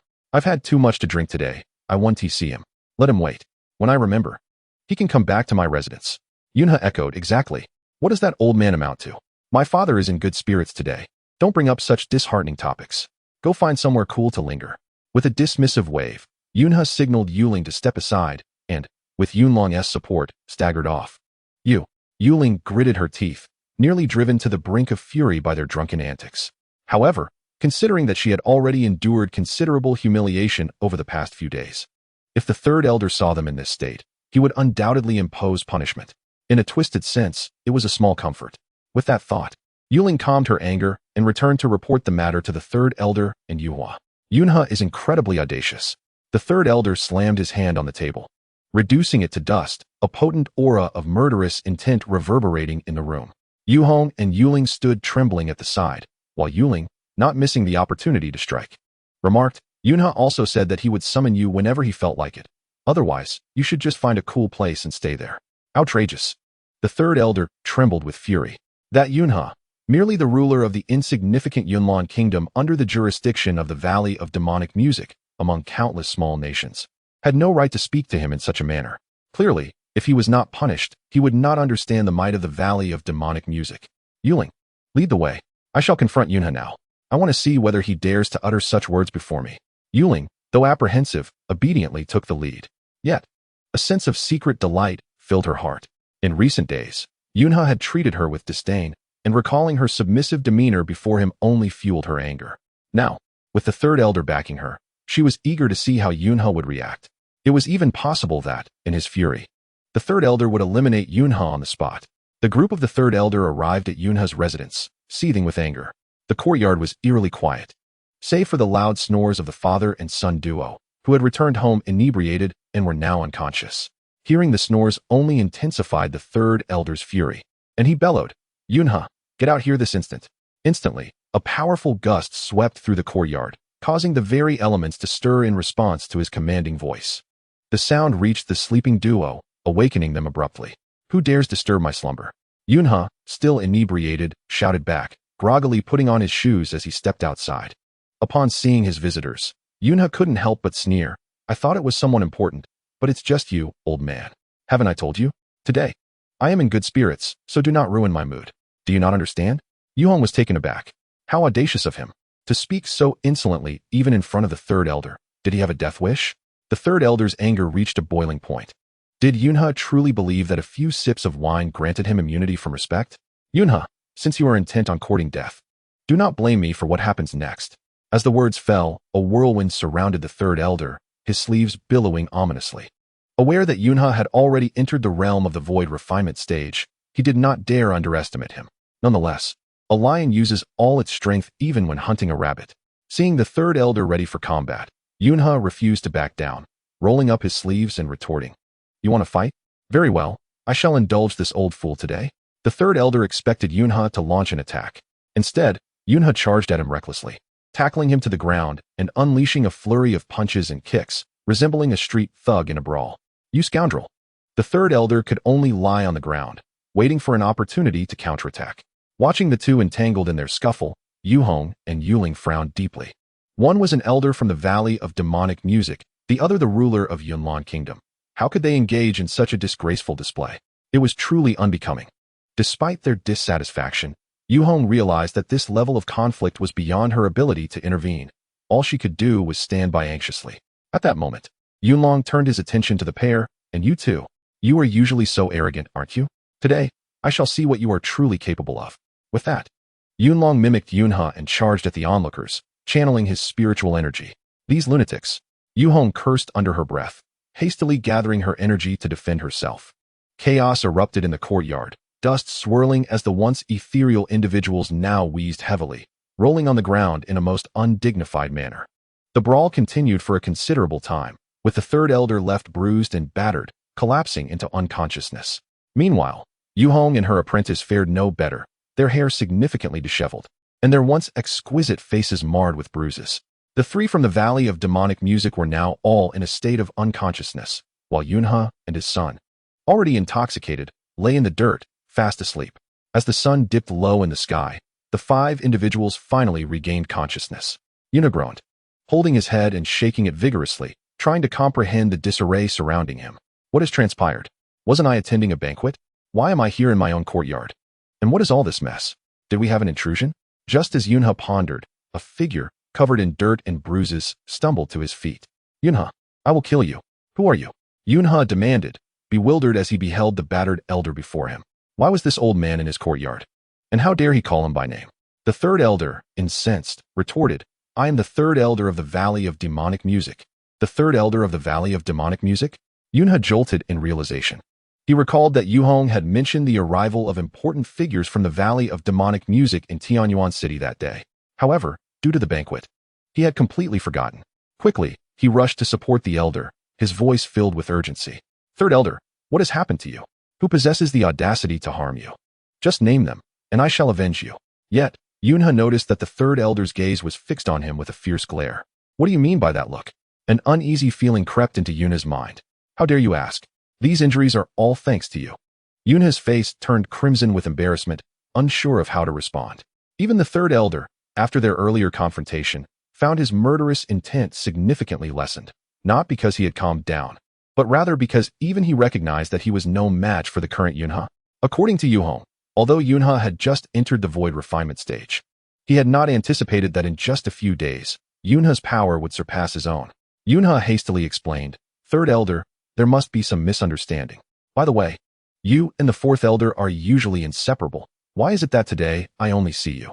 Upon hearing this, the third elder's rage reignited once more. "In this cloud river, why must one stir up trouble where none exists?" Almost provoking this old man to his demise. "Is there some matter within the sect that cannot be resolved, or perhaps an issue at home?" He posed several inquiries in succession. With each question, the expression of the third elder grew increasingly grim. Finally, the just awakened Upipa could no longer bear it, and coldly interjected. "The fourth elder has already succumbed at the hands of that esteemed individual. What? Have you once again provoked the master?" At that moment, He felt as though the heavens were collapsing around him. A life of an elder had been squandered in vain by the master's hand. The conflict now seemed irreparable. Upipa continued, "Lord of Yun, you must have been present in the courtyard when the fourth elder entered. What exactly led to his demise? Are you suggesting that the fourth elder barged in during the banquet?" Indeed. He furrowed his brow, beginning to ponder. The more he recalled, the graver his expression became. For within his memory of the banquet, only one individual had intruded, and by the time he emerged from the restroom, that fellow had already been reduced to a pulp. Furthermore, that person had called out his name, and ultimately, it was Yun He who delivered the final blow. Gasp! In his recollection, the visage of the fourth elder merged with that of the battered intruder. The person who had been beaten to a pulp was none other than the fourth elder. "Lord of Yun, have you recalled something?" Coughing awkwardly twice, Yun He evasively replied, "I had indulged a bit too much at the master's banquet this morning and spent the rest of the time resting in my room, unaware of what transpired at the banquet." After all, he could hardly admit that the fourth elder had been killed by his own bench. Otherwise, his own life would be forfeit. However, the master was certainly not a bloodthirsty person, and the fourth elder could not have lost his life without cause. "I trust in the master's character. There must be some reason behind this." After all, in Yun He's heart, the master's image was nothing short of perfect. Chapter 64. The urgency to avert the master's wrath. Third elder, please do not fret. Allow me to consult a few acquaintances to clarify this matter before I provide you with a response. This issue is quite significant. Yun was at a loss. For if he were to offend the master, the consequences would be dire. With that thought in mind, he decided to keep the matter from the master for the time being. He would seek out Yi Lingyun to ascertain the true circumstances. The third elder coldly insisted. "This matter must be resolved swiftly. We need to understand what has transpired." After bidding farewell, Yun did not even take the time to change his attire before hastening to Lingyun Pavilion with Yunlong. Although Lingyun Pavilion was 100 miles from Tianyuan City, Yun was no novice in cultivation and would reach it in no time. At that moment, Yi Lingyun was sound asleep in his chamber. Having indulged to excess, he staggered back to Lingyun Pavilion and collapsed into slumber. As soon as Yun He and his son arrived, they headed straight for Yi Lingyun's room. Some disciples of Lingyun Pavilion, upon seeing this, hurriedly sent word, which soon reached Yi Lingyun's door. "Lord of the pavilion, the Lord of Yun has arrived." Yi Lingyun jolted awake. After a restful afternoon, the effects of the alcohol had mostly worn off. When he opened his eyes, he found Yun He and his son standing in his room, gazing at him. Yi Lingyun hastily rose and bowed. Yi Lingyun pays his respects to the Lord. To his surprise, Yun He quickly helped him up, speaking with great courtesy. "What is this, my dear brother Lingyun? We are brothers. There is no need for such formalities." Yi Lingyun was momentarily taken aback. What kind of oddity was this? The illustrious lord of the Yunlong kingdom was addressing him, a mere lord of Lingyun Pavilion. As a brother? Surely, this was due to the master's influence. Yi Lingyun inquired, "Might I ask the purpose of your visit today, Lord?" "To be frank, I have come to discuss a matter with you, my brother. This issue is quite weighty, and I find myself unable to make a decision alone. Please, do not hesitate to speak, Lord." Yi Lingyun felt a twinge of anxiety. Although he was no longer the same person he once was, having reached the transformation stage in cultivation, he still felt apprehensive when faced with Yun He's request. What use was he to make decisions that even a ruler could not? Yun He exhaled deeply, saying, "This matter concerns the master. The individual who intruded upon the banquet and was killed by us was the fourth elder of the Moine Valley. Not long ago, another elder from Moine Valley had already suffered a loss of cultivation at the master's hands, with their heart's path shattered. Now, we have lost yet another elder's life. This matter is likely to spiral out of control." Yi Lingyun grasped the gravity of the situation. He was well aware of Moine Valley's formidable reputation, and even Yun He had to heed their commands. Caught in the middle, Yun He was undoubtedly the most distressed. Should Moine Valley take offense, it would be inevitable that he would suffer the consequences. "My dear brother Lingyun, you have known the master longer. In your opinion, how should we navigate this situation?" Yi Lingyun pondered for a long while before replying. In my view, the master seems indifferent, perhaps even disdainful, towards Mundane Valley.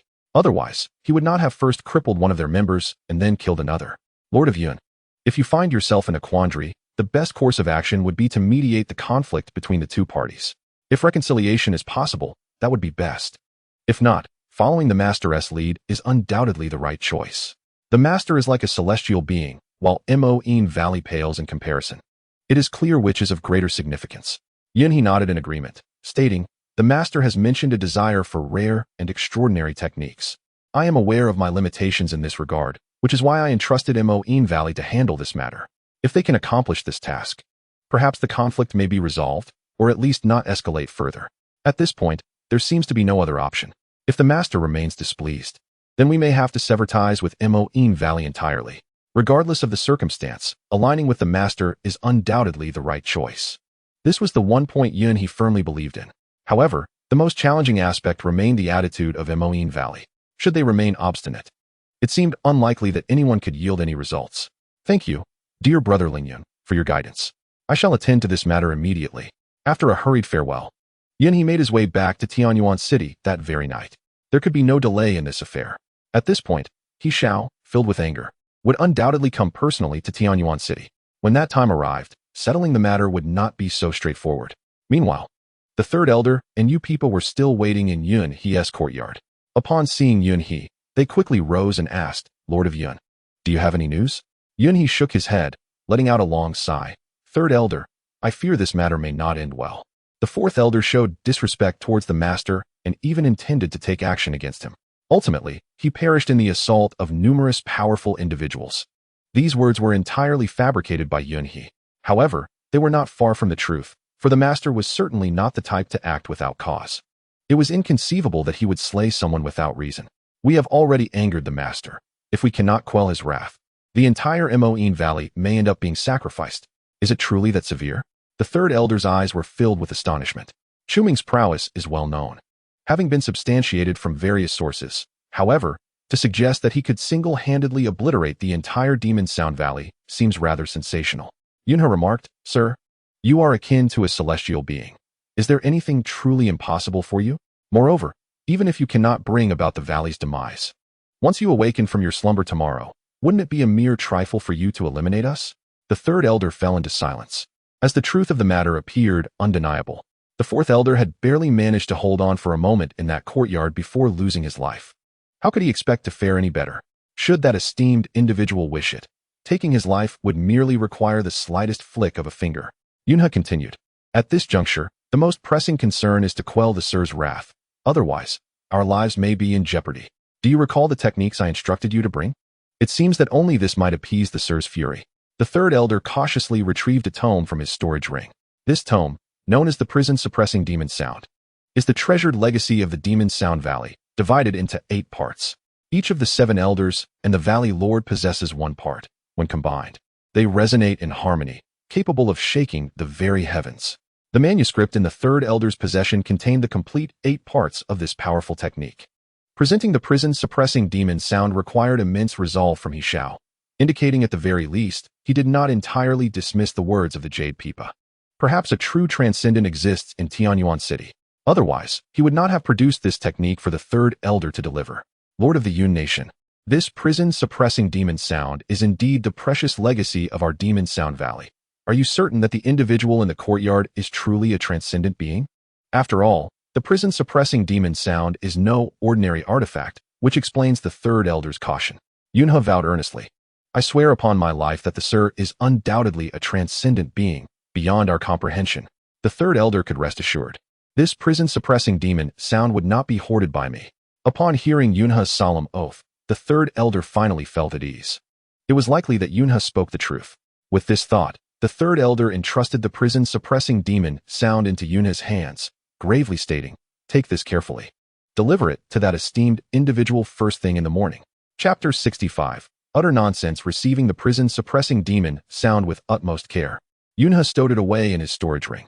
After the transfer, the group from the Demon Sound Valley hurriedly departed. En route, Yulonglong quietly inquired, Third Elder, will you let bygones be bygones with Yunhe? After all, he left you in quite a state. How could one of the third elder's stature swallow such humiliation?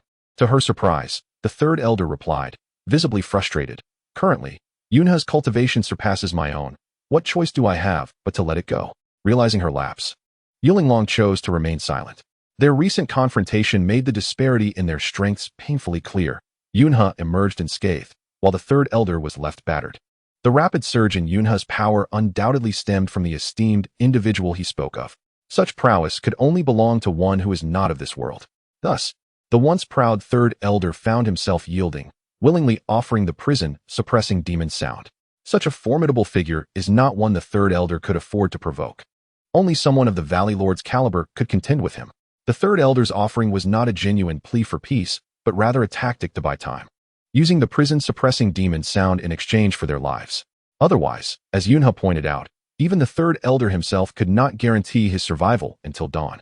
Survival must take precedence before all else. As night fell, Yunha contemplated the prison-suppressing demon sound, stroking his chin in deep thought. This tome is the prized legacy of the Demon Sound Valley, and what lies before him is the complete set of 8 parts. To say he was not stirred would be disingenuous. This is intended for the Sir. If I were to sneak a glance, would it not cast doubt upon my loyalty? Yet, merely a fleeting glance should not incur any loss, should it? After much internal conflict, Yunha hesitated to open the tome. After all, the Demon Sound Valley is not a reputable sect.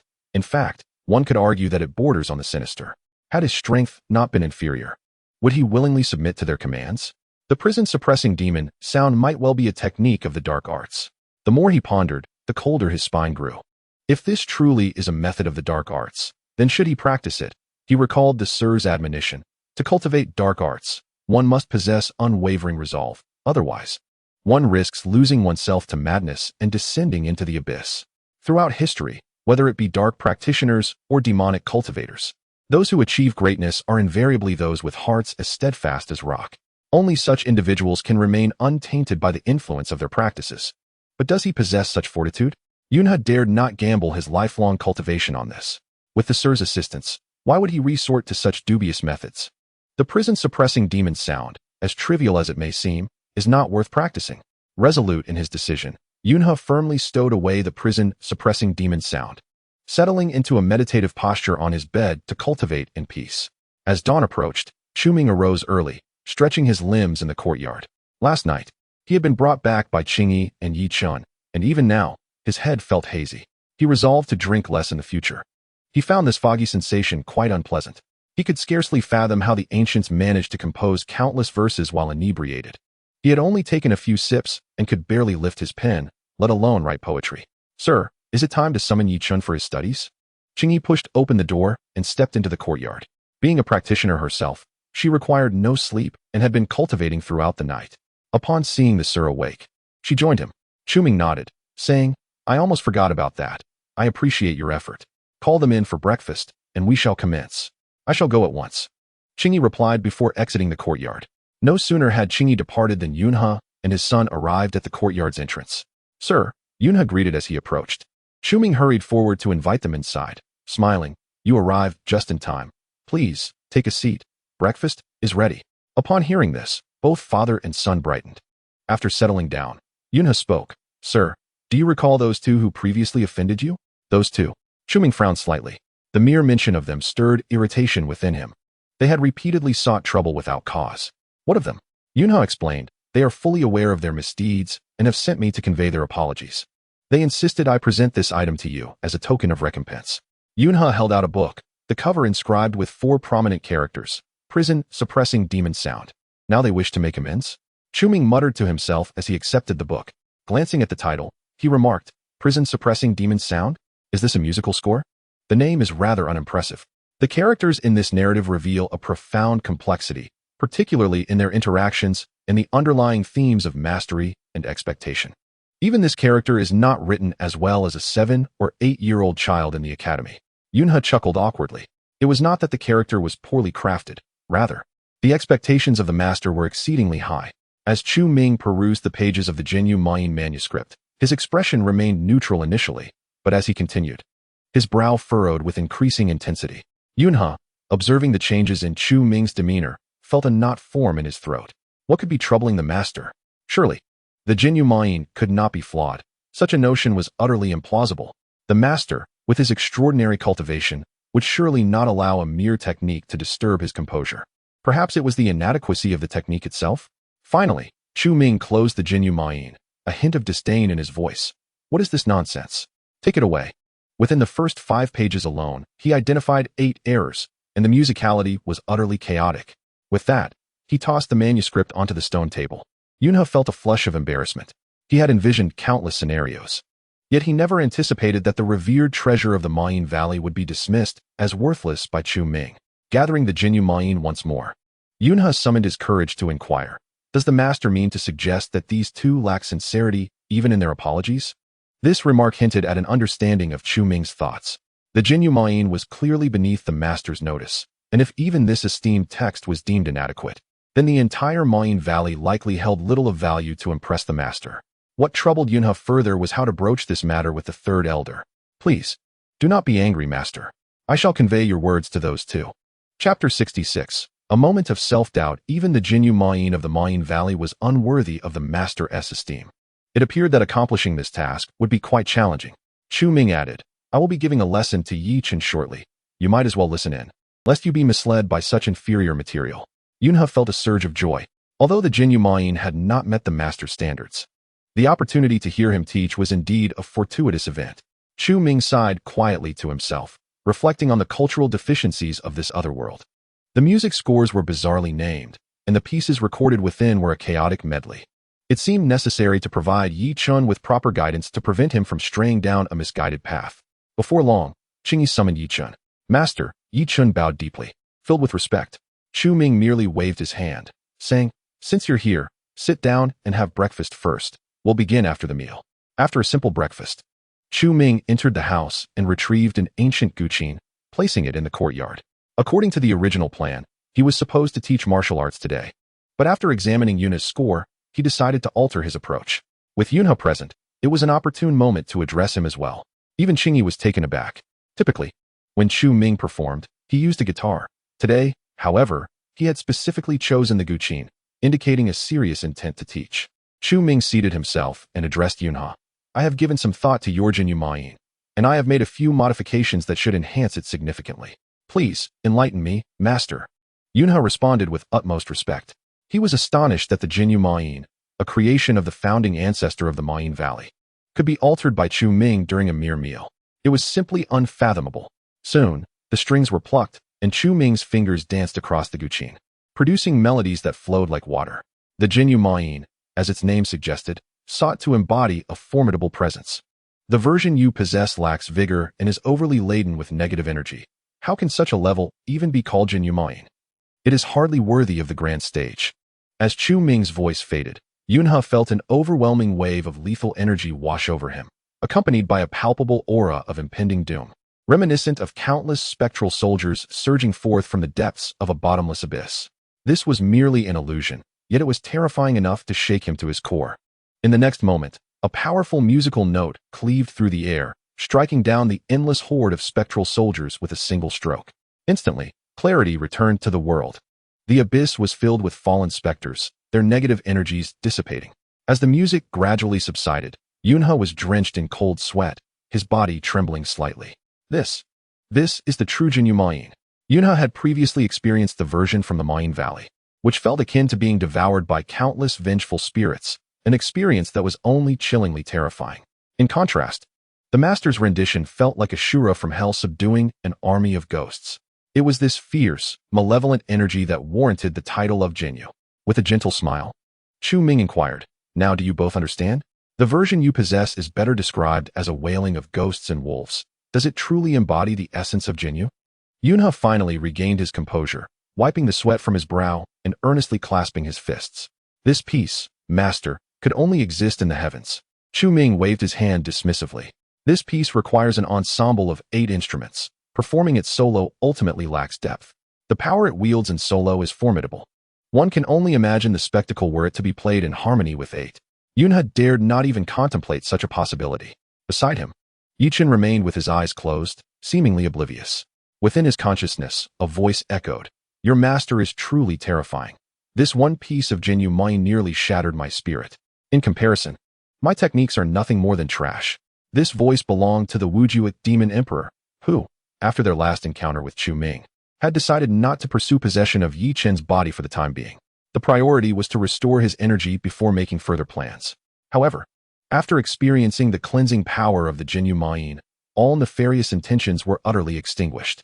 This scholar, clad in white, displayed an astounding mastery of musical arts. His prowess likely transcended the very essence of the Tao.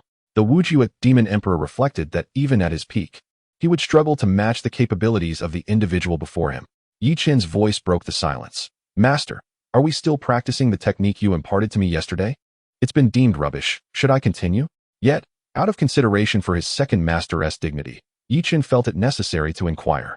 With a long, resigned sigh, the Wujuic demon emperor replied, if you can fully master this Jinyu Ma'in, there will be no need to continue practicing the technique I provided. I have just recorded the Jinyu Ma'in. You should practice it for 2 days. If it proves ineffective, you may return to my technique. Though reluctant, the Wujuic demon emperor had to concede that the gap between him and Chu Ming was at least a vast realm apart. Such a profound technique is beyond the grasp of even the 5 absolutes demon emperor. How could it possibly be mastered by a mere youth whose meridians have just begun to heal, currently in the chi refinement stage? After speaking, the 5 absolutes demon emperor extended a finger, intending to meticulously inscribe the musical score within Yi Chen's sea of consciousness. However, as soon as he wrote the first character, an invisible force seemed to impede his efforts. Even the character he had just inscribed began to fade away slowly. Is even the heavenly Tao obstructing my attempt to record this technique? The voice of the 5 absolutes demon emperor trembled slightly. Although the Qingcang continent is merely a low-tier realm, the heavenly Tao remains the heavenly Tao. Unless one possesses power that transcends it, they are subject to its constraints. Yet, this is merely a living entity. Now, even a technique casually created by Chu Ming is being rejected by the heavenly Tao. What does this imply? This technique is intolerable to the heavenly Tao. Master, what troubles you? The demon sound of the abyss shook his head, somewhat dejectedly, and replied, it's nothing. Just a moment of existential doubt. Comparing oneself to others can be quite disheartening. The 5 absolutes demon emperor pondered that his own techniques could traverse both the celestial and demonic paths, yet in comparison to Chu Ming's demon sound of the abyss, they seemed utterly insignificant. A once great powerhouse like the 5 absolutes demon emperor found himself unworthy even to transcribe the demon sound of the abyss. He could not fathom what this individual was truly thinking, speaking of daytime belonging to him and nighttime to me. Yet with my mere skills, his words hold no weight. The more he reflected, the more his frustration grew. Yi Chen, observing the 5 absolutes demon emperor's demeanor, chose not to intrude further. Eventually, he withdrew from the sea of consciousness, regaining clarity. Upon noticing Yi Chen's awakening, Chu Ming spoke, consider this your homework. You must master it within 7 days. Shortly, I will record the demon sound of the abyss for you, marking the more obscure parts, and you may inquire if there are any uncertainties. Today's lesson concludes here. Thank you, Master. In Chapter 67, really? I don't believe it. Chu Ming transcribed the revised demon sound of the abyss into 2 copies. One was given to Yi Chen, while the other was for Yunhe. Yi Chen, I will assess you in 7 days. If you cannot master it, I shall have to discipline you. Yi Chen bowed respectfully and cautiously accepted the manuscript from Chu Ming's hands. Yunhe displayed an even greater reverence, his excitement immeasurable. Such a treasure is worthy of legacy. The fact that Chu Ming so readily entrusted the demon sound of the abyss to him was astonishing. At that moment, Yunhe resolved to not disappoint his mentor's expectations. Chu Ming then addressed Yi Chen, and take this guqin as well. Though it is somewhat aged, its sound quality is commendable for practice. Yi Chen cradled the guqin and bowed once more. With the lesson concluded, Chu Ming deemed it unnecessary to keep them any longer, waving his hand to signal their departure. After they took their leave, they hurried on their way, with Yunhe racing straight back to his courtyard. The members of the Demon Sound Valley maintained their vigil in the courtyard, awaiting Yunhe's return. Upon seeing him, the third elder promptly stood up and inquired, Lord Yun, do you have any good news? This question caused Yunhe, who had been in high spirits, to feel disheartened once more. How does one explain this matter to the third elder? After much contemplation, Yunhe furrowed his brow and remained silent. Seeing Yunhe's demeanor, the third elder pressed. Lord Yun, do speak. What transpired? Do you truly wish to know? Yunhe retorted, gazing at the third elder. Of course. Sighing, Yunhe replied. The master confiscated the demon sound of the abyss. Confiscated? The third elder exclaimed in shock. This was the treasured technique of the Demon Sound Valley, coveted by countless cultivators. How could he simply hand it over and not want it? Lord Yun, please elaborate on what transpired. Yun He sighed deeply. The master said your apologies lack sincerity, and he does not accept them. Even after presenting the demon sound of the abyss, what more did you expect from us? The third elder's anger ignited. In his view, this so-called master was clearly mocking them, humiliating the Demon Sound Valley. What else did the master say? He also mentioned that even the first 5 pages of the Demon Sound of the Abyss contained 8 errors, utterly nonsensical. The third elder could no longer contain himself. Insulting him was one thing, but to belittle the Demon Sound of the Abyss was intolerable. This supreme technique, reduced to nothing in his words. Even among the elite forces of the Qing-San continent, the Demon Sound of the Abyss held its ground. Yet, he had the audacity to demean it so.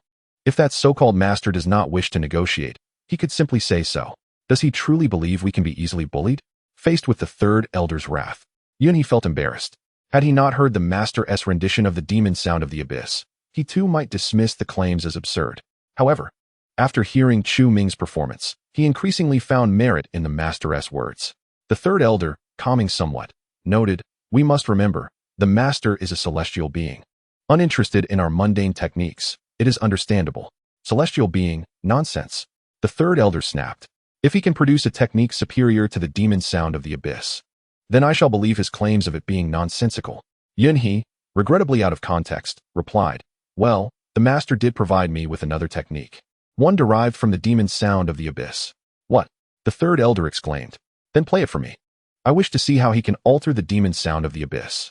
Yun He fell silent, realizing he would have to let the third elder witness the master's mastery of musical techniques. He instructed Yun Long to fetch the guqin. Once it arrived, Yun He took out the score given by Chu Ming and began to play, following the notations. Third elder, I have only heard the master's version of the Demon Sound of the Abyss once. I may be a bit rusty, so please forgive me. Just play. I am concerned with the Demon Sound of the Abyss, not your performance. Yun He adjusted his sleeves and placed his hands on the strings. Taking a deep breath, he began to gently pluck the strings. As the music resonated, the third elder remained indifferent, thinking the modifications were trivial at best. This so-called master was nothing extraordinary. However, the longer he listened, the more furrowed his brow became. If the opening of the piece had seemed inconsequential, as the melody progressed, the third elder's trepidation only intensified. The self-cultivated prison suppression melody pales in comparison, resembling a timid spirit shivering helplessly within the confines of a prison. In stark contrast, Chu Ming's prison suppression melody stands as a fierce Azura, wielding a ghostly blade and guarding the gates of hell. The two are utterly incomparable. It is terrifying. If Yun He, with such raw and unrefined skills, can evoke such an imposing aura, what might he achieve upon mastering it? The third elder could scarcely bear to contemplate the possibilities. In that moment, a covetous thought took root within him. If he could obtain such a formidable technique and cultivate it, his progression would be meteoric, perhaps even surpassing the leader of the Melody Valley, usurping his position. The treasure lay before him. Who could resist such temptation? Suddenly, the third elder erupted in fury. He seized the prison suppression melody placed before Yun He, declaring, "Your musical prowess reveals nothing to me. Allow me to examine it myself." Before Yun He could respond, the third elder began perusing the manuscript. However, the instant his gaze fell upon the text, an overwhelming malevolence surged forth. With just a glance, he spat blood, his vitality severely diminished. How could this be possible? The third elder's hand fell limply to his side, discarding the manuscript onto the ground. What has happened? The jade Peepa beside him gasped, her breath quickening. Disbelief etched across her face. Just a single glance at the manuscript had transformed the third elder into this state. As she looked down at the celestial manuscript of the prison suppression melody, any lingering greed within her vanished, replaced by profound fear. At this moment, the third elder bore no resemblance to his previous ethereal self. The once vibrant visage was now etched with deep wrinkles, resembling a frail old man clinging to life by a thread. In an instant, the cultivation he had amassed over centuries dissipated entirely, rendering him a mere mortal. This was indeed the essence of the prison suppression melody. The third elder's expression twisted with madness, his eyes wide with terror as he cowered in a corner of the courtyard, trembling uncontrollably. The jade Peepa was equally shaken. She yearned to uncover the secrets within that manuscript. Merely a glance had reduced the third elder to such a state. Yet, she lacked the courage to approach it. Her own resolve shattered, and her power significantly diminished. To confront whatever was inscribed within could lead to dire consequences, even death.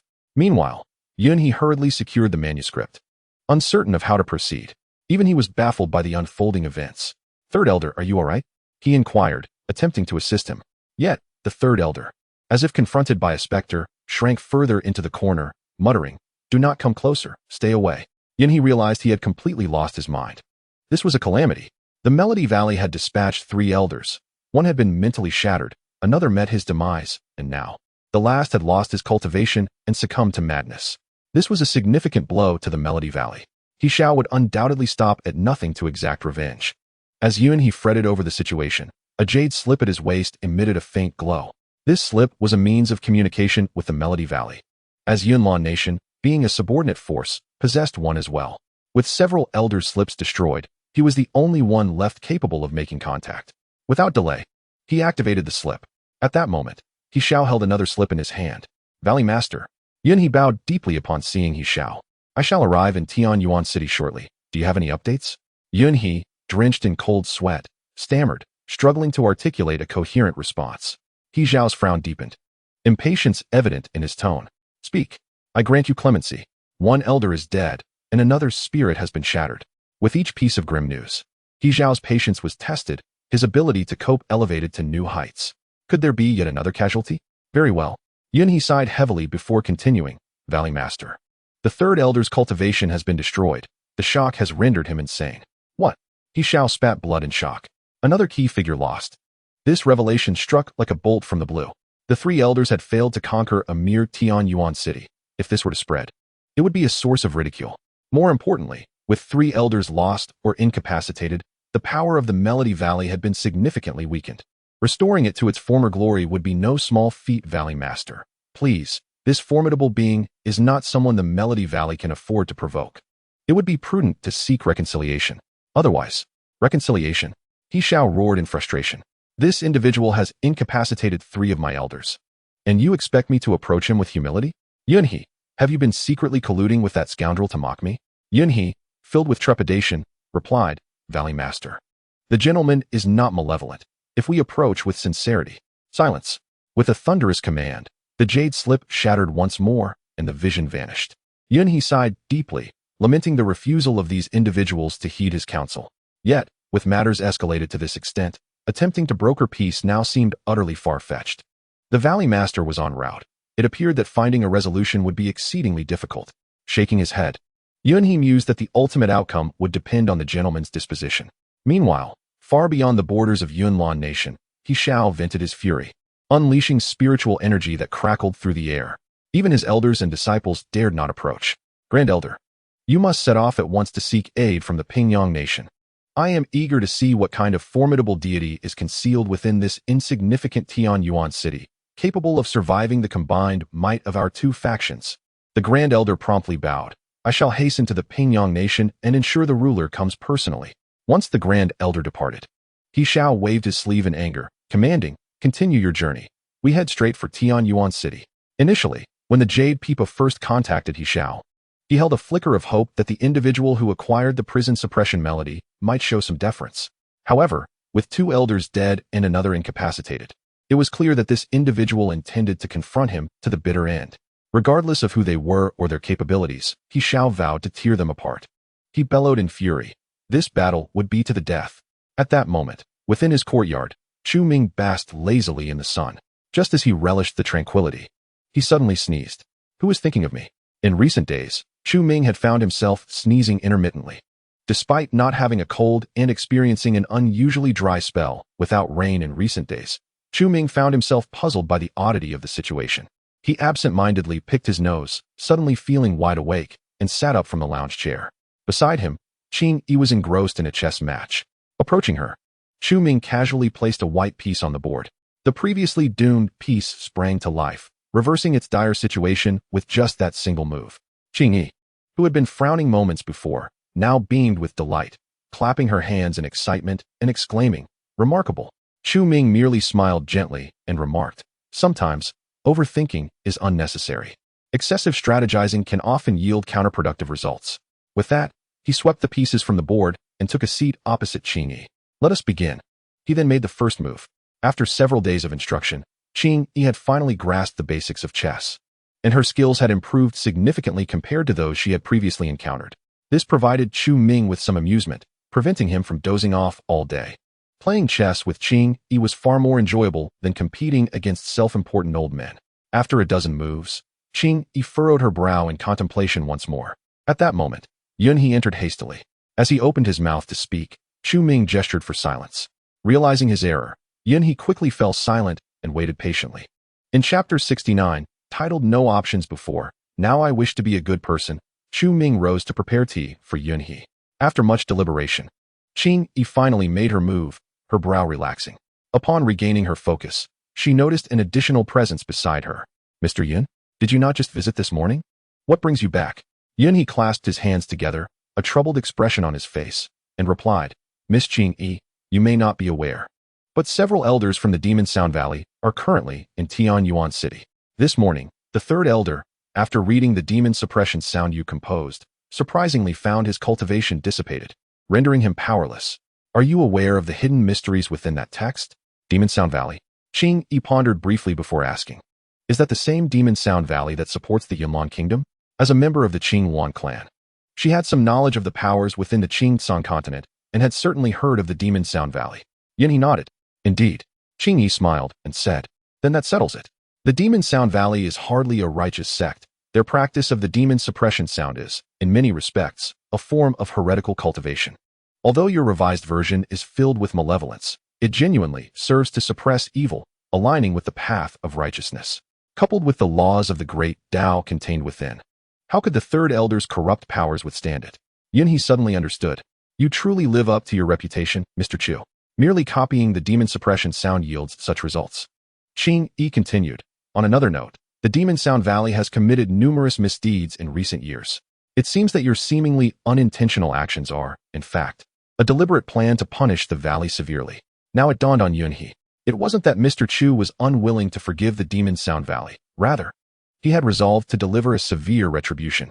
Qing added, Mr. Yun, in the past, you had no choice. But now that you have the opportunity to make a choice, you need not associate with such individuals. Otherwise, you may end up as collateral damage. After all, serving the Demon Sound Valley was never your intention.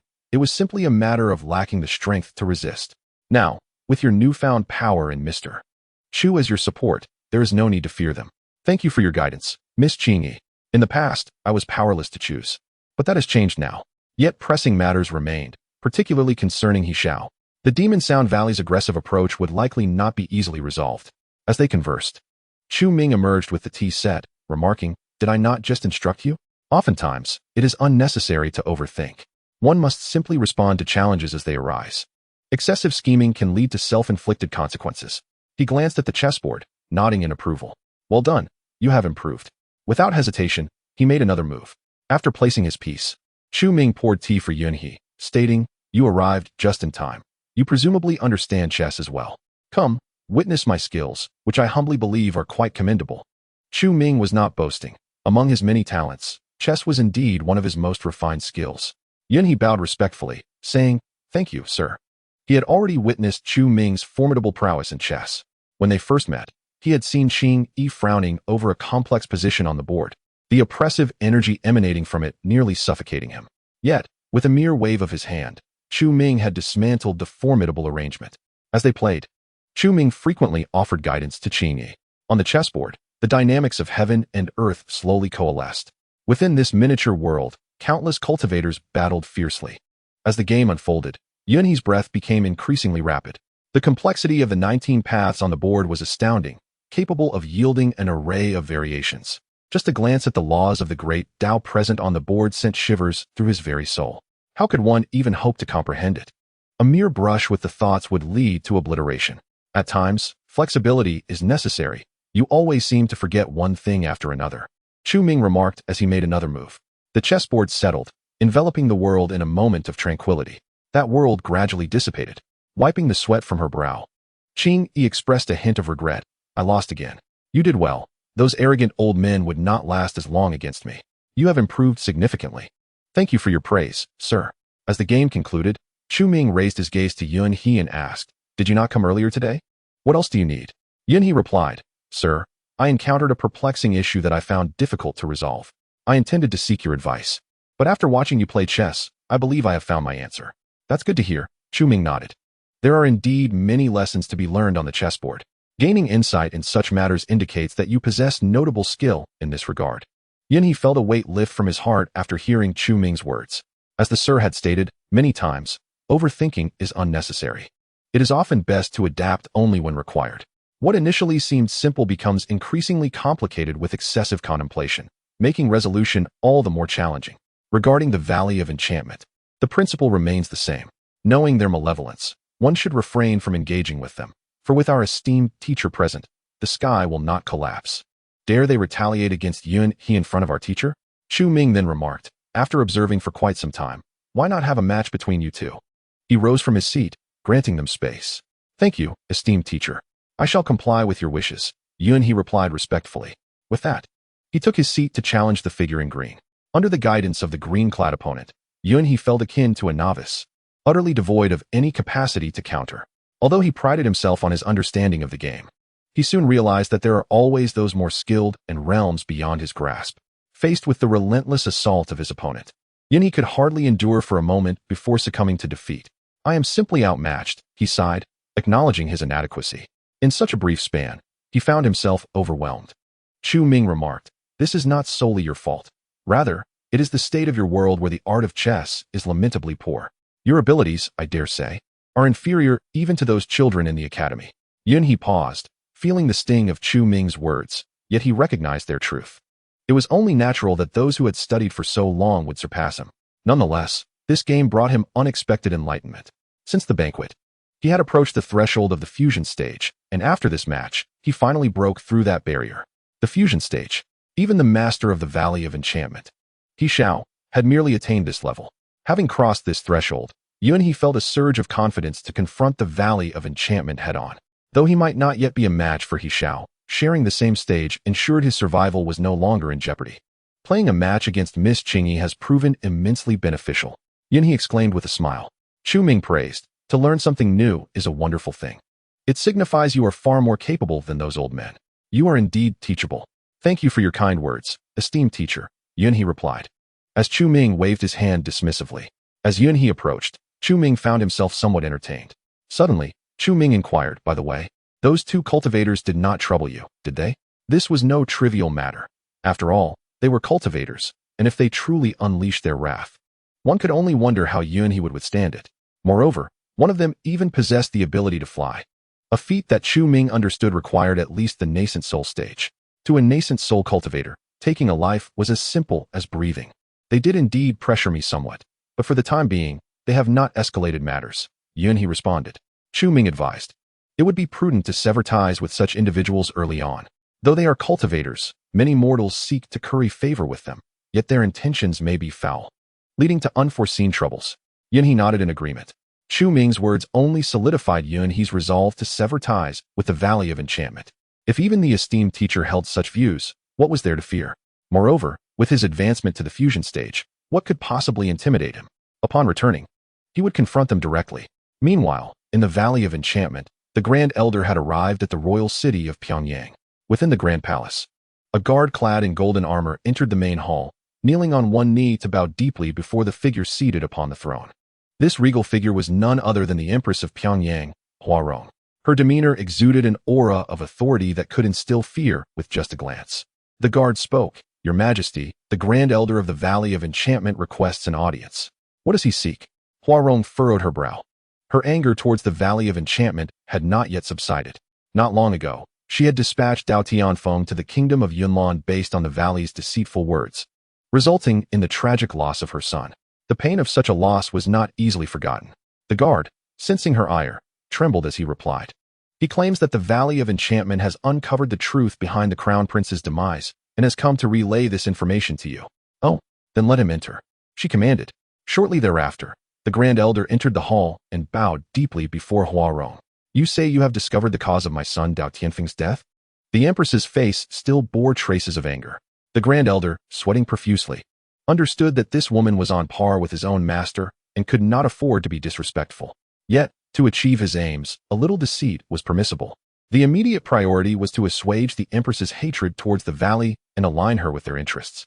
The Grand Elder clasped his hands and said, "Your Majesty, we have ascertained that within the city of Tianyuan in the kingdom of Yunlan, there exists a powerful being who not only claimed all the opportunities within the bronze door, but also massacred everyone inside, leaving no one alive. Furthermore, this formidable individual has shattered the Tao heart of our seventh elder, Upipa. The Valley Master has already proceeded to Tianyuan City and has sent me to invite your Majesty to join him." The Empress's brow furrowed in concern. She was well aware of the strengths of both the seventh elder and Dao Tianfeng. Given that there were numerous experts who had entered the bronze door, it was astonishing that one person could have defeated them all. This implied that the formidable being described by the Grand Elder possessed power rivaling her own. It was no wonder He Shao had dispatched someone to seek her assistance. "In that case, I shall accompany you. However, if your words prove false, the first person I shall seek to slay will be you." The Grand Elder was now covered in a sheen of sweat, and his hands trembled slightly. If the Empress discovered he was deceiving her, his fate would undoubtedly be dire. Yet, for the sake of the Valley Master's grand scheme, the Grand Elder steeled himself and declared, "If I utter a single falsehood, I submit my life to your Majesty's judgment." Seeing the Empress acquiesce, the Grand Elder let out a sigh of relief. At least this initial task had been accomplished. "All princes, follow me to Tianyuan City to avenge your elder brother." On this day, the forces of Pyongyang set out for Tianyuan City. Simultaneously, the small city of Tianyuan, now under the watchful eyes of two colossal factions, was about to be engulfed in a storm of blood and chaos once more after a brief period of tranquility. Meanwhile, Yunhe received reports from his scouts, revealing that not only the Valley of Enchantment, but also the Empress of Pyongyang was personally heading to Tianyuan City. Once filled with confidence, Yunhe now felt deflated, akin to a punctured balloon. Dealing with He Shao alone was already arduous, and now the Empress had joined the fray. Even if Yunhe were to increase his strength by twofold, it would be futile. How should he proceed? Panic ensued, causing beads of sweat to form on his brow. Beside him, Yunlong reminded, "Father, did not our teacher say that it would be best to sever ties with those individuals early on? His words must carry weight, and we need not concern ourselves with their implications. But they are two cultivators at the fusion stage, while I have only just entered. To hold off even one of them is already the limit of my capabilities." Yunlong countered. The teacher also mentioned that oftentimes, we need not overthink matters.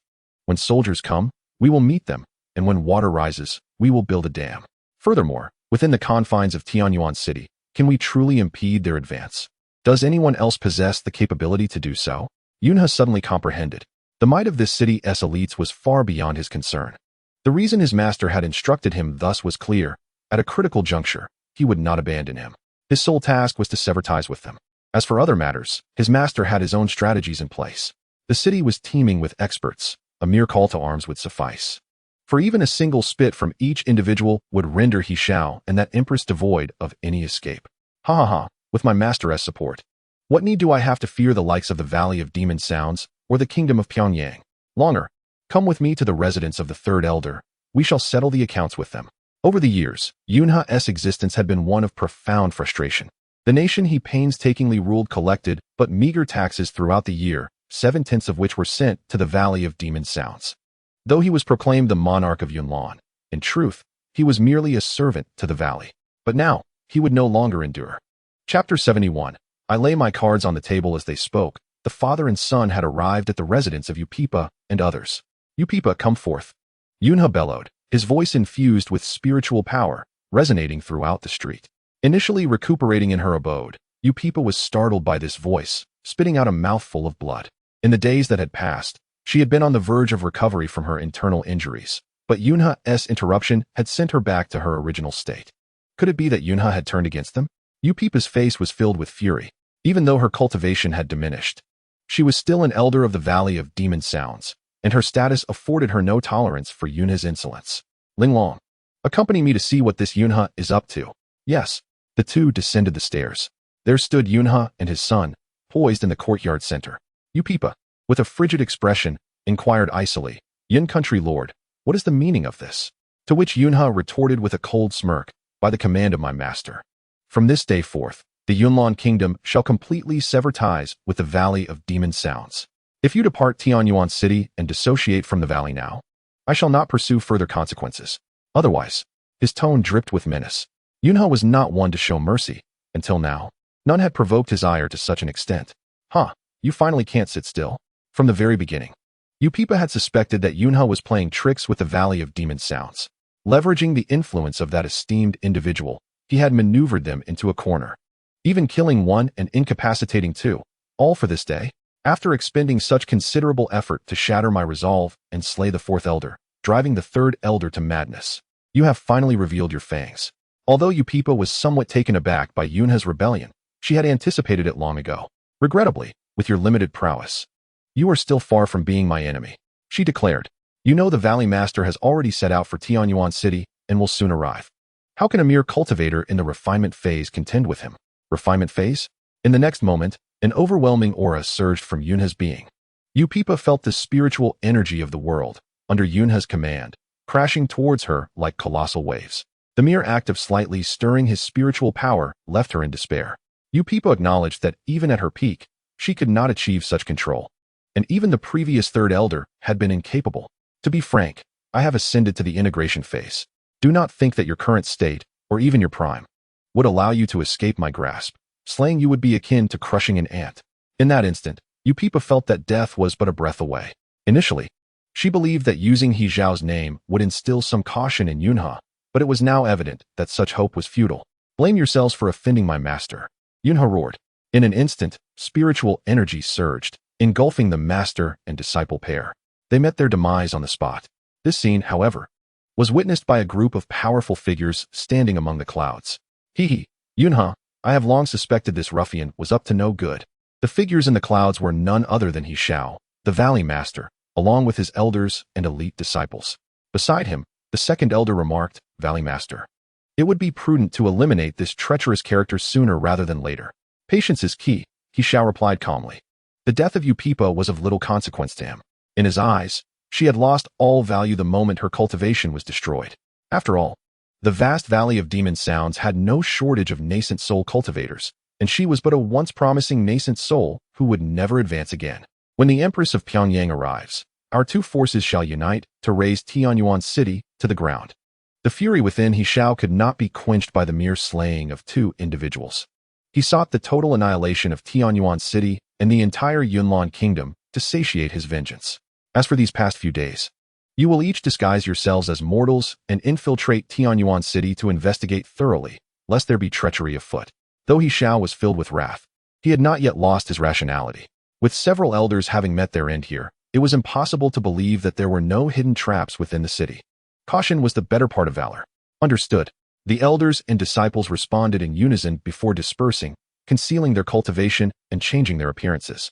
Soon, the first among them entered Tianyuan City. This individual was one of the true disciples of the Valley of Demon Sounds, named Su He. For this mission, He Zhao had invested heavily, intending to clash with the powerful inhabitants of Tianyuan City. All of the true disciples he brought along had mastered the suppressing prison demonic sound. Even though 3 of the 7 elders had fallen, these disciples would compensate for the loss, ensuring a harmonious 8-tone resonance. Armed with the suppressing prison demonic sound, and being a true disciple himself, Su He naturally held the inhabitants of Tianyuan City in contempt. According to previous scouts, the so-called esteemed individual was exceptionally skilled in the art of melody and was a teacher at the academy. Many in the city should be aware of him. With this thought in mind, Su He halted an elderly passerby. The old man, his hair and beard white and stooped with age, was carrying 2 bundles of firewood on his shoulder. Old man, do you know the teacher at the academy in Tianyuan City? The elder looked up, his murky eyes fixing upon Su He, and pointed to himself in inquiry. Are you referring to me? Is there another old man around here? Su He replied, somewhat impatiently. The old man then asked, are you calling me old? You old fool, do you know or not? If not, step aside and don't waste my time. Su He had completely lost his patience. This mere mortal dared to show such disrespect. Were it not for the Valley Master's orders to act like a commoner, his temper would have already led him to strike down this insolent wretch. Seeing that the old man offered no answer, Su He could not be bothered to waste more time and strode into the city. Humph, insolent brat. The old man spat disdainfully, continuing to hunch his back as he walked along his path. Before he could take more than a couple of steps, a disciple from the Demon Sound Valley entered the Tianyuan City. Hey, old man, do you know the teacher here in Tianyuan City, the one who understands music theory? The old man's footsteps halted again, a hint of anger flickering across his face. Am I that old? Rasped his voice, slowly turning around. He set down his firewood and grasped his carrying pole firmly. You young folks today, let me teach you how to properly converse with your elders. The disciple's heart skipped a beat. Did this old man intend to fight? After a brief moment of surprise, a sneer crept onto his face, even without using spiritual power. With the physique of a cultivator, defeating an old man should be effortless. You youngsters, fresh from outside, are so rude and disrespectful. Today, I shall teach you how to speak to your elders. With that, the old man swung his pole at the disciple. Anger surged within the disciple. Did this old fool truly seek his own demise? Confident in his abilities, he simply raised a hand, standing firm as the pole approached. However, as the pole drew near, he sensed something was amiss. Was that the law of the great path? The power of the law was far beyond the grasp of a mere nascent soul cultivator. By the time he realized he should evade or use his spiritual power to resist, he found himself utterly powerless. What appeared to be an ordinary strike was imbued with an invisible force that had locked onto him. No matter how he tried to dodge, he could not escape the swing of the pole. With a sharp crack, the pole struck the disciple's face, sending him hurtling backward, rolling out of the city gates. His eyes vacant and body limp. Half of his face was now grotesquely swollen. The great path's law was the only thought lingering in his mind, having rendered him completely dazed. The old man stowed away his pole and, with a shaky gait, returned to the firewood pile, hanging it back on the carrying pole. As he continued on his way, he muttered, "Today's youth are increasingly ignorant of the respect owed to their elders." On that day, many new faces entered the city. Throughout the streets, cries of anguish echoed. "Stop him. That bastard ate without paying and even wants to fight. You little brat, can't you see I'm playing chess? Get lost. Dare to snatch my daughter's candied hawthorn? I'll make you regret it." The disciples from the Demon Sound Valley met with disaster.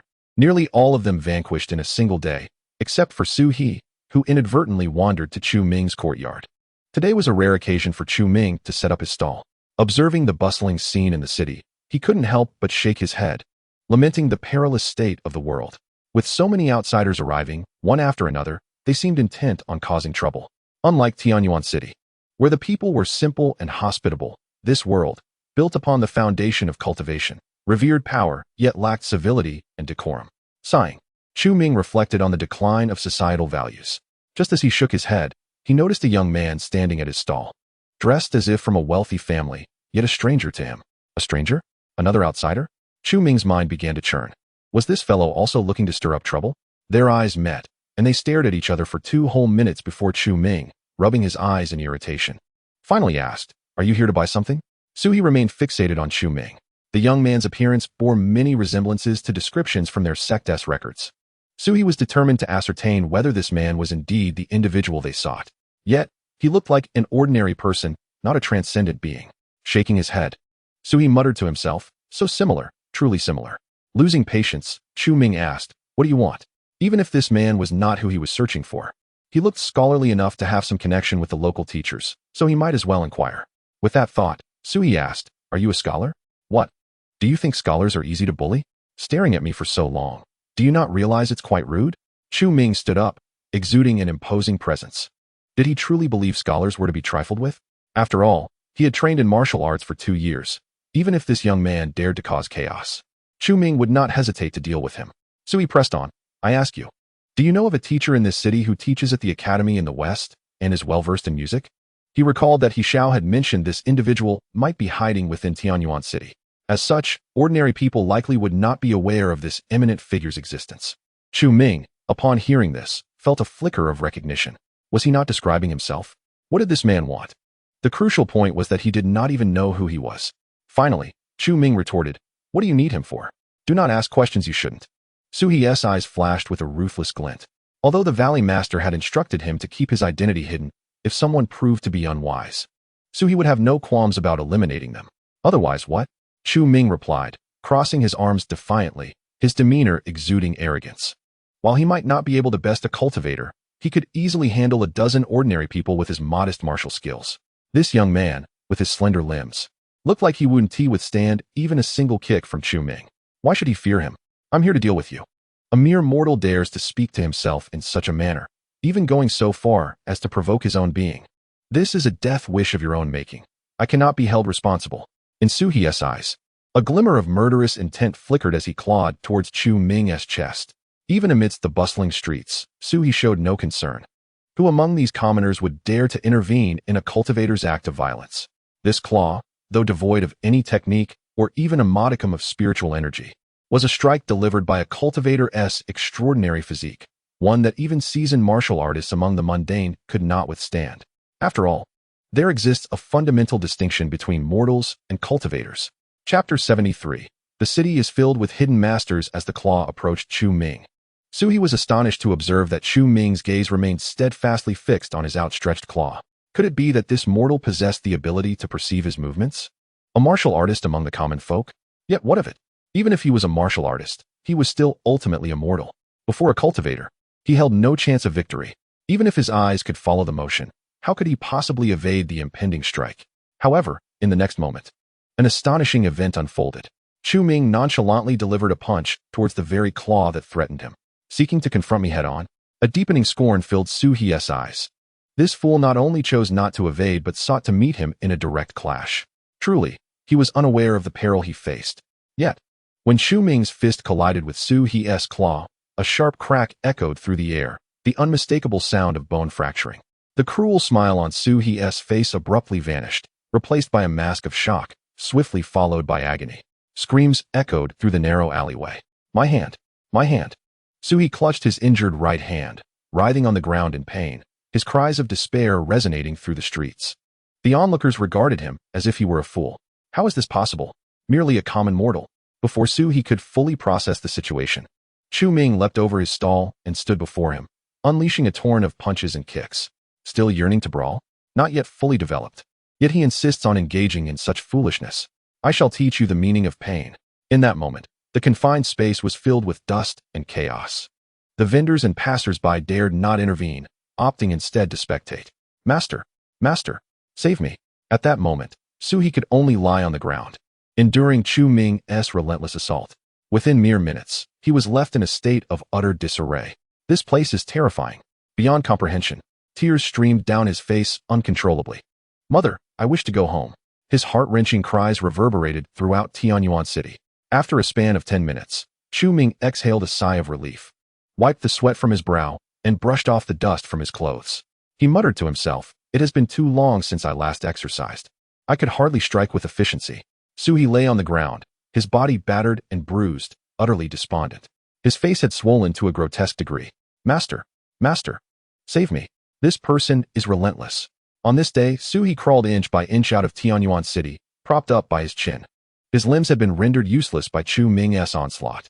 This day, Xiao was furious, observing the disciples of the demon Sound Valley before him, now reduced to mere shells of their former selves. How could he contain his rage?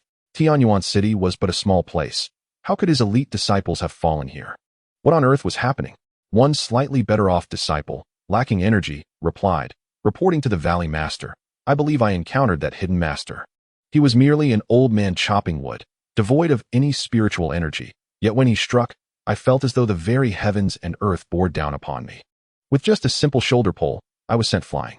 An old man. But according to you, Peepa, that formidable figure resembled a scholar. What about you all?" Xiao turned his gaze to the others. The group shrank back, suddenly silent, as if struck by a chill. "Speak." Seeing their silence, Xiao pointed at one individual and shouted. The person recoiled, stammering for a moment before finally managing to say, "Valley Master, I believe I too encountered that hidden master. However, he was a butcher." "Another butcher?" Xiao glared at the crowd. Could it be that the entire city is filled with hidden masters? And what about you? Did you also encounter hidden masters? The group exchanged glances, each responding, reporting to the Valley Master. "I too encountered that hidden master." Me too. Me too." Xiao inhaled deeply, incredulous that these fools believed they could deceive him so easily. Hidden masters are so readily found, are they? Suppressing his fury, Xiao gritted his teeth and demanded, "All right then, describe this hidden master you encountered. What did they look like, and where can I find them?" Reporting to the Valley Master, that master was clearly the innkeeper's wife, appearing to be in her 30s or 40s. Nonsense. Wasn't he, that hidden master, a mere child? But what I saw was obviously a dog. In that instant, the room erupted into chaos as everyone argued their respective claims. Enough. Bang. Xiao slammed his hand on the table, reducing it to splinters, with shavings flying in all directions. "By your accounts, it seems that every living being in Tianyuan City must be a hidden master. Do you take me for a fool?" Believing a city full of hidden masters is merely playing pretend? Useless. Just as He Xiao was about to explode with rage, the door creaked open once more. Suhi, propped up by his chin, slowly crawled into the room. Upon seeing He Xiao, he burst into tears. Valley Master. I found that hidden master, right here in Tianyuan City. You found him again? He Xiao's anger intensified, and a hint of murderous intent flickered in his eyes. Very well, then tell me, what does this hidden master look like? The hidden master was dressed in white, appearing barely over 20, with the demeanor of an ordinary mortal. Setting up a stall in an unnamed alleyway of Tianyuan City. White clothing, you say? A young man, you say? He Xiao stepped closer to Suhi. Indeed. Suhi responded eagerly. Just when he thought He Xiao would reward him, he noticed the expression on He Xiao's face grow increasingly sinister. Valley Master. Valley Master. I found that hidden master. Suhi desired to flee, but his body was so battered that he could barely move, leaving him vulnerable. Valley Master. Please, no? His cries echoed once more within the room, accompanied by He Xiao's furious shouts. So, a hidden master, you say? Dressed in white, you say? A young man, you say? Do you all consider me a fool, casually labeling anyone as an extraordinary being? Once again, a fierce beating ensued. Even though He has already met his demise, He Xiao continues to relentlessly torment his lifeless body. After a prolonged assault, Suhi's master, unable to bear the sight any longer, stepped forward to intervene. Leader, I implore you to temper your wrath. Suhi is already deceased. At worst, we can send several elders to Tianyuan City tomorrow to investigate. We are sure to uncover something. Chapter 74. The simplicity of Tianyuan City. Very well. You may go tomorrow. Should the response we receive fail to satisfy me, then Suhi's fate shall be yours. The elders fell silent, casting resentful glances at the elder who had suggested the trip. The leader was consumed by fury. No one truly understood the situation in Tianyuan City. Was this not akin to courting death? Not only would he be putting himself in danger, but he would also drag them along. However, He Xiao had already issued orders. Regardless of their reluctance, the elders would have to comply. With a cold snort, He Xiao swept aside the door and departed. Within the chamber, the gazes of two elders converged upon the one who had spoken earlier. Brothers, what do you intend to do? The elder swallowed hard, aware that matters were turning dire, and began to retreat step by step. One elder chuckled coldly. What do I intend to do? Do you truly not know? Then came a series of heart-wrenching screams. The elder was mercilessly beaten by the remaining two for an entire night, only ceasing at dawn. As the first light broke, the three elders entered Tianyuan City, cloaked in humble, coarse garments, blending into the surroundings. Along the way, they refrained from excessive inquiries, merely casting vigilant glances at each passerby. The townsfolk appeared to be utterly devoid of spiritual energy, showing no signs of any peculiarities. The second elder remarked, it seems the leader's suspicions were not unfounded. There are no extraordinary beings in this town, merely exaggerated tales from the disciples. They remained oblivious to how the disciples had sustained their injuries. However, given the capabilities of these ordinary folk, even 100 of them could not possibly harm the disciples, who were the Crme de las Armée of their sect. Possessing cultivation at the nascent soul stage, what remained perplexing was how the disciples had been injured in the first place. The other two elders frowned deeply. The youngest elder, his face swollen like a pig's head, stammered, Brothers, could it be that the esteemed being has already seen through everything, and that yesterday's events were orchestrated by him? Such a possibility seemed remote. After all, this was a realm of cultivators, where strange occurrences were not uncommon. To possess the power to manipulate events unnoticed and eliminate dozens of nascent soul cultivators was beyond their capabilities. They pondered that anyone capable of such feats must be at least at the integration stage. All three elders nodded in agreement. Unless the leader intervened personally, it would be tantamount to seeking death for them to face such a being. The sixth elder added, Our immediate priority is to find a clue regarding that esteemed being. If we return empty-handed, we cannot guarantee the leader's wrath will be contained. The other two elders glared at the sixth elder, their expressions filled with disdain. Brothers, if it weren't for you, would I have waded into this quagmire? They proceeded to unleash another round of violence upon him. Before long, several large lumps began to form on the sixth elder's head. The fifth elder proposed, Let us first seek a populous place to take refuge. Perhaps we can glean some relevant information. They soon found a tea stall, ordered a pot of tea, and settled down. The stall was bustling with business, as passers-by frequently stopped to rest and enjoy a cup of tea or some snacks. Seated across from them were two elderly men, recently returned from gathering firewood. As soon as they sat down, one elder exclaimed, You wouldn't believe it. Yesterday, a young man approached and called me old man. Can you imagine? I'm only 70. Why should he address me that way? And then, the other inquired. The elder chuckled. Naturally, I swung my shoulder pole at him. How could I give such a scoundrel a pleasant countenance? The second elder nodded in agreement. Today's youth truly lack manners. If I had encountered him, he would have learned why flowers bloom so beautifully. As they exchanged banter, the three elders listened intently, increasingly intrigued. Their conversation echoed what they had heard the previous night. Could it be? The three elders exchanged glances. No, this elder seemed merely an ordinary man, while he had indeed acted first. It was apparent that the esteemed being had lent his strength to this elder. Behind him, there must be an unseen force providing support. Otherwise, how could an ordinary elder possibly strike down a nascent soul cultivator? This was utterly implausible. The fifth elder murmured, regardless of the circumstances, he attacked our disciples. We must reclaim our honor. How dare a mere mortal treat the Magic Sound Valley with such disrespect? Wait. The second elder pressed him down, whispering, since that esteemed being chose him, it indicates a connection between them. Let us allow him to continue speaking. We may uncover something valuable. Although the fifth elder seethed with anger, he had no choice but to comply, patiently listening to the two elders' idle chatter. The elder continued, indeed. The people of Tianyuan City are commendable, simple and unpretentious, respecting their elders and cherishing the young, devoid of needless violence. All thanks to our teacher's good instruction. The second elder nodded sagely. Teacher? All three elders perked up, realizing the information they sought was within reach. Wait, let us hear more. Nearby, the tea stall attendant approached the two woodcutters, setting down cups of tea. Have you heard?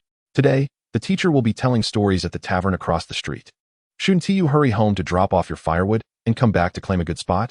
Such news was extraordinary. The two elders sprang to their feet. How could they miss such a significant event?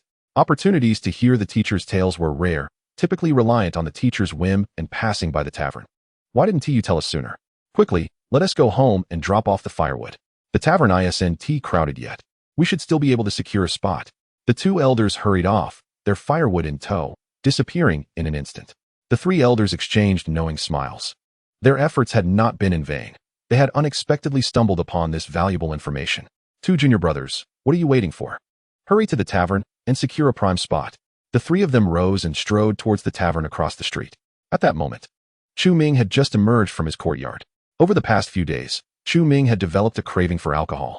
Yet the homemade peach blossom wine had been completely consumed during the last banquet. With no other option, he had to make a trip to the tavern, where he could also share a story to offset the cost of the drink. Although the wine brewed at the tavern was not as refined as what Chu Ming crafted, it had improved significantly under his guidance compared to that of ordinary establishments. Chapter 75. You scoundrel, where is your martial honor? The tavern was already bustling with patrons. The trio from the Valley of Demonic Sounds surveyed their surroundings, but found no available seats. In fact, they could barely find a place to stand in the vast establishment. How could so many people gather just to listen to a storyteller? Even outside, individuals were craning their necks through the windows to catch a glimpse inside.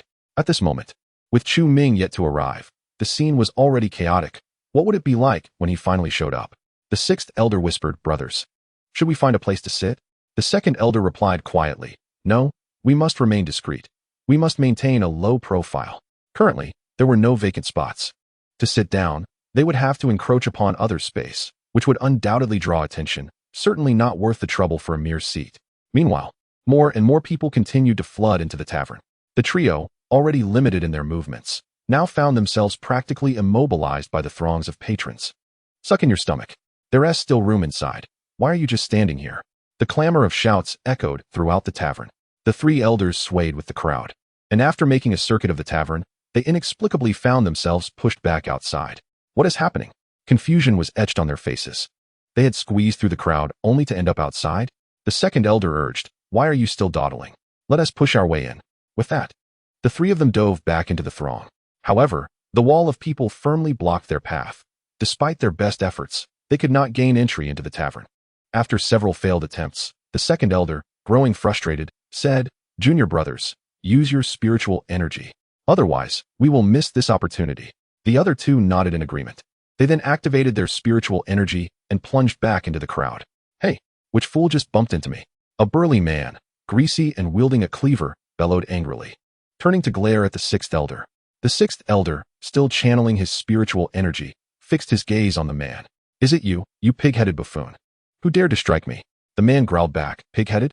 You're asking for trouble. The sixth elder's expression darkened. While his face may have resembled a pig's from the past beatings, it was unacceptable for this commoner to insult him. He growled, "If you wish to avoid death, step aside. You think you can intimidate me, you pighead?" The burly man shouted, pulling out his cleaver, revealing a menacing demeanor. Nearby, someone cautioned, "There are too many people here. Don't draw your weapon. You might hurt someone." The man reluctantly sheathed his cleaver, but then rolled up his sleeves and lunged for the sixth elder's collar. "Dare to step outside and settle this." The sixth elder, equally incensed, rolled up his sleeves and pointed a finger at the man's nose, declaring, "I'll go. I'm not afraid of you." With that, they stepped onto the street, ready to confront one another. However, before the sixth elder could prepare himself, he felt a rush of wind and then a sharp crack. Slap. His already round face swelled even further. Wincing in pain, he covered one side of his face and lamented, "You. How can you lack martial honor? What martial honor is there to discuss with a pighead like you?" The burly man retorted, hands on his hips, ready to continue the fight. The sixth elder, recognizing the disparity in strength, summoned his spiritual energy, thinking, "Even if you possess brute strength, you are still a mere mortal. Once I use my powers, defeating you will be effortless." With this thought, he unleashed a powerful strike. This blow would not leave even a golden core cultivator with a chance to survive, let alone a mere mortal. Despite the absurdity of using such overwhelming force against a commoner, it was the only way to quell the sixth elder's fury. After enduring several beatings over the past 2 days, he could not be outdone by this mortal. Die! A fierce glimmer flashed in his eyes. Yet, before the strike could land, he felt another gust of wind rush past his left cheek, followed by another crisp slap. Blood spurted from his mouth as he was sent flying from the impact. "You think you can challenge me when you can't even muster the strength to retaliate?" The burly man mocked, pointing at the fallen sixth elder. "Are you convinced now?" "Not convinced. It's all a coincidence. How could a dignified elder of the Valley of Demonic Sounds lose to a mere mortal?" "Still not convinced." The burly man approached, seizing the sixth elder by the collar and lifting him off the ground. "If you're still not convinced, I'll give you 2 more. With that, he delivered 2 more resounding slaps across the sixth elder's face. Smack! Smack! The sixth elder was left questioning his existence. Was it truly coincidence that he had been struck once, twice, and now a 3rd time? It was evident the burly man was deliberately concealing his true strength, pretending to be an ordinary person. "Brothers, help me! Help!" The sixth elder cried weakly, but alas, amidst the bustling crowd, his feeble pleas went unheard. With no hope of rescue, tears of regret began to flow from the sixth elder's eyes. Why was he so unfortunate to encounter such a formidable opponent? "Are you convinced yet?" The burly man continued, his fury unabated.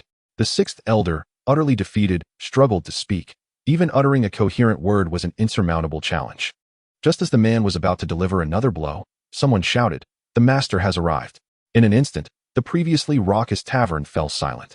The crowd, which had been pushing to enter, obediently parted to clear the entrance. The burly man, upon hearing this, unceremoniously tossed the sixth elder aside, exclaiming, "Damn it! Because of you, I lost my spot." Spitting disdainfully, he turned away. After spitting on the ground, the burly man brushed off the dust from his clothes and walked towards the tavern, eventually stopping beside the entrance. At that moment, Chu Ming, accompanied by Qing Yi, strolled leisurely from the end of the street. To his surprise, he noticed an individual lying by the roadside, startling him. The person's appearance was utterly tragic, with a head noticeably larger than usual, indicating he had received a severe beating. The burly man hurriedly approached and whispered into Chu Ming's ear, "This old fellow came from afar, acted dishonestly, and was particularly arrogant. I merely taught him a lesson." Chu Ming nodded, and then added, "Next time, exercise more restraint. At his age, if he suffers any lasting damage, we impoverished folk cannot afford the repercussions." "Understood, sir," the man replied. Thus, it was evident that morality and age were not necessarily correlated. Presumably, this old man had been accustomed to bullying others and had finally met his match today, suffering the consequences of his own actions. Chapter 76. Master, we cannot return. Without further regard for the semi-conscious elder Lu lying on the ground, Chu Ming stepped into the tavern. The patrons turned to him with expressions of awe. Among the crowd, 2 elders who had squeezed their way and stood on tiptoe, finally catching sight of the slowly advancing Chu Ming. "Is this the so-called master?" they murmured to each other. The young man indeed exuded an extraordinary aura, revealing a hint of exceptional qualities, yet he was undeniably an ordinary person. How could he be called a master? Even if his cultivation surpassed theirs, he shouldn't have concealed his presence so flawlessly. Let us observe further. Perhaps he possesses some unique means of hiding his aura, whispered the second elder. The fifth elder nodded in agreement. As Chu Ming reached the front of the room, he took his seat. The tavern owner promptly approached with a teapot and cup, presenting them to Chu Ming with a beaming smile. Sir, please enjoy this tea. Freshly brewed and specially procured from a friend. Chu Ming smiled and nodded. Thank you for your kindness. The owner chuckled heartily. Not at all, sir. Your visit today has brought an influx of business to my establishment, all thanks to you. The crowd was sufficient to ensure a substantial profit for the owner, who was also eager for the opportunity to hear the master's tales, a rare occasion throughout the year. Chu Ming lifted the teacup and took a hearty sip before exhaling deeply. The audience straightened with anticipation, knowing the performance was about to commence. Among the crowd, the two elders focused intently, eager to see what marvels Chu Ming would conjure. Clearing his throat, Chu Ming finally spoke. Today, I shall regale you with tales from the continent of Do-Chi. Do not underestimate the youth, he narrated with fervor, captivating the audience in the tavern as they felt transported into the story. When he spoke of a broken engagement, the crowd seethed with indignation. The tale involved a young man who embarked from a remote town, accompanied only by an elderly companion, to subdue the extraordinary flames of the world. Each climax of the story elicited thunderous applause from the audience. As darkness enveloped the sky, Chu Ming took a moment to breathe, raising his cup for another hearty drink. Thus, Xiaoyan must ascend to Yunlan sect to fulfill a 3-year promise. His voice trailed off dramatically. Another one. Another one. The crowd clamored excitedly. Chu Ming waved his hand, saying, I've spoken all day, my throat is parched. We'll continue next time. He hastily exited the stage. Meanwhile, the tavern owner had already prepared 2 jars of wine, presenting them to Chu Ming. Thank you. Chu Ming exclaimed with delight, accepting the jars. The owner eagerly inquired, When shall you return, sir? When the wine runs out. The owner nodded vigorously in agreement. Chu Ming's own stock had dwindled, and with spring's passing, he had no means to gather peach blossoms for brewing. These 2 jars would not last long, and he would likely return soon. After bidding farewell to the crowd, Chu Ming strode away with Qing Yi as the audience gradually dispersed.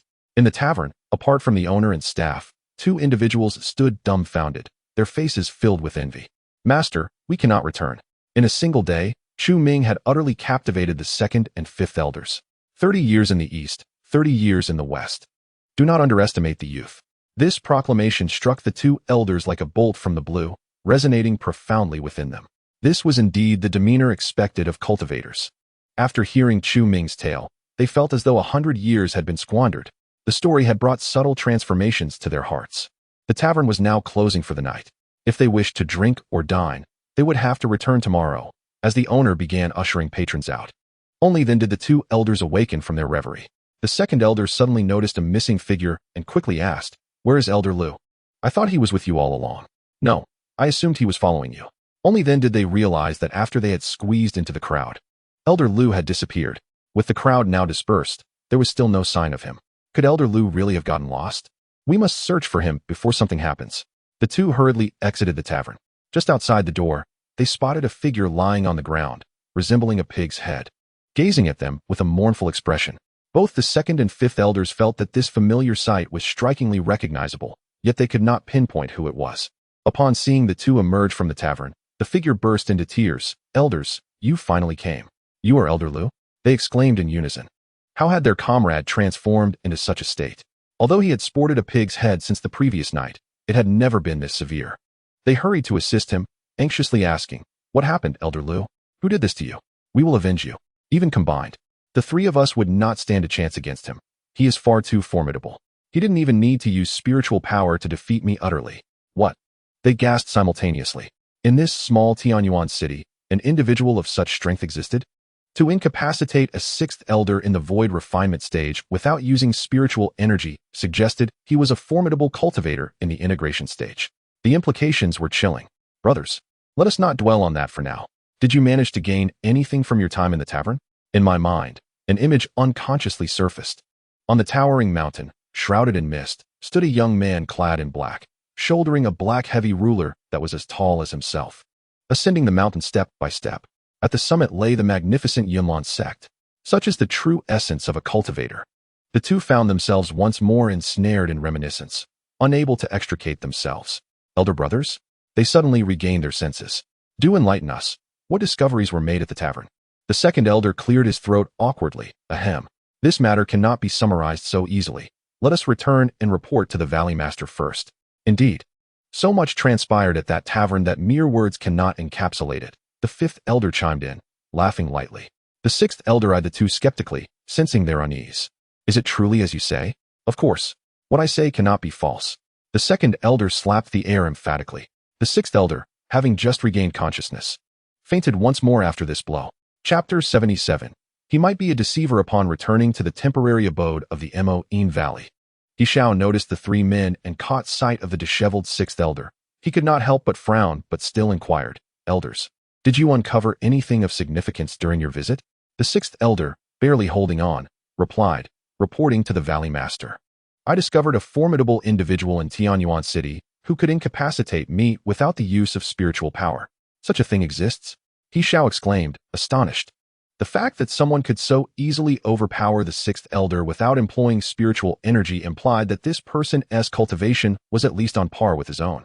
This meant that the individual the sixth elder encountered was likely the transcendent master spoken of by Upipa. Does this mean you encountered that extraordinary master? He Xiao pressed. The sixth elder shook his head. I cannot say for certain. Cannot say? Were you truly struck senseless? The sixth elder had been unconscious before Chu Ming's arrival, and it was evident that the person awaiting them in the tavern was indeed that extraordinary master. In retrospect, it was likely not the robust man. Otherwise, how could he have blended into the crowd? What about you two? Did you glean any insights? He Xiao turned to the other two. The second elder hastily replied, Valley Master, we did indeed see the master described by Upipa. He resembled her description perfectly, except what? The second elder hesitated. Except, his cultivation is beyond my comprehension.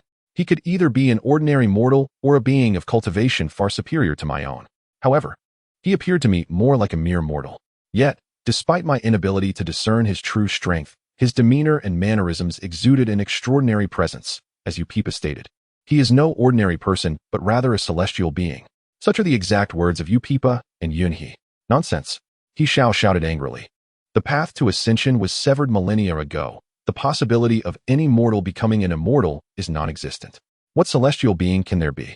In my view, he is merely a pretentious mortal, and in Tianyuan City, there are others like you who have been deceived, thus creating this illusion. Given this, the news brought back by the disciples of Mundane Valley a few days ago is likely true. The fact that so many powerful figures were drawn to him indicates that his deception has reached an unparalleled level. The two were struck with realization. Recalling the events at the tavern, a chill running down their spines. Chu Ming's story in the tavern was profoundly captivating, ensnaring even these two ancient beings who had lived for centuries. Were it not for the Valley Master's awakening words, they might still be oblivious. Reflecting on this, they felt a wave of trepidation. It was this man's cunning words that nearly obliterated their century-long perseverance. This individual possesses extraordinary deception skills. However, while he may be immortal, he is surrounded by numerous powerful protectors, and thus, they must remain vigilant. The others nodded in agreement. At this juncture, to deal with Chu Ming, they could only await the arrival of reinforcements from the Pingyang Kingdom. With the combined might of the two factions, seizing Tianyuan City would be a mere formality. Their task now was to bide their time. By dawn the next day, the Empress of the Pingyang Kingdom would arrive, and it would be time for this deceiver to face the consequences. Just then, the Grand Elder had sent word that he would arrive with the Empress by morning. At that point, with the combined forces, not even the killing of a single person would pose a challenge, let alone the annihilation of the entire Tianyuan City. As dawn broke, the Empress of the Pingyang Kingdom, Huarong, made her grand entrance. He Xiao personally led a group of elders and disciples to welcome her. Upon seeing He Xiao, Huarong's expression turned icy. What is this? The esteemed Valley Master of Mundane cannot even conquer a mere Tianyuan City? Originally, the Mundane Valley had maintained a friendly rapport with the Pingyang Kingdom, but following the death of Dao Tianfeng, Huarong harbored lingering resentment against the Mundane Valley. Even though they claimed to have found the murderer of Dao Tianfeng, it did little to assuage her wrath. Unless He Xiao could personally bring this individual to justice. He Xiao's countenance darkened. Tianyuan City is not as simple as you imagine. If you seek vengeance for your son, it would be best for us to collaborate closely. He Xiao had already lost 3 elders, and many disciples were grievously injured. The peril was evident. Is that so? Huarong scoffed. I dare say you are simply frightened. I must see if this place is truly as treacherous as you claim. Where is the individual you speak of, and what do they look like? He Xiao. Standing beside him, the second elder pondered briefly. The day prior at the tavern, Chu Ming had inadvertently revealed his residence. The second elder had taken note. After informing Hua Rong of Chu Ming's abode, she proceeded directly into Tianyuan City, leaving He Xiao and his subordinates behind. The second elder whispered, "Valley Master, is this truly wise?" He Xiao shook his head. "Her fate may not be favorable. We need only wait. It won't be long before she returns." Accompanying Hua Rong were numerous princes from the Pingyang Kingdom, a total of 11, all of whom were experts in the refining void stage. Any one of them could easily flatten a nation like Yunlan. 11 of them constituted a truly terrifying force. As they spoke, they arrived at the entrance of Chu Ming's courtyard. At this moment, Chu Ming's residence was bustling with life, as it was early morning. And Yi Chun was engaged in his morning lessons, while Yun he listened attentively as usual. "How has your practice of the Jinyu demon sound progressed?" Chu Ming inquired. The 7 days had passed. It was time to assess the results. Yi Chun, feeling a bit embarrassed, replied, "I am still somewhat unsteady, but I can now play it through without issue." Chu Ming nodded in acknowledgement. For a novice in the realm of music, mastering the Jinyu demon melody is indeed a formidable challenge.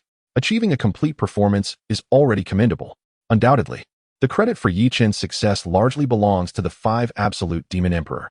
Much of the complexity within the Jinyu demon melody was painstakingly deciphered by the emperor, who toiled day and night through countless texts. It is precisely for this reason that Yi Chun finds the practice to be relatively effortless. Outside the courtyard, their conversation naturally reached Hua Rong's ears. The Jinyu demon melody? Hua Rong furrowed her brow. She had heard of its renowned name. A hidden treasure of the demon melody valley. Why would someone in this courtyard possess it? This was illogical. There was something amiss. Beside her, the second prince whispered, "Mother, shall we burst in and discover what secrets lie within that room?" "Patience," Hua Rong replied. "Before we ascertain the true nature of the Jinyu demon melody, I do not wish to alarm the snake in the grass. Perhaps this matter is intricately connected to the demon melody valley." Chapter 78. Have I been played again? Moments later, the sound of the zither resonated from within the courtyard. As the melody reached her ears, Hua Rong's expression darkened further. The opening notes were nearly indistinguishable from the Jinyu demon melody. Although the playing was somewhat unrefined, she could discern it clearly. This was undoubtedly the Jinyu demon melody. Anger surged within Hua Rong. How dare He Xiao deceive me? She had already concluded that the presence within the courtyard belonged to someone from the demon melody valley. If not, how could the Jinyu demon melody be present? "Mother, what should we do now? What else can we do? We must return and confront that scoundrel He Xiao." If she had not arrived quietly in Tianyuan City, Hua Rong would still be oblivious to the truth. Reflecting on it now, He Xiao's scheme was chilling. It was highly probable that all this was a ruse orchestrated by He Xiao, using the pretense of uncovering the murderer of Dao Tianfeng to lure her here. It was even conceivable that the deaths of the 3 elders were fabricated. They were likely lying in ambush within the courtyard, ready to launch a surprise attack as soon as Hua Rong entered. "Heh, He Xiao, you truly are a cunning strategist. Had it not been for the slip-up of those in the courtyard, I might have fallen into your trap." In a fit of rage, Hua Rong, accompanied by the princes, retraced her steps. Just as she departed, the melody of the Jinyu demon melody in the courtyard underwent a significant transformation. The previously ominous tones swiftly morphed into a fierce and malevolent energy, exuding an intimidating presence. Unfortunately, Hua Rong could no longer hear it. At this moment, outside Tianyuan City, the Grand Elder conveyed a message to He Xiao. "Valley Master, as you predicted, the Empress has returned with her entourage. They must have faced difficulties. Come, let us go out to greet them." As they exited once more, upon seeing the Empress's grim countenance, He Xiao surmised that this outing had not gone smoothly. He greeted her with a smile. "Your Majesty, how did your inquiries fare?" However, what He Xiao received was not a response, but rather an enraged strike from Hua Rong. He was taken aback. Faced with her murderous intent, He Xiao could only hastily defend himself. The clash of spiritual energies erupted. He Xiao exclaimed, "Hua Rong, what is the meaning of this? How dare you ask me?" Hua Rong's fury intensified. He Xiao, at this point, was still pretending to be oblivious. "Princes, why do you hesitate? Join me in vanquishing this old scoundrel." Upon hearing this, the princes unleashed their spiritual powers, a palpable wave of murderous intent enveloping them. Seeing this, He Xiao's anger flared. "This madwoman, does she truly believe I am afraid of them? Then let us fight." He commanded the disciples of Demon Melody Valley, "Unleash the Jinyu demon melody." The disciples promptly summoned their life instruments. Leading the charge were He Xiao and the elders, accompanied by 3 true disciples. To fully unleash the Jinyu demon melody, all 8 sounds must resonate in harmony. These 3 true disciples were meant to compensate for the absence of the 3 deceased elders. On the other side, the forces of Pingyang Kingdom were equally formidable. The 11 individuals behind Hua Rong channeled their spiritual energies, intricate symbols gradually materializing. This formed an exceedingly complex formation, the Heavenly Soldier Array. As the formation solidified, the 11 princes transformed into a colossal figure clad in golden armor, akin to celestial soldiers descending from the heavens. Hua Rong leaped onto the shoulders of this giant, surveying the disciples of Demon Melody Valley from above. The Jinyu Demon Melody had now fully manifested. The haunting melody echoed as if countless vengeful spirits were emerging from the depths, instilling terror. Meanwhile, the colossal Heavenly Soldier swung its massive arms, ruthlessly shredding any approaching spirits. The two forces clashed fiercely. After an extended struggle, the Heavenly Soldier was ultimately dismantled, leaving the members of Pingyang Kingdom pale and gasping for breath. Even Hua Rong bore traces of blood at the corner of her mouth. This battle had resulted in their defeat. However, the situation for the disciples of Demon Melody Valley was not much better. Many of their life instruments had sustained minor cracks. He Xiao, sheathing his weapon, pointed at Hua Rong in fury. "What madness is this? Why do you recklessly come to battle with me?" Hua Rong coldly retorted, "Oh, am I mad? He Xiao, you are indeed a master schemer, using the guise of avenging Dao Tianfeng to lure me into Tianyuan City, all while plotting to strike me down. Had it not been for the revelations from within the courtyard, I would have fallen for your trickery. Am I to kill you?" He Xiao was bewildered. "If I wanted you dead, would I still be exchanging words with you?" So, it seems the true deceivers were those in the courtyard. Not He Xiao? But what explanation could there be for the Jinyu Demon Melody? Hua Rong pressed. But the individuals in that courtyard wielded the Jinyu Demon Melody. How do you explain that? That was given by the three elders out of necessity to preserve their lives. Hua Rong fell silent. In that moment, she felt like a fool, utterly outmaneuvered. This scoundrel had the audacity to toy with her. Clenching her fists, she longed to charge into that courtyard and tear it apart.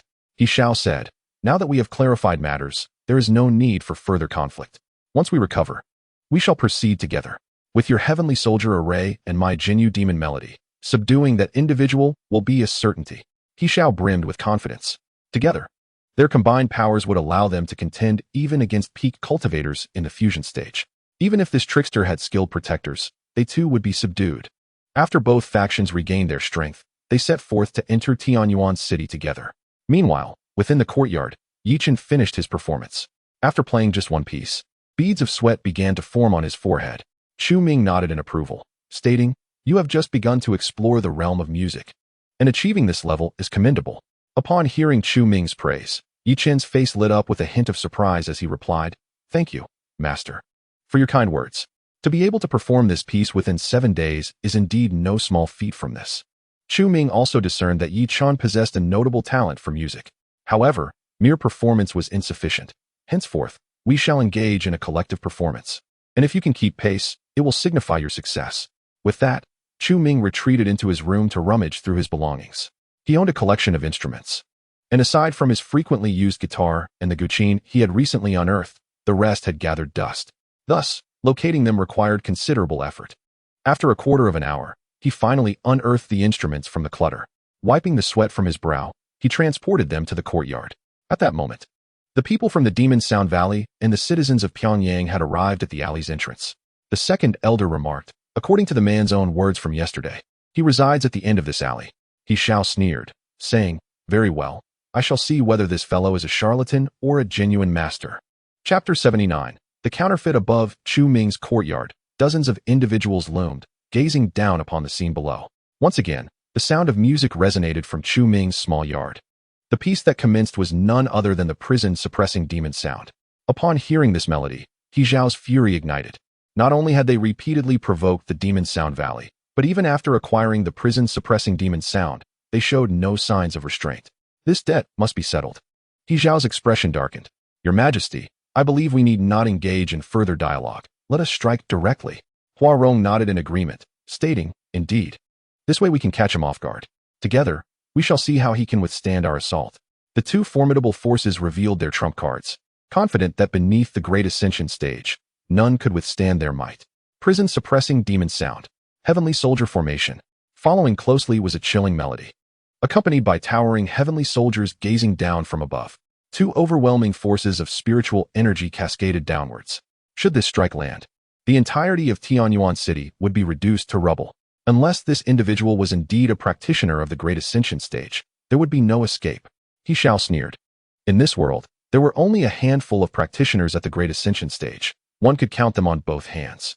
It was highly improbable that luck would favor them in such a manner. Furthermore, according to the second elder, this individual was most likely a mere con artist with no genuine skills. Even the prison-suppressing demon sound was played feebly. At this moment, the individuals within the courtyard were completely entranced by the music, oblivious to the impending threat looming above them. Chu Ming, holding a swana, nodded appreciatively as he listened to the performance of those before him. Not bad, not bad. It possesses a certain flavor. Silently keeping time, Chu Ming brought the swana to his lips, unleashing a resounding and vibrant melody that reverberated through the skies. This sound caused all those above to momentarily startle. The destructive resonance nearly disrupted He Xiao and the others' rhythm of the prison-suppressing demon sound, diminishing its potency. This scoundrel dares to use a swana to play my prison-suppressing demon sound. He Xiao ground his teeth in rage, immediately exerting more force, determined to reduce this person to ashes. However, as the terrifying dual attacks reached Chu Ming's head, another high-pitched swana sound erupted. As the swana played, a blue-faced Azuro wielding a giant ghostly blade slowly materialized above Chu Ming. Beneath this blue-faced Azura lay countless vengeful spirits, all felled by its might. Even when confronted with a multitude of ghostly soldiers and the imposing heavenly soldiers, it exhibited no fear, as if proclaiming its supremacy over the heavens and earth. The once confident He Xiao and Hua Rong instantly paled. Only at this moment did He Xiao realize that the music being performed by those in the courtyard was not his prison-suppressing demon sound. So what if it is not my prison-suppressing demon sound? It is merely a slight modification. Do they truly believe it can contend with my demon sound valley's millennia-old heritage? With a thunderous shout, countless ghostly soldiers surged forth, and the blue-faced Azura retaliated fiercely. Swinging its ghostly blade, a flash of light sliced through, and the heavens and earth altered in hue. The atmosphere was soon suffused with malevolence. After a long while, the music subsided, leaving the realm devoid of both malevolent energy and the golden light emitted by the heavenly soldiers, all returning to the void. Everything had come to an end. What kind of technique is this? I can sense that it shares the same origin as my prison-suppressing demon sound. Yet why is it infinitely more powerful? This was terrifying. Those floating in the sky spat forth blood and subsequently plummeted to the ground, falling into a deep unconsciousness. Within the courtyard, the music gradually ceased. Chu Ming set down the swana and began applauding. Excellent, excellent. In just a few days, you have all made remarkable progress. It seems you possess a certain innate talent for this art. Initially, Chu Ming had worried that they, not being dedicated musicians, might find it challenging. In retrospect, he had merely overthought the matter. Yun He repeatedly bowed, stating, all credit goes to the master. During these days, I have learned much under your guidance. That was the prison-suppressing demon sound crafted by you, far surpassing that of the demon sound valley. With such a piece, Yun He would be well-equipped for a lifetime. Chu Ming waved his hand, saying, although you have mastered this piece, do not grow overly complacent. This is merely the surface. Just the surface? A glimmer of excitement flashed in everyone's eyes. The prison-suppressing demon sound alone could be deemed unparalleled across the entire Qin continent, worthy of the title of celestial music. Yet, even so, it was merely the surface? How high must the master's perspective be? Yun He couldn't help but exclaim. Having mastered the prison-suppressing demon sound, you have entered the threshold. Now, we shall begin practicing this. Chu Ming casually tossed a few music sheets. The crowd looked on with curiosity. The sheets bore only 3 words, Qinghua porcelain. Qinghua porcelain? They all expressed confusion, for this title was unfamiliar to them. Yet, if it were a technique, the name seemed even less fitting. Chu Ming stated, this piece is not so simple. Each of you select an instrument, and in 1 month's time, I shall return to assess your progress. Several individuals were overwhelmed with joy as they eagerly took the sheet music. According to their mentor, this composition was even more formidable than the notorious prison sound of the abyss. If they could master it, would they not be invincible across the vast expanse of the Azure continent? The mere thought caused Yunha's breathing to grow somewhat labored. All right, enough for today. You all return and practice. Don't forget to come to class tomorrow. After dismissing everyone, Chu Ming glanced at the time. It was mealtime. It was time to start a fire and cook. Meanwhile, Yunha hurried back to his courtyard with Yunlong. Considering the days, He Xiao and the others should be arriving soon. He needed to be fully prepared. Yunlong exclaimed joyfully, Father, with the prison sound of the abyss bestowed by our teacher, we might even stand a chance against the master of the Sound Valley. A chance? Yunhe replied confidently, with that counterfeit of He Zhao's. Under the might of our teacher's prison sound of the abyss, he likely wouldn't last a single round. Just then, they noticed dozens of figures sprawled across the road, appearing quite disheveled. These individuals looked somewhat familiar. As father and son focused their gaze, they realized that those lying on the ground were indeed recognizable. The attire they wore, could it be? Yunhe suddenly recalled that the clothing belonged to the Sound Valley. Although he had seen the other group less frequently, he immediately recognized them as people from the kingdom of Pyongyang. This was a clash of two colossal powers. Why were they here, and in such a state of disarray? It was perplexing, truly perplexing. Cautiously, they approached and carelessly nudged one of the fallen individuals. To their shock, they were nearly terrified to death. What the hell? Yunhe exclaimed. The face before him had been a haunting shadow in his mind lately. Why was he here? The person they had uncovered was none other than He Zhao, the current master of the Sound Valley. Why was He Zhao here, and in such a severely injured state, barely clinging to life? Could it be their teacher? If not him, who else could have dealt with these individuals so silently? Yet, their teacher had been in the courtyard teaching all along. Yunhe was utterly bewildered. At that moment, He Zhao's eyelids suddenly fluttered. After a brief period of unconsciousness, he awoke. Upon seeing Yunhe, he was startled and sprang up from the ground. Yunhe, this guy, why won't he go away? At present, He Zhao's cultivation had been severely diminished, pushed back hundreds of years by the green-faced demon. Coupled with his grave injuries, he would be no match even for Yunlong, let alone Yunhe. Having lost his abilities was insufficient. Was he now intending to eradicate him completely? In that case, He Zhao resolved to fight back. With a grim expression, he declared, Yunhe, since I have been defeated by you, you may kill or torture me as you wish. Defeated by us? Yunhe was utterly perplexed. He had just returned from class. When had he fought He Zhao? How could he possibly claim to have been vanquished by him? Yunhe glanced at Yunlong, who also looked equally confused. Why aren't you making your move? He Zhao wondered, perplexed. He had already lost the ability to fight back, and these two were merely staring at each other. What is going on? Is He Zhao's mind not functioning properly? However, given the absurdity of his demand, it seemed entirely unreasonable to refuse. Since you are so eager for death, I shall oblige. Yunhe stretched his limbs, a triumphant grin on his face. He had waited countless years for this day, and now, his wish was finally being fulfilled. Today, he would finally strike He Zhao's contemptible face. Wait. Just as Yunhe was about to strike, He Zhao suddenly shouted. What? Do you have some trick up your sleeve? Yunhe watched He Zhao warily. After all, he was not a man of virtue, and was not to be underestimated. He Zhao said, before you make your move, could you tell me the name of the piece you played in the courtyard? To hear this melody, I, He Zhao, would die without regret. Is that so? Yunhe suddenly realized. He had not anticipated that while performing the prison sound of the abyss under his teacher's guidance, he had inadvertently dealt with He Zhao as well. Was it merely a coincidence? But in this world, such coincidences were rare. It must have been part of the teacher's plan. Yes, it had to be.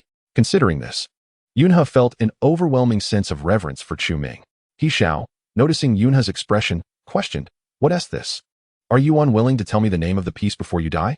Ha. Yunhe laughed, a sound that stunned He Zhao. What was happening? Yunhe, with an air of arrogance, proclaimed, let me be frank with you. The piece our teacher imparted to us is your Sound Valley's prison sound of the abyss. However, under our teacher's refinement, it is 1,000, even 10,000 times more potent than your pathetic version. The prison sound of the abyss was reputed to be the pinnacle of musical techniques. Yet, after witnessing the version composed by Chu Ming, it became evident that what the Sound Valley referred to as the prison sound of the abyss was nothing more than child's play. What? He Zhao immediately spat out a mouthful of blood. He had not expected this revelation. The man was no mere charlatan. In that moment, He Zhao realized that the person in the courtyard was indeed a transcendent master. With just minor adjustments to his version of the prison sound of the abyss, it had transformed into something far more formidable. The implications were terrifying. He Zhao offered a bitter smile. So it is like this. To fall at the hands of a transcendent master, I suppose I have no regrets. He Zhao, realizing he had no chance of survival, thought it better to die with dignity than to grovel for mercy. Yunhe shared the same sentiment. As long as He Zhao remained in this world, he would always pose a threat. Therefore, it was better to eliminate him here and now. With that, he declared, prepare to meet your end. As those words fell, Yunhe struck down upon He Zhao's crown with a fierce palm. He Zhao's blood gushed forth from his 7 orifices, and he perished on the spot, devoid of any further breath. Once He Zhao was dealt with, Yunhe and his son ensured to deliver a final blow to every remaining person on the ground who still clung to life. After all, To show mercy to one's enemies is to be cruel to oneself. Yunhe would never bring misfortune upon himself. After accomplishing everything, he nodded with satisfaction, clasped his hands behind his back, and strode away with an air of confidence. The Valley of Demonic Sound had been eradicated, and the royal family of Pyongyang was entirely wiped out. No one could possibly impede the rise of the Yunlan kingdom. All of this was thanks to the master. Fortunately, the master's place of seclusion was located within the Yunlan kingdom rather than elsewhere. At this moment, 100 miles away from Tianyuan City, at the foot of an unnamed mountain, a group of individuals had gathered. Among them, a leading figure, wielding a curved blade, pressed it against the throat of a mere mortal, his expression twisted in malice as he demanded, "Where is Yi Chun? Where has that boy run off to?" With a blade at his throat, even a cultivator could not remain unperturbed, let alone a commoner. The man trembled and stammered, "Yi Chun he has taken a master and is living in Tianyuan City with him." Taken a master? A glint of ferocity flashed in the man's eyes, and with a flick of his blade, blood splattered. Chapter 81. This melody you do not understand that waste has already exhausted his meridians. Who would take him as a disciple? The leader, known as Yi Hong, bore an insignia on his chest, representing the prestigious Yi family of the Yunlan kingdom. Despite being merely a steward of the Yi family, he wielded considerable power here, as the villagers were all slaves of the Yi family. In this world, slaves were treated no differently than livestock. Yet, someone dared to take him as a disciple? Did they not fear the wrath of the Yi family? Yi Hong let out a sinister laugh. He then led his entourage directly toward Tianyuan City. At this moment, Yi Chun was in his courtyard, diligently practicing the musical piece taught by Chu Ming. Meanwhile, the Five Absolutes Demon Emperor, possessing Yi Chun's body, meticulously studied the music score before him. In my opinion, this composition is truly extraordinary. However, if my lyrics were added, transforming it from mere performance to song, its power would undoubtedly multiply several times. This was merely the conjecture of the Five Absolutes Demon Emperor. Though a mere assumption, given his millennia of experience and cultivation, such words could not be mere fanciful notions. Without further ado, let us test it now. Yi Chun glanced at the score and placed his hands on the guqin, gently plucking the strings. After a melodic prelude, according to the Five Absolutes Demon Emperor's guidance, Yi Chun slowly began to sing. The unadorned clay outlines the blue and white porcelain. No. Just as he began, the Five Absolutes Demon Emperor interrupted him, stating, "While you are practicing according to the score, the artistic conception is entirely off." Artistic conception? Yi Chun was bewildered. The score for blue and white porcelain was exquisite, and the lyrics were flawless. However, it was a bit too much to expect Yi Chun to imagine such an artistic conception. In fact, it was difficult for him to envision what kind of scene it should depict. Second Master, I can't even imagine what this piece portrays. How can I discuss artistic conception? Even the Five Absolutes Demon Emperor found himself challenged, without witnessing it firsthand. Relying solely on this profoundly intricate score to conjure an artistic conception was indeed difficult. Suddenly, Yi Chun had a realization. Second Master, since the Master hails from the celestial realm, the scenes described in this piece must be from the heavenly realm. Very likely. The Five Absolutes Demon Emperor slapped his forehead.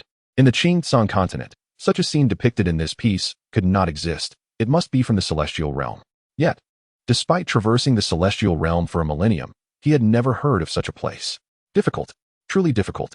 Yi Chun sighed. If this doesn't work, I'll consult Master tomorrow. With his guidance, I'm sure I can make significant progress. Consult him? The Five Absolutes Demon Emperor was reluctant, knowing he was the unparalleled Demon Emperor. Yet, it seemed there was no alternative but to seek that master. Thus, it had to be done. As they conversed, a series of knocks echoed from outside the courtyard. "Disciple, open the door. Master has brought you some wonderful items." The master has arrived.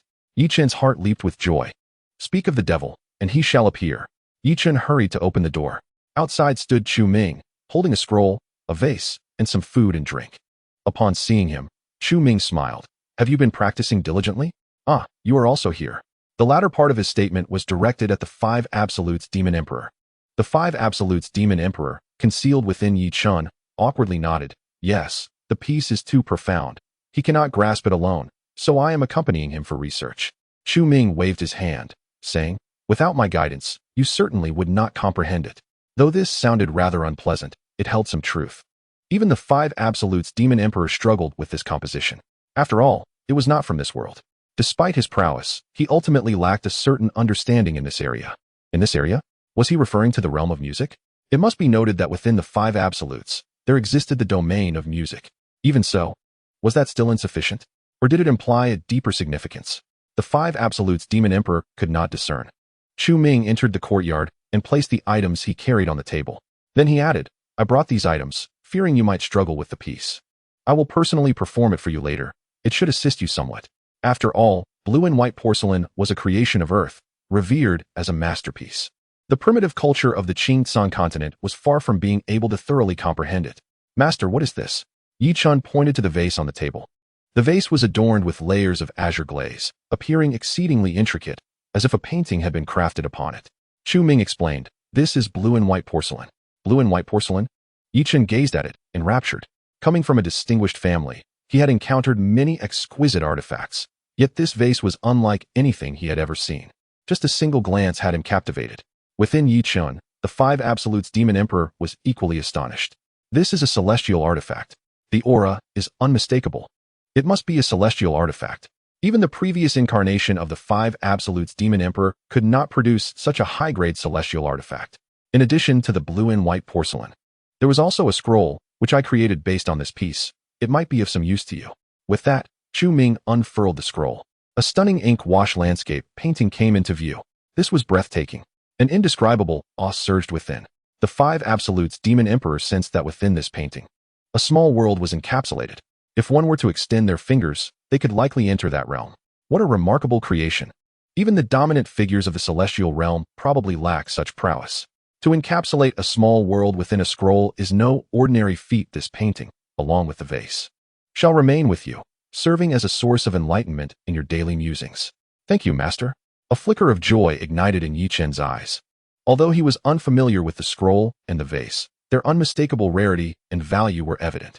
The fact that his master bestowed these treasures upon him indicated the high regard in which he was held. Come, allow me to perform a piece for you, so you may listen and reflect, he declared. With that, Chu Ming settled beside the guqin, gently plucking its strings. The notes flowed from the instrument.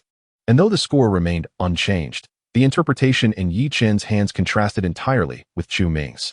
As the music enveloped the air, Yi Chun felt as if he were being drawn into the very landscape depicted in the painting before him. In a blink, the world around him transformed. Chapter 82. You rascal, your master is still outside. The azure sky awaited the rain, just as I await you.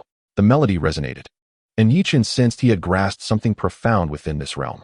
Yet, the sensation was fleeting and elusive, as if he had seized hold of something only to find it slip through his fingers. After a considerable time, the music gradually subsided, and Yi Chun emerged from his reverie. Is this what my master referred to as the realm of understanding? His feelings mirrored a journey through the celestial realm, and upon returning to the mundane world, he found himself somewhat disoriented. Chu Ming rose, exhaling deeply, and turned away to say, I can only guide you thus far. The depth of comprehension is now entirely in your hands. After all, you possess the destiny of a protagonist, and your perceptiveness is undoubtedly exceptional. If you cannot grasp it from this point, it would merely reflect my misjudgment. By the way, I shall be teaching at the academy tomorrow, so you need not come to my residence. However, if you wish to audit the classes at the academy, you are welcome. I have yet to introduce you to the students there. After all, you are akin to a senior among them and should meet them in due course. Chu Ming gestured toward the food he had previously placed on the table and added, those provisions are for your recuperation. You have sustained considerable internal injuries, and should you neglect proper care, the repercussions could be dire. His concern was not unfounded. Having examined Yi Chun's condition, he knew the extent of the internal damage.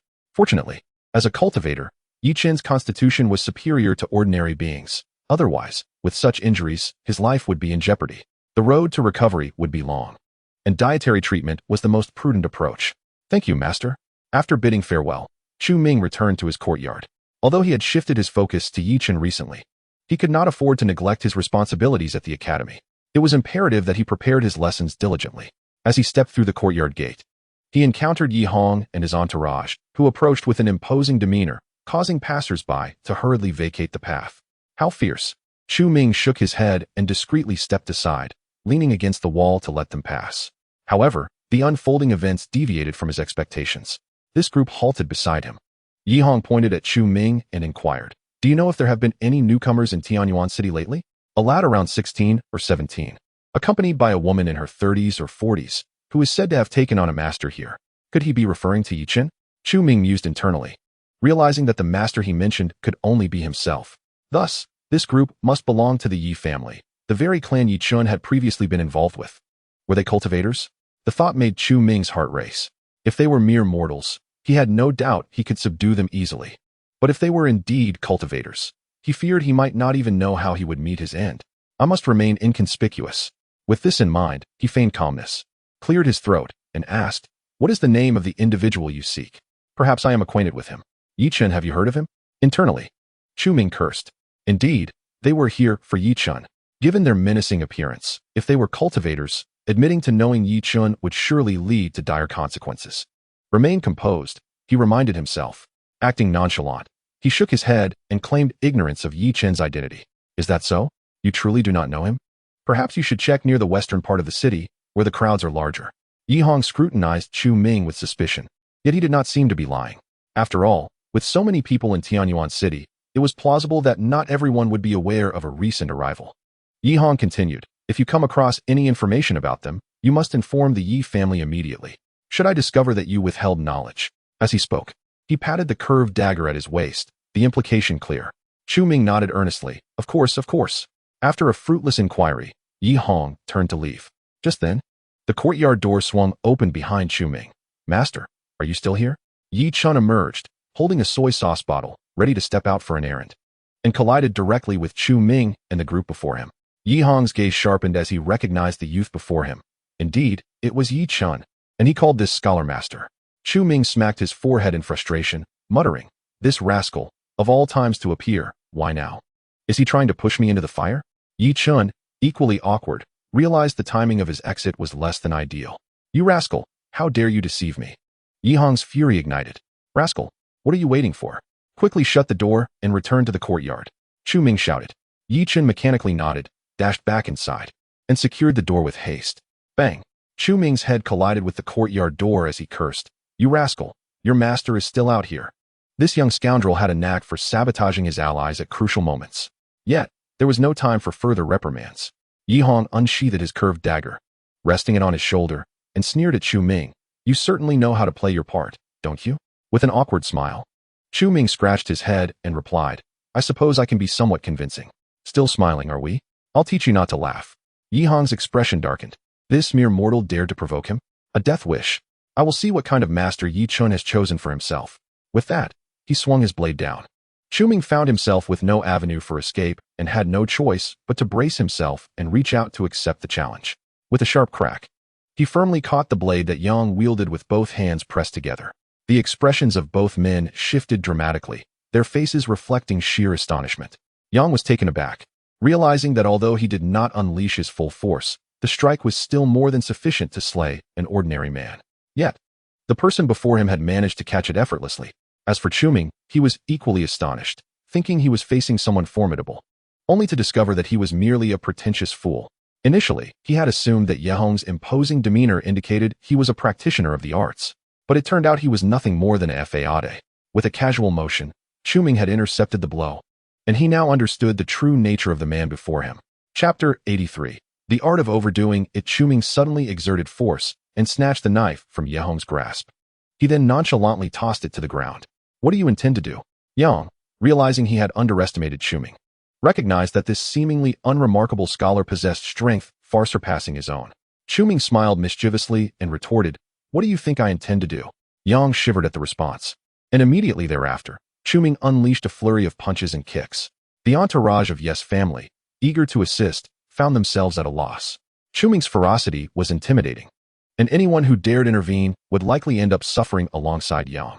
"You're bullying my disciple, aren't you? I won't allow it," Chu Ming declared amidst his assault. Meanwhile, Yi Chun peered through the crack of the door, witnessing the spectacle of Chu Ming's relentless beating of Yang. His jaw dropped in disbelief. His master, who typically exuded an ethereal grace, was unexpectedly ferocious in combat. Truly, the teachings of his master rang true. One should never judge by appearances.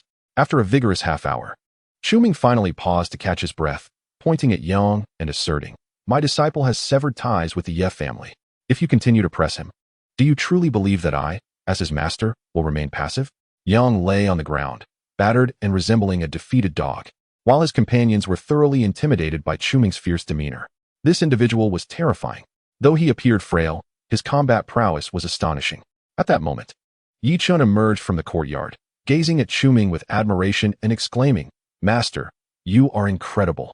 Chu Ming playfully rapped Yi Chun on the head, chiding, "You, young man, are quite eager to close the door, yet your master hasn't even stepped in." Yi Chun winced in pain, clutching his head and looking up at Chu Ming with a pout, silently protesting that it was indeed his master's directive to return. As Yang rose to his feet, he pointed at the duo with fury, exclaiming, "You dare strike me? Do you have any idea what it means to offend the family? I am the true head of a unassuming practitioner." Unassuming practitioner. Upon hearing those words, Yi Chun gasped in shock. Such a being was indeed an unattainable powerhouse for an ordinary individual like Chu Ming. However, having already struck, what could be done now? Chu Ming began to feel the weight of the situation. To approach and apologize would surely diminish his stature. Feigning calmness, he placed his hands behind his back, turned his back to the assembly, and coldly stated, "I care not who stands behind you. However, if you wish to harm my disciple, you must first seek my permission." Yi Chun nodded vigorously, emboldened by his master's support. What did he have to fear? He even cheekily extended his middle finger towards Yang and his entourage. "You." Yang fumed, astonished that, despite revealing his lineage, the audacity of this man was beyond comprehension. Did he truly disregard the Ye family? Impossible, though not at the pinnacle. The Ye family held a respectable position among the second-tier forces in Yunnan Kingdom. Why did he feel so emboldened? Realizing this, Yang chuckled darkly, "Since you seek your demise, I shall not be held responsible. Offending the Ye family will lead to your inevitable downfall." Chu Ming felt a shiver of dread at the threat. Being targeted by a Yuanying practitioner left little hope for survival. What to do? What to do? Chu Ming was now thoroughly alarmed. In his desire to impress, he had unwittingly provoked a formidable adversary. As if sensing Chu Ming's panic, Yang sneered, "Now you feel fear? Let me inform you, if you surrender Yi Chun today, I may grant you a merciful end. Otherwise, who says my master is afraid?" At that moment, Yi Chun interjected, brimming with confidence. "A mere Yuanying practitioner is nothing to fear. I assure you, when my master takes action, even a Huashan or Lianshu practitioner would be insignificant." Chu Ming's heart sank at those words. This young man had an uncanny ability to surprise him at pivotal moments. Did he not perceive the gravity of the situation? Were it not for his conscience, Chu Ming would have kicked this ungrateful disciple straight to Yang and abandoned him entirely. After Yi Chun finished his boastful proclamation, he turned to Chu Ming, grinning, "Master, my contribution to bolstering your reputation was splendid, wasn't it?" Chu Ming forced a smile. Indeed, quite splendid. So splendid that he felt an overwhelming urge to eliminate this young man. Was he truly intent on driving his master into a corner? Yang, witnessing the duo's playful banter, fumed with rage, saying, "Such bravado. If you possess any courage, do not flee." With that, Yang and his entourage vanished without a trace.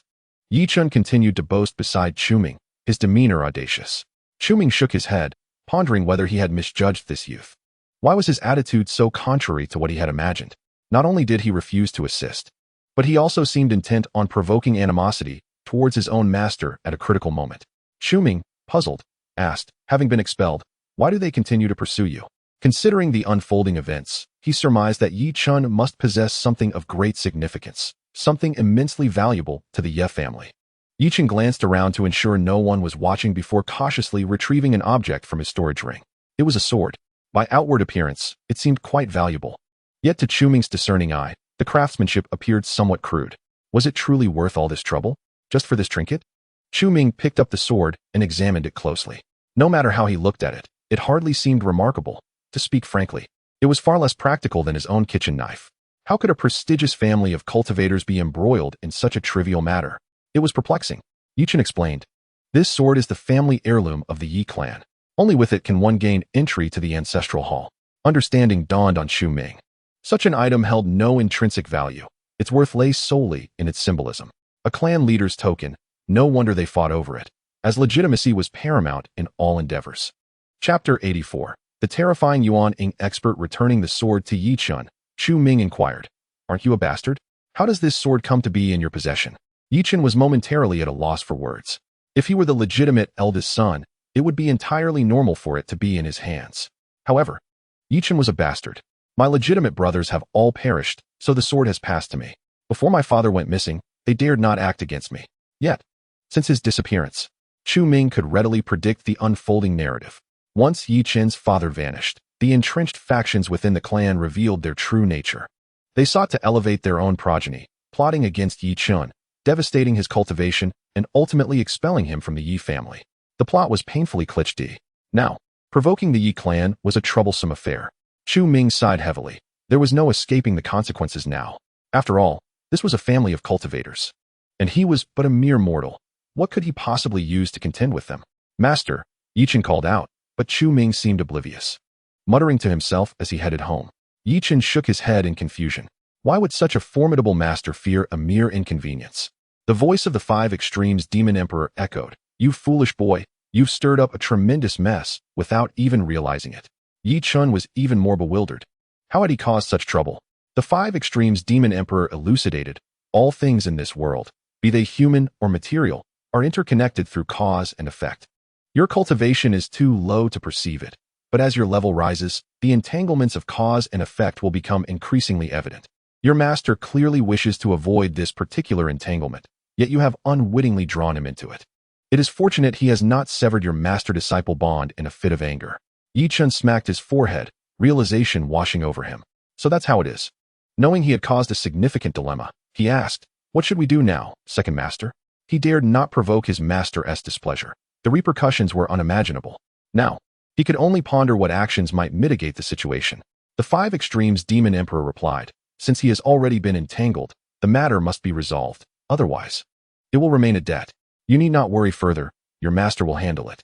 Yi Chen nodded, acknowledging that he had caused trouble and felt it best not to inquire further. As Chu Ming walked, he contemplated how to navigate this predicament. After all, they were Yuan-ing cultivators. As a mere mortal, would he not be at their mercy? Should he flee now? Yet, could he even escape?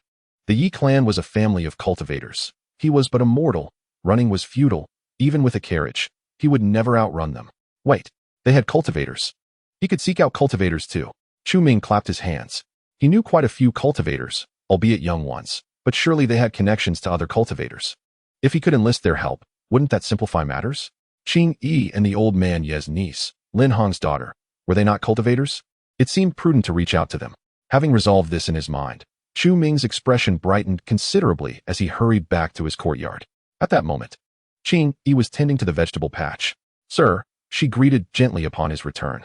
"I found something in the vegetable patch and was waiting for you to return before telling you. I didn't expect you back so soon." Chu Ming interjected, "Nothing is more pressing than my concerns." "Qing Yi, you are a cultivator, correct? What is your level? Are you at the Yuaning stage?"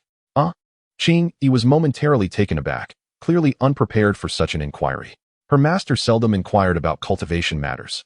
Why was he suddenly interested today? "I'm asking you, do you possess that level?" "Yes," she replied. After the incident with the Qingfeng feather, she had largely neglected her cultivation. Yet she was still more than capable at the Yuaning stage. "That's good. I was frantic to find someone to help, and here you are beside me." Yet, was one person enough? After all, they were dealing with an entire family, and aside from the Yuaning cultivator, surely there were many others among them. Not enough. I need to find more. Chu Ming pressed on. "Do you know any friends, preferably at the Yuaning stage?" Qing Yi pondered for a moment, and then shook her head. Most who associated with her were drawn to her bloodline. She had no true friends. In that case, he would have to trouble Lin Hong and the old man Yi. However, enlisting others' assistance would require compensation. Where would he procure the funds? That posed a significant dilemma.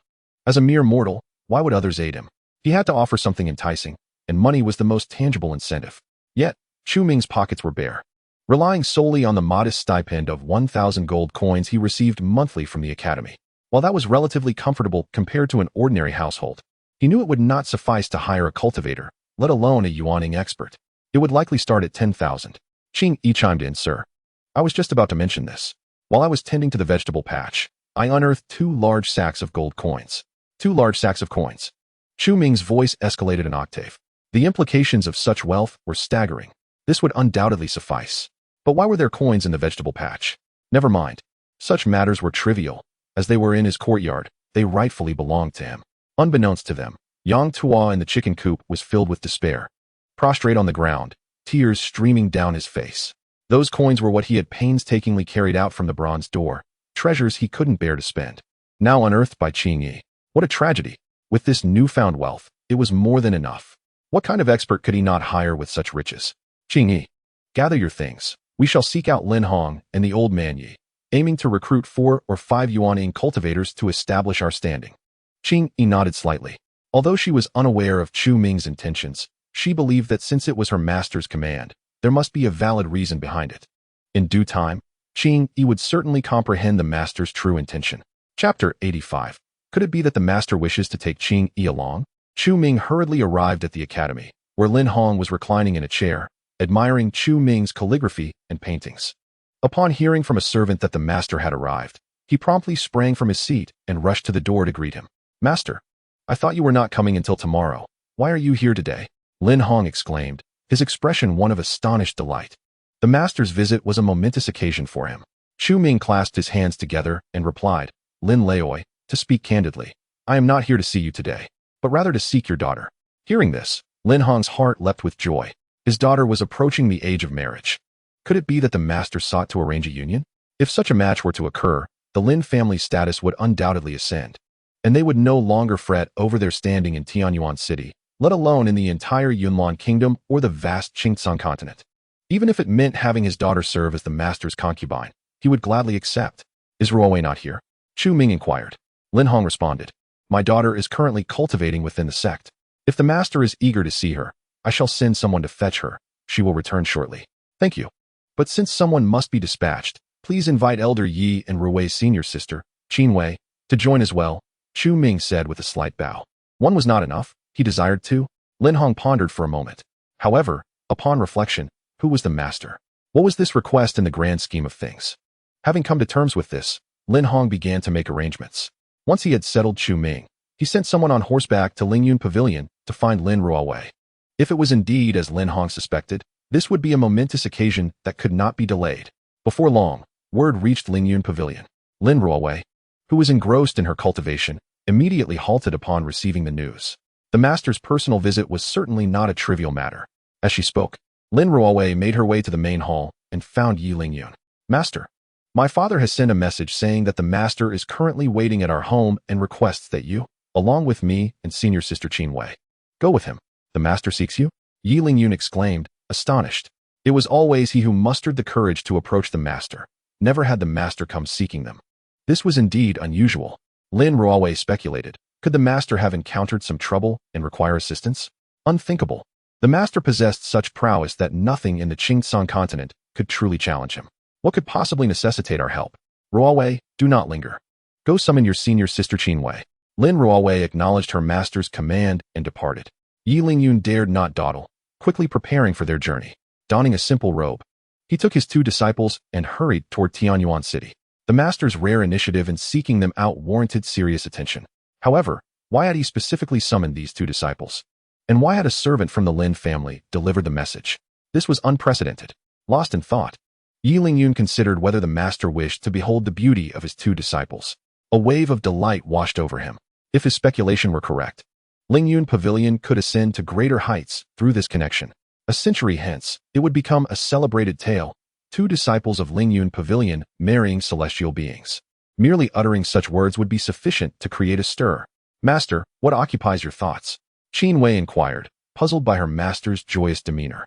Given his age, he should have long outgrown such fanciful notions. What could possibly have stirred him today? Awakened from his reverie, Yi Lingyun quickly coughed twice, attempting to maintain his composure. Nothing. Let us focus on our journey." Soon, the group arrived at the Lin residence. "Father, we have returned," Lin Ruowei announced as she entered first. Lin Hong eagerly approached, whispering, "You have finally arrived. The master is anxious to see you. When you meet him, be astute. You should know what to say and what to refrain from saying." Lin Ruowei appeared bewildered. Was there some pressing matter at hand? Why was her father being so solemn? Nevertheless, as it was the command of the master and her father, she nodded, albeit uncertainly. The group entered the room. Upon seeing them, Chu Ming leapt from his chair, as if he had seen a savior, and exclaimed, "At last. You have come. Quickly, close the door." Close the door? Everyone was taken aback. What was happening? But soon, Yi Lingyun and Lin Hong exchanged knowing glances and obediently shut the door. After all, this was a family matter that should not be overheard by outsiders. "Master, the door is closed," Chu Ming confirmed with a nod. He then cleared his throat with utmost seriousness. Observing Chu Ming's demeanor, both Yi Lingyun and Lin Hong felt a surge of excitement. Their speculations were likely on the mark. Chu Ming finally spoke, "Everyone, I have gathered you here today to request a favor that bears significant importance, so I ask for your assistance." "Please do not hesitate, Master," they responded. Given the master's secretive demeanor, it must be a matter difficult to articulate. Chu Ming lowered his voice further. This matter does not concern you greatly. It primarily involves these two young ones. Upon hearing this, both Lin Hong and Yi Lingyun were overjoyed. If it pertained to these two young ladies, it was already quite evident. The two elders exchanged glances, and Yi Lingyun tentatively inquired, "Master, do you require us to step aside?" Chu Ming pondered for a moment. This matter involved the realm of cultivators, and for these two mortals, the conflicts among cultivators could prove perilous. Knowing too much would be of no benefit to them. "You may step aside for now." The two elders departed, their faces adorned with smiles. If their young ones could form a connection with the master, it would indeed be a grand occasion. Just the thought of it brought them immense joy. As the door closed again, Chu Ming coughed twice. "I called upon you both today to seek your assistance." The two young women exchanged glances before responding. "Please, master, do not hesitate to speak. Are you acquainted with any Yuanian cultivators?" Yuanian cultivators? The two young women were puzzled. Why would the master suddenly inquire about Yuanian cultivators? Speaking of Yuaniing, Qin Wei was already at that level, while Lin Ruwei still had a way to go. Chapter 86. Perhaps there is something joyful afoot by the way. It would be best if he were a burly man, someone who appears rather intimidating, or perhaps an elderly man with a white beard, exuding an ethereal aura. Chu Ming added, "As for cultivators, they either appear humble or possess an inscrutable depth. Such individuals, even when merely standing, evoke a sense of profound mystery. They would serve splendidly to enhance our presence." After a moment of contemplation, Qin Wei replied, "In my sect, there happens to be one such individual. If you wish to meet him, I can fetch him right away."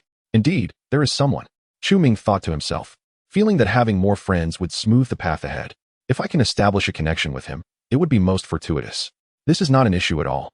Qin Wei responded decisively. As a true inheritor and a prominent figure within the Lingyun Pavilion, along with her current cultivation at the nascent soul stage, she wielded considerable influence. Summoning a few individuals down the mountain was naturally not a problem. Moreover, being able to assist the gentleman was, in itself, a significant opportunity for them. Chu Ming then turned to Lin Ruwei and inquired, "Ruwei, do you know of anyone like that? They must be a nascent soul cultivator. The more profound and intimidating they appear, the better." Lin Ruwei responded with a bright smile, "I can certainly summon such a person," being cherished within her sect. She was regarded as a precious gem by all levels of the organization. Calling a few individuals down the mountain would be effortless for her. "Then allow me to express my gratitude to both of you," Chu Ming said with a slight bow. "If we can indeed invite some nascent soul cultivators, the current predicament will be swiftly resolved. The head of the Yi family may be a nascent soul cultivator, but I can summon at least three. 3 against 1. What is there to fear?" Qin Wei then asked, "When do you intend to meet them?" "As soon as possible. If it can be arranged for today, that would be splendid. It seems this matter is indeed quite urgent and must be arranged promptly. Then shall we return to the sect to make the arrangements?" Qin Wei suggested. "I appreciate your assistance." Chu Ming bowed once more. Now that this thorny issue was finally resolved, he could look forward to a restful night. After bidding farewell, Qin Wei and Lin Ruwei took their leave. During their departure, Qin Wei quietly instructed Lin Ruwei, "Earlier, the gentleman seemed intent on keeping your father and master away. He surely does not want them to know. So we must conduct this matter in secrecy and not reveal a word to them. Do you understand?" Lin Ruwei nodded earnestly, responding, "I understand, senior sister." No one was privy to the plans that Chu Ming was concocting at that moment. However, one could be certain that his search for individuals indicated that significant affairs were at hand. Whatever the gentleman's endeavors, they would not dare to delay. As the two women emerged, Yi Lingyun and Lin Hong immediately approached with anxious expressions, asking, "How did it go? What did the gentleman say to you?" Qin Wei replied, "We have agreed to the gentleman's requests." Agreed? The two elders were instantly overjoyed. This was indeed a momentous development. "What will you do next?" "Naturally, we will return to make preparations," Qin Wei answered. Yes. Yi Lingyun nodded vigorously. "We must not delay. It is imperative to prepare promptly. You should head back to the mountain gate at once." Once Qin Wei and Lin Ruwei departed, the two elders erupted into laughter in the courtyard. "Ha ha, soon, our Lingyun Pavilion will ascend to greater heights and become one of the superpowers of the Qingtsong continent, and my Lin family will, in no time, become a prestigious lineage." Initially, they had worried that the younger generation might feel pressured. However, it appeared those concerns were unfounded, as the matter had been resolved rather smoothly. They had readily agreed, leaving no reason for further worry. The prospect of soaring to success was imminent. At that moment, Chu Ming also emerged from his room. Upon seeing the two men laughing heartily, He couldn't help but frown. What is going on with these two old fellows? Beside him, Qingyi shook her head, saying, I don't know, perhaps something joyous has occurred. Chu Ming nodded in agreement. Indeed, it seems so, and it must be quite significant. Not wishing to intrude upon their merriment, he discreetly made his way past them. Returning home, Chu Ming felt his mood lift considerably. With this major issue resolved, the burden that had weighed upon him could finally be lifted. With nascent soul cultivators backing him, what did the Yi family amount to? The more he pondered, the more excited he became. Meanwhile, Yi Hong had also returned to the Yi family, sporting a bruised visage as he entered the grand hall to report back. Opposite him sat two individuals, one elderly and one youthful. The elderly one being the current head of the Yi family, Yi Huang, and the younger one, his only son, Yi Qing. Upon seeing Yi Hong's disheveled appearance, Yi Qing frowned and inquired, What happened? Did you manage to accomplish your task? At Yi Qing's question, Yi Hong began to weep, his voice quivering as he replied, Young master, you have no idea. That Yi Chun must have found an exceptionally powerful master. He didn't even need to use spiritual power to reduce me to this state. In my estimation, he is at least a nascent soul cultivator. Yi Chun's master? Yi Qing was taken aback. And a nascent soul cultivator at that. What kind of luck does this boy possess? Even with severed meridians, he could still find such an extraordinary master. Do you have any information on that person? Yi Hong shook his head. I only know he resides in Tianyuan City, but I do not know the specifics of his background. Tianyuan City? Yi Huang narrowed his eyes, a glint of malice flashing across his gaze. When did such a figure emerge from a mere Tianyuan City? However, no matter how powerful a nascent soul cultivator may be, he is still just an individual. But I, Yi Huang, control the entire Yi family. Killing a nascent soul cultivator is as easy as pie. Yi Huang intoned darkly. This does not concern you any longer. You may leave. Yes. Yi Huang felt as though he had been granted amnesty, hastily escaping the hall. Within the room, only Yi Huang and his son remained. Yi Qing quietly asked, Father, should I take a trip personally to address this matter? Having recently broken through to the nascent soul stage with the aid of the family's resources, Yi Qing felt confident in making this suggestion. After a moment of contemplation, Yi Huang replied, Your personal involvement could be beneficial. However, that individual is undoubtedly formidable. Prepare thoroughly and bring a few top-tier guards with you. You have only just stepped into the nascent soul stage, so exercise caution to avoid any unforeseen mishaps. Rest assured, Father. Chapter 87. The big shot goes out until I obtain the chieftain's token. I shall find no solace in sleep or sustenance. Qinger, this matter cannot be delayed. It is best to set forth immediately. Yi Qing nodded and turned to leave. Meanwhile, the Yi family was fervently making preparations. On the other hand, Chu Ming was equally occupied. In his courtyard, a gathering of over a dozen individuals had formed, comprising not only Qin Wei and Lin Ruwei, but also various disciples from Lingyun Pavilion and some independent cultivators, all of whom shared a good rapport with the two women. Their cultivation levels were all at the nascent soul stage. The sheer number of them was astonishing. Chu Ming was genuinely delighted. With more than 10 nascent soul cultivators present, even if each were to strike a blow, they could easily vanquish any intruder from the Yi family. What was there to fear? However, this would require a considerable expenditure. Chu Ming calculated that the 2 large sacks of gold coins unearthed from the vegetable garden amounted to roughly several hundred thousand. He estimated that a significant portion would be allocated for the remuneration of these cultivators. Nevertheless, such an investment seemed worthwhile. Observing these cultivators further, Chu Ming found them increasingly agreeable, either robust men of imposing stature or ethereal elders with flowing white hair. This display alone would surely terrify the members of the Yi family. Before entering, Qin Wei and Lin Ruwei had repeatedly cautioned them that their master was a reclusive sage, and they must not act disrespectfully. Whatever demands he made, they should comply, for their rewards would be ample. Upon their first glimpse of Chu Ming, the cultivators exchanged whispers. Though he bore an extraordinary appearance, he was still merely a mortal. A hint of disdain flickered in their hearts, yet out of respect for Qin Wei and Lin Ruwei, they refrained from voicing their thoughts. Chu Ming greeted them warmly, saying, Esteemed guests from afar, you must be weary from your journey. Please, allow me to offer you some tea. He cordially invited them to sit. However, the courtyard lacked any exotic delicacies, and his own wine had been consumed. Thus, he could only provide tea. Although this hospitality felt somewhat meager, it was better than offering nothing at all. After speaking, he instructed Qing Yi to prepare the tea in the room. Among the crowd, one individual, losing patience, declared, If you wish to linger here, then linger. I came for the sake of Sister Qin Wei, not for your cup of tea. With that, He disregarded Qin Wei's attempts to dissuade him and departed. The others, though somewhat dissatisfied with Chu Ming's hospitality, felt it prudent to remain silent out of respect for Lingyun Pavilion and the two sisters. They had not come to see Chu Ming in the first place. Before long, Qin Yi returned with a teapot, pouring tea for each person in the courtyard. Chu Ming, filled with apologies, remarked, "There is nothing of worth in my humble abode, so I can only offer you this tea. I hope it is not to your disliking." Upon seeing the tea, Qin Wei immediately conveyed to the group through their thoughts, "This is the opportunity one spoke of. The one who just left has squandered a tremendous chance. Drink this tea, and you shall uncover its secrets." The cultivators exchanged glances. They could indeed sense some hidden potential within the tea, but without tasting it, they would never know what lay concealed. With a spirit of experimentation, they each took a cautious sip, and in an instant, a surge of profound Tao energy erupted from their mouths, coursing through their bodies. As the tea settled in their bellies, they felt enveloped in the laws of the Tao, experiencing a transformation akin to rebirth. Beyond the enhancement of their cultivation, the true significance lay in the effect of this tea on their essence, paving a smooth path for their future cultivation. "I see my path," one exclaimed. "The shackles that have plagued me for over a decade have finally shattered." Laughter echoed throughout the courtyard. Such remarkable benefits from just a single cup of tea. It was only then that they comprehended the meaning behind Qin Wei's earlier words. The individual who had left earlier had, regrettably, forfeited an extraordinary opportunity. Just as Qin Wei had indicated, this seemingly unremarkable mortal was, in fact, an extraordinary recluse, capable of bestowing immense benefits from a mere cup of tea.